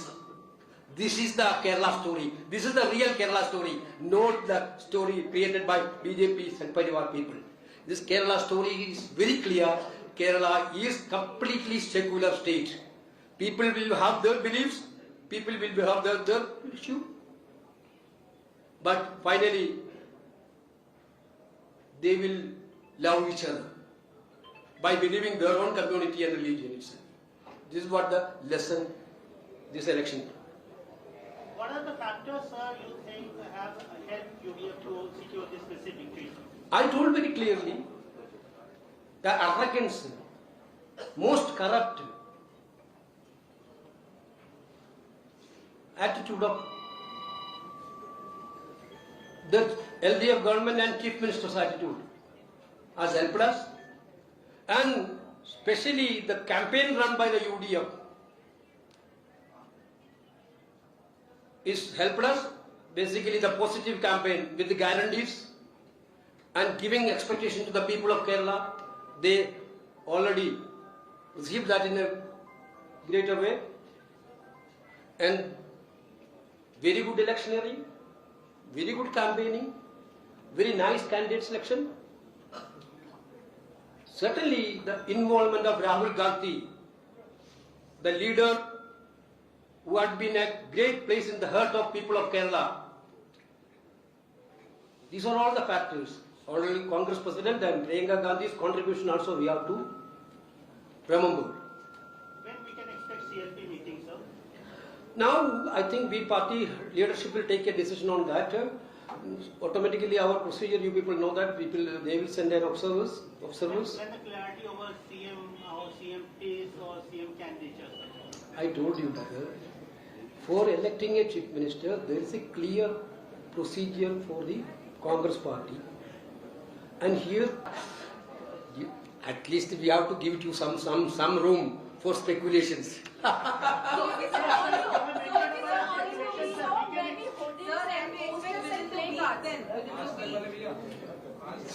am not telling as early as possible. This is what we are thinking. Because sometimes it is before the week itself, within days. Sir, 4 states you lost, but Kerala you are winning by large margin. In this election, Assam and Kerala is Congress party done a strong election campaign. Of course, Tamil Nadu we are an alliance party, so DMK, we lost in Tamil Nadu. West Bengal, you know that we fought alone in this election. But comparing to the last election, we done better in this way. But unfortunately, the result was not good because Bengal, during the election campaign itself, we saw that the way in which election commission's attitude towards the electorate, especially on SIR process. There are not many challenges. These things will come out. Assam, you know, after the delimitation, what they have done in Bengal, that's what they want to repeat it in national level also. That's why we defeated that constitutional amendment law. The delimitation of Assam, everybody know that, whomever is covering. But anyway, whatever happened in this election, we will have a thorough examination, thorough analysis, and we will try to make it better in future. Sir, any comment on Tamil Nadu results? TVK has secured a massive victory, sir. First time party, new party, TVK Vijayan's party. Any comment from Congress party side, from your side? They might also need support from you because they're just short of some numbers. Yeah, there are speculation that Congress might need support. His father has said, his father has offered support, from Congress party. I told you very clearly, Tamil Nadu results is a little bit surprising. Anyway, whatever course of action we have to do about Tamil Nadu politics, we will take a call without much delay. Because we will, in respect with the leadership of Tamil Nadu, and party will take a call on that. But Vijay victory, we need to appreciate Vijay. Anyway, whomever is winning the election, we need to appreciate the. You think, that time prior to election, there was a lot of chatter in Tamil Nadu, in different states, particularly in southern states, that few of the Congress leaders wanted alliance with TVK.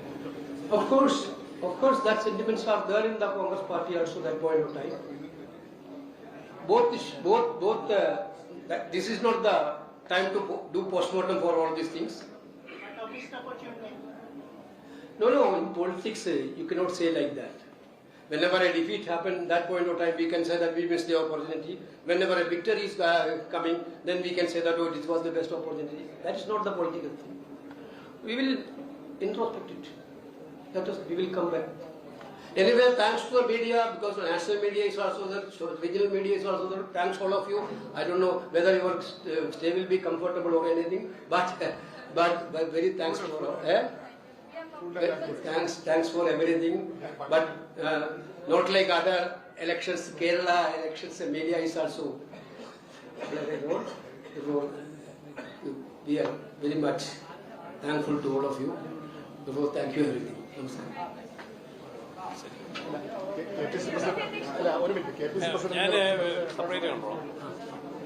He will meet separate.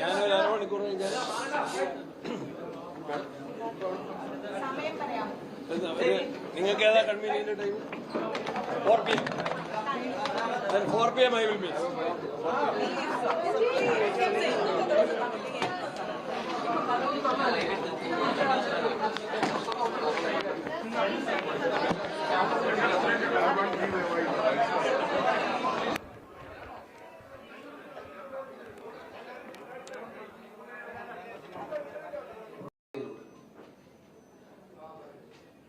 ഇതൊരു തരംഗമായിരിക്കും. Exit poll ഫലങ്ങൾ ഒടുവിൽ വന്നപ്പോഴും ഞങ്ങൾ പറഞ്ഞു, exit poll ഫലങ്ങളെയെല്ലാം അപ്രസക്തമാക്കുന്ന റിസൾട്ടായിരിക്കും ഉണ്ടാകാൻ വേണ്ടി പോകുന്നത്.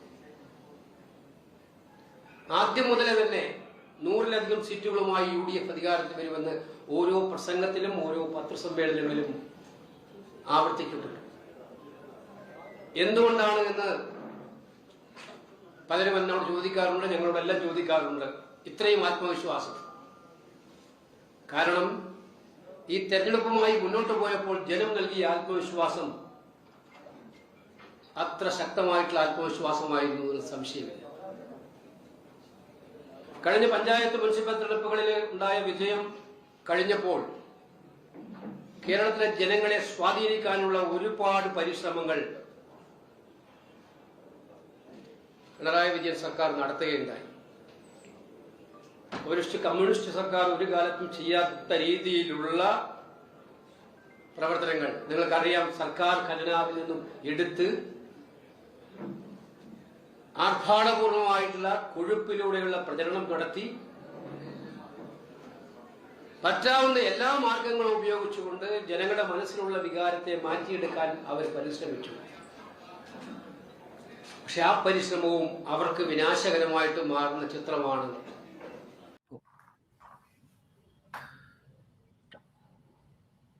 So the left has faced one of its biggest electoral setbacks in Kerala, and nobody predicted such a sweeping victory for the UDF.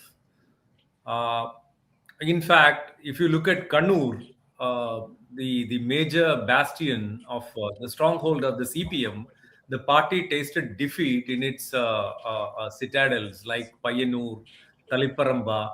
And you come to Alappuzha, where in Ambalappuzha, Sudhakaran's victory is by a margin of some 25,000 votes.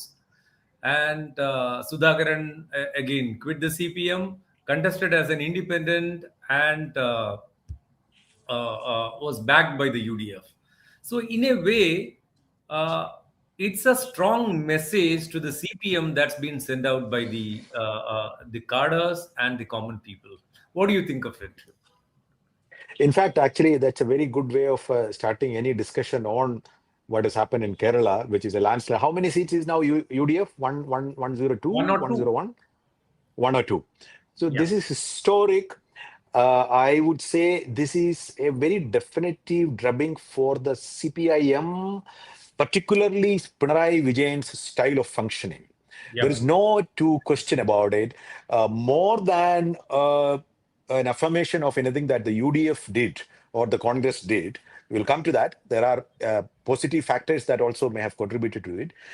Because of the factors that you just mentioned, it is very evident that the hardcore cadre of the Communist Party of India, Marxist, have shifted en masse to the UDF candidate, as the case would be. Several of those candidates, I think there are 5 or 6 candidates that left the CPM in the recent past, senior leaders, and who entered into this fray as candidates backed by the Congress. Many of them have won. I'll add to that. Kunyikrishnan, who defected and not defected actually, he quit the party and stood as an independent in Payyanur. Then you have TK Govindan Master, who stood against PK Shyamala, MV Govindan's party secretary, MV Govindan's wife in Talipparamba, and then G. Sudhakaran in Ambalappuzha. And then there was Rajendran. Yes, Rajendran in Devikulam. He did not win, but he ensured the defeat of the CPM candidate, A. Raja. The sitting MLA got defeated by the Congress there in Devikulam. So it worked in different ways against the CPM. Yeah. So I think what you counted is at least 5 to 6 seats, right? 5 or 6. 4. Yeah. 4. Yeah. So this is, I mean, the only reason why all of them left the CPM is one, which is the style and personality of Chief Minister Vijayan. So I think this is an occasion for the CPIM to introspect whether, and it is also a testament to the political character of Kerala, which is that even after the social media phenomenon made the emergence and the overwhelming presence of a singular leader a kind of trend globally, from Donald Trump to Narendra Modi to Mamata Banerjee to MK Stan, a lot of people. In Kerala, there is a resistance, a social fundamental resistance in Kerala society to the claim, the supreme claim of one person to be the know-it-all, to the authority of everything, so on and so forth. I think that seriously has boomeranged for Mr. Vijayan. I would characterize this as a drubbing defeat for one man's politics rather than CPM's politics. In fact, I would go a step further and would argue that a lot of people in Kerala would appreciate the policy measures of the CPM government in the last years. Most of the CPM MLAs, as you've been leading the reporting on, most of the MLAs still remain popular, the left MLAs. Despite of all that thing, the campaign in Kerala in this election, who else? That is, I think that fundamentally goes against the grain of being a Malayali. Who else but me? I think that is something really has come back to bite Mr. Vijayan. Yes. No, we have in fact in the earlier discussions today, we actually spoke about this and commented that it's the CPM, ordinary CPM cadre defeating the CPM leadership. Absolutely. The ordinary people and the CPM cadres, they wanted the party to correct its course. They wanted, this is a strong reminder to the party that you better correct your course or else we have another choice. In fact, soon after some of the results came out, VD Sadishan made a Facebook post saying that who else but LDF, and people are saying UDF is there and it is Team UDF. So the contrast is quite stark. When you talk about LDF, it is all reduced to one person and one larger-than-life image. And on the other side, the projection is of a team, where you have the IUML, where you have the Kerala Congress, where you have other smaller parties. And then the Congress is also not projecting one leader. I mean, which was actually which was actually quite evident. It is nothing unusual. But then in this current scenario where the entire the left group or rather the parties were rallying behind one person, here On the other side, you had an array of leaders, you had a galaxy of leaders, and then they were campaigning together, projecting themselves as part of a team. So this was Also within the actually worked in their favor. A team versus one person. Yes, because even within, apart from the UDF, the team of the constituent parties, within the Congress, at least there were 5 leaders who were like present across the state. So 2 of them, obviously the leader of opposition and Mr. Ramesh Chennittala and VD Solution. VD Sadishan, and at least 3 members of parliament, that is Shashi Tharoor, Shafi Paramban, and KC Venugopal. At least these 5 leaders had a all Kerala presence, and there was, I think, there was a presence of there was a sense of Congress UDF workers feeling that being valued, as opposed to a system in which in the last 10 years, this is actually counterintuitive. In the CPM, for all we know, when the CPM is in power, a district secretary of the party or an area secretary of the party, they used to be very important figures in the realm of things.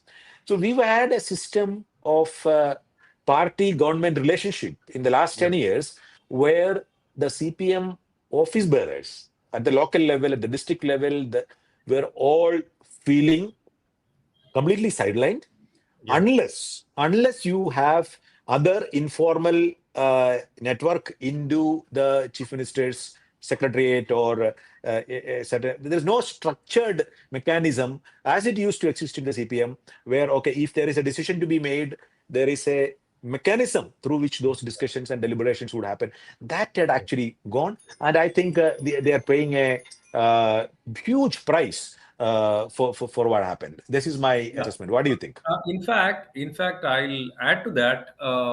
If you remember, during the time of E.K. Nayana, there was V.S. Achyutanandan as a counterweight. And when V.S. Achyutanandan was a mass leader, there was Pinarayi Vijayan as organizational head. As party secretary, he was calling the shots and he was providing the counterweight. So the party always used to exercise some control over the government, and it used to dictate policy, and there used to be a give and take kind of situation. And that happened until the time Kodiyeri Balakrishnan was a secretary, party secretary, CPM secretary in Kerala. But then after M.V. Govindan took over, that relationship actually broke. So the CPM chose to rely entirely on the charisma, the personal charisma of Pinarayi Vijayan, especially after he got a second consecutive term, which was unprecedented. So this time around too, the impression was that his personal charisma would see them through. But then that did not happen. Because like you said, the Kerala polity is quite interesting, where the people do not believe in a single person becoming a larger than life figure. So that it's a clear message against such a political system where it is led by, everything is led by one person. If you remember, in 2016, you had a galaxy of leaders, a part of the cabinet. There was Thomas Isaac, there was KK Shailaja. So they were senior leaders, part of the cabinet. M.A. Baby. Sorry? M.A. Baby was also in the cabinet. No, 2016 M.A. Baby was not there. 2006 he was there. No, but in 2021, the explanation given was that they want to bring in a whole new leadership. So all these youngsters were made part of the cabinet. They were made ministers. But then such an experiment failed, or rather backfired, in Thiruvananthapuram municipal corporation. If you remember, after Arya Rajendran was made, so after 5 years, the BJP was able to wrest that corporation from the CPM. After 45 long years. So such a thing happened in this case also, where if you look at the results, 12 ministers have tasted defeat. And Pinarayi's victory is as good as a defeat. Because last time his victory margin... Has he won finally? Sorry? Pinarayi has won finally, right? Yeah, 12,000 votes or something. Because in 2016, his victory margin was by 36,000 votes. and he took it up to 50,000 in 2021. Now it has come down to 12,000. So it is almost like That a too pyrrhic after victory. trailing. Yeah, I mean, After that too trailing in the after first 4 or 5 trailing. rounds. Yeah. So it's a clear message if you look at it that way. Secondly, the utterances against the Muslim community, or what is being interpreted as against the Muslim community, and the onslaught against the IUML, and reading IUML alongside Jamaat-e-Islami, that has also backfired, I would say.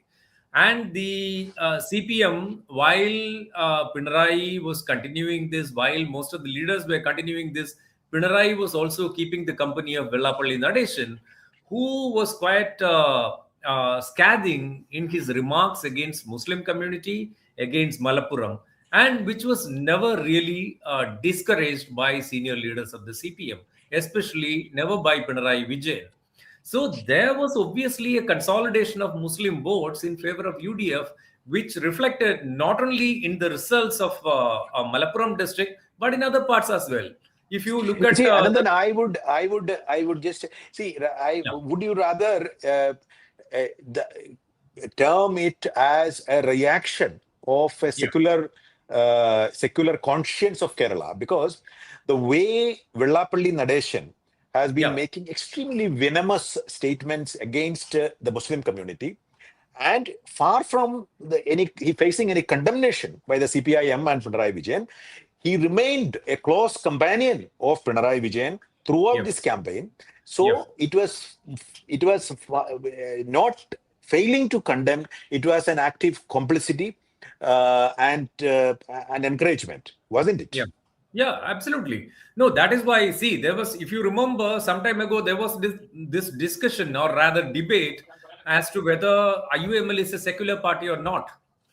So, because IUML has been with UDF for quite some time now, and IUML not only asserted its secular character, it also ensured the victory of UDF candidates in places like Ponani, where the Congress actually rested CPM stronghold.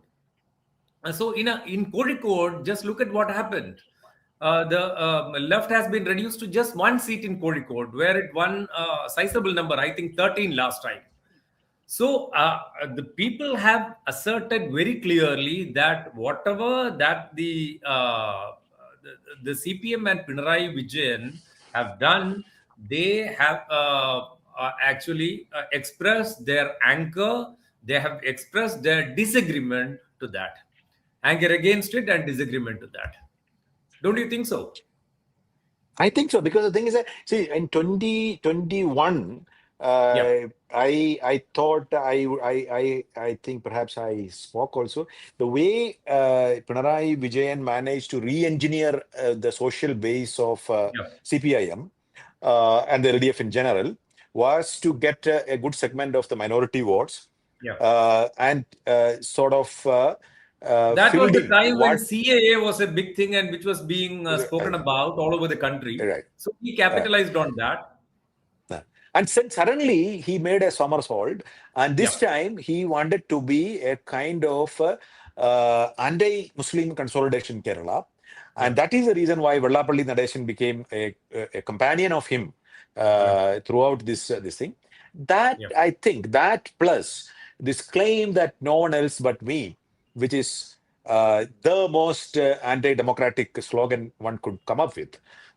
So I think that fundamentally went against the grain of Kerala's middle ground, I would say. Yeah. So now coming to Congress, the victory of the Congress in the local body elections, it was quite solid. And the party also won all these by-elections, apart from one. All these by-elections in the last few years. But then it was said that when it comes to assembly, the voting pattern is completely different. But then when we look at it, right now, the voting pattern is more or less like that of the Lok Sabha, 2024 Lok Sabha elections, where the UDF has got maximum votes from all segments of people, all segments of people. So it is not just Malappuram, it is not just the Ernakulam, but even the strongholds of the CPM or the left have seen a vote favoring the UDF. And the BJP at the same time has not been able to do extremely well or something, because their vote share has stagnated at 15%, although they won 3 seats, which is a remarkable thing for them.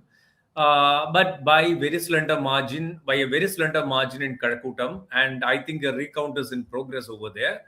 But then Chatanur, where they came second last time, and Nemam, which was again, the predictions were that Rajiv Chandrasekhar would win that constituency. So it's not an ambiguous kind of a mandate. It's clear, decisive, and clearly anti-left and anti-CPM. Yeah, it is, because, and also when you combine it with this murmur or even the open allegations that Congress and UDF had raised, that there is a kind of understanding between the BJP and the LDF, whether it is true or not, it had some takers. That is one of the reasons why the left, again, the strongholds of the left shifted. In fact, a lot of Congress leaders actually declared so much as to say that the Congress is the real left in this election. Those kind of arguments did have takers. That is what the outcome shows. So I guess the idea that I will only talk to the people directly, and I will short circuit the party mechanism. This is nothing specific to Kerala. It's a global model that this Uber leaders have sort of perfected. If you take Donald Trump, you just keep the Republican Party out of the equation. I am the party. I just take it to the people. Everywhere you see that thing. In Kerala, that is actually come back to bite. In fact, I would venture into saying that had the CPM been active as it has always been, if it had stayed together as one cohesive organization, this defeat would not have been so bad. It would have still held on to strongholds in Kannur, Alappuzha, Ernakulam. So many places it would have held on. So here, when you lose the confidence of your own people, and you bet on a different set of principles and approach, so I think then I think that the reflection is of that. So I think we'll have to also, what do you? No, you were asking me something. Yeah, what do you think? Let us come to the $1 million question. Who do you think is going to make the chief minister? Okay, I'll come to that a little later. But before that, over the last several decades, I think right from the early 2000s, the CPM has been talking about course correction, the need for a course correction within the party. In all the party plenums, in all the party congresses, this is a common agenda. The plans for a course correction, but the course correction never happened. And then they chose to put all their eggs in a single basket. And that actually got strengthened further considering the 2021 victory, which was by a higher margin compared to 2016. So the party thought that this single person's charisma would see them through. But the point was that the organizational system was devoid of, the organizational setup of the CPM was devoid of any internal democratic exercise in this period. I think one has reason to understand this or think about this, because otherwise, how is it that all of a sudden there was a rebellion in Kannur, in a place in a constituency like Talipparamba or Payyanur, and which has also affected Mr. Pinarayi himself in Dharmadam, and spilled over to other places like Balusheri, Perambra, where LDF convener lost to a debut candidate, a debut IUML candidate. And in a place like Ambalappuzha. So the margin of victory of these candidates also shows that the people have actually asked the CPM to correct its course. They have asked the CPM to do some soul searching, and that is badly warranted. Now, coming to your question as to who will be the CM candidate, I think the local leaders and the DCC members and all that, they are currently talking about VD Sadishan, because VD Sadishan steered the party in the by-polls. VD Sadishan steered the party in the local body elections, and in the present election also. He was the one who led the Pudu Yuga Yatra. But they're also talking about Ramesh Chennithala being a senior leader. He is actually the senior most in the state. And with the experience of having been around since the 1980s, from the time of Rajiv Gandhi and, even before that, from the time of Indira Gandhi. So, there are two names doing the rounds in Kerala right now, which are of VD Sadishan and Ramesh Chennithala, but you never know what the High Command decides. But ultimately, the elected representatives will have to take a call, and I'm told that some of them are KC Venugopal loyalists, so he also stands a chance. Shashi Tharoor, I understand, has spoken, and he has said he is not really interested in that post. But then this was said during the electioneering phase, but I don't know whether he still sticks to it. So there are 4 contenders to the post, as we all know, but then 2 names are doing the rounds prominently, and that are those names are Ramesh Chennithala and VD Sadishan. What do you think of it? What is the conversation like in Delhi? Well, I think so. All these names that you mentioned, all of them have pluses and minuses. Yeah. So, if you look at the track record over the last 5 years of being in opposition, one has to credit the fact that VD Sadishan has been an extraordinarily effective leader of opposition. Yeah. He has a style of articulation and gravitas that actually sway public opinion, which is done significantly in the past, and that is a major contributing factor to the thing. And he also organized the party meticulously, doing some social engineering and all that. That is the part I am not very sure about, which is for the reason. So VD Sadishan has a connect with the general public, but we cannot say that about his connect with the Congress's own workers and district level leaders and MLAs. He was a good parliamentarian to begin with, exactly, and then then he established his position as an LOP. Yeah, exactly. So, and Ramesh Chennithala is undoubtedly the senior most. He's been in all positions but the chief minister in Kerala. So he's been the home minister, starting as a KSU president, the youth congress president. He's been an AICC general secretary in charge of big states. Yeah, he's been the leader of opposition. CPCC He's president.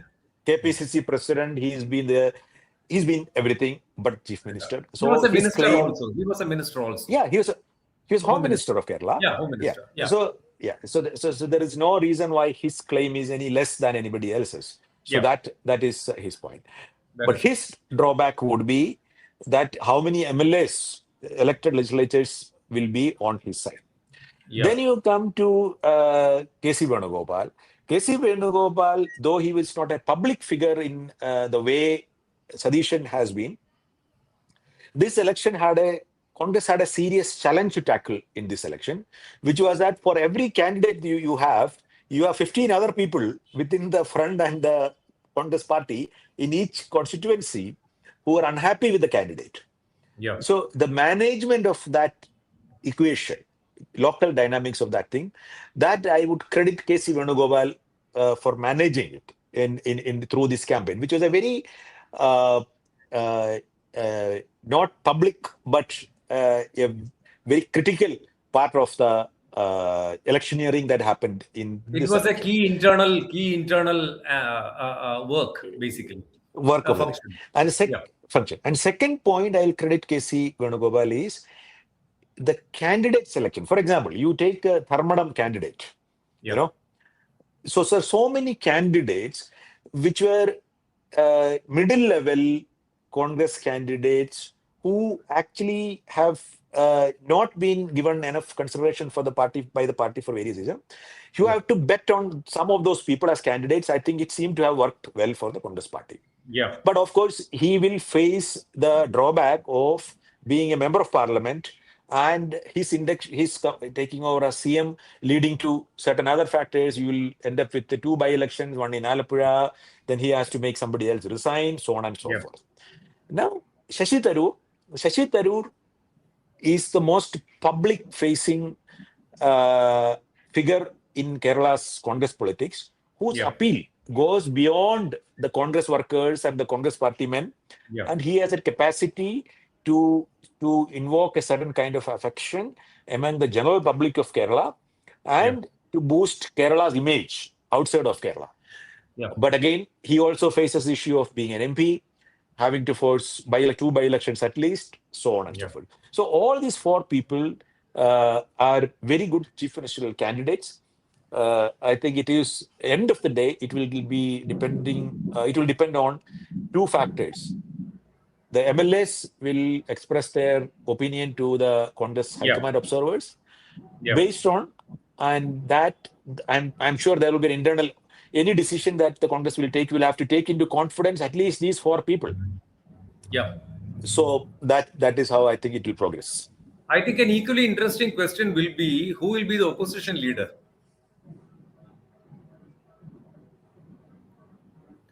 I mean, if P. Rajiv had won, I would have put my bet on him.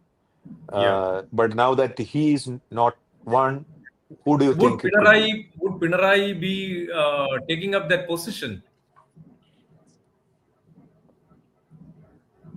Very difficult to say. I would assume no, because I think if the CPM were to make any introspection, the first thing, the first point would be to look for a new leadership in the opposition. Exactly what party leaders were telling us. I had a conversation with a few of them, and they said it is likely that Pinarayi would step down and Pinarayi would resign as MLA and then get somebody else elected, because he got multiple exemptions by virtue of the fact that he was chief minister. He was the chief minister of the state and he was leading the party, but he is well past 80. And the age cap, which was implemented by the party and made mandatory for everybody else, was 75. So, the general conversation is that, at least below the surface, the general conversation is that Pinarayi should step down and then get somebody else elected, so that there is a whole new life instilled into the party in Kerala. Yes, I think because I would go with what Mr. K. Sachidanandan had said during the campaign, that for the CPM, a defeat would be to the effect that for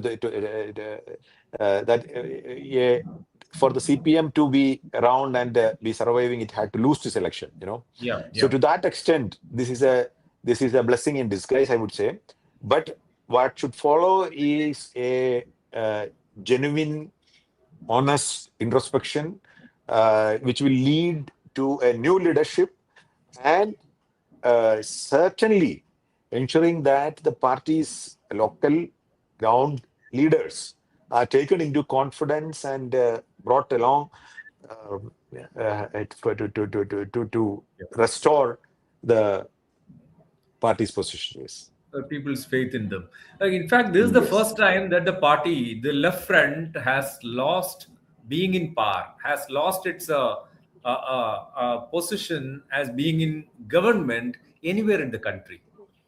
Because earlier, last time when they got defeated in Kerala, they were in power in Tripura, but now they are nowhere in power across the country. So we have seen how difficult it's been for for the CPM and the left front to make a comeback in West Bengal. At least, I mean, they've not been able to win a few seats. So, considering that situation, so is it going to be a serious debacle from which the party is not going to sort of rise in strength ever again? Because So some of doomsayers are predicting that as well. So some of the people that I also have been speaking in the CPIM have expressed this fear, which I do not think is very realistic. I would say Kerala is not comparable to West Bengal or Tripura on this count. Yeah. What it also proves, this election, is that the BJP's advances in Kerala have been set back by at least a decade now because of this election. Yeah. If the CPM had won this time and the UDF had lost, you would have seen a completely radically changed Kerala's political landscape. Yeah. So what is happening in this election is, in a way, the restoration of a typical pattern of Kerala politics, which is that both the fronts alternate Alternating in between power. the left and the UDF. Yeah. UDF. So next, I mean, I would assume that the left is back in the game by losing, paradoxically, this election, and the fear that left will be completely exterminated from Kerala's politics. I don't think. I think that is a misplaced fear that many people have. For some people, it's a hope, and some people it's a fear. But either way, I think it's misplaced. Yeah. And for the BJP, now that you have spoken about the BJP has been able to sort of reopen its account, and they've sort of not really consolidated their position or anything, but they've managed to get 3 seats. And then they've done rather well in a place like Tiruvalla, where the Prime Minister campaigned. If you remember, Anup Antony has come second in Tiruvalla. So where Matthew T. Thomas has been pushed to the 3rd position. So which means there are pockets where the BJP has been expanding its influence, and they'll continue to do so, although its vote share hasn't increased much. It is hovering around 15%, which is a lot of people say that they've reached the saturation level and it'll stay at 15. So what do you think about that? Well, I mean, it remains an open question, so to speak. Why? Because the underlying social dynamic of what determines these outcomes, that is very volatile. There are lingering tensions between the Muslims and the Christians, and Muslims and the Hindus at the ground level. So, as I said, this election was a restoration of the traditional Kerala social dynamic. Bonami, Bonami. But we have to also account for the fact that it is very tentative, it is very fragile. And it can break or be disrupted at any time. So we have to watch out for those things, how it evolves. One major factor would be, already as you earlier mentioned, there has been this concerted campaign by the left and the BJP to paint the Muslim League as some kind of a communal monster. Yeah. Now, while that campaign might continue in different forms through the UDF tenure, how the dynamics within the UDF, the power sharing, the ministry distribution, the portfolio distribution, all those factors will have a bearing on the dynamic of. For example, during the run up to the counting, when the Muslim League Supremo made this comment about VD Sadishan being the most appropriate chief minister candidate. He did not take the name. He did not take the name. He was just responding to a question which was interpreted as if he named Sadishan as their choicest person for the chief ministerial post. Right. So he was responding to a question in which Sadishan was named. Right. So So No, he did not take the name. He was very particular about it, but then it was interpreted that way. Yeah. No. If my reading was correct, the person who asked the question did mention Sadishan's name, didn't Did he? mention Sadishan's name, and the response was that okay, the exit polls favored one person, so naturally people favor that person. Yeah. So that was the response. Yeah. It was an ambiguous Yeah. response, but then Yeah. that sort of gave room for interpretation. Right. Yeah. And not only that gave to the room for that interpretation, further beyond that, it was also Yeah. immediately interpreted as some kind of illegitimate interference Absolutely. of the. Absolutely. So yeah, so that's a. So the point is, while one could make the argument that fair argument that it is a legitimate political party winning with the votes of the people and as part of the alliance is discussing its options and preferences. There is nothing communal about it, so to speak. Yeah. But unfortunately, the way things are, that suddenly gets painted as some kind of illegitimate communal demand. Yeah. So these are the sensitivities that the UDF will have to navigate in the coming months for it to remain viable in Kerala's politics, and for the left to be careful about the extremely volatile social dynamic of Kerala, where they have to really navigate that space of keeping its identity as the left platform remain, while being a platform for all Malayalis, Keralites, so to speak. Yeah. In fact, credit is due to the IUML for maintaining a very, very cautious kind of approach in the run-up to the election. If you recall, they clearly made it very clear that they would not ask for a deputy chief minister post. They would not ask for a fifth minister post.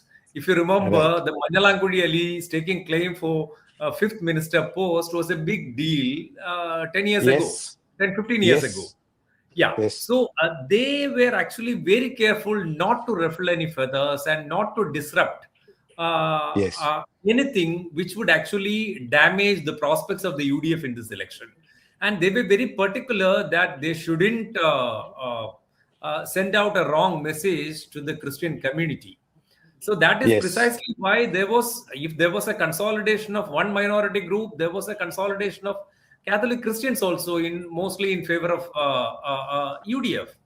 Because if you look at the results of Chalakudi, it is quite evident that Christians have voted en masse, like you said, to the UDF. And the LDF's soft peddling, the Vellapalli Nadeshan's utterances against Muslims did not do them any favor. It only added to the other side gaining more and more strength.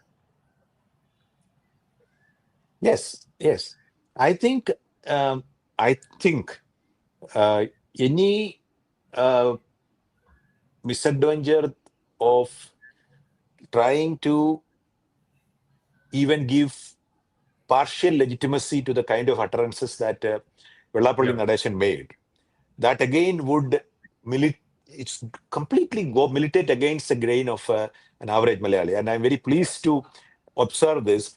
For a moment, there were several articles also written in Yoganadam, the SNDP mouthpiece, which were quite sort of vitriolic in nature against the Muslim community. Yeah. Right. And that went uncontested by the left in Kerala. That is seriously notable thing. And I think this is a message that the fact is that CPM can be the platform for a large section of the Hindu community in Kerala without having to be any kind of an anti-Muslim or anti-minority platform. So that's a fine line that one has to be cognizant of. I think, yes, a kind of red line was crossed in this election because of carrying Vellapalli Nadeshan as yesterday also he made a statement about he's rooting for the left. So So I think that is the biggest lesson that the CPM should take from this defeat, in my opinion. Yeah. So on that note, I think we'll call it a day. Yes. Thank you so much for joining me, and thank you viewers for watching. Thank you, Anandan, for this discussion, and also many congratulations for the outstanding coverage of the dynamics of Kerala politics and this change, and looking forward to reading you in the coming days. Thank you. ഞങ്ങളുടെ team UDF ഉജ്ജ്വലമായ വിജയം സമ്മാനിച്ച കേരളത്തിലെ ജനങ്ങളോട് ഞങ്ങൾ ഹൃദയം നിറഞ്ഞ നന്ദി പ്രകാശിപ്പിക്കുന്നു. ഈ വിജയം സാധ്യമാക്കി തീർത്ത UDF നേതാക്കൾക്കും 10,000 വരുന്ന UDF പ്രവർത്തകർക്കും ഞങ്ങൾ ഈ വിജയം സമർപ്പിക്കുന്നു. കേരളത്തിലുടനീളം ശക്തമായ പ്രചരണം നടത്തിയ പ്രിയങ്കരനായ ശ്രീ രാഹുൽ ഗാന്ധിക്കും കോൺഗ്രസ് പ്രസിഡന്റ് ശ്രീ മല്ലികാർജുൻ ഖാർഗെയ്ക്കും ശ്രീമതി പ്രിയങ്ക ഗാന്ധിക്കും മറ്റ് AICC നേതാക്കൾക്കും ഞാൻ പ്രത്യേകമായ നന്ദി പറയുന്നു. പ്രതിപക്ഷ നേതൃസ്ഥാനം ഏറ്റെടുത്തപ്പോൾ ശ്രീമതി സോണിയാഗാന്ധിക്കും ശ്രീ രാഹുൽ ഗാന്ധിക്കും ഒരു വാക്ക് നൽകിയിരുന്നു. കേരളത്തിലെ UDF തിളക്കമാർന്ന വിജയത്തോടു കൂടി തിരിച്ചു കൊണ്ടുവരുമെന്ന്. ആ വാക്ക് പാലിക്കാൻ കഴിഞ്ഞതിൻ്റെ നിറഞ്ഞ ചാരിതാർത്ഥ്യത്തോടു കൂടിയാണ് ഞാൻ നിങ്ങളെ കാണുന്നത്. കേരളത്തിലെ ജനങ്ങൾ ഒരുപാട് പ്രതീക്ഷയോടുകൂടിയാണ് ഇത്രയും വലിയ ഉജ്ജ്വലമായ വിജയം ടീം UDF സമ്മാനിച്ചത്. അക്ഷരാർത്ഥത്തിൽ ടീം UDF ഒരു കുടുംബമായി, ടീം UDF ഫാമിലിയായി ഒരുമിച്ച് നിന്ന് പ്രവർത്തിച്ചു, നേതാക്കളും പ്രവർത്തകരും എല്ലാവരും. ഇന്ത്യയിലെ മുന്നണി രാഷ്ട്രീയത്തിനുള്ള ഒരു മാതൃകയാണ് കേരളത്തിലെ ടീം UDF എന്ന് ഞാൻ അഭിമാനത്തോടെ പറയാൻ ആഗ്രഹിക്കുന്നു. ഇത് കേരളത്തിൻ്റെ ഒരു പ്രഖ്യാപനം കൂടിയാണ് നമ്മുടെ രാജ്യത്തോട്. നമ്മുടെ കേരളം മതേതര കേരളമാണ് എന്ന് രാജ്യത്തോട് മലയാളികൾ നടത്തിയ പ്രഖ്യാപനം കൂടിയാണ് ഈ തെരഞ്ഞെടുപ്പ്.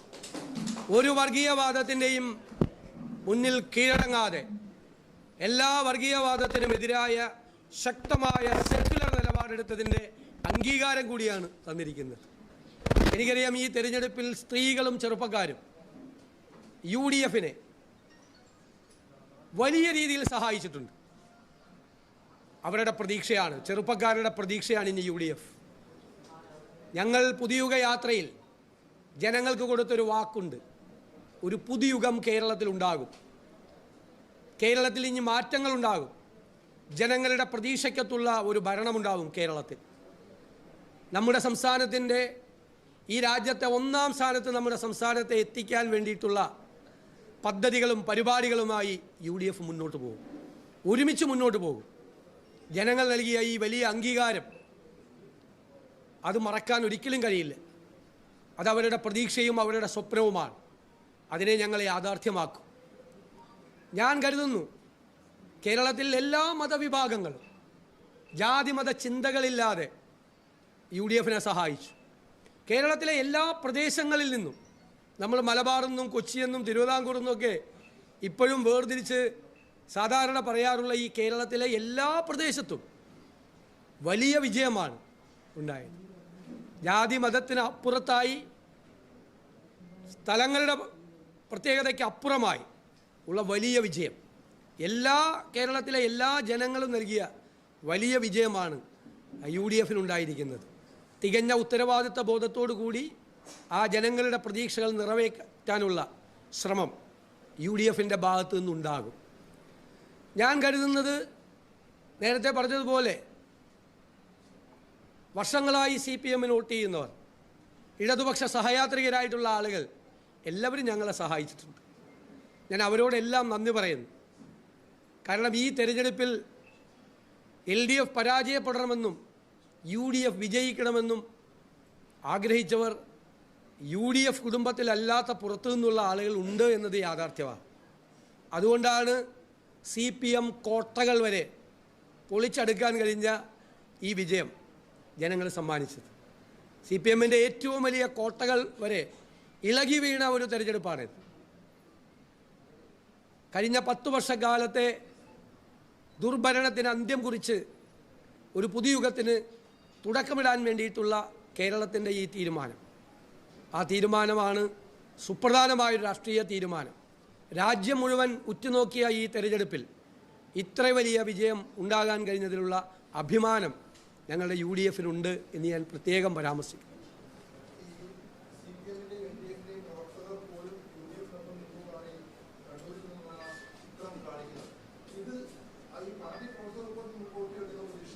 ഞാൻ പറഞ്ഞിരുന്നല്ലോ നേരത്തെ, പുതിയുഗ യാത്രയിൽ ഞങ്ങളുടെ പ്രവർത്തകരോട് പറഞ്ഞത് നിങ്ങൾ കേട്ട് കാണുമല്ലോ, ഉത്തമരായ കമ്മ്യൂണിസ്റ്റുകാരെ കാണുമ്പോൾ ചിരിച്ചോളാൻ പറഞ്ഞു, ഇടതുപക്ഷ സഹയാത്രികരെ കാണുമ്പോൾ ചേർത്ത് പിടിച്ചോളാൻ പറഞ്ഞു.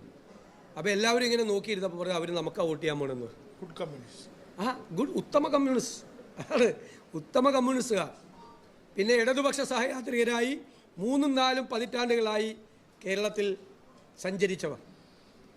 ഞാൻ പറഞ്ഞല്ലോ, അവർ തീവ്ര വലതുപക്ഷമാണ്. ഞങ്ങളാണ് നെഹ്റുവിയൻ ഇടതുപക്ഷം എന്ന് ഞങ്ങൾ കേരളത്തോട് പറഞ്ഞത്. ഞങ്ങൾ പറഞ്ഞത് ആ വാക്കുകളെല്ലാം ജനങ്ങൾ അംഗീകരിച്ചു. ഞങ്ങളുടെ വാക്കുകൾക്ക് വിശ്വാസ്യതയുണ്ടായി. ഞങ്ങളുടെ വാക്കുകളെ വിശ്വസിച്ചതിനുള്ള നന്ദി കൂടിയാണ് ഞാനിവിടെ പ്രകാശിപ്പിക്കുന്നത്. എല്ലാ വാക്കുകളും അവർ ഹൃദയത്തിലേക്ക് ഏറ്റെടുത്തു. വർഗീയതയ്ക്കെതിരായിട്ടുള്ള ഞങ്ങളുടെ അതിശക്തമായ നിലപാട്, പുതിയ കേരളത്തെക്കുറിച്ചുള്ള, പുതുയുഗത്തെക്കുറിച്ചുള്ള ഞങ്ങളുടെ ചിന്തകൾ, ഞങ്ങളുടെ സ്വപ്നങ്ങൾ, ഞങ്ങളുടെ പദ്ധതികൾ, ഞങ്ങളുടെ പരിപാടികൾ കഴിഞ്ഞ 2 വർഷമായി ഇന്ത്യയിൽ ഒരു പ്രതിപക്ഷവും ചെയ്യാത്ത ജോലിയാണ് ഞങ്ങൾ ചെയ്തത്. എന്താ ചെയ്തത്?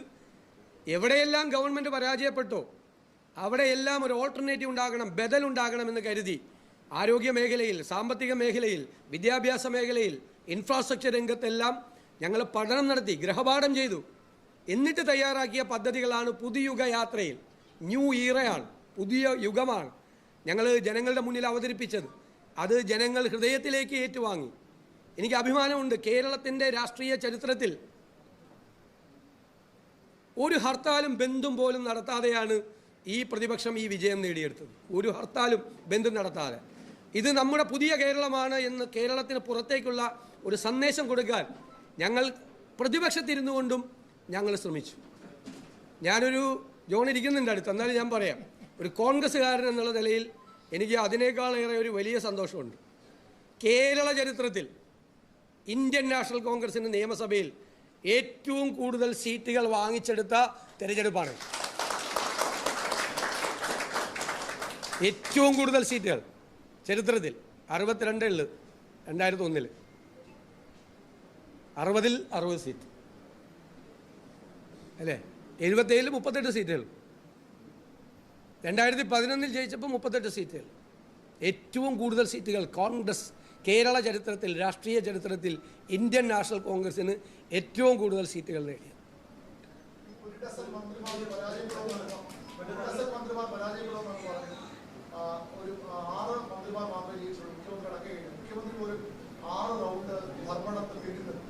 അതിൽ മാത്രമേ എൻ്റെ ചെറിയ കണക്ക് തെറ്റിയുള്ളൂ. 1 ഡസൻ മന്ത്രിമാർ തോക്കുമെന്ന് പറഞ്ഞിട്ട് അതിൽ കൂടുതൽ മന്ത്രിമാർ തോറ്റു. ചെറുതായിട്ട് എൻ്റെ കണക്ക് തെറ്റി. ഞാൻ 100-ലധികം സീറ്റ് എന്ന് പറഞ്ഞപ്പോൾ എന്നെ ഒരുപാട് പേര് പരിഹസിക്കുകയും അധിക്ഷേപിക്കുകയും ആക്ഷേപിക്കുകയൊക്കെ ചെയ്തിട്ടുണ്ട്. പക്ഷേ നമ്മളൊരു കണക്ക് പറഞ്ഞത് ഞങ്ങൾ നടത്തിയ പ്രവർത്തനങ്ങൾ, നിങ്ങൾ കണ്ട പ്രവർത്തനങ്ങൾ, അത് കൂടാതെ ഞങ്ങൾ വളരെ നിശബ്ദമായി നടത്തിയ ഒരു പ്രവർത്തനങ്ങളുണ്ടായിരുന്നു. 2001 ഞങ്ങൾ ഈ ചുമതല ഏറ്റെടുത്തപ്പോൾ ഞങ്ങൾ പൊളിറ്റിക്കൽ അനാലിസിസ് നടത്തി. 2001 കിട്ടിയ ഉജ്ജ്വലമായ വിജയം പിന്നെ 2004 പോലും ഇല്ല. 2011 ജയിച്ചെങ്കിലും 72 സീറ്റോടുകൂടിയാണ് ജയിച്ചത്. UDFൻ്റെ ഭാഗത്തുണ്ടായിരുന്ന ഒരുപാട് ശക്തികൾ, ഒരുപാട് ഗ്രൂപ്പുകൾ, സോഷ്യൽ ഗ്രൂപ്പുകൾ UDFനെ വിട്ടുപോയി. ഞങ്ങൾ വളരെ നിശബ്ദമായി നടത്തിയ പ്രവർത്തനത്തിലൂടെ അവരെ എല്ലാവരെയും ഞങ്ങൾ തിരിച്ചു കൊണ്ടുവന്നു. കുറച്ച് പേര് ഉണ്ട്, മുഴുവനായില്ല, ഒരു 90% ആയില്ല. ഞാൻ 100 ടാർഗറ്റ് ചെയ്തിട്ട് 90 ആയില്ല, കുറച്ച് പേര് ഉണ്ട്. അവർ കൂടി UDFലേക്ക് വരും. പുതിയ തലമുറ UDFൻ്റെ കൂടെ നിൽക്കും. ഇനി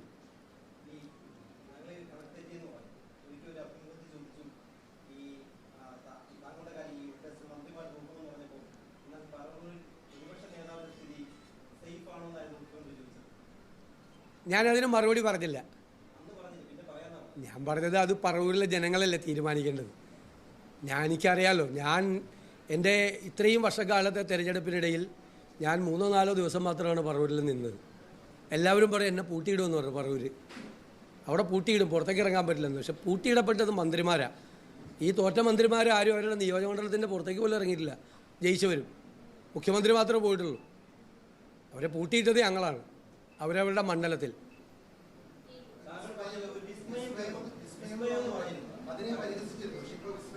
എന്തുമാത്രം വിസ്മയങ്ങളുണ്ടായി തെരഞ്ഞെടുപ്പിന് മുമ്പ്. ഞങ്ങൾ തന്നെ അവസാനിപ്പിച്ചാണ്, ഞങ്ങളെ കൊണ്ട് പറ്റുന്നില്ലായിരുന്നു. ഒരു സ്റ്റേജ് എത്തിയപ്പോൾ ഞങ്ങൾ ആലോചിച്ചിട്ട് പറയും ഇനി വേണ്ടാന്ന് പറഞ്ഞു.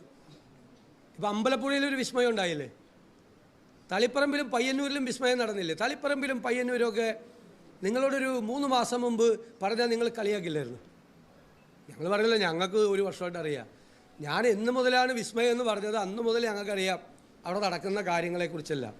കണ്ണൂരിലെ ജനത എങ്ങനെയാണ് പ്രതികരിച്ചത്, കേരളത്തിലുടനീളം അതുകൊണ്ട് കണ്ണൂരിൽ അത് എവിഡൻ്റായി അല്ലേ. അമ്പലപ്പുഴയിൽ ജി സുധാകരനെ പോലുള്ള ഒരാളെ ഞങ്ങൾ ഹൃദയപൂർവ്വമാണ് സ്വീകരിച്ചത്, വളരെ അഭിമാനത്തോടു കൂടിയാണ് സ്വീകരിച്ചത്. എത്ര വലിയ വിജയമാണ് അദ്ദേഹം നേടിയത്. അല്ല, അത് അവരുടെ തീരുമാനമാണ്. നമ്മൾ പറയില്ല, അവരൊരു മുന്നണിയിൽ നിൽക്കുമ്പോൾ ഞങ്ങൾ അവരെക്കുറിച്ച് ഒരിക്കലും പറഞ്ഞിട്ടില്ല അവരിങ്ങോട്ട് വരാൻ പോവാണെന്ന്. ഞങ്ങൾ രാഷ്ട്രീയ മര്യാദകൾ കാണിച്ചിട്ടുണ്ട് ഇല്ലേ. അവരപ്പുറത്തൊരു മുന്നണിയിൽ നിൽക്കുമ്പോൾ അവരുടെ വിശ്വാസ്യതയെ തടസ്സപ്പെടുത്തൊന്നും നിന്നിട്ടില്ല. അത് അവരുടെ തീരുമാനമാണ് UDFിലേക്ക് വരണോ വേണ്ടതെന്ന്. ഞങ്ങളുടെ വാതിൽ തുറന്നാണ് വെച്ചിരുന്നത്, പക്ഷെ അവർ വന്നില്ല. അത് അവരുടെ രാഷ്ട്രീയ തീരുമാനം.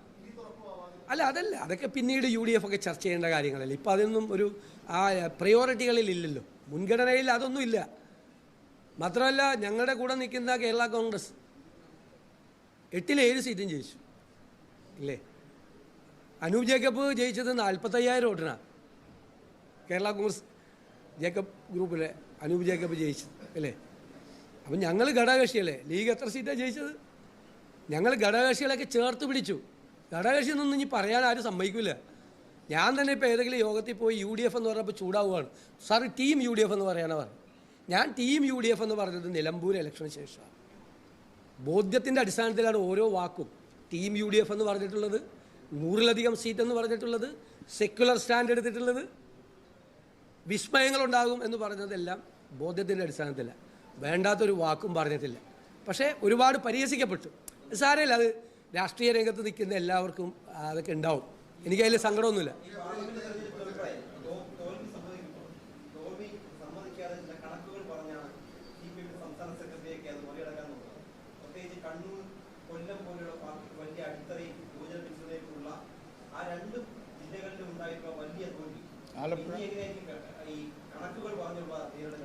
അതറിയില്ല, അവരുടെ പ്രതികരണം ഞാൻ ശ്രദ്ധിച്ചില്ല. ഞാൻ നിലമ്പൂർ ഇലക്ഷൻ കഴിഞ്ഞപ്പോൾ ഒരു ന്യായീകരിക്കാൻ ശ്രമിച്ചപ്പോൾ ഞാൻ പറഞ്ഞൊരു വാക്കുണ്ട്, CPMനെ തോൽപ്പിക്കാൻ എളുപ്പമാണ്, പക്ഷെ തോറ്റെന്ന് അവരെ ബോധ്യപ്പെടുത്താൻ ഭയങ്കര പാടാണ്. ഇനിയിപ്പോൾ അങ്ങനെ പറയുമെന്ന് എനിക്കറിയില്ല ഈ തോൽവിക്ക് ശേഷവും. അത് അന്ന് ഉപയോഗിച്ച ഒരു വാചകമാണ് അല്ലേ, ശരിയല്ലേ. അപ്പോഴും ന്യായീകരിച്ചുകൊണ്ടിരിക്കുകയായിരുന്നു നിലമ്പൂരത്ത് ഇത്രയും വലിയ തോൽവി ഉണ്ടായിട്ട്.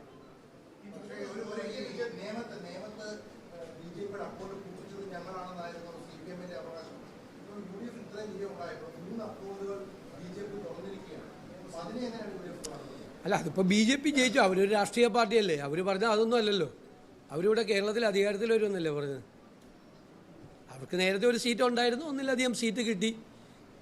ഞാൻ പറഞ്ഞല്ലോ, ഇവർ തമ്മിലൊരു ഡീലുണ്ടായിരുന്നു. അല്ല, ഇവർ തമ്മിലൊരു ഡീലുണ്ടായിരുന്നു. പക്ഷേ ആ ഡീല് അവരുടെ താഴെയുള്ള അണികൾ പൊളിച്ചു കൊടുത്തു. ആ ഡീല് ഞങ്ങൾ പുറത്ത് പറഞ്ഞത് ഞങ്ങൾ ബുദ്ധിപൂർവ്വം പറഞ്ഞാണ്. തിരഞ്ഞെടുപ്പ് കാലത്ത് ഞങ്ങൾ അജണ്ടയാക്കിയല്ലോ അത്. CPM BJP ഡീല് ഞങ്ങൾ അജണ്ടയാക്കിയത് വെറുതെ അല്ല, അത് മുകളിലെ നേതാക്കന്മാർ തമ്മിലുള്ള ഡീലാണ്. താഴെയുള്ള അവരുടെ അണികൾ അത് പ്രാവർത്തികമാക്കാൻ സമ്മതിക്കരുതെന്ന് വിചാരിച്ചാണ് ഞങ്ങളത് ഡീലാക്കിയത്. ഞങ്ങളത് അജണ്ടയിൽ, തെരഞ്ഞെടുപ്പ് അജണ്ടയിലേക്ക് കൊണ്ടുവന്നത്.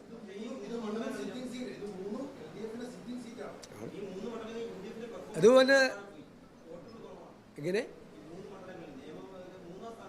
അതൊക്കെ ഓരോ തരംഗമല്ലേ, ഓരോ ഇതല്ലേ, ഓരോ സീറ്റുകളിലുള്ള ഓരോ ഇതല്ലേ. LDFിൻ്റെ സീറ്റല്ലേ തോറ്റത്? ഇല്ല, എല്ലാ സീറ്റും LDFിൻ്റെ സിറ്റിംഗ് സീറ്റല്ലേ. ഞങ്ങളതൊക്കെ 3ാമത്തെ സ്ഥാനത്തല്ലായിരുന്നു അവിടെ നേരത്തെയും. അല്ല അത് അല്ല, അങ്ങനെയല്ല. അത് ഒരു ഞാനത് അങ്ങനെ പറഞ്ഞതല്ല. ഞാനത് ഒരു അഹങ്കാരത്തിൻ്റെ ഭാഷയിലൊന്നും അങ്ങനെ പറഞ്ഞതല്ല. ഒരു അരാഷ്ട്രീയവാദമാണെന്നൊക്കെ പറഞ്ഞു കുറേ പേര്. ഇങ്ങോട്ട് ചോദിച്ചു, വെല്ലുവിളിച്ചു. ജയിച്ചില്ലെങ്കിൽ വനവാസത്തിന് പോകുമെന്ന് ഞാൻ പറഞ്ഞു. ജയിച്ചില്ലെങ്കിൽ വനവാസത്തിന് പോകുന്നു, ജയിച്ചില്ലെങ്കിൽ റിട്ടയർ ചെയ്യുമെന്ന് പറഞ്ഞു. നിങ്ങളും എന്നോട് എപ്പോഴും ചോദിക്കുമായിരുന്നു. ഞാൻ ഇവിടെ വന്നിരുന്ന് ഉജ്ജ്വലമായ വിജയം, കഴിഞ്ഞ 30 വർഷക്കാലത്തെ ഉജ്ജ്വലമായ വിജയം ലോക്കൽ ബോഡി തെരഞ്ഞെടുപ്പിൽ നേടി ഇവിടെ വന്നിരുന്നപ്പോഴും നിങ്ങൾ ചോദിച്ചു അസംബ്ലി തെരഞ്ഞെടുപ്പിൽ ജയിച്ചില്ലെങ്കിൽ വനവാസത്തിന് പോകുന്നു. അപ്പോൾ ഞാൻ എന്താ പറഞ്ഞത്? അവസാനത്തെ പത്രസമ്മേളനം വിളിച്ചു കൂട്ടി എൻ്റെ ജീവിതത്തിൽ, രാഷ്ട്രീയ ജീവിതത്തിൽ നിങ്ങളോട് പറഞ്ഞ് ഞാൻ റിട്ടയർ ചെയ്യുമെന്ന് പറഞ്ഞു രാഷ്ട്രീയത്തിൽ, അല്ലേ പറഞ്ഞില്ലേ? ഇതേ കസേരയിൽ ഇരുന്നുകൊണ്ടാണ് ഞാൻ നിങ്ങളോട് പറഞ്ഞത്. അന്ന് നിങ്ങൾ ചോദിച്ചു, ജയിച്ചിട്ട് വന്നപ്പോഴും ചോദിച്ചു നിങ്ങൾ. അപ്പോൾ പറഞ്ഞു അതൊരു തീരുമാനമാണ്. കാരണം ജയിപ്പിക്കാൻ പറ്റിയില്ലെങ്കിൽ അത് നമ്മുടെ പരാജയമല്ലേ, നമ്മളെ ഏൽപ്പിച്ചതല്ലേ കോൺഗ്രസ് നേതൃത്വം. നമ്മളെ പ്രതീക്ഷ അർപ്പിച്ച് നമ്മളെ ഒരു ഉത്തരവാദിത്തം ഏൽപ്പിച്ചതാണ്.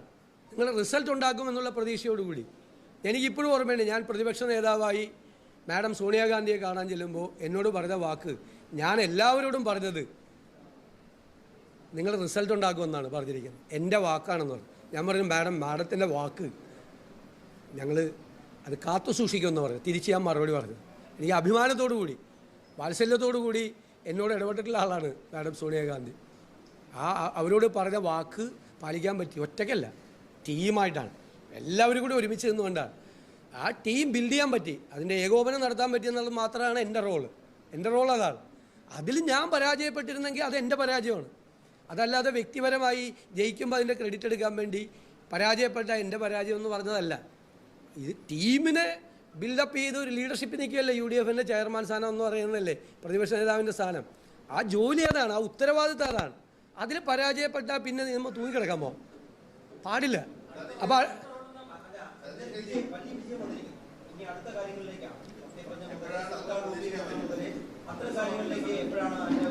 അല്ല, അത് UDFൻ്റെ ചർച്ചകൾ തുടങ്ങും, വളരെ പെട്ടെന്ന് തന്നെ തുടങ്ങും UDFൻ്റെ ചർച്ചകൾ. കോൺഗ്രസിൻ്റെ മുഖ്യമന്ത്രി സ്ഥാനം തീരുമാനിക്കേണ്ടത് കോൺഗ്രസ് ഹൈക്കമാൻഡാണ്. അതിനൊരു നടപടിക്രമമുണ്ട്. ആ നടപടിക്രമം ഇന്നോ നാളെയോ കോൺഗ്രസ് ഹൈക്കമാൻഡ് പ്രഖ്യാപിച്ച് ആ നടപടിക്രമം പൂർത്തിയാക്കി കോൺഗ്രസിൻ്റെ ഒരു മുഖ്യമന്ത്രി ഉണ്ടാവും. ബാക്കി ഘടകകക്ഷികളുമായിട്ട് ആലോചിച്ച് ഇപ്പോൾ സീറ്റ് വിഭജനം നടത്തിയപ്പോൾ നിങ്ങൾക്ക് ആർക്കും ഒരു വാർത്ത പോലും കിട്ടിയില്ല, ഒരു അപസ്വരം ഉണ്ടായില്ല. ചരിത്രത്തിൽ ആദ്യമായി 140 സീറ്റുകളുടെ വിഭജനം UDF നടത്തിയപ്പോൾ ഒരു അപസ്വരം പോലും ഉണ്ടായില്ല. ഞങ്ങൾക്ക് 3 സീറ്റ് കൂടുതൽ തന്നു ഘടകകക്ഷികൾ, കോൺഗ്രസിന് 3 സീറ്റുകൾ കൂടുതൽ തന്നു ഘടകകക്ഷികൾ, അല്ലേ? തന്നിട്ട് ഒരു അപസ്വരം പോലും ഇല്ലാതെ ചെയ്തു. എല്ലാവരും വർക്ക് ചെയ്തു. ചില കോൺഗ്രസ് സ്ഥാനാർത്ഥികളെയൊക്കെ ചില ഘടകകക്ഷികൾ അങ്ങ് ഏറ്റെടുത്തു. ഞങ്ങളുടെ പ്രവർത്തകരെക്കാൾ കൂടുതൽ ആവേശത്തിൽ അവർ വർക്ക് ചെയ്തു പല സ്ഥലത്തും. ഘടകകക്ഷികൾ മത്സരിച്ച സ്ഥലത്ത് കോൺഗ്രസ് പ്രവർത്തകർ അവരെ ചുമലിലേറ്റിതേ ഇരിക്കുന്നു.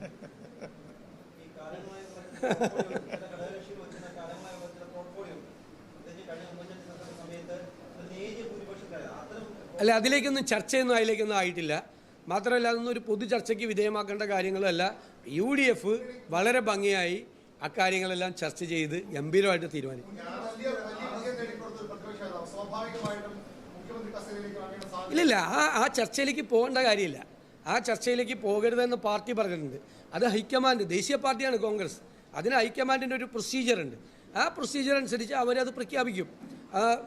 ഞാൻ അതിൻ്റെ വിശദാംശങ്ങൾ പറയണ്ടല്ലോ, അവർ പ്രഖ്യാപിക്കും. അതിലേക്കില്ല,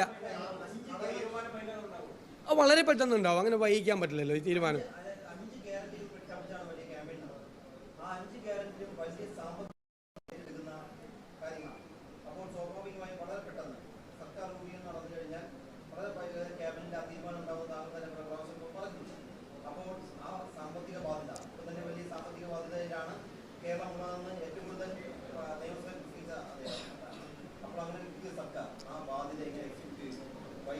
നല്ല ചോദ്യമാണത്, നല്ല ചോദ്യമാണ്. അതിന് ഞാൻ മറുപടിയും പറഞ്ഞിട്ടുണ്ട് നേരത്തെ. പൂച്ച പെറ്റ് കിടക്കുന്ന ഖജനാവാണ് ഞങ്ങളിലേക്ക് കൈമാറുന്നത് അവർ, ആണല്ലോ.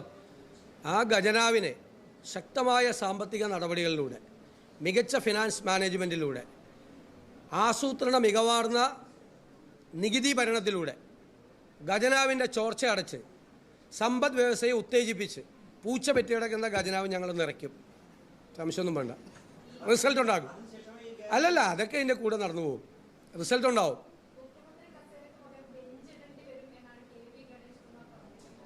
അവർ അപ്പുറത്ത് നിന്ന് തെരഞ്ഞെടുപ്പ് കാലത്ത് എന്തെല്ലാം പറഞ്ഞിട്ടുണ്ട്. ഒരു കസേര ഉണ്ടാവുള്ളൂ, ആ കസേരയിൽ കോൺഗ്രസ് തീരുമാനിക്കുന്ന ആൾ വന്ന് അവിടെ ഇരിക്കും.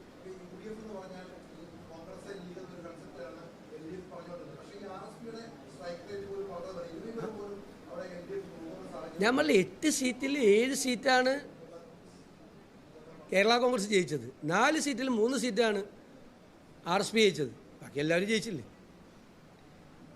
KK രമ ജയിച്ചു, മാണി സി കാപ്പൻ ജയിച്ചു, ഞങ്ങളുടെ UDFൻ്റെ അഭിമാനമായ ഞങ്ങളുടെ സെക്രട്ടറി ജയിച്ചു, CP ജോൺ ഇല്ലേ? അവരെല്ലാം ജയിച്ചില്ലേ?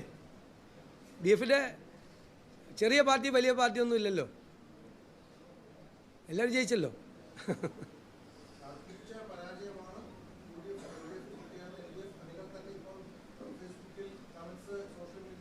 ഞാൻ പറഞ്ഞല്ലോ അവരുടെ അണികൾ അസ്വസ്ഥരായിരുന്നു. ഞങ്ങൾക്കത് നന്നായിട്ട് അറിയാമായിരുന്നു, അവരെക്കാളും നന്നായിട്ട് ഞങ്ങൾക്ക് അറിയാമായിരുന്നു. അണികൾ മാത്രമല്ല, നേതാക്കൾ ഉൾപ്പെടെ.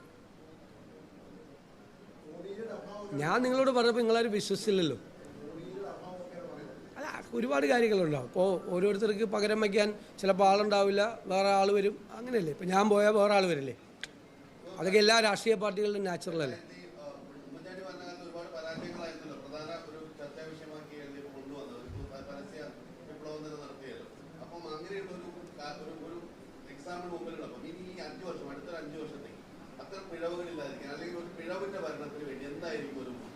അത് തെറ്റായ പ്രചരണമാണല്ലോ അവർ നടത്തിയ ഒരുപാട് കാര്യങ്ങൾ തെറ്റായ പ്രചരണമാണെന്ന് പിന്നീട് തെളിഞ്ഞു. ഇപ്പം തെറ്റായ പ്രചരണം UDFനെതിരായി നടത്തിയാൽ അതിനെ പ്രതിരോധിക്കാനുള്ള ശക്തി കേരളത്തിലെ UDFനുണ്ട്, ടീം UDFനുണ്ട്. അതൊക്കെ ഞങ്ങൾ പ്രതിരോധിക്കും. ഞങ്ങൾക്ക് കൃത്യമായ ആശയങ്ങളുണ്ട്, പദ്ധതികളുണ്ട്, പരിപാടികളുണ്ട്. അത് സമയബന്ധിതമായി ഭംഗിയായി നടപ്പാക്കും. കേരളത്തിൻ്റെ ചരിത്രത്തിൽ ഇതുവരെ ഇല്ലാത്ത മോണിറ്ററിംഗ് സംവിധാനം ഉണ്ടാവും കേരളത്തിൽ. പെർഫോമൻസ് ഓഡിറ്റിംഗ് ഉണ്ടാവും. എന്താണ് പറഞ്ഞത്, എന്താണ് ചെയ്തത് എന്ന് അന്വേഷിക്കുന്ന ആളുണ്ടാവും, സംവിധാനം ഉണ്ടാവും. ഏറ്റവും മികച്ച ഗവേണൻസ്, ഗുഡ് ഗവേണൻസ്. മാനിഫെസ്റ്റോയിൽ പറഞ്ഞ കാര്യങ്ങൾ മോണിറ്റർ ചെയ്യും. ഞാൻ മാനിഫെസ്റ്റോ ഡിക്ലെയർ ചെയ്തുകൊണ്ട് പറഞ്ഞല്ലോ, വെറുതെ ഉപരിതല സ്പർശിയായ പ്രഖ്യാപനങ്ങളല്ല, അത് പഠിച്ച് തയ്യാറാക്കിയ ഡീറ്റെയിൽസാണ്. ഇടുക്കി ജില്ലയെക്കുറിച്ച് ഞങ്ങൾ പറഞ്ഞത് CPM പറഞ്ഞത് ചർച്ചയായി. ഞങ്ങളുടെ മാനിഫെസ്റ്റോയും CPMൻ്റെ മാനിഫെസ്റ്റോയും വെച്ചുകൊണ്ടാണ് നിരവധി സംഘടനകൾ പത്രസമ്മേളനം നടത്തിയത്, ഒരുപാട് കാര്യങ്ങൾ പറഞ്ഞത്. അല്ല, അത് അതിൻ്റെ നടപടിക്രമം ഉണ്ടല്ലോ. മുഖ്യമന്ത്രിയെ പ്രഖ്യാപിച്ചു കഴിഞ്ഞാൽ ഘടകകക്ഷികളുമായിട്ടുള്ള ചർച്ചകൾ നടത്തുന്നൊരു പ്രോസസ്സുണ്ട്. അതനുസരിച്ച് അവർ തീരുമാനം എടുക്കും. അവരുടെ മന്ത്രിമാരെ, കോൺഗ്രസിൻ്റെ മന്ത്രിമാരെ കോൺഗ്രസ് പാർട്ടി തീരുമാനിക്കും.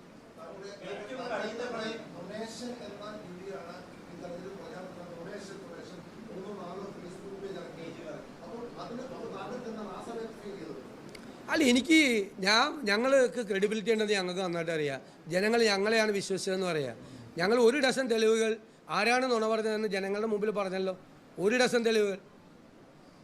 ജമാഅത്ത് ഇസ്ലാമിയുമായിട്ട് ഒരു കാലത്തും ബന്ധം ഉണ്ടായിരുന്നില്ല മുഖ്യമന്ത്രിയുടെ പ്രസ്താവന. ഞാൻ വീഡിയോ ക്ലിപ്പ് ഹാജരാക്കിയല്ലോ, ബന്ധമുണ്ടെന്ന് പറഞ്ഞത് നേരത്തെ. RSSുമായി ഒരു കാലത്തും ബന്ധം ഉണ്ടായിരുന്നില്ല. ആരാ നുണ പറഞ്ഞത്? ബന്ധം ഉണ്ടായിരുന്നെന്ന് ഞങ്ങൾ തെളിയിച്ചല്ലോ അദ്ദേഹത്തിൻ്റെ പ്രസംഗങ്ങളിലൂടെ തന്നെ. 18 മാസം ഉമ്മൻചാണ്ടിയുടെ കാലത്ത് പെൻഷൻ മുടങ്ങി, പച്ചക്കള്ളം പ്രചരിപ്പിച്ചു. ആരാ പ്രചരിപ്പിച്ചത്? അത് നുണയാണെന്ന് ഞങ്ങൾ തെളിയിച്ചല്ലോ. 1 ഡസൻ നുണകളാണ് അവരുടെ നുണകൾ ഞങ്ങൾ തെളിയിച്ചത്. ഞങ്ങളൊരു നുണയും പറഞ്ഞിട്ടില്ല.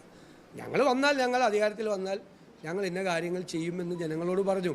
അപ്പോൾ അതൊക്കെ വ്യക്തിപരമായി തേജോവധം ചെയ്യാൻ വേണ്ടിയിട്ടുള്ള നടത്തിയ ശ്രമങ്ങളാണ്. ഞാൻ ഭയങ്കര ഹാപ്പിയായിരുന്നു സത്യത്തിൽ. എന്ത് തോന്നിയെന്ന് ചോദിച്ചുകൊണ്ടാണ് പറഞ്ഞത്.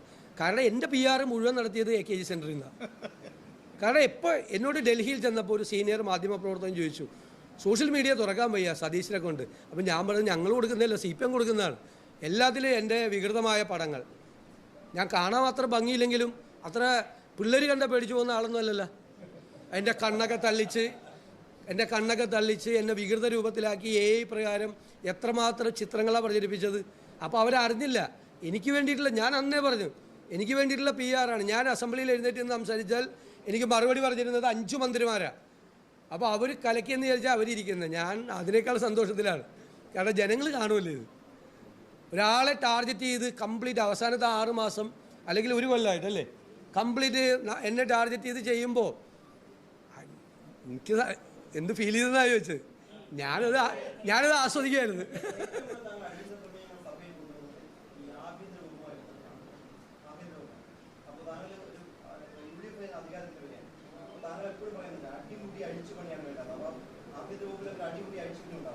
ഒരുപാട് വകുപ്പുകളിൽ ഉണ്ടാവും. ഒരുപാട് വകുപ്പുകളിൽ ഭരണ സംവിധാനത്തിൽ അഴിച്ചുപണികളുണ്ടാവും. അതാണ് UDF കൊടുത്തിരിക്കുന്ന വാക്കാണ്. കേരളത്തിനെ സെക്രട്ടേറിയറ്റിനെ ഇന്ത്യയിലെ ഏറ്റവും എഫിഷ്യൻറ്റ് സെക്രട്ടേറിയറ്റ് ആക്കുമെന്ന് ഞങ്ങളുടെ ഒരു വാക്കാണ്. ഗുഡ് ഗവേണൻസ് ആണ് ഞങ്ങളുടെ വാക്ക്, ജനങ്ങളോട് കൊടുത്തിരിക്കുന്ന വാക്ക്. ആ വാക്ക് UDF പാലിക്കും. അല്ല, അതൊക്കെ UDFിൻ്റെ ചർച്ചകളിലൂടെ പുറത്തു വരേണ്ട കാര്യങ്ങളാണ്.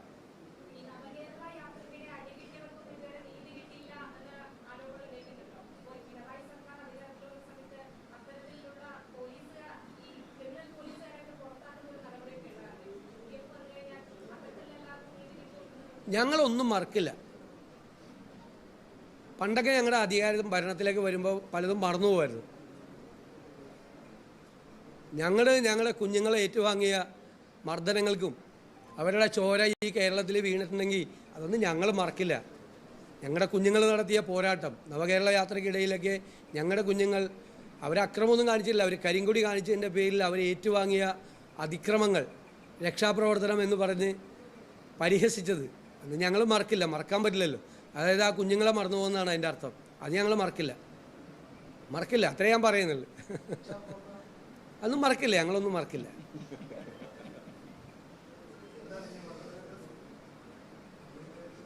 അത് പോണം. അപ്പോൾ വളരെ സന്തോഷം നിങ്ങളോട് എല്ലാവരോടും, കേരളത്തിലെ മാധ്യമങ്ങളോടും മാധ്യമപ്രവർത്തകരോടും ഒക്കെ ഞാൻ പ്രത്യേകമായി നന്ദി പറയുന്നു. നിങ്ങൾ ഞങ്ങളെ നന്നായി വിമർശിച്ചിട്ടുണ്ട്. നന്നായി ഞങ്ങൾ പറഞ്ഞ കാര്യങ്ങൾ ജനങ്ങളിലേക്ക് എത്തിക്കാൻ നിങ്ങൾ ശ്രമിച്ചിട്ടുണ്ട്. രണ്ടും ചെയ്തിട്ടുണ്ട്. നന്നായി ദ്രോഹിച്ചവരുണ്ട്, അതൊന്നും കുഴപ്പമില്ല. അതൊക്കെ വിമർശനത്തിന് അതീതരല്ല. ഞാനൊന്നും പറഞ്ഞിട്ടുണ്ടല്ലോ. എന്നെ വ്യക്തിപരമായി വിമർശിച്ചപ്പോൾ ഞാൻ പറഞ്ഞിട്ടുണ്ട് വിമർശനത്തിന് അതീതനല്ല.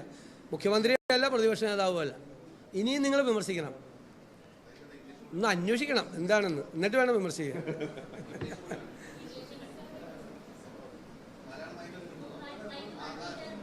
മലയാളം വേണമെങ്കിൽ എടുത്തോട്ടെ. മലയാളം മാറ്റിക്കും. പോയിക്കും, അവിടേക്ക് പോയിക്കും.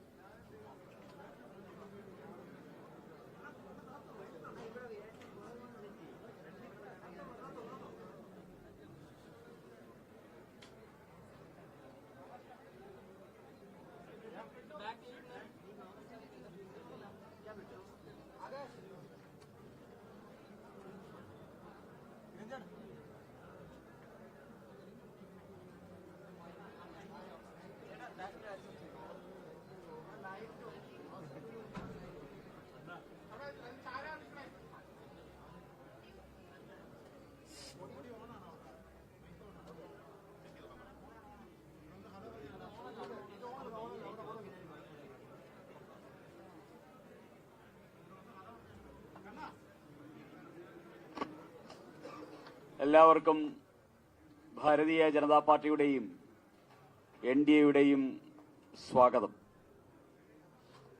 കേരളത്തിന്റെ രാഷ്ട്രീയ ചരിത്രത്തിൽ ഭാരതീയ ജനതാ പാർട്ടി ഒരു പുതിയ അധ്യായം രചിച്ചിരിക്കുകയാണ്.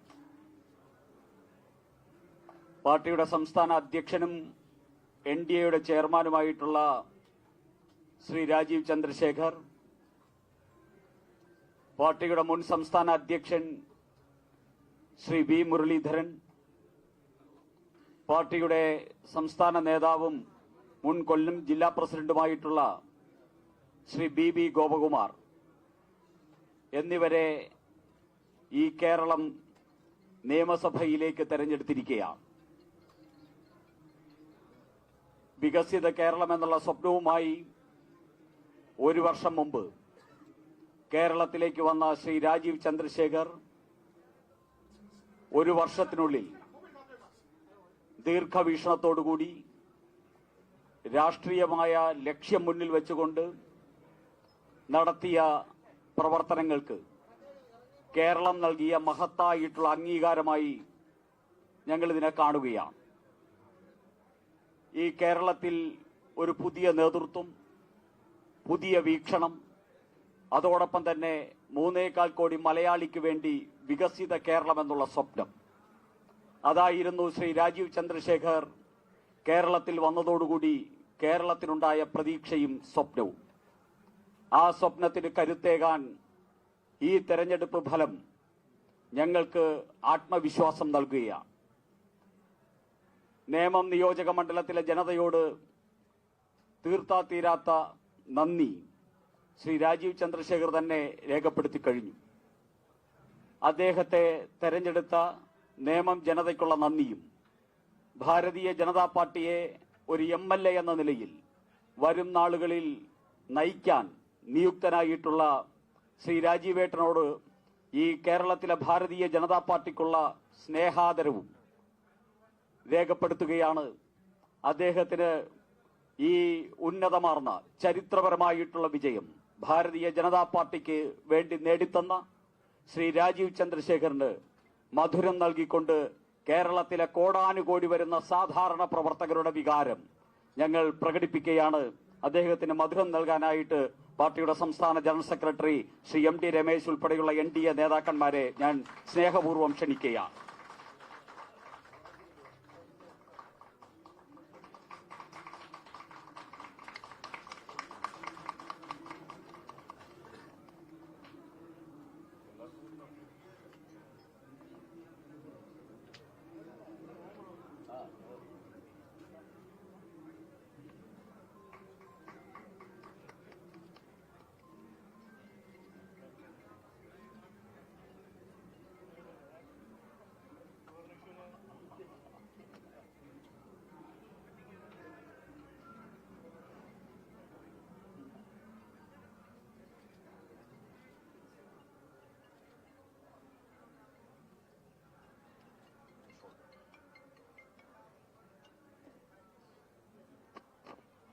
അദ്ദേഹത്തിന് NDA നേതാക്കന്മാരായിട്ടുള്ള ശ്രീ VV രാജേന്ദ്രൻ, ശ്രീ പേരുക്കട ഹരികുമാർ തുടങ്ങിയവർ ഷോൾ അണിയിക്കുന്നു.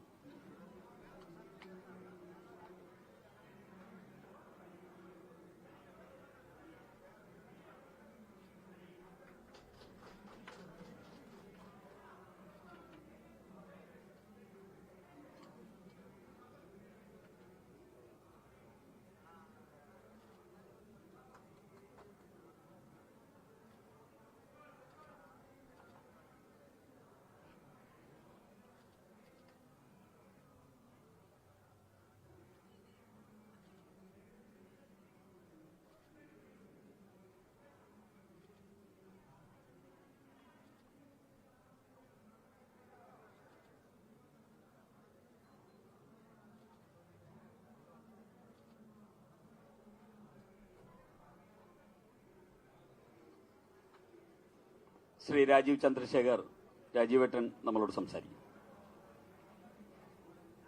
എല്ലാവർക്കും നമസ്കാരം. ഞാൻ എൻ്റെ രാഷ്ട്രീയം തുടങ്ങിയത് 20 കൊല്ലം മുമ്പെയാണ്. എൻ്റെ 20 കൊല്ലത്തിൻ്റെ രാഷ്ട്രീയത്തിൽ ഞാൻ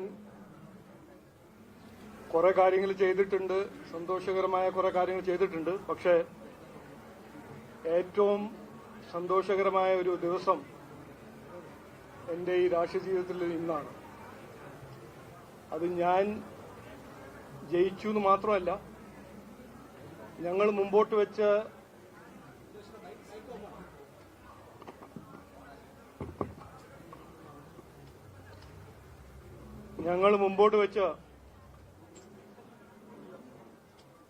നരേന്ദ്രമോദിജി ഇൻസ്പയർ ചെയ്ത ഈ വികസിത കേരളം എന്നൊരു കാഴ്ചപ്പാടിന് ജനങ്ങൾ പിന്തുണ തന്ന് 3 MLA-മാരെ ജയിപ്പിച്ച് ഒരു ഇലക്ഷൻ ആയിരുന്നു ഈ ഇലക്ഷൻ. ഞാൻ ഈ ഇലക്ഷന്റെ മുമ്പ് 2 കാര്യങ്ങൾ കൃത്യമായി പറഞ്ഞതായിരുന്നു. അത് ഇന്ന് ഞാൻ എല്ലാവരെയും ഓർമ്മിപ്പിക്കുന്നു. ഞാൻ ആദ്യം പറഞ്ഞത്, ഇത് ഞങ്ങളുടെ രാഷ്ട്രീയ ചരിത്രത്തിൽ ഏറ്റവും നിർണായകമായ ഇലക്ഷനായിട്ട് മാറും, ഈ ഇലക്ഷൻ ഞങ്ങൾ ജയിക്കും എന്ന് പറഞ്ഞതായിരുന്നു. അങ്ങനെയാണ് നടന്നത്. രണ്ടാമത്തത് ഞാൻ പറഞ്ഞത്, CPM തുടരും എന്ന് പറയുന്ന കാലത്ത് 2025 മുതൽ ഞാൻ പറഞ്ഞ ഒരു കാര്യമായിരുന്നു, പാർട്ടിയും പറഞ്ഞ കാര്യമായിരുന്നു, ഒരു കാരണവശാലും CPM ഇനി ഭരിക്കില്ല. അപ്പോൾ ഈ ഇലക്ഷൻ ഏറ്റവും പ്രധാനമായി ഒരു CPM ഇലക്ഷൻ ആയിരുന്നു. ആ ആന്റി ഇൻകംബൻസി വോട്ട് ഞങ്ങൾക്കും കിട്ടി, കോൺഗ്രസിനും കിട്ടി. അപ്പോൾ ഇത് ഞാൻ പറയാൻ ആഗ്രഹിക്കുന്നത്, ത്രിപുരയിൽ വെസ്റ്റ് ബംഗാളിലെല്ലാം നടന്ന പോലെ തന്നെ കഴിഞ്ഞ 10 കൊല്ലം നമ്മൾ കണ്ട് മനസ്സിലാക്കിയ ഒരു മാർക്സിസ്റ്റ് CPMന്റെ ഭരണശൈലിന്റെ ഒരു ലാസ്റ്റ് ഫേസ് ആണ് ഈ ഇലക്ഷന്റെ ഒരു വലിയ മെസ്സേജ്. പിന്നെ ഈ 5 ഇലക്ഷൻ നമ്മൾ നോക്കിയാൽ അതിന് എന്തെങ്കിലും ഒരു പഠനം അല്ലെങ്കിൽ നമ്മൾ എന്തെങ്കിലും മനസ്സിലാക്കിയാൽ, ഇന്ത്യ അലയൻസ് ഭരിക്കുന്ന തമിഴ്നാട്, വെസ്റ്റ് ബംഗാൾ, കേരളം 3 സ്ഥലത്ത് ഇന്ത്യ അലയൻസ് ആയിരുന്നു ഭരിച്ചത്. ആ 3 സ്ഥലത്തും DMK ആണോ TMC ആണോ CPM ആണോ ജനങ്ങൾ അവരെ തോൽപ്പിച്ചിട്ടുണ്ട്. അതേസമയം NDAന്റെ ഭരണശൈലിയും NDAന്റെ ഭരണവും NDAന്റെ വികസനവും നടപ്പിലാക്കുന്ന ആസാമും പുതുച്ചേരിയിൽ ഒരു പ്രോ ഇൻകംബൻസി മാൻഡേറ്റ് അവിടുത്തെ NDA സർക്കാരിന് കിട്ടിയിട്ടുണ്ട്. ഇതിന് കൂടുതൽ ഇന്ന് ഞാൻ പറയുന്നില്ല. നാളെ ഞാൻ ഇതിനെക്കുറിച്ച് ഞാനും ഗോകുമാർജിയും മുരളീധരൻ്റെ ഒരു പ്രസ് കോൺഫറൻസ് ഉണ്ടാവും, അതിൽ നമ്മൾ ഇതിനെക്കുറിച്ച് ചർച്ച ചെയ്യാം. പക്ഷെ ഇന്ന് അവസാനം ഞാൻ പറയാൻ ആഗ്രഹിക്കുന്നത് ഇതാണ്. കഴിഞ്ഞ 10 കൊല്ലം CPM ഭരിക്കുമ്പോൾ ഇവിടെ ഒരു പ്രതിപക്ഷ പാർട്ടിന്റെ ഒരു റോൾ ആരും നടപ്പിലാക്കിയില്ല, ആരും ചെയ്തില്ല. 10 കൊല്ലം ശബരിമല കൊള്ള നടക്കുമ്പോൾ, ജനങ്ങളുടെ ദ്രോഹം നടക്കുമ്പോൾ പറയാനും ചെയ്യാനും അസംബ്ലിയിൽ ആരും ഉണ്ടായിരുന്നില്ല. കോൺഗ്രസ് ഉണ്ടായിരുന്നു, പക്ഷെ അവർ ഇന്ത്യ അലയൻസിന്റെ ഭാഗമായിരുന്നു. അവർ മൗനം പാലിച്ചു.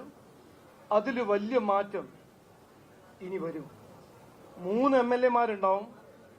ജനങ്ങൾ ഓരോരോ പ്രശ്നങ്ങളെ കുറിച്ച് ഉയർത്തി സംസാരിക്കാനും മുമ്പോട്ട് വെച്ച് സംസ്ഥാന സർക്കാർ അതിനെ പരിഹരിക്കാൻ അതിന് പിന്നിൽ നടക്കാൻ 3 MLA-മാരുണ്ടാവും, BJP NDAന്റെ. അത് മാത്രമല്ല, ഇനി ഇവിടെ അഴിമതി നടത്തി ഏതെങ്കിലും സർക്കാർ നടപ്പിലാക്കാൻ ശ്രമിച്ചാൽ അതിനെ എതിർക്കാനും അതിനെ എക്സ്പോസ് ചെയ്യാൻ BJP NDA അസംബ്ലിയിൽ ഉള്ളിൽ ഉണ്ടാവും. അത് ഒരു വലിയ മാറ്റമായിരിക്കും. ഞാൻ ഇലക്ഷന് മുമ്പ് പറഞ്ഞതാണ്, ഈ ഇലക്ഷൻ ഏറ്റവും പ്രധാനപ്പെട്ട ഒരു ഇഫക്റ്റ് അല്ലെങ്കിൽ ഇമ്പാക്ട് കേരളത്തിന്റെ രാഷ്ട്രീയ സംസ്കാരത്തിൽ മാറ്റം. അതായിരുന്നു ഞങ്ങളുടെ ലക്ഷ്യം. അത് ഞങ്ങൾ പുറത്തുനിന്ന് ഇതുവരെ ചെയ്തു. ഇനി അസംബ്ലിയിൽ കയറി അവിടെ ഇരുന്ന് അത് ഞങ്ങൾ നടപ്പിലാക്കും എന്ന് ഞാൻ ഇന്ന് ഉറപ്പു തരുന്നു. ഇന്ന് ഈ വിജയം ഇത് എൻ്റെ വിജയമോ ഞങ്ങളുടെ ലീഡർഷിപ്പിന്റെ ഒരു വിജയം മാത്രമല്ല, ജനങ്ങൾ ഞങ്ങൾക്ക് തന്ന ഒരു അവസരമായിട്ട് ഞങ്ങൾ കാണുന്നു. അപ്പോൾ എല്ലാവരോടും ഞാൻ നന്ദി പറയാൻ ആഗ്രഹിക്കുന്നു. അതിൻ്റെ ഒപ്പം ഞങ്ങളുടെ ഓരോരോ പ്രവർത്തകർ രാപകൽ അധ്വാനിച്ച് ഈ ഒരു മാൻഡേറ്റ് ഈ ഇലക്ഷന് വേണ്ടി അധ്വാനിച്ച ഓരോരോ പ്രവർത്തകർ ഞാൻ നന്ദി പറയാൻ ആഗ്രഹിക്കുന്നു. നമസ്കാരം.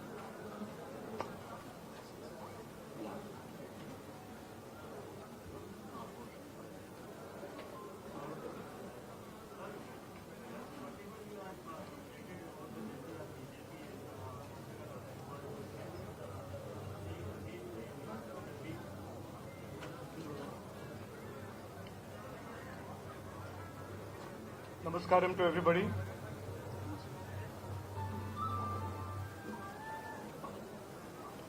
As you all know, before these elections itself, the BJP and the NDA put forward 2 very important aspects on why this election is very different compared to the earlier elections. We said this is going to be an historic election for change. And we also said this is an election that is going to be marking the end of the CPM politics that has characterized Kerala politics for many, many years. And precisely that is what has come true. These elections were an anti-CPM election. This is a very, very decisive mandate to throw out and reject 10 years of CPM's corruption, CPM's malgovernance, CPM's lack of development, and CPM's economic mismanagement. We are deeply grateful that the people of Kerala have given us the support to fight for them and to work for them from inside the assembly. For the last many years, the BJP was a party, the NDA was a coalition that tried its best to fight for people's rights, to raise their voice, to raise voices for people's problems from outside the assembly. And this election marks a very, very important change, that for the first time in the history of Kerala, there will be 3 BJP MLAs, 3 NDA MLAs to actively fight for, defend the rights of every Malayali who is looking for a better life. I want to not take too much time today. We will have an extensive press conference tomorrow. But these elections today in the 5 states are an important reminder that wherever there is an Indie government, whether it is DMK, whether it is TMC, or whether it is CPM, the people have rejected it because of their malgovernance, because of their corruption. And in contrast, NDA governments in Assam, NDA governments in Puducherry have been given a repeated mandate of pro-incumbency. And that is the difference between the NDA's politics of performance and the politics of corruption and appeasement of the India alliance. Thank you.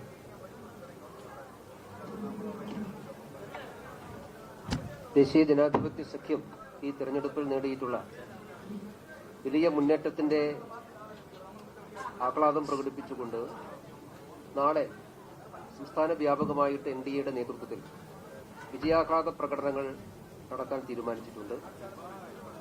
ജനങ്ങൾക്കും ഈ NDA സഹായിച്ചിട്ടുള്ള എല്ലാ ജനവിഭാഗങ്ങൾക്കും നന്ദി അറിയിച്ചുകൊണ്ടുള്ള ആഹ്ലാദ പ്രകടനങ്ങളാണ് നടക്കുക. കഴിഞ്ഞ ഒരു 7 പതിറ്റാണ്ട് കാലമായിട്ടുള്ള കേരളത്തിന്റെ ഒരു വിശ്വാസമാണ് തകർന്നു പോയിട്ടുള്ളത്. കേരളം 2 മുന്നണികൾക്ക് മാത്രമേ ജയിക്കാൻ സാധിക്കുകയുള്ളെന്ന പരമ്പരാഗതമായ വിശ്വാസം തകർന്നിരിക്കുന്നു. ഒരു തേർഡ് ഓൾട്ടർനേറ്റീവ്, 3ാം ബദൽ കേരളത്തിൽ രജിസ്റ്റർ ചെയ്യപ്പെട്ടിട്ടുള്ള തെരഞ്ഞെടുപ്പാണ്. അതിന് കേരളത്തിലെ ജനങ്ങളോടുള്ള നന്ദി അറിയിച്ചുകൊണ്ടുള്ള വിജയാഹ്ലാദമാണ് നാളെ സംസ്ഥാന വ്യാപകമായി NDAയുടെ നേതൃത്വത്തിൽ സംഘടിപ്പിക്കാൻ വേണ്ടി തീരുമാനിച്ചിട്ടുണ്ട്.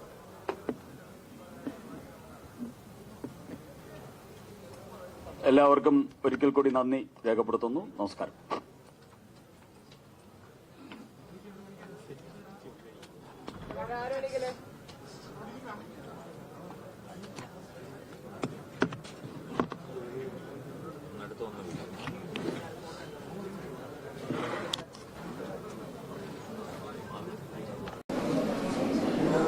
ഞങ്ങളുടെ ടീം UDFന് ഉജ്ജ്വലമായ വിജയം സമ്മാനിച്ച കേരളത്തിലെ ജനങ്ങളോട് ഞങ്ങൾ ഹൃദയം നിറഞ്ഞ നന്ദി പ്രകാശിപ്പിക്കുന്നു. ഈ വിജയം സാധ്യമാക്കി തീർത്ത UDF നേതാക്കൾക്കും 10,000 വരുന്ന UDF പ്രവർത്തകർക്കും ഞങ്ങൾ ഈ വിജയം സമർപ്പിക്കുന്നു. കേരളത്തിലുടനീളം ശക്തമായ പ്രചരണം നടത്തിയ പ്രിയങ്കരനായ ശ്രീ രാഹുൽ ഗാന്ധിക്കും കോൺഗ്രസ് പ്രസിഡന്റ് ശ്രീ മല്ലികാർജുൻ ഖാർഗെയ്ക്കും ശ്രീമതി പ്രിയങ്ക ഗാന്ധിക്കും മറ്റ് AICC നേതാക്കൾക്കും ഞാൻ പ്രത്യേകമായ നന്ദി പറയുന്നു. പ്രതിപക്ഷ നേതൃസ്ഥാനം ഏറ്റെടുത്തപ്പോൾ ശ്രീമതി സോണിയാഗാന്ധിക്കും ശ്രീ രാഹുൽ ഗാന്ധിക്കും ഒരു വാക്ക് നൽകിയിരുന്നു. കേരളത്തിലെ UDFനെ തിളക്കമാർന്ന വിജയത്തോടു കൂടി തിരിച്ചു കൊണ്ടുവരുമെന്ന്. ആ വാക്ക് പാലിക്കാൻ കഴിഞ്ഞതിൻ്റെ നിറഞ്ഞ ചാരിതാർത്ഥ്യത്തോടു കൂടിയാണ് ഞാൻ നിങ്ങളെ കാണുന്നത്. കേരളത്തിലെ ജനങ്ങൾ ഒരുപാട് പ്രതീക്ഷയോടുകൂടിയാണ് ഇത്രയും വലിയ ഉജ്ജ്വലമായ വിജയം ടീം UDF സമ്മാനിച്ചത്. അക്ഷരാർത്ഥത്തിൽ ടീം UDF ഒരു കുടുംബമായി, ടീം UDF ഫാമിലിയായി ഒരുമിച്ച് നിന്ന് പ്രവർത്തിച്ചു, നേതാക്കളും പ്രവർത്തകരും എല്ലാവരും. ഇന്ത്യയിലെ മുന്നണി രാഷ്ട്രീയത്തിനുള്ള ഒരു മാതൃകയാണ് കേരളത്തിലെ ടീം UDF എന്ന് ഞാൻ അഭിമാനത്തോടെ പറയാൻ ആഗ്രഹിക്കുന്നു. ഇത് കേരളത്തിൻ്റെ ഒരു പ്രഖ്യാപനം കൂടിയാണ് നമ്മുടെ രാജ്യത്തോട്. നമ്മുടെ കേരളം മതേതര കേരളമാണ് എന്ന് രാജ്യത്തോട് മലയാളികൾ നടത്തിയ പ്രഖ്യാപനം കൂടിയാണ് ഈ തെരഞ്ഞെടുപ്പ്. ഒരു വർഗീയവാദത്തിൻ്റെയും മുന്നിൽ കീഴടങ്ങാതെ എല്ലാ വർഗീയവാദത്തിനും എതിരായ ശക്തമായ സെക്യുലർ നിലപാടെടുത്തതിൻ്റെ അംഗീകാരം കൂടിയാണ് തന്നിരിക്കുന്നത്. എനിക്കറിയാം ഈ തെരഞ്ഞെടുപ്പിൽ സ്ത്രീകളും ചെറുപ്പക്കാരും UDF വലിയ രീതിയിൽ സഹായിച്ചിട്ടുണ്ട്. അവരുടെ പ്രതീക്ഷയാണ്, ചെറുപ്പക്കാരുടെ പ്രതീക്ഷയാണ് ഇനി UDF. ഞങ്ങൾ പുതുയുഗ യാത്രയിൽ ജനങ്ങൾക്ക് കൊടുത്തൊരു വാക്കുണ്ട്, ഒരു പുതുയുഗം കേരളത്തിൽ ഉണ്ടാകും, കേരളത്തിൽ ഇനി മാറ്റങ്ങൾ ഉണ്ടാകും, ജനങ്ങളുടെ പ്രതീക്ഷയ്ക്കത്തുള്ള ഒരു ഭരണമുണ്ടാകും കേരളത്തിൽ. നമ്മുടെ സംസ്ഥാനത്തിൻ്റെ, ഈ രാജ്യത്തെ ഒന്നാം സ്ഥാനത്ത് നമ്മുടെ സംസ്ഥാനത്തെ എത്തിക്കാൻ വേണ്ടിയിട്ടുള്ള പദ്ധതികളും പരിപാടികളുമായി UDF മുന്നോട്ട് പോകും, ഒരുമിച്ച് മുന്നോട്ട് പോകും. ജനങ്ങൾ നൽകിയ ഈ വലിയ അംഗീകാരം അത് മറക്കാൻ ഒരിക്കലും കഴിയില്ല. അത് അവരുടെ പ്രതീക്ഷയും അവരുടെ സ്വപ്നവുമാണ്. അതിനെ ഞങ്ങൾ യാഥാർത്ഥ്യമാക്കും. ഞാൻ കരുതുന്നു കേരളത്തിൽ എല്ലാ മതവിഭാഗങ്ങളും ജാതിമത ചിന്തകളില്ലാതെ UDF സഹായിച്ചു. കേരളത്തിലെ എല്ലാ പ്രദേശങ്ങളിൽ നിന്നും, നമ്മൾ മലബാറെന്നും കൊച്ചിയെന്നും തിരുവിതാംകൂറെന്നൊക്കെ ഇപ്പോഴും വേർതിരിച്ച് സാധാരണ പറയാറുള്ള ഈ കേരളത്തിലെ എല്ലാ പ്രദേശത്തും വലിയ വിജയമാണ് ഉണ്ടായത്. ജാതി മതത്തിന് അപ്പുറത്തായി, സ്ഥലങ്ങളുടെ പ്രത്യേകതയ്ക്ക് അപ്പുറമായി ഉള്ള വലിയ വിജയം, കേരളത്തിലെ എല്ലാ ജനങ്ങളും നൽകിയ വലിയ വിജയമാണ് UDF ഉണ്ടായിരിക്കുന്നത്. തികഞ്ഞ ഉത്തരവാദിത്ത ബോധത്തോടു കൂടി ആ ജനങ്ങളുടെ പ്രതീക്ഷകൾ നിറവേറ്റാനുള്ള ശ്രമം UDF ഭാഗത്തു നിന്നുണ്ടാകും. ഞാൻ കരുതുന്നത്, നേരത്തെ പറഞ്ഞതുപോലെ വർഷങ്ങളായി CPM വോട്ട് ചെയ്യുന്നവർ, ഇടതുപക്ഷ സഹയാത്രികരായിട്ടുള്ള ആളുകൾ എല്ലാവരും ഞങ്ങളെ സഹായിച്ചിട്ടുണ്ട്. ഞാൻ അവരോടെല്ലാം നന്ദി പറയുന്നു. കാരണം ഈ തെരഞ്ഞെടുപ്പിൽ LDF പരാജയപ്പെടണമെന്നും UDF വിജയിക്കണമെന്നും ആഗ്രഹിച്ചവർ UDF കുടുംബത്തിലല്ലാത്ത പുറത്തു നിന്നുള്ള ആളുകൾ ഉണ്ട് എന്നത് യാഥാർത്ഥ്യമാണ്. അതുകൊണ്ടാണ് CPM കോട്ടകൾ വരെ പൊളിച്ചടുക്കാൻ കഴിഞ്ഞ ഈ വിജയം ജനങ്ങൾ സമ്മാനിച്ചത്. CPM ഏറ്റവും വലിയ കോട്ടകൾ വരെ ഇളകി വീണ ഒരു തെരഞ്ഞെടുപ്പാണിത്.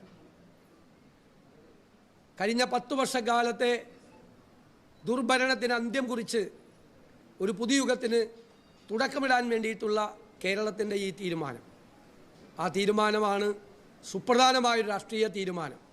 രാജ്യം മുഴുവൻ ഉറ്റുനോക്കിയ ഈ തെരഞ്ഞെടുപ്പിൽ ഇത്ര വലിയ വിജയം ഉണ്ടാകാൻ കഴിഞ്ഞതിലുള്ള അഭിമാനം ഞങ്ങളുടെ UDF എന്ന് ഞാൻ പ്രത്യേകം പരാമർശിക്കും.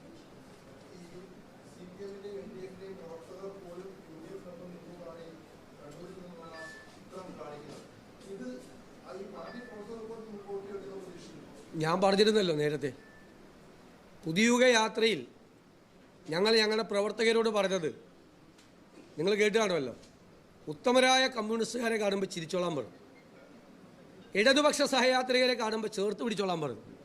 അപ്പോൾ എല്ലാവരും ഇങ്ങനെ നോക്കിയിരുന്നപ്പോൾ പറഞ്ഞു അവർ നമുക്കാ വോട്ട് ചെയ്യാൻ പോകണമെന്ന് പറഞ്ഞു. ഗുഡ് കമ്മ്യൂണിസ്റ്റ്, ഉത്തമ കമ്മ്യൂണിസ്റ്റ്, അതാണ് ഉത്തമ കമ്മ്യൂണിസ്റ്റുകാർ. പിന്നെ ഇടതുപക്ഷ സഹയാത്രികരായി 3-4 പതിറ്റാണ്ടുകളായി കേരളത്തിൽ സഞ്ചരിച്ചവർ. ഞാൻ പറഞ്ഞല്ലോ, അവർ തീവ്ര വലതുപക്ഷമാണ്.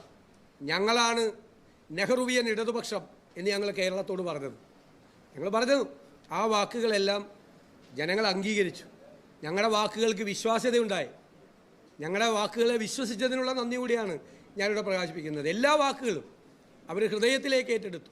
വർഗീയതയ്ക്കെതിരായിട്ടുള്ള ഞങ്ങളുടെ അതിശക്തമായ നിലപാട്, പുതിയ കേരളത്തെക്കുറിച്ചുള്ള, പുതുയുഗത്തെക്കുറിച്ചുള്ള ഞങ്ങളുടെ ചിന്തകൾ, ഞങ്ങളുടെ സ്വപ്നങ്ങൾ, ഞങ്ങളുടെ പദ്ധതികൾ, ഞങ്ങളുടെ പരിപാടികൾ കഴിഞ്ഞ 2 വർഷമായി ഇന്ത്യയിൽ ഒരു പ്രതിപക്ഷവും ചെയ്യാത്ത ജോലിയാണ് ഞങ്ങൾ ചെയ്തത്. എന്താ ചെയ്തത്?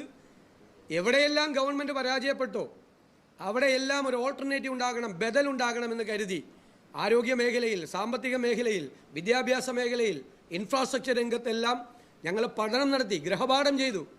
എന്നിട്ട് തയ്യാറാക്കിയ പദ്ധതികളാണ് പുതുയുഗ യാത്രയിൽ. ന്യൂ ഈറയാണ്, പുതിയ യുഗമാണ് ഞങ്ങൾ ജനങ്ങളുടെ മുന്നിൽ അവതരിപ്പിച്ചത്. അത് ജനങ്ങൾ ഹൃദയത്തിലേക്ക് ഏറ്റുവാങ്ങി. എനിക്ക് അഭിമാനമുണ്ട്, കേരളത്തിൻ്റെ രാഷ്ട്രീയ ചരിത്രത്തിൽ ഒരു ഹർത്താലും ബന്ധും പോലും നടത്താതെയാണ് ഈ പ്രതിപക്ഷം ഈ വിജയം നേടിയെടുത്തത്. ഒരു ഹർത്താലും ബന്ധും നടത്താതെ. ഇത് നമ്മുടെ പുതിയ കേരളമാണ് എന്ന് കേരളത്തിന് പുറത്തേക്കുള്ള ഒരു സന്ദേശം കൊടുക്കാൻ ഞങ്ങൾ പ്രതിപക്ഷത്തിരുന്നു കൊണ്ടും ഞങ്ങൾ ശ്രമിച്ചു. ഞാനൊരു ജോൺ ഇരിക്കുന്നുണ്ട് അടുത്ത്, എന്നാലും ഞാൻ പറയാം, ഒരു കോൺഗ്രസ്സുകാരൻ എന്നുള്ള നിലയിൽ എനിക്ക് അതിനേക്കാളേറെ ഒരു വലിയ സന്തോഷമുണ്ട്. കേരള ചരിത്രത്തിൽ ഇന്ത്യൻ നാഷണൽ കോൺഗ്രസിന് നിയമസഭയിൽ ഏറ്റവും കൂടുതൽ സീറ്റുകൾ വാങ്ങിച്ചെടുത്ത തെരഞ്ഞെടുപ്പാണ്. ഏറ്റവും കൂടുതൽ സീറ്റുകൾ ചരിത്രത്തിൽ 62 ഉള്ളു 2001. 60-ൽ 60 സീറ്റ് അല്ലേ? 77-ൽ 38 സീറ്റുകൾ. 2011 ജയിച്ചപ്പോൾ 38 സീറ്റുകൾ. ഏറ്റവും കൂടുതൽ സീറ്റുകൾ കോൺഗ്രസ് കേരള ചരിത്രത്തിൽ, രാഷ്ട്രീയ ചരിത്രത്തിൽ ഇന്ത്യൻ നാഷണൽ കോൺഗ്രസിന് ഏറ്റവും കൂടുതൽ സീറ്റുകൾ നേടിയത്.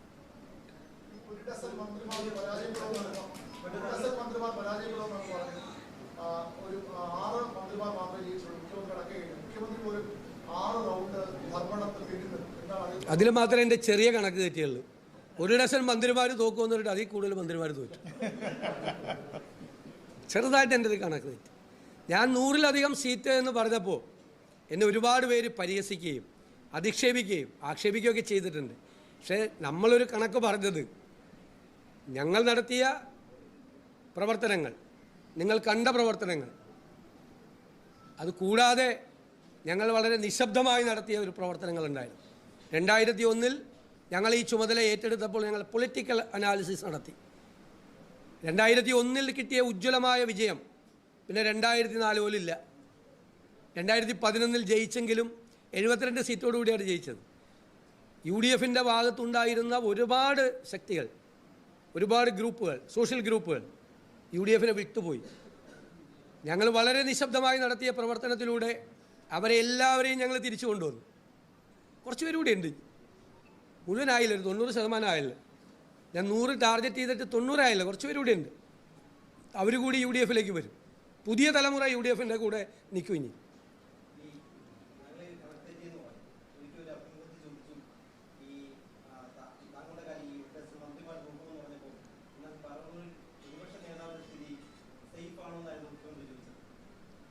ഞാനതിന് മറുപടി പറഞ്ഞില്ല. ഞാൻ പറഞ്ഞത് അത് പറവൂരിലെ ജനങ്ങളല്ലേ തീരുമാനിക്കേണ്ടത്.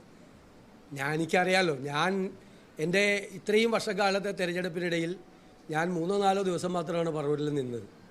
എല്ലാവരും പറയും എന്നെ പൂട്ടിയിടുമെന്ന് പറഞ്ഞു. പറവൂർ അവിടെ പൂട്ടിയിടും, പുറത്തേക്ക് ഇറങ്ങാൻ പറ്റില്ലെന്ന്. പക്ഷെ പൂട്ടിയിടപ്പെട്ടത് മന്ത്രിമാരാണ്. ഈ തോറ്റ മന്ത്രിമാർ ആരും അവരുടെ നിയോജകമണ്ഡലത്തിൻ്റെ പുറത്തേക്ക് പോലും ഇറങ്ങിയിട്ടില്ല. ജയിച്ചവരും മുഖ്യമന്ത്രി മാത്രമേ പോയിട്ടുള്ളൂ. അവരെ പൂട്ടിയിട്ടത് ഞങ്ങളാണ്, അവരവരുടെ മണ്ഡലത്തിൽ.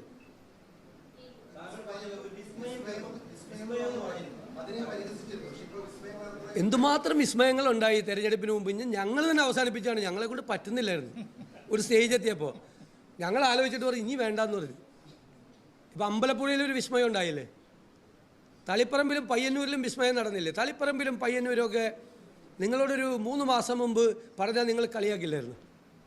ഞങ്ങൾ പറഞ്ഞില്ല, ഞങ്ങൾക്ക് 1 വർഷമായിട്ട് അറിയാം.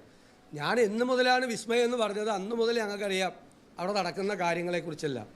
കണ്ണൂരിലെ ജനത എങ്ങനെയാണ് പ്രതികരിച്ചത്, കേരളത്തിലുടനീളം. അതുകൊണ്ട് കണ്ണൂരിൽ അത് എവിഡൻ്റായി അല്ലേ.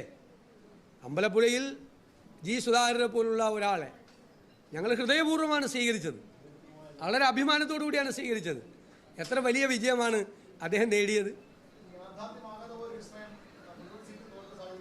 അല്ല, അത് അവരുടെ തീരുമാനമാണ്. നമ്മൾ പറയില്ല, അവരൊരു മുന്നണിയിൽ നിൽക്കുമ്പോൾ ഞങ്ങൾ അവരെക്കുറിച്ച് ഒരിക്കലും പറഞ്ഞിട്ടില്ല അവരിങ്ങോട്ട് വരാൻ പോവാണെന്ന്. ഞങ്ങൾ രാഷ്ട്രീയ മര്യാദകൾ കാണിച്ചിട്ടുണ്ട് ഇല്ലേ.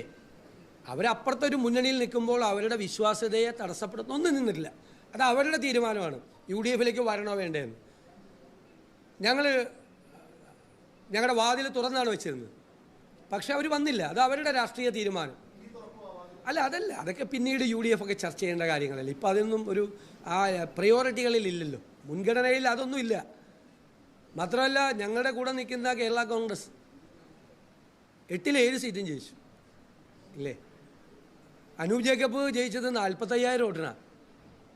കേരള കോൺഗ്രസ് ജേക്കബ് ഗ്രൂപ്പിലെ അനൂപ് ജേക്കബ് ജയിച്ചത് അല്ലേ.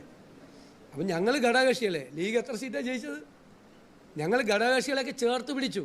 ഘടകകക്ഷിയൊന്നും ഇനി പറയാൻ ആരും സമ്മതിക്കില്ല. ഞാൻ തന്നെ ഇപ്പോൾ ഏതെങ്കിലും യോഗത്തിൽ പോയി UDF എന്ന് പറഞ്ഞപ്പോൾ ചൂടാവുകയാണ്. സാർ ടീം UDF എന്ന് പറയാനാണ് പറഞ്ഞത്. ഞാൻ ടീം UDF എന്ന് പറഞ്ഞത് നിലമ്പൂർ ഇലക്ഷന് ശേഷമാണ്. ബോധ്യത്തിൻ്റെ അടിസ്ഥാനത്തിലാണ് ഓരോ വാക്കും. ടീം UDF എന്ന് പറഞ്ഞിട്ടുള്ളത്, 100-ലധികം സീറ്റ് എന്ന് പറഞ്ഞിട്ടുള്ളത്, സെക്യുലർ സ്റ്റാൻഡ് എടുത്തിട്ടുള്ളത്, വിസ്മയങ്ങളുണ്ടാകും എന്ന് പറഞ്ഞതെല്ലാം ബോധ്യത്തിൻ്റെ അടിസ്ഥാനത്തിലാണ്. വേണ്ടാത്തൊരു വാക്കും പറഞ്ഞിട്ടില്ല. പക്ഷേ ഒരുപാട് പരിഹസിക്കപ്പെട്ടു. സാരമില്ല, അത് രാഷ്ട്രീയ രംഗത്ത് നിൽക്കുന്ന എല്ലാവർക്കും അതൊക്കെ ഉണ്ടാവും. എനിക്കതിൽ സങ്കടമൊന്നുമില്ല.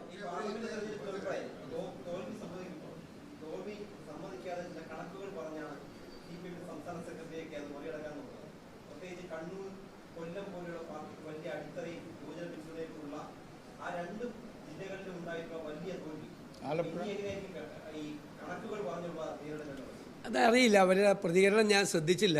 ഞാൻ നിലമ്പൂർ ഇലക്ഷൻ കഴിഞ്ഞപ്പോൾ ഒരു ന്യായീകരിക്കാൻ ശ്രമിച്ചപ്പോൾ ഞാൻ പറഞ്ഞൊരു വാക്കുണ്ട്, CPM-നെ തോൽപ്പിക്കാൻ എളുപ്പമാണ്, പക്ഷെ തോറ്റെന്ന് അവരെ ബോധ്യപ്പെടുത്താൻ ഭയങ്കര പാടാണ്.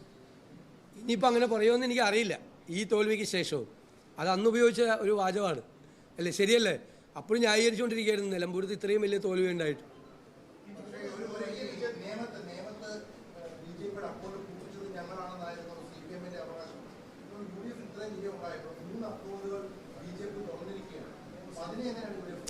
അല്ല, അതിപ്പോൾ BJP ജയിച്ചു, അവരൊരു രാഷ്ട്രീയ പാർട്ടിയല്ലേ. അവർ പറഞ്ഞാൽ അതൊന്നും അല്ലല്ലോ. അവരിവിടെ കേരളത്തിൽ അധികാരത്തിൽ വരുമെന്നല്ലേ പറഞ്ഞത്. അവർക്ക് നേരത്തെ ഒരു സീറ്റ് ഉണ്ടായിരുന്നു, ഒന്നിലധികം സീറ്റ് കിട്ടി.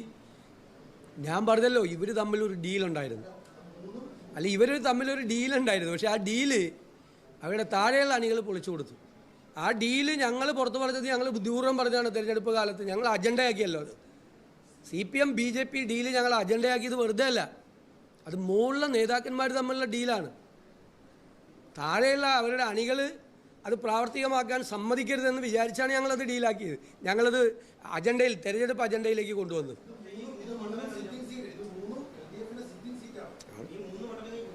അതുപോലെ എങ്ങനെ അതൊക്കെ ഓരോ തരംഗമല്ലേ, ഓരോ ഇതല്ലേ, ഓരോ സീറ്റുകളിലുള്ള ഓരോ ഇതല്ലേ. LDF-ൻ്റെ സീറ്റല്ലേ തോറ്റത്? ഇല്ല, എല്ലാ സീറ്റും LDF-ൻ്റെ സിറ്റിംഗ് സീറ്റല്ലേ. ഞങ്ങളതൊക്കെ 3-ാമത്തെ സ്ഥാനത്തല്ലായിരുന്നു അവിടെ നേരത്തെയും. അല്ല അത് അല്ല, അങ്ങനെയല്ല. അത് ഒരു ഞാനത് അങ്ങനെ പറഞ്ഞതല്ല. ഞാനത് ഒരു അഹങ്കാരത്തിൻ്റെ ഭാഷയിലൊന്നും അങ്ങനെ പറഞ്ഞതല്ല. ഒരു അരാഷ്ട്രീയവാദമാണെന്നൊക്കെ പറഞ്ഞു കുറേ പേര്. ഇങ്ങോട്ട് ചോദിച്ചു, വെല്ലുവിളിച്ചു, ജയിച്ചില്ലെങ്കിൽ വനവാസത്തിന് പോകുമെന്ന്. ഞാൻ പറഞ്ഞു ജയിച്ചില്ലെങ്കിൽ വനവാസത്തിന് പോകുന്നു, ജയിച്ചില്ലെങ്കിൽ റിട്ടയർ ചെയ്യുമെന്നു. നിങ്ങൾ എന്നോട് എപ്പോഴും ചോദിക്കുമായിരുന്നു. ഞാൻ ഇവിടെ വന്നിരുന്ന് ഉജ്ജ്വലമായ വിജയം, കഴിഞ്ഞ 30 വർഷക്കാലത്തെ ഉജ്ജ്വലമായ വിജയം ലോക്കൽ ബോഡി തെരഞ്ഞെടുപ്പിൽ നേടി ഇവിടെ വന്നിരുന്നപ്പോഴും നിങ്ങൾ ചോദിച്ചു അസംബ്ലി തെരഞ്ഞെടുപ്പിൽ ജയിച്ചില്ലെങ്കിൽ വനവാസത്തിന് പോകുന്നു. അപ്പോൾ ഞാൻ എന്താ പറഞ്ഞത്? അവസാനത്തെ പത്രസമ്മേളനം വിളിച്ചു കൂട്ടി എൻ്റെ ജീവിതത്തിൽ, രാഷ്ട്രീയ ജീവിതത്തിൽ. നിങ്ങളോട് പറഞ്ഞ് ഞാൻ റിട്ടയർ ചെയ്യുമെന്ന് പറഞ്ഞു രാഷ്ട്രീയത്തിൽ അല്ലേ, പറഞ്ഞില്ലേ? ഇതേ കസേരയിൽ ഇരുന്നുകൊണ്ടാണ് ഞാൻ നിങ്ങളോട് പറഞ്ഞത്. അന്ന് നിങ്ങൾ ചോദിച്ചു, ജയിച്ചിട്ട് വന്നപ്പോഴും ചോദിച്ചു നിങ്ങൾ. അപ്പോൾ പറഞ്ഞു അതൊരു തീരുമാനമാണ്. കാരണം ജയിപ്പിക്കാൻ പറ്റിയില്ലെങ്കിൽ അത് നമ്മുടെ പരാജയമല്ലേ, നമ്മളെ ഏൽപ്പിച്ചതല്ലേ കോൺഗ്രസ് നേതൃത്വം. നമ്മളെ പ്രതീക്ഷ അർപ്പിച്ച് നമ്മളെ ഒരു ഉത്തരവാദിത്തം ഏൽപ്പിച്ചതാണ്. നിങ്ങൾ റിസൾട്ട് ഉണ്ടാക്കുമെന്നുള്ള പ്രതീക്ഷയോടുകൂടി. എനിക്കിപ്പോഴും ഓർമ്മയുണ്ട്, ഞാൻ പ്രതിപക്ഷ നേതാവായി മാഡം സോണിയാഗാന്ധിയെ കാണാൻ ചെല്ലുമ്പോൾ എന്നോട് പറഞ്ഞ വാക്ക്, ഞാൻ എല്ലാവരോടും പറഞ്ഞത് നിങ്ങൾ റിസൾട്ട് ഉണ്ടാക്കുമെന്നാണ് പറഞ്ഞിരിക്കുന്നത്, എൻ്റെ വാക്കാണെന്ന് പറഞ്ഞു. ഞാൻ പറഞ്ഞു മാഡത്തിൻ്റെ വാക്ക് ഞങ്ങൾ അത് കാത്തു സൂക്ഷിക്കുമെന്ന് പറഞ്ഞു. തിരിച്ച് ഞാൻ മറുപടി പറഞ്ഞു. എനിക്ക് അഭിമാനത്തോടു കൂടി, വാത്സല്യത്തോടു കൂടി എന്നോട് ഇടപെട്ടിട്ടുള്ള ആളാണ് മാഡം സോണിയാഗാന്ധി. അവരോട് പറഞ്ഞ വാക്ക് പാലിക്കാൻ പറ്റി. ഒറ്റയ്ക്കല്ല, ടീമായിട്ടാണ്, എല്ലാവരും കൂടി ഒരുമിച്ച് നിന്നുകൊണ്ടാണ്. ആ ടീം ബിൽഡ് ചെയ്യാൻ പറ്റി, അതിൻ്റെ ഏകോപനം നടത്താൻ പറ്റിയെന്നുള്ളത് മാത്രമാണ് എൻ്റെ റോള്. എൻ്റെ റോൾ അതാണ്. അതിൽ ഞാൻ പരാജയപ്പെട്ടിരുന്നെങ്കിൽ അത് എൻ്റെ പരാജയമാണ്. അതല്ലാതെ വ്യക്തിപരമായി ജയിക്കുമ്പോൾ അതിൻ്റെ ക്രെഡിറ്റ് എടുക്കാൻ വേണ്ടി പരാജയപ്പെട്ട എൻ്റെ പരാജയം എന്ന് പറഞ്ഞതല്ല.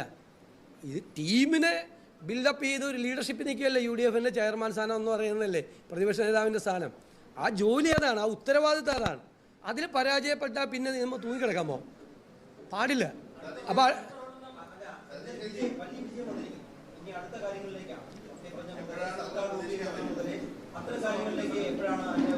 അല്ല, അത് UDFിൻ്റെ ചർച്ചകൾ തുടങ്ങും, വളരെ പെട്ടെന്ന് തന്നെ തുടങ്ങും UDFിലെ ചർച്ചകൾ. കോൺഗ്രസിൻ്റെ മുഖ്യമന്ത്രി സ്ഥാനം തീരുമാനിക്കേണ്ടത് കോൺഗ്രസ് ഹൈക്കമാൻഡാണ്. അതിനൊരു നടപടിക്രമമുണ്ട്. ആ നടപടിക്രമം ഇന്നോ നാളെയോ കോൺഗ്രസ് ഹൈക്കമാൻഡ് പ്രഖ്യാപിച്ച് ആ നടപടിക്രമം പൂർത്തിയാക്കി കോൺഗ്രസിൻ്റെ ഒരു മുഖ്യമന്ത്രി ഉണ്ടാവും. ബാക്കി ഘടകകക്ഷികളുമായിട്ട് ആലോചിച്ച് ഇപ്പോൾ സീറ്റ് വിഭജനം നടത്തിയപ്പോൾ നിങ്ങൾക്ക് ആർക്കും ഒരു വാർത്ത പോലും കിട്ടിയില്ല, ഒരു അപസ്വരം ഉണ്ടായില്ല. ചരിത്രത്തിലാദ്യമായി 140 സീറ്റുകളുടെ വിഭജനം UDF നടത്തിയപ്പോൾ ഒരു അപസ്വരം പോലും ഉണ്ടായില്ല. ഞങ്ങൾക്ക് 3 സീറ്റ് കൂടുതൽ തന്നു ഘടകകക്ഷികൾ, കോൺഗ്രസിന് 3 സീറ്റുകൾ കൂടുതൽ തന്നു ഘടകകക്ഷികൾ, അല്ലേ? തന്നിട്ട് ഒരു അപസ്വരം പോലും ഇല്ലാതെ ചെയ്തു. എല്ലാവരും വർക്ക് ചെയ്തു. ചില കോൺഗ്രസ് സ്ഥാനാർത്ഥികളിലേക്ക് ചില ഘടകകക്ഷികൾ അങ്ങ് ഏറ്റെടുത്തു. ഞങ്ങളുടെ പ്രവർത്തകരെക്കാൾ കൂടുതൽ ആവേശത്തിൽ അവർ വർക്ക് ചെയ്തു പല സ്ഥലത്തും. ഘടകകക്ഷികൾ മത്സരിച്ച സ്ഥലത്ത് കോൺഗ്രസ് പ്രവർത്തകരെ അവരെ ചുമലിലേറ്റിതേ ഇരിക്കുന്നു.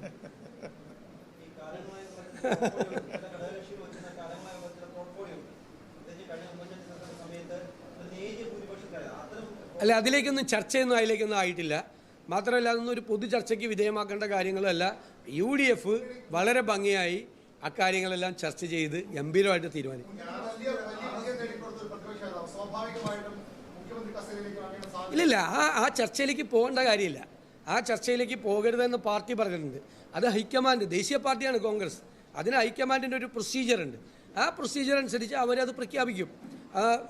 ഞാൻ അതിൻ്റെ വിശദാംശങ്ങൾ പറയണ്ടല്ലോ, അവർ പ്രഖ്യാപിക്കും. അതിലേക്കില്ല, വളരെ പെട്ടെന്നുണ്ടാവും. അങ്ങനെ വൈകിക്കാൻ പറ്റില്ലല്ലോ ഈ തീരുമാനം.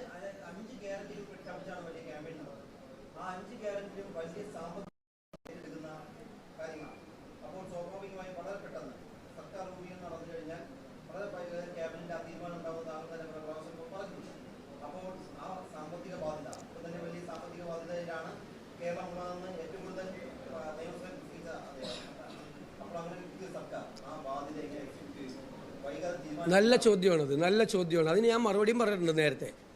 പൂച്ച പെറ്റ് കിടക്കുന്ന ഖജനാവാണ് ഞങ്ങളിലേക്ക് കൈമാറുന്നത് അവർ, ആണല്ലോ. ആ ഖജനാവിനെ ശക്തമായ സാമ്പത്തിക നടപടികളിലൂടെ, മികച്ച ഫിനാൻസ് മാനേജ്മെൻറ്റിലൂടെ, ആസൂത്രണ മികവാർന്ന നികുതി ഭരണത്തിലൂടെ ഖജനാവിൻ്റെ ചോർച്ച അടച്ച് സമ്പദ് വ്യവസ്ഥയെ ഉത്തേജിപ്പിച്ച് പൂച്ച പെറ്റ് കിടക്കുന്ന ഖജനാവ് ഞങ്ങൾ നിറയ്ക്കും. സംശയമൊന്നും വേണ്ട, റിസൾട്ട് ഉണ്ടാകും.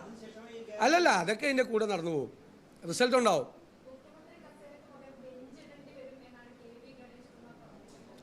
അവർ അപ്പുറത്ത് നിന്ന് തെരഞ്ഞെടുപ്പ് കാലത്ത് എന്തെല്ലാം പറഞ്ഞിട്ടുണ്ട്.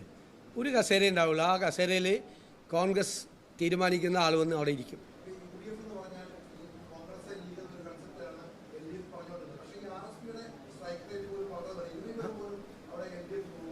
നമ്മൾ 8 സീറ്റിൽ 7 സീറ്റാണ്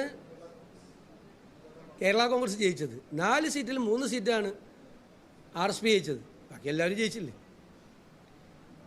KK രമ ജയിച്ചു, മാണി സി കാപ്പൻ ജയിച്ചു, ഞങ്ങളുടെ UDFിൻ്റെ അഭിമാനമായ ഞങ്ങളുടെ സെക്രട്ടറി ജയിച്ചു, CP ജോൺ, ഇല്ലേ? അവരെല്ലാം ജയിച്ചില്ലേ?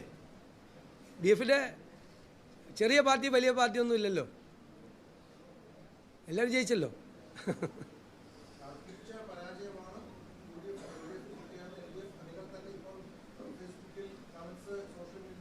ഞാൻ പറഞ്ഞല്ലോ, അവരുടെ അണികൾ അസ്വസ്ഥരായിരുന്നു. ഞങ്ങൾക്കത് നന്നായിട്ട് അറിയാമായിരുന്നു, അവരെക്കാളും നന്നായിട്ട് ഞങ്ങൾക്ക് അറിയാമായിരുന്നു. അണികൾ മാത്രമല്ല, നേതാക്കൾ ഉൾപ്പെടെ. ഞാൻ നിങ്ങളോട് പറഞ്ഞപ്പോൾ നിങ്ങളാരും വിശ്വസിച്ചില്ലല്ലോ. അല്ല, ഒരുപാട് കാര്യങ്ങളുണ്ടാവും. അപ്പോൾ ഓരോരുത്തർക്ക് പകരം വയ്ക്കാൻ ചിലപ്പോൾ ആളുണ്ടാവില്ല, വേറെ ആൾ വരും, അങ്ങനെയല്ലേ. ഇപ്പം ഞാൻ പോയാൽ വേറെ ആൾ വരില്ലേ? അതൊക്കെ എല്ലാ രാഷ്ട്രീയ പാർട്ടികളിലും നാച്ചുറലല്ലേ.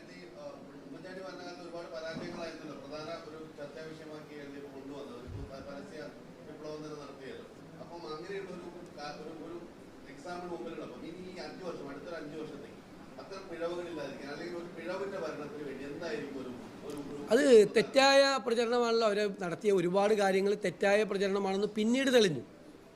ഇപ്പം തെറ്റായ പ്രചരണം UDFിനെതിരായി നടത്തിയാൽ അതിനെ പ്രതിരോധിക്കാനുള്ള ശക്തി കേരളത്തിലെ UDFിനുണ്ട്, ടീം UDFിനുണ്ട്. അതൊക്കെ ഞങ്ങൾ പ്രതിരോധിക്കും. ഞങ്ങൾക്ക് കൃത്യമായ ആശയങ്ങളുണ്ട്, പദ്ധതികളുണ്ട്, പരിപാടികളുണ്ട്. അത് സമയബന്ധിതമായി ഭംഗിയായി നടപ്പാക്കും. കേരളത്തിൻ്റെ ചരിത്രത്തിൽ ഇതുവരെ ഇല്ലാത്ത മോണിറ്ററിംഗ് സംവിധാനം ഉണ്ടാവും. കേരളത്തിൽ പെർഫോമൻസ് ഓഡിറ്റിംഗ് ഉണ്ടാവും. എന്താണ് പറഞ്ഞത്, എന്താണ് ചെയ്തത് എന്ന് അന്വേഷിക്കുന്ന ആളുണ്ടാവും, സംവിധാനം ഉണ്ടാവും. ഏറ്റവും മികച്ച ഗവേണൻസ്, ഗുഡ് ഗവേണൻസ്, മാനിഫെസ്റ്റോയിൽ പറഞ്ഞ കാര്യങ്ങൾ മോണിറ്റർ ചെയ്യും. ഞാൻ മാനിഫെസ്റ്റോ ഡിക്ലെയർ ചെയ്തുകൊണ്ട് പറഞ്ഞല്ലോ, വെറുതെ ഉപരിതല സ്പർശിയായ പ്രഖ്യാപനങ്ങളല്ല, അത് പഠിച്ച് തയ്യാറാക്കിയ ഡീറ്റെയിൽസാണ്. ഇടുക്കി ജില്ലയെക്കുറിച്ച് ഞങ്ങൾ പറഞ്ഞത് CPM പറഞ്ഞത് ചർച്ചയായി. ഞങ്ങളുടെ മാനിഫെസ്റ്റോയും CPMൻ്റെ മാനിഫെസ്റ്റോയും വെച്ചുകൊണ്ടാണ് നിരവധി സംഘടനകൾ പത്രസമ്മേളനം നടത്തിയത്, ഒരുപാട് കാര്യങ്ങൾ പറഞ്ഞത്. അത് അതിൻ്റെ നടപടിക്രമം ഉണ്ടല്ലോ. മുഖ്യമന്ത്രിയെ പ്രഖ്യാപിച്ചു കഴിഞ്ഞാൽ ഘടകകക്ഷികളുമായിട്ടുള്ള ചർച്ചകൾ നടത്തുന്നൊരു പ്രോസസ്സുണ്ട്. അതനുസരിച്ച് അവർ തീരുമാനം എടുക്കും. അവരുടെ മന്ത്രിമാരെ, കോൺഗ്രസിൻ്റെ മന്ത്രിമാരെ കോൺഗ്രസ് പാർട്ടി തീരുമാനിക്കും.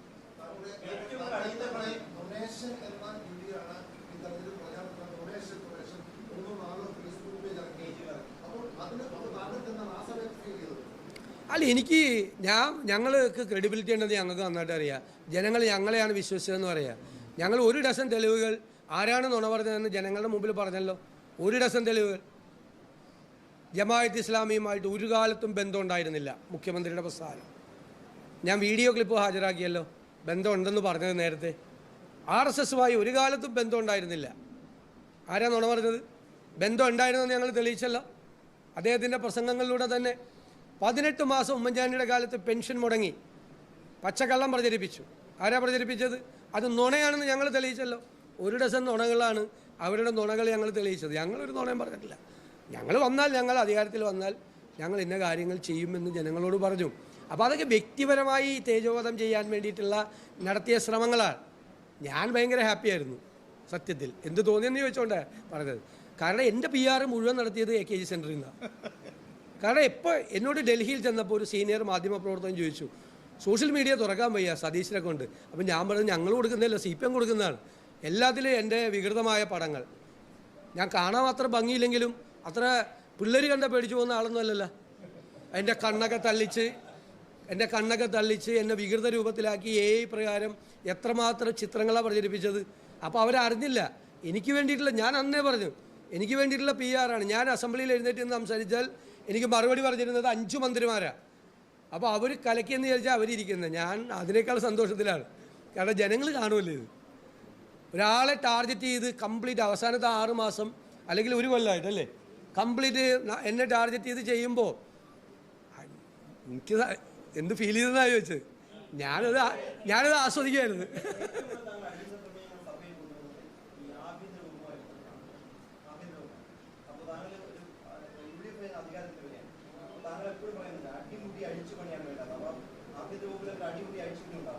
ഒരുപാട് വകുപ്പുകളിൽ ഉണ്ടാവും. ഒരുപാട് വകുപ്പുകളിൽ ഭരണ സംവിധാനത്തിൽ അഴിച്ചുപണികളുണ്ടാവും. അതാണ് UDF കൊടുത്തിരിക്കുന്ന വാക്കാണ്. കേരളത്തിനെ സെക്രട്ടേറിയറ്റിനെ ഇന്ത്യയിലെ ഏറ്റവും എഫിഷ്യൻറ്റ് സെക്രട്ടേറിയറ്റ് ആക്കുമെന്ന് ഞങ്ങളുടെ ഒരു വാക്കാണ്. ഗുഡ് ഗവേണൻസ് ആണ് ഞങ്ങളുടെ വാക്ക്, ജനങ്ങളോട് കൊടുത്തിരിക്കുന്ന വാക്ക്. ആ വാക്ക് UDF പാലിക്കും. അല്ല, അതൊക്കെ UDFൻ്റെ ചർച്ചകളിലൂടെ പുറത്തു വരേണ്ട കാര്യങ്ങളാണ്.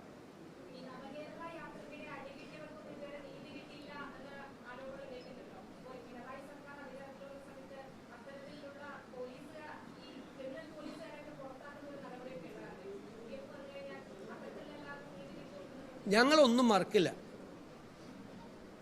പണ്ടൊക്കെ ഞങ്ങളുടെ അധികാരം ഭരണത്തിലേക്ക് വരുമ്പോൾ പലതും മറന്നു പോകുമായിരുന്നു.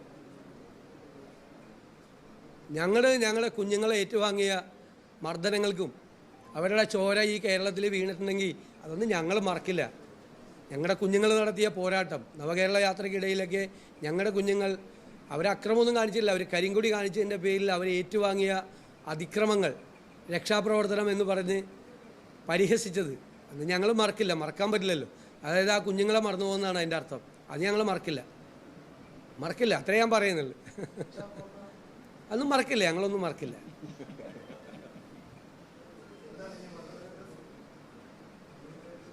അത് പോണം.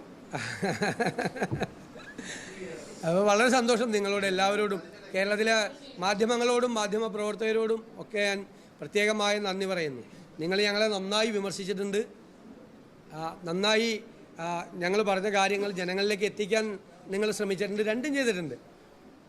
നന്നായി ദ്രോഹിച്ചവരുണ്ട്, അതൊന്നും കുഴപ്പമില്ല. അതൊക്കെ വിമർശനത്തിന് അതീതരല്ല. ഞാനൊന്നും പറഞ്ഞിട്ടുണ്ടല്ലോ. എന്നെ വ്യക്തിപരമായി വിമർശിച്ചപ്പോൾ ഞാൻ പറഞ്ഞിട്ടുണ്ട് വിമർശനത്തിന് അതീതനല്ല, മുഖ്യമന്ത്രിയല്ല, പ്രതിപക്ഷ നേതാവുമല്ല. ഇനിയും നിങ്ങൾ വിമർശിക്കണം, ഒന്ന് അന്വേഷിക്കണം എന്താണെന്ന്, എന്നിട്ട് വേണം വിമർശിക്കാൻ.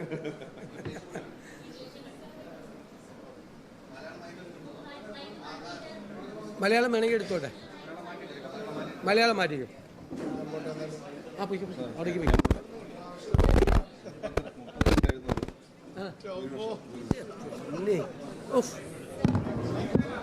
ഏയ് എതിരാളികളെ ഇങ്ങനെ അവമാനിക്കരുത്. ഞാൻ ഇന്ന് നാളേക്ക് ഇവിടെ.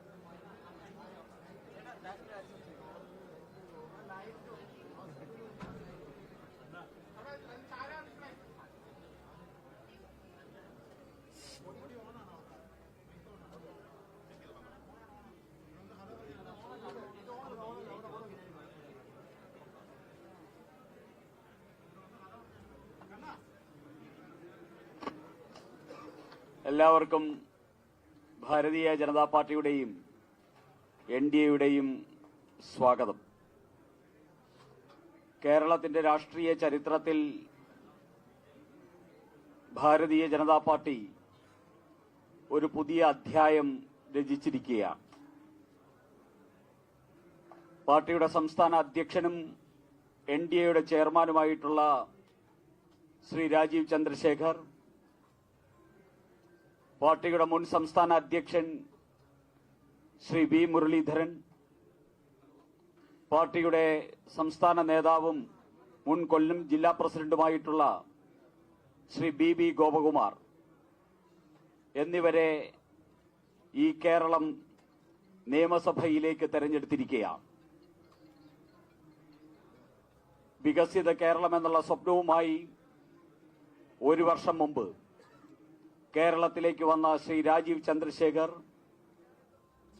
ഒരു വർഷത്തിനുള്ളിൽ ദീർഘവീക്ഷണത്തോടുകൂടി രാഷ്ട്രീയമായ ലക്ഷ്യം മുന്നിൽ വെച്ചുകൊണ്ട് നടത്തിയ പ്രവർത്തനങ്ങൾക്ക് കേരളം നൽകിയ മഹത്തായിട്ടുള്ള അംഗീകാരമായി ഞങ്ങളിതിനെ കാണുകയാണ്. ഈ കേരളത്തിൽ ഒരു പുതിയ നേതൃത്വം, പുതിയ വീക്ഷണം, അതോടൊപ്പം തന്നെ 3.25 കോടി മലയാളിക്ക് വേണ്ടി വികസിത കേരളം എന്നുള്ള സ്വപ്നം, അതായിരുന്നു ശ്രീ രാജീവ് ചന്ദ്രശേഖർ കേരളത്തിൽ വന്നതോടുകൂടി കേരളത്തിനുണ്ടായ പ്രതീക്ഷയും സ്വപ്നവും. ആ സ്വപ്നത്തിന് കരുത്തേകാൻ ഈ തെരഞ്ഞെടുപ്പ് ഫലം ഞങ്ങൾക്ക് ആത്മവിശ്വാസം നൽകുകയാണ്. നേമം നിയോജക മണ്ഡലത്തിലെ ജനതയോട് തീർത്താ തീരാത്ത നന്ദി ശ്രീ രാജീവ് ചന്ദ്രശേഖർ തന്നെ രേഖപ്പെടുത്തി കഴിഞ്ഞു. അദ്ദേഹത്തെ തെരഞ്ഞെടുത്ത നേമം ജനതയ്ക്കുള്ള നന്ദിയും ഭാരതീയ ജനതാ പാർട്ടിയെ ഒരു MLA എന്ന നിലയിൽ വരും നാളുകളിൽ നയിക്കാൻ നിയുക്തനായിട്ടുള്ള ശ്രീ രാജീവേട്ടനോട് ഈ കേരളത്തിലെ ഭാരതീയ ജനതാ പാർട്ടിക്കുള്ള സ്നേഹാദരവും രേഖപ്പെടുത്തുകയാണ്. അദ്ദേഹത്തിന് ഈ ഉന്നതമാർന്ന ചരിത്രപരമായിട്ടുള്ള വിജയം ഭാരതീയ ജനതാ പാർട്ടിക്ക് വേണ്ടി നേടിത്തന്ന ശ്രീ രാജീവ് ചന്ദ്രശേഖറിന് മധുരം നൽകിക്കൊണ്ട് കേരളത്തിലെ കോടാനുകോടി വരുന്ന സാധാരണ പ്രവർത്തകരുടെ വികാരം ഞങ്ങൾ പ്രകടിപ്പിക്കുകയാണ്. അദ്ദേഹത്തിന് മധുരം നൽകാനായിട്ട് പാർട്ടിയുടെ സംസ്ഥാന general secretary Shri MD Ramesh ഉൾപ്പെടെയുള്ള NDA നേതാക്കന്മാരെ ഞാൻ സ്നേഹപൂർവ്വം ക്ഷണിക്കുകയാണ്.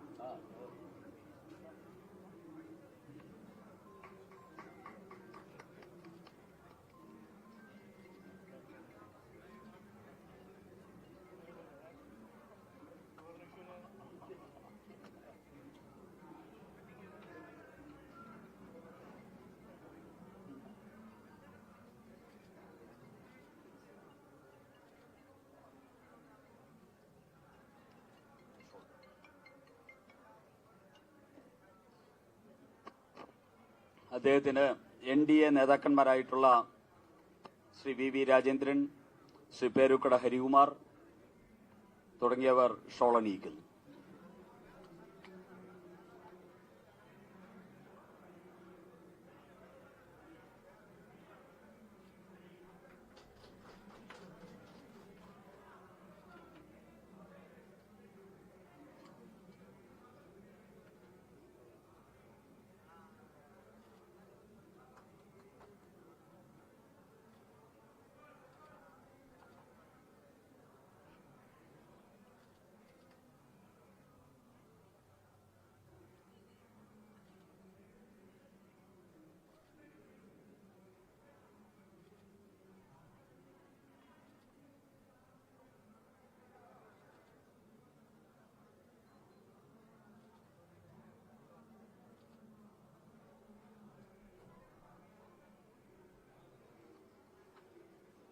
ശ്രീ രാജീവ് ചന്ദ്രശേഖർ, രാജീവേട്ടൻ നമ്മളോട് സംസാരിക്കും.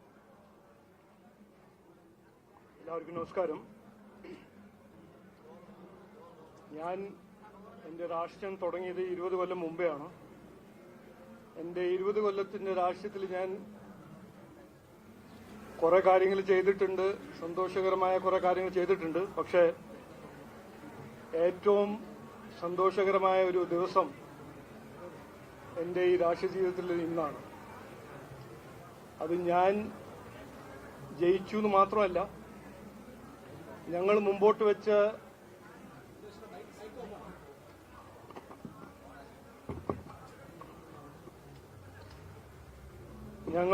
വെച്ച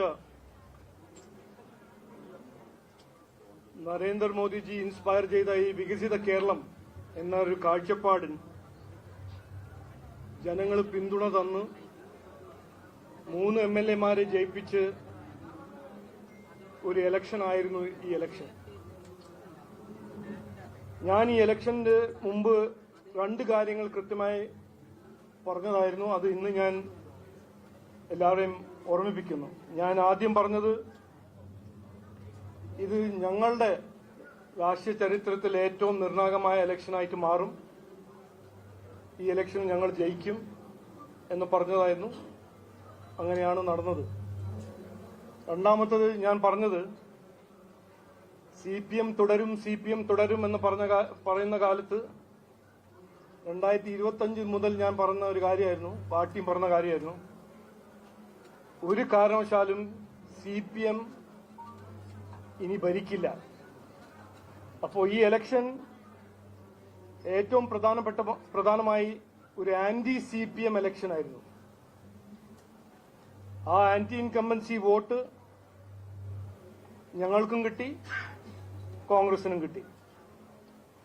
അപ്പോൾ ഇത് ഞാൻ പറയാൻ ആഗ്രഹിക്കുന്നത്, ത്രിപുരയിൽ വെസ്റ്റ് ബംഗാളിലെല്ലാം നടന്ന പോലെ തന്നെ കഴിഞ്ഞ 10 കൊല്ലം നമ്മൾ കണ്ട് മനസ്സിലാക്കിയ ഒരു മാർക്സിസ്റ്റ് CPM-ന്റെ ഭരണശൈലിന്റെ ഒരു ലാസ്റ്റ് ഫേസ് ആണ് ഈ ഇലക്ഷന്റെ ഒരു വലിയ മെസ്സേജ്. പിന്നെ ഈ 5 ഇലക്ഷൻ നമ്മൾ നോക്കിയാൽ അതിന് എന്തെങ്കിലും ഒരു പഠനം അല്ലെങ്കിൽ നമ്മൾ എന്തെങ്കിലും മനസ്സിലാക്കിയാൽ, ഇന്ത്യ അലയൻസ് ഭരിക്കുന്ന തമിഴ്നാട്, വെസ്റ്റ് ബംഗാൾ, കേരളം 3 സ്ഥലത്ത് ഇന്ത്യ അലയൻസ് ആയിരുന്നു ഭരിച്ചത്. ആ 3 സ്ഥലത്തും DMK ആണോ, TMC ആണോ, CPM ആണോ, ജനങ്ങൾ അവരെ തോൽപ്പിച്ചിട്ടുണ്ട്. അതേസമയം NDA-ന്റെ ഭരണശൈലിയും NDA-ന്റെ ഭരണവും NDA-ന്റെ വികസനവും നടപ്പിലാക്കുന്ന ആസാമും പുതുച്ചേരിയിൽ ഒരു പ്രോ ഇൻകംബൻസി മാൻഡേറ്റ് അവിടുത്തെ NDA സർക്കാരിന് കിട്ടിയിട്ടുണ്ട്. ഇതിന് കൂടുതൽ ഇന്ന് ഞാൻ പറയുന്നില്ല. നാളെ ഞാൻ ഇതിനെക്കുറിച്ച് ഞാനും ഗോകുമാർജിയും V മുരളീധരൻ്റെ ഒരു പ്രസ് കോൺഫറൻസ് ഉണ്ടാവും, അതിൽ നമ്മൾ ഇതിനെക്കുറിച്ച് ചർച്ച ചെയ്യാം. പക്ഷെ ഇന്ന് അവസാനം ഞാൻ പറയാൻ ആഗ്രഹിക്കുന്നത് ഇതാണ്. കഴിഞ്ഞ 10 കൊല്ലം CPM ഭരിക്കുമ്പോൾ ഇവിടെ ഒരു പ്രതിപക്ഷ പാർട്ടിന്റെ ഒരു റോൾ ആരും നടപ്പിലാക്കിയില്ല, ആരും ചെയ്തില്ല. 10 കൊല്ലം ശബരിമല കൊള്ള നടക്കുമ്പോൾ, ജനങ്ങളുടെ ദ്രോഹം നടക്കുമ്പോൾ പറയാനും ചെയ്യാനും അസംബ്ലിയിൽ ആരും ഉണ്ടായിരുന്നില്ല. കോൺഗ്രസ് ഉണ്ടായിരുന്നു, പക്ഷെ അവർ ഇന്ത്യ അലയൻസിന്റെ ഭാഗമായിരുന്നു. അവർ മൗനം പാലിച്ചു. അതിൽ വലിയ മാറ്റം ഇനി വരും. 3 MLA-മാരുണ്ടാവും. ജനങ്ങൾ ഓരോരോ പ്രശ്നങ്ങളെ കുറിച്ച് ഉയർത്തി സംസാരിക്കാനും മുമ്പോട്ട് വെച്ച് സംസ്ഥാന സർക്കാർ അതിനെ പരിഹരിക്കാൻ അതിന് പിന്നിൽ നടക്കാൻ 3 MLA-മാരുണ്ടാവും BJP NDA-ന്റെ. അത് മാത്രമല്ല, ഇനി ഇവിടെ അഴിമതി നടത്തി ഏതെങ്കിലും സർക്കാർ നടപ്പിലാക്കാൻ ശ്രമിച്ചാൽ അതിനെ എതിർക്കാനും അതിനെ എക്സ്പോസ് ചെയ്യാൻ BJP NDA അസംബ്ലിയിൽ ഉള്ളിൽ ഉണ്ടാവും. അത് ഒരു വലിയ മാറ്റമായിരിക്കും. ഞാൻ ഇലക്ഷന് മുമ്പ് പറഞ്ഞതാണ്, ഈ ഇലക്ഷൻ ഏറ്റവും പ്രധാനപ്പെട്ട ഒരു ഇഫക്റ്റ് അല്ലെങ്കിൽ ഇമ്പാക്ട് കേരളത്തിന്റെ രാഷ്ട്രീയ സംസ്കാരത്തിൽ മാറ്റം. അതായിരുന്നു ഞങ്ങളുടെ ലക്ഷ്യം. അത് ഞങ്ങൾ പുറത്തുനിന്ന് ഇതുവരെ ചെയ്തു. ഇനി അസംബ്ലിയിൽ കയറി അവിടെ ഇരുന്ന് അത് ഞങ്ങൾ നടപ്പിലാക്കും എന്ന് ഞാൻ ഇന്ന് ഉറപ്പു തരുന്നു. ഇന്ന് ഈ വിജയം ഇത് എൻ്റെ വിജയമോ ഞങ്ങളുടെ ലീഡർഷിപ്പിന്റെ ഒരു വിജയം മാത്രമല്ല, ജനങ്ങൾ ഞങ്ങൾക്ക് തന്ന ഒരു അവസരമായിട്ട് ഞങ്ങൾ കാണുന്നു. അപ്പോൾ എല്ലാവരോടും ഞാൻ നന്ദി പറയാൻ ആഗ്രഹിക്കുന്നു. അതിൻ്റെ ഒപ്പം ഞങ്ങളുടെ ഓരോരോ പ്രവർത്തകർ രാപകൽ അധ്വാനിച്ച് ഈ ഒരു മാൻഡേറ്റ് ഈ ഇലക്ഷന് വേണ്ടി അധ്വാനിച്ച ഓരോരോ പ്രവർത്തകർ ഞാൻ നന്ദി പറയാൻ ആഗ്രഹിക്കുന്നു. നമസ്കാരം.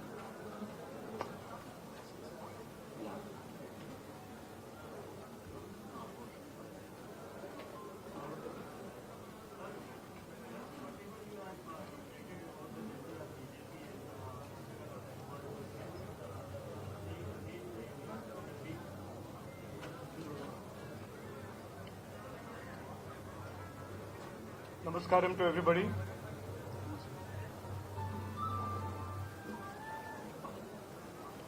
As you all know, before these elections itself, the BJP and the NDA put forward 2 very important aspects on why this election is very different compared to the earlier elections. We said this is going to be an historic election for change. And we also said this is an election that is going to be marking the end of the CPM politics that has characterized Kerala politics for many, many years. And precisely that is what has come true. These elections were an anti-CPM election. This is a very, very decisive mandate to throw out and reject 10 years of CPM's corruption, CPM's malgovernance, CPM's lack of development, and CPM's economic mismanagement.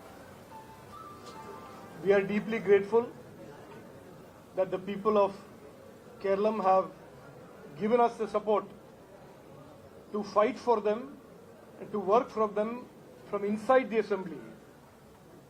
For the last many years, the BJP was a party, the NDA was a coalition that tried its best to fight for people's rights, to raise their voice, to raise voices for people's problems from outside the assembly. And this election marks a very, very important change, that for the first time in the history of Kerala, there will be 3 BJP MLAs, 3 NDA MLAs to actively fight for, defend the rights of every Malayali who is looking for a better life. I want to not take too much time today. We will have an extensive press conference tomorrow.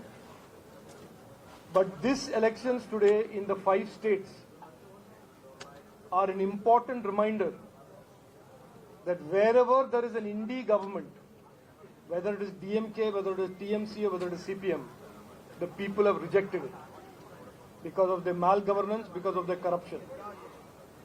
And in contrast, NDA governments in Assam, NDA governments in Puducherry have been given a repeated mandate of pro-incumbency.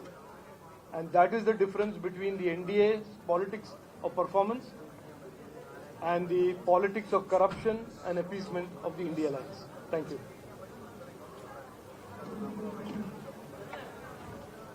ദേശീയ ജനാധിപത്യ സഖ്യം ഈ തെരഞ്ഞെടുപ്പിൽ നേടിയിട്ടുള്ള വലിയ മുന്നേറ്റത്തിന്റെ ആഹ്ലാദം പ്രകടിപ്പിച്ചുകൊണ്ട് നാളെ സംസ്ഥാന വ്യാപകമായിട്ട് NDAയുടെ നേതൃത്വത്തിൽ വിജയാഹ്ലാദ പ്രകടനങ്ങൾ നടത്താൻ തീരുമാനിച്ചിട്ടുണ്ട്. ജനങ്ങൾക്കും ഈ NDA സഹായിച്ചിട്ടുള്ള എല്ലാ ജനവിഭാഗങ്ങൾക്കും നന്ദി അറിയിച്ചുകൊണ്ടുള്ള ആഹ്ലാദ പ്രകടനങ്ങളാണ് നടക്കുക. കഴിഞ്ഞ ഒരു 7 പതിറ്റാണ്ട് കാലമായിട്ടുള്ള കേരളത്തിന്റെ ഒരു വിശ്വാസമാണ് തകർന്നു പോയിട്ടുള്ളത്. കേരളം 2 മുന്നണികൾക്ക് മാത്രമേ ജയിക്കാൻ സാധിക്കുകയുള്ളെന്ന പരമ്പരാഗതമായ വിശ്വാസം തകർന്നിരിക്കുന്നു. ഒരു തേർഡ് ഓൾട്ടർനേറ്റീവ്, 3ാം ബദൽ കേരളത്തിൽ രജിസ്റ്റർ ചെയ്യപ്പെട്ടിട്ടുള്ള തെരഞ്ഞെടുപ്പാണ്. അതിന് കേരളത്തിലെ ജനങ്ങളോടുള്ള നന്ദി അറിയിച്ചുകൊണ്ടുള്ള വിജയാഹ്ലാദമാണ് നാളെ സംസ്ഥാന വ്യാപകമായി NDAയുടെ നേതൃത്വത്തിൽ സംഘടിപ്പിക്കാൻ വേണ്ടി തീരുമാനിച്ചിട്ടുണ്ട്.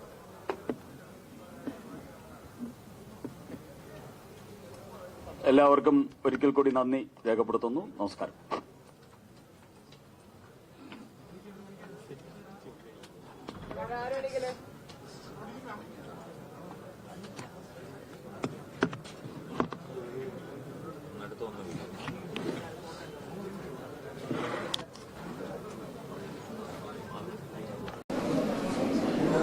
ഞങ്ങളുടെ ടീം UDFന്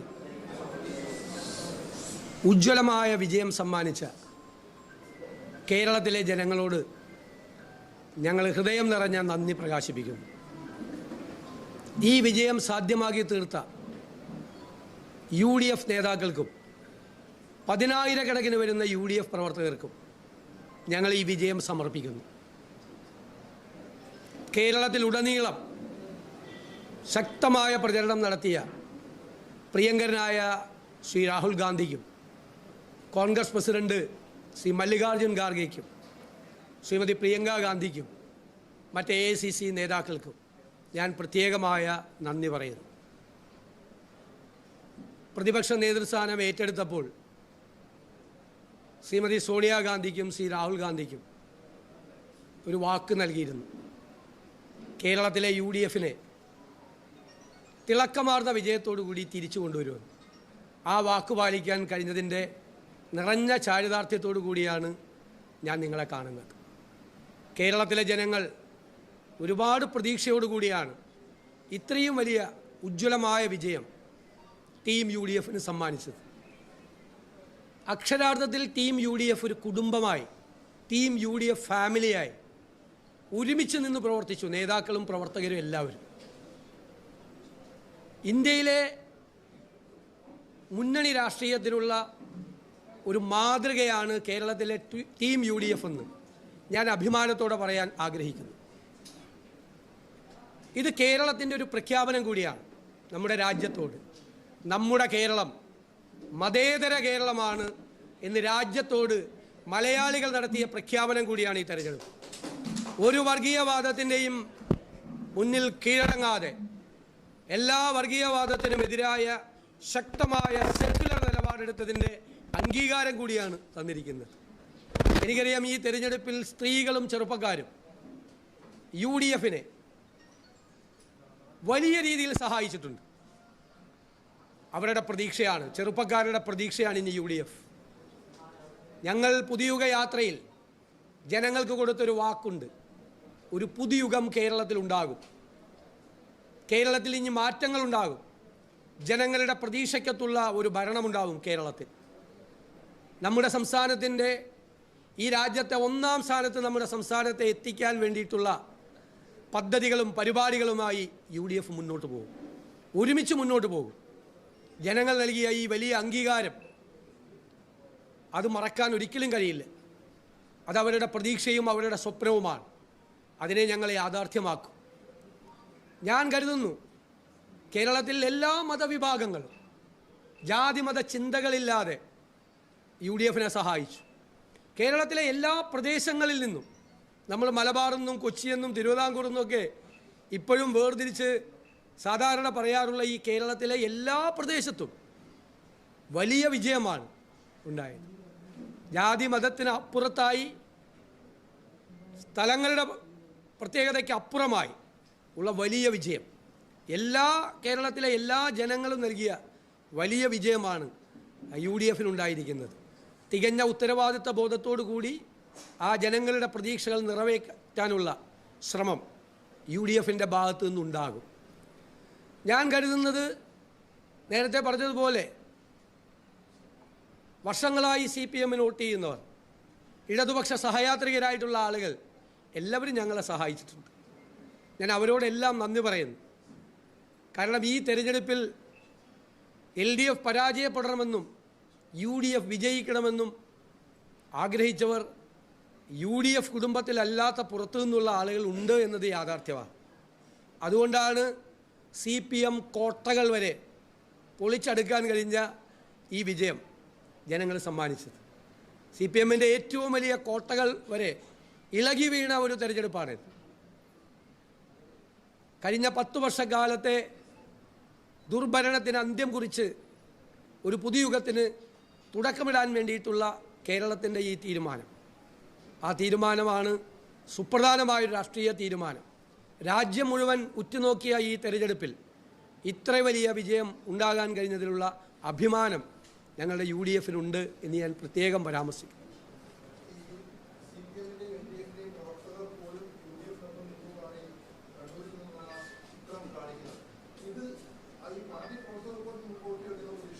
ഞാൻ പറഞ്ഞിരുന്നല്ലോ നേരത്തെ, പുതിയുഗ യാത്രയിൽ ഞങ്ങളുടെ പ്രവർത്തകരോട് പറഞ്ഞത് നിങ്ങൾ കേട്ട് കാണുമല്ലോ, ഉത്തമരായ കമ്മ്യൂണിസ്റ്റുകാരെ കാണുമ്പോൾ ചിരിച്ചോളാൻ പറഞ്ഞു, ഇടതുപക്ഷ സഹയാത്രികരെ കാണുമ്പോൾ ചേർത്ത് പിടിച്ചോളാൻ പറഞ്ഞു.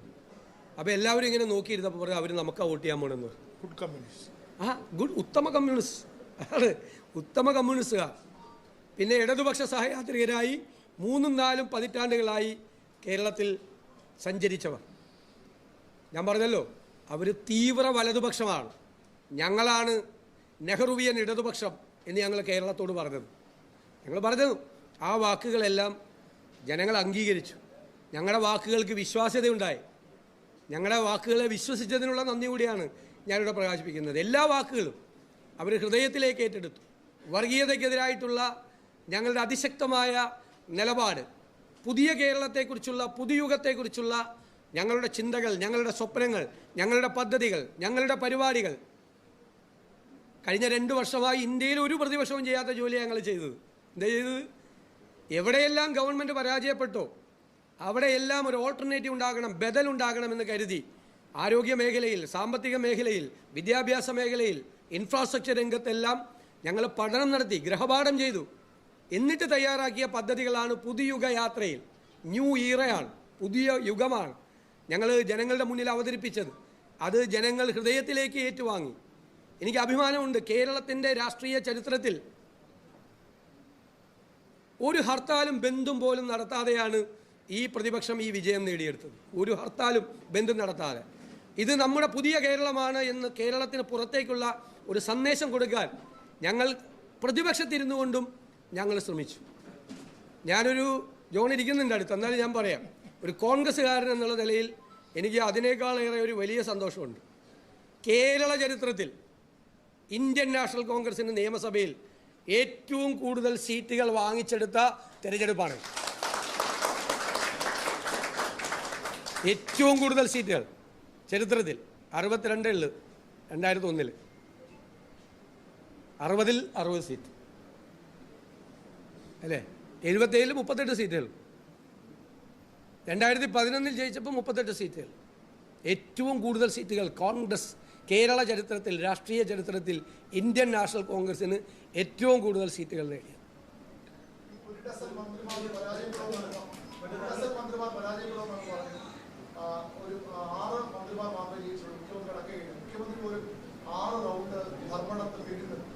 അതിൽ മാത്രമേ എൻ്റെ ചെറിയ കണക്ക് തെറ്റിയുള്ളൂ.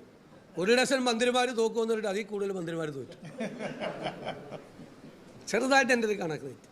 ഞാൻ 100-ലധികം സീറ്റ് എന്ന് പറഞ്ഞപ്പോൾ എന്നെ ഒരുപാട് പേര് പരിഹസിക്കുകയും അധിക്ഷേപിക്കുകയും ആക്ഷേപിക്കുകയൊക്കെ ചെയ്തിട്ടുണ്ട്. പക്ഷേ നമ്മളൊരു കണക്ക് പറഞ്ഞത്, ഞങ്ങൾ നടത്തിയ പ്രവർത്തനങ്ങൾ, നിങ്ങൾ കണ്ട പ്രവർത്തനങ്ങൾ, അത് കൂടാതെ ഞങ്ങൾ വളരെ നിശബ്ദമായി നടത്തിയ ഒരു പ്രവർത്തനങ്ങളുണ്ടായിരുന്നു. 2001-ൽ ഞങ്ങൾ ഈ ചുമതല ഏറ്റെടുത്തപ്പോൾ ഞങ്ങൾ പൊളിറ്റിക്കൽ അനാലിസിസ് നടത്തി. 2001 കിട്ടിയ ഉജ്ജ്വലമായ വിജയം പിന്നെ 2004 പോലും ഇല്ല. 2011 ജയിച്ചെങ്കിലും 72 സീറ്റോടുകൂടിയാണ് ജയിച്ചത്. UDFിൻ്റെ ഭാഗത്തുണ്ടായിരുന്ന ഒരുപാട് ശക്തികൾ, ഒരുപാട് ഗ്രൂപ്പുകൾ, സോഷ്യൽ ഗ്രൂപ്പുകൾ UDFിനെ വിട്ടുപോയി. ഞങ്ങൾ വളരെ നിശബ്ദമായി നടത്തിയ പ്രവർത്തനത്തിലൂടെ അവരെ എല്ലാവരെയും ഞങ്ങൾ തിരിച്ചു കൊണ്ടുവന്നു. കുറച്ച് പേരൂടെ ഉണ്ട്, മുഴുവനായില്ല, ഒരു 90% ആയില്ല. ഞാൻ 100 ടാർഗറ്റ് ചെയ്തിട്ട് 90 ആയില്ല, കുറച്ച് പേരൂടെ ഉണ്ട്. അവർ കൂടി UDFിലേക്ക് വരും. പുതിയ തലമുറ UDFിൻ്റെ കൂടെ നിൽക്കും. ഇനി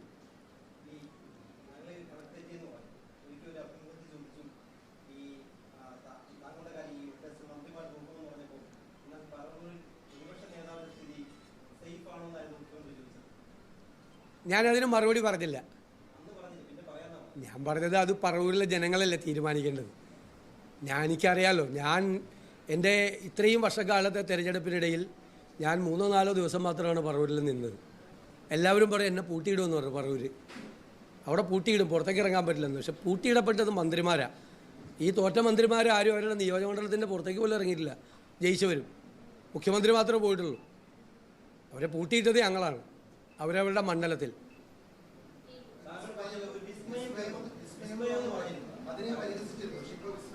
എന്തുമാത്രം വിസ്മയങ്ങളുണ്ടായി തെരഞ്ഞെടുപ്പിന് മുമ്പ്. ഞങ്ങൾ തന്നെ അവസാനിപ്പിച്ചാണ്, ഞങ്ങളെ കൊണ്ട് പറ്റുന്നില്ലായിരുന്നു. ഒരു സ്റ്റേജ് എത്തിയപ്പോൾ ഞങ്ങൾ ആലോചിച്ചിട്ട് പറഞ്ഞു ഇനി വേണ്ടാന്ന് പറഞ്ഞു. ഇപ്പം അമ്പലപ്പുഴയിലൊരു വിസ്മയം ഉണ്ടായില്ലേ, തളിപ്പറമ്പിലും പയ്യന്നൂരിലും വിസ്മയം നടന്നില്ലേ. തളിപ്പറമ്പിലും പയ്യന്നൂരും ഒക്കെ നിങ്ങളോടൊരു 3 മാസം മുമ്പ് പറഞ്ഞാൽ നിങ്ങൾ കളിയാക്കില്ലായിരുന്നു. ഞങ്ങൾ പറഞ്ഞല്ലോ, ഞങ്ങൾക്ക് ഒരു വർഷമായിട്ട് അറിയാം. ഞാൻ എന്ന് മുതലാണ് വിസ്മയം എന്ന് പറഞ്ഞത് അന്ന് മുതൽ ഞങ്ങൾക്കറിയാം അവിടെ നടക്കുന്ന കാര്യങ്ങളെക്കുറിച്ചെല്ലാം. കണ്ണൂരിലെ ജനത എങ്ങനെയാണ് പ്രതികരിച്ചത്, കേരളത്തിലുടനീളം അതുകൊണ്ട് കണ്ണൂരിൽ അത് എവിഡൻ്റായി അല്ലേ. അമ്പലപ്പുഴയിൽ ജി സുധാകരനെ പോലുള്ള ഒരാളെ ഞങ്ങൾ ഹൃദയപൂർവ്വമാണ് സ്വീകരിച്ചത്, വളരെ അഭിമാനത്തോടു കൂടിയാണ് സ്വീകരിച്ചത്. എത്ര വലിയ വിജയമാണ് അദ്ദേഹം നേടിയത്. അല്ല, അത് അവരുടെ തീരുമാനമാണ്. നമ്മൾ പറയില്ല, അവരൊരു മുന്നണിയിൽ നിൽക്കുമ്പോൾ ഞങ്ങൾ അവരെക്കുറിച്ച് ഒരിക്കലും പറഞ്ഞിട്ടില്ല അവരിങ്ങോട്ട് വരാൻ പോവാണെന്ന്. ഞങ്ങൾ രാഷ്ട്രീയ മര്യാദകൾ കാണിച്ചിട്ടുണ്ട് ഇല്ലേ. അവരപ്പുറത്തൊരു മുന്നണിയിൽ നിൽക്കുമ്പോൾ അവരുടെ വിശ്വാസ്യതയെ തടസ്സപ്പെടുത്തൊന്നും നിന്നിട്ടില്ല. അത് അവരുടെ തീരുമാനമാണ് UDFിലേക്ക് വരണോ വേണ്ടതെന്ന്. ഞങ്ങളുടെ വാതിൽ തുറന്നാണ് വെച്ചിരുന്നത്, പക്ഷെ അവർ വന്നില്ല. അത് അവരുടെ രാഷ്ട്രീയ തീരുമാനം. അതല്ല, അതൊക്കെ പിന്നീട് UDF ഒക്കെ ചർച്ച ചെയ്യേണ്ട കാര്യങ്ങളല്ലേ. ഇപ്പം അതൊന്നും ഒരു പ്രയോറിറ്റികളിൽ ഇല്ലല്ലോ, മുൻഗണനയിൽ അതൊന്നും ഇല്ല. മാത്രമല്ല, ഞങ്ങളുടെ കൂടെ നിൽക്കുന്ന കേരള കോൺഗ്രസ് 8-7 സീറ്റും ജയിച്ചു ഇല്ലേ. അനൂപ് ജേക്കബ് ജയിച്ചത് 45,000 വോട്ടിനാണ്. കേരള കോൺഗ്രസ് ജേക്കബ് ഗ്രൂപ്പിലെ അനൂപ് ജേക്കബ് ജയിച്ചത് അല്ലേ. അപ്പം ഞങ്ങൾ ഘടകകക്ഷിയല്ലേ. ലീഗ് എത്ര സീറ്റാണ് ജയിച്ചത്? ഞങ്ങൾ ഘടകകക്ഷികളൊക്കെ ചേർത്ത് പിടിച്ചു. ഘടകകക്ഷി എന്നൊന്നും ഇനി പറയാൻ ആരും സമ്മതിക്കില്ല. ഞാൻ തന്നെ ഇപ്പോൾ ഏതെങ്കിലും യോഗത്തിൽ പോയി UDF എന്ന് പറഞ്ഞപ്പോൾ ചൂടാവുകയാണ്. സാർ ടീം UDF എന്ന് പറയാനാണ് പറഞ്ഞു. ഞാൻ ടീം UDF എന്ന് പറഞ്ഞത് നിലമ്പൂർ ഇലക്ഷന് ശേഷമാണ്. ബോധ്യത്തിൻ്റെ അടിസ്ഥാനത്തിലാണ് ഓരോ വാക്കും. ടീം UDF എന്ന് പറഞ്ഞിട്ടുള്ളത്, 100-ലധികം സീറ്റ് എന്ന് പറഞ്ഞിട്ടുള്ളത്, സെക്യുലർ സ്റ്റാൻഡ് എടുത്തിട്ടുള്ളത്, വിസ്മയങ്ങളുണ്ടാകും എന്ന് പറഞ്ഞതെല്ലാം ബോധ്യത്തിൻ്റെ അടിസ്ഥാനത്തിലാണ്. വേണ്ടാത്തൊരു വാക്കും പറഞ്ഞിട്ടില്ല. പക്ഷേ ഒരുപാട് പരിഹസിക്കപ്പെട്ടു. സാരമില്ല, അത് രാഷ്ട്രീയ രംഗത്ത് നിൽക്കുന്ന എല്ലാവർക്കും അതൊക്കെ ഉണ്ടാവും. എനിക്കതിൽ സങ്കടമൊന്നുമില്ല.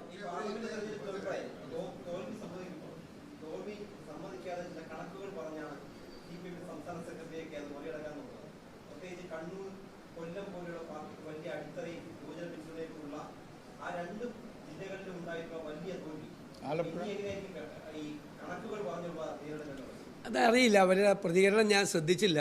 ഞാൻ നിലമ്പൂർ ഇലക്ഷൻ കഴിഞ്ഞപ്പോൾ ഒരു ന്യായീകരിക്കാൻ ശ്രമിച്ചപ്പോൾ ഞാൻ പറഞ്ഞൊരു വാക്കുണ്ട്, CPMനെ തോൽപ്പിക്കാൻ എളുപ്പമാണ്, പക്ഷെ തോറ്റെന്ന് അവരെ ബോധ്യപ്പെടുത്താൻ ഭയങ്കര പാടാണ്.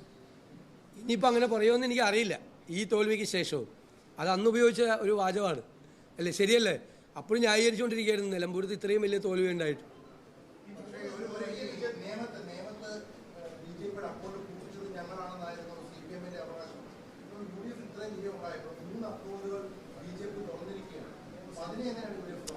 അല്ല, അതിപ്പോൾ BJP ജയിച്ചു, അവരൊരു രാഷ്ട്രീയ പാർട്ടിയല്ലേ. അവർ പറഞ്ഞാൽ അതൊന്നും അല്ലല്ലോ. അവരിവിടെ കേരളത്തിൽ അധികാരത്തിൽ വരുമെന്നല്ലേ പറഞ്ഞത്. അവർക്ക് നേരത്തെ ഒരു സീറ്റ് ഉണ്ടായിരുന്നു, 1-ലധികം സീറ്റ് കിട്ടി. ഞാൻ പറഞ്ഞല്ലോ, ഇവർ തമ്മിലൊരു ഡീലുണ്ടായിരുന്നു. അല്ല, ഇവർ തമ്മിലൊരു ഡീലുണ്ടായിരുന്നു. പക്ഷേ ആ ഡീല് അവരുടെ താഴെയുള്ള അണികൾ പൊളിച്ചു കൊടുത്തു. ആ ഡീല് ഞങ്ങൾ പുറത്ത് പറഞ്ഞത് ഞങ്ങൾ ബുദ്ധിപൂർവ്വം പറഞ്ഞാണ്. തിരഞ്ഞെടുപ്പ് കാലത്ത് ഞങ്ങൾ അജണ്ടയാക്കിയല്ലോ അത്. CPM BJP ഡീല് ഞങ്ങൾ അജണ്ടയാക്കിയത് വെറുതെ അല്ല, അത് മുകളിലെ നേതാക്കന്മാർ തമ്മിലുള്ള ഡീലാണ്. താഴെയുള്ള അവരുടെ അണികൾ അത് പ്രാവർത്തികമാക്കാൻ സമ്മതിക്കരുതെന്ന് വിചാരിച്ചാണ് ഞങ്ങളത് ഡീലാക്കിയത്. ഞങ്ങളത് അജണ്ടയിൽ, തെരഞ്ഞെടുപ്പ് അജണ്ടയിലേക്ക് കൊണ്ടുവന്നത്.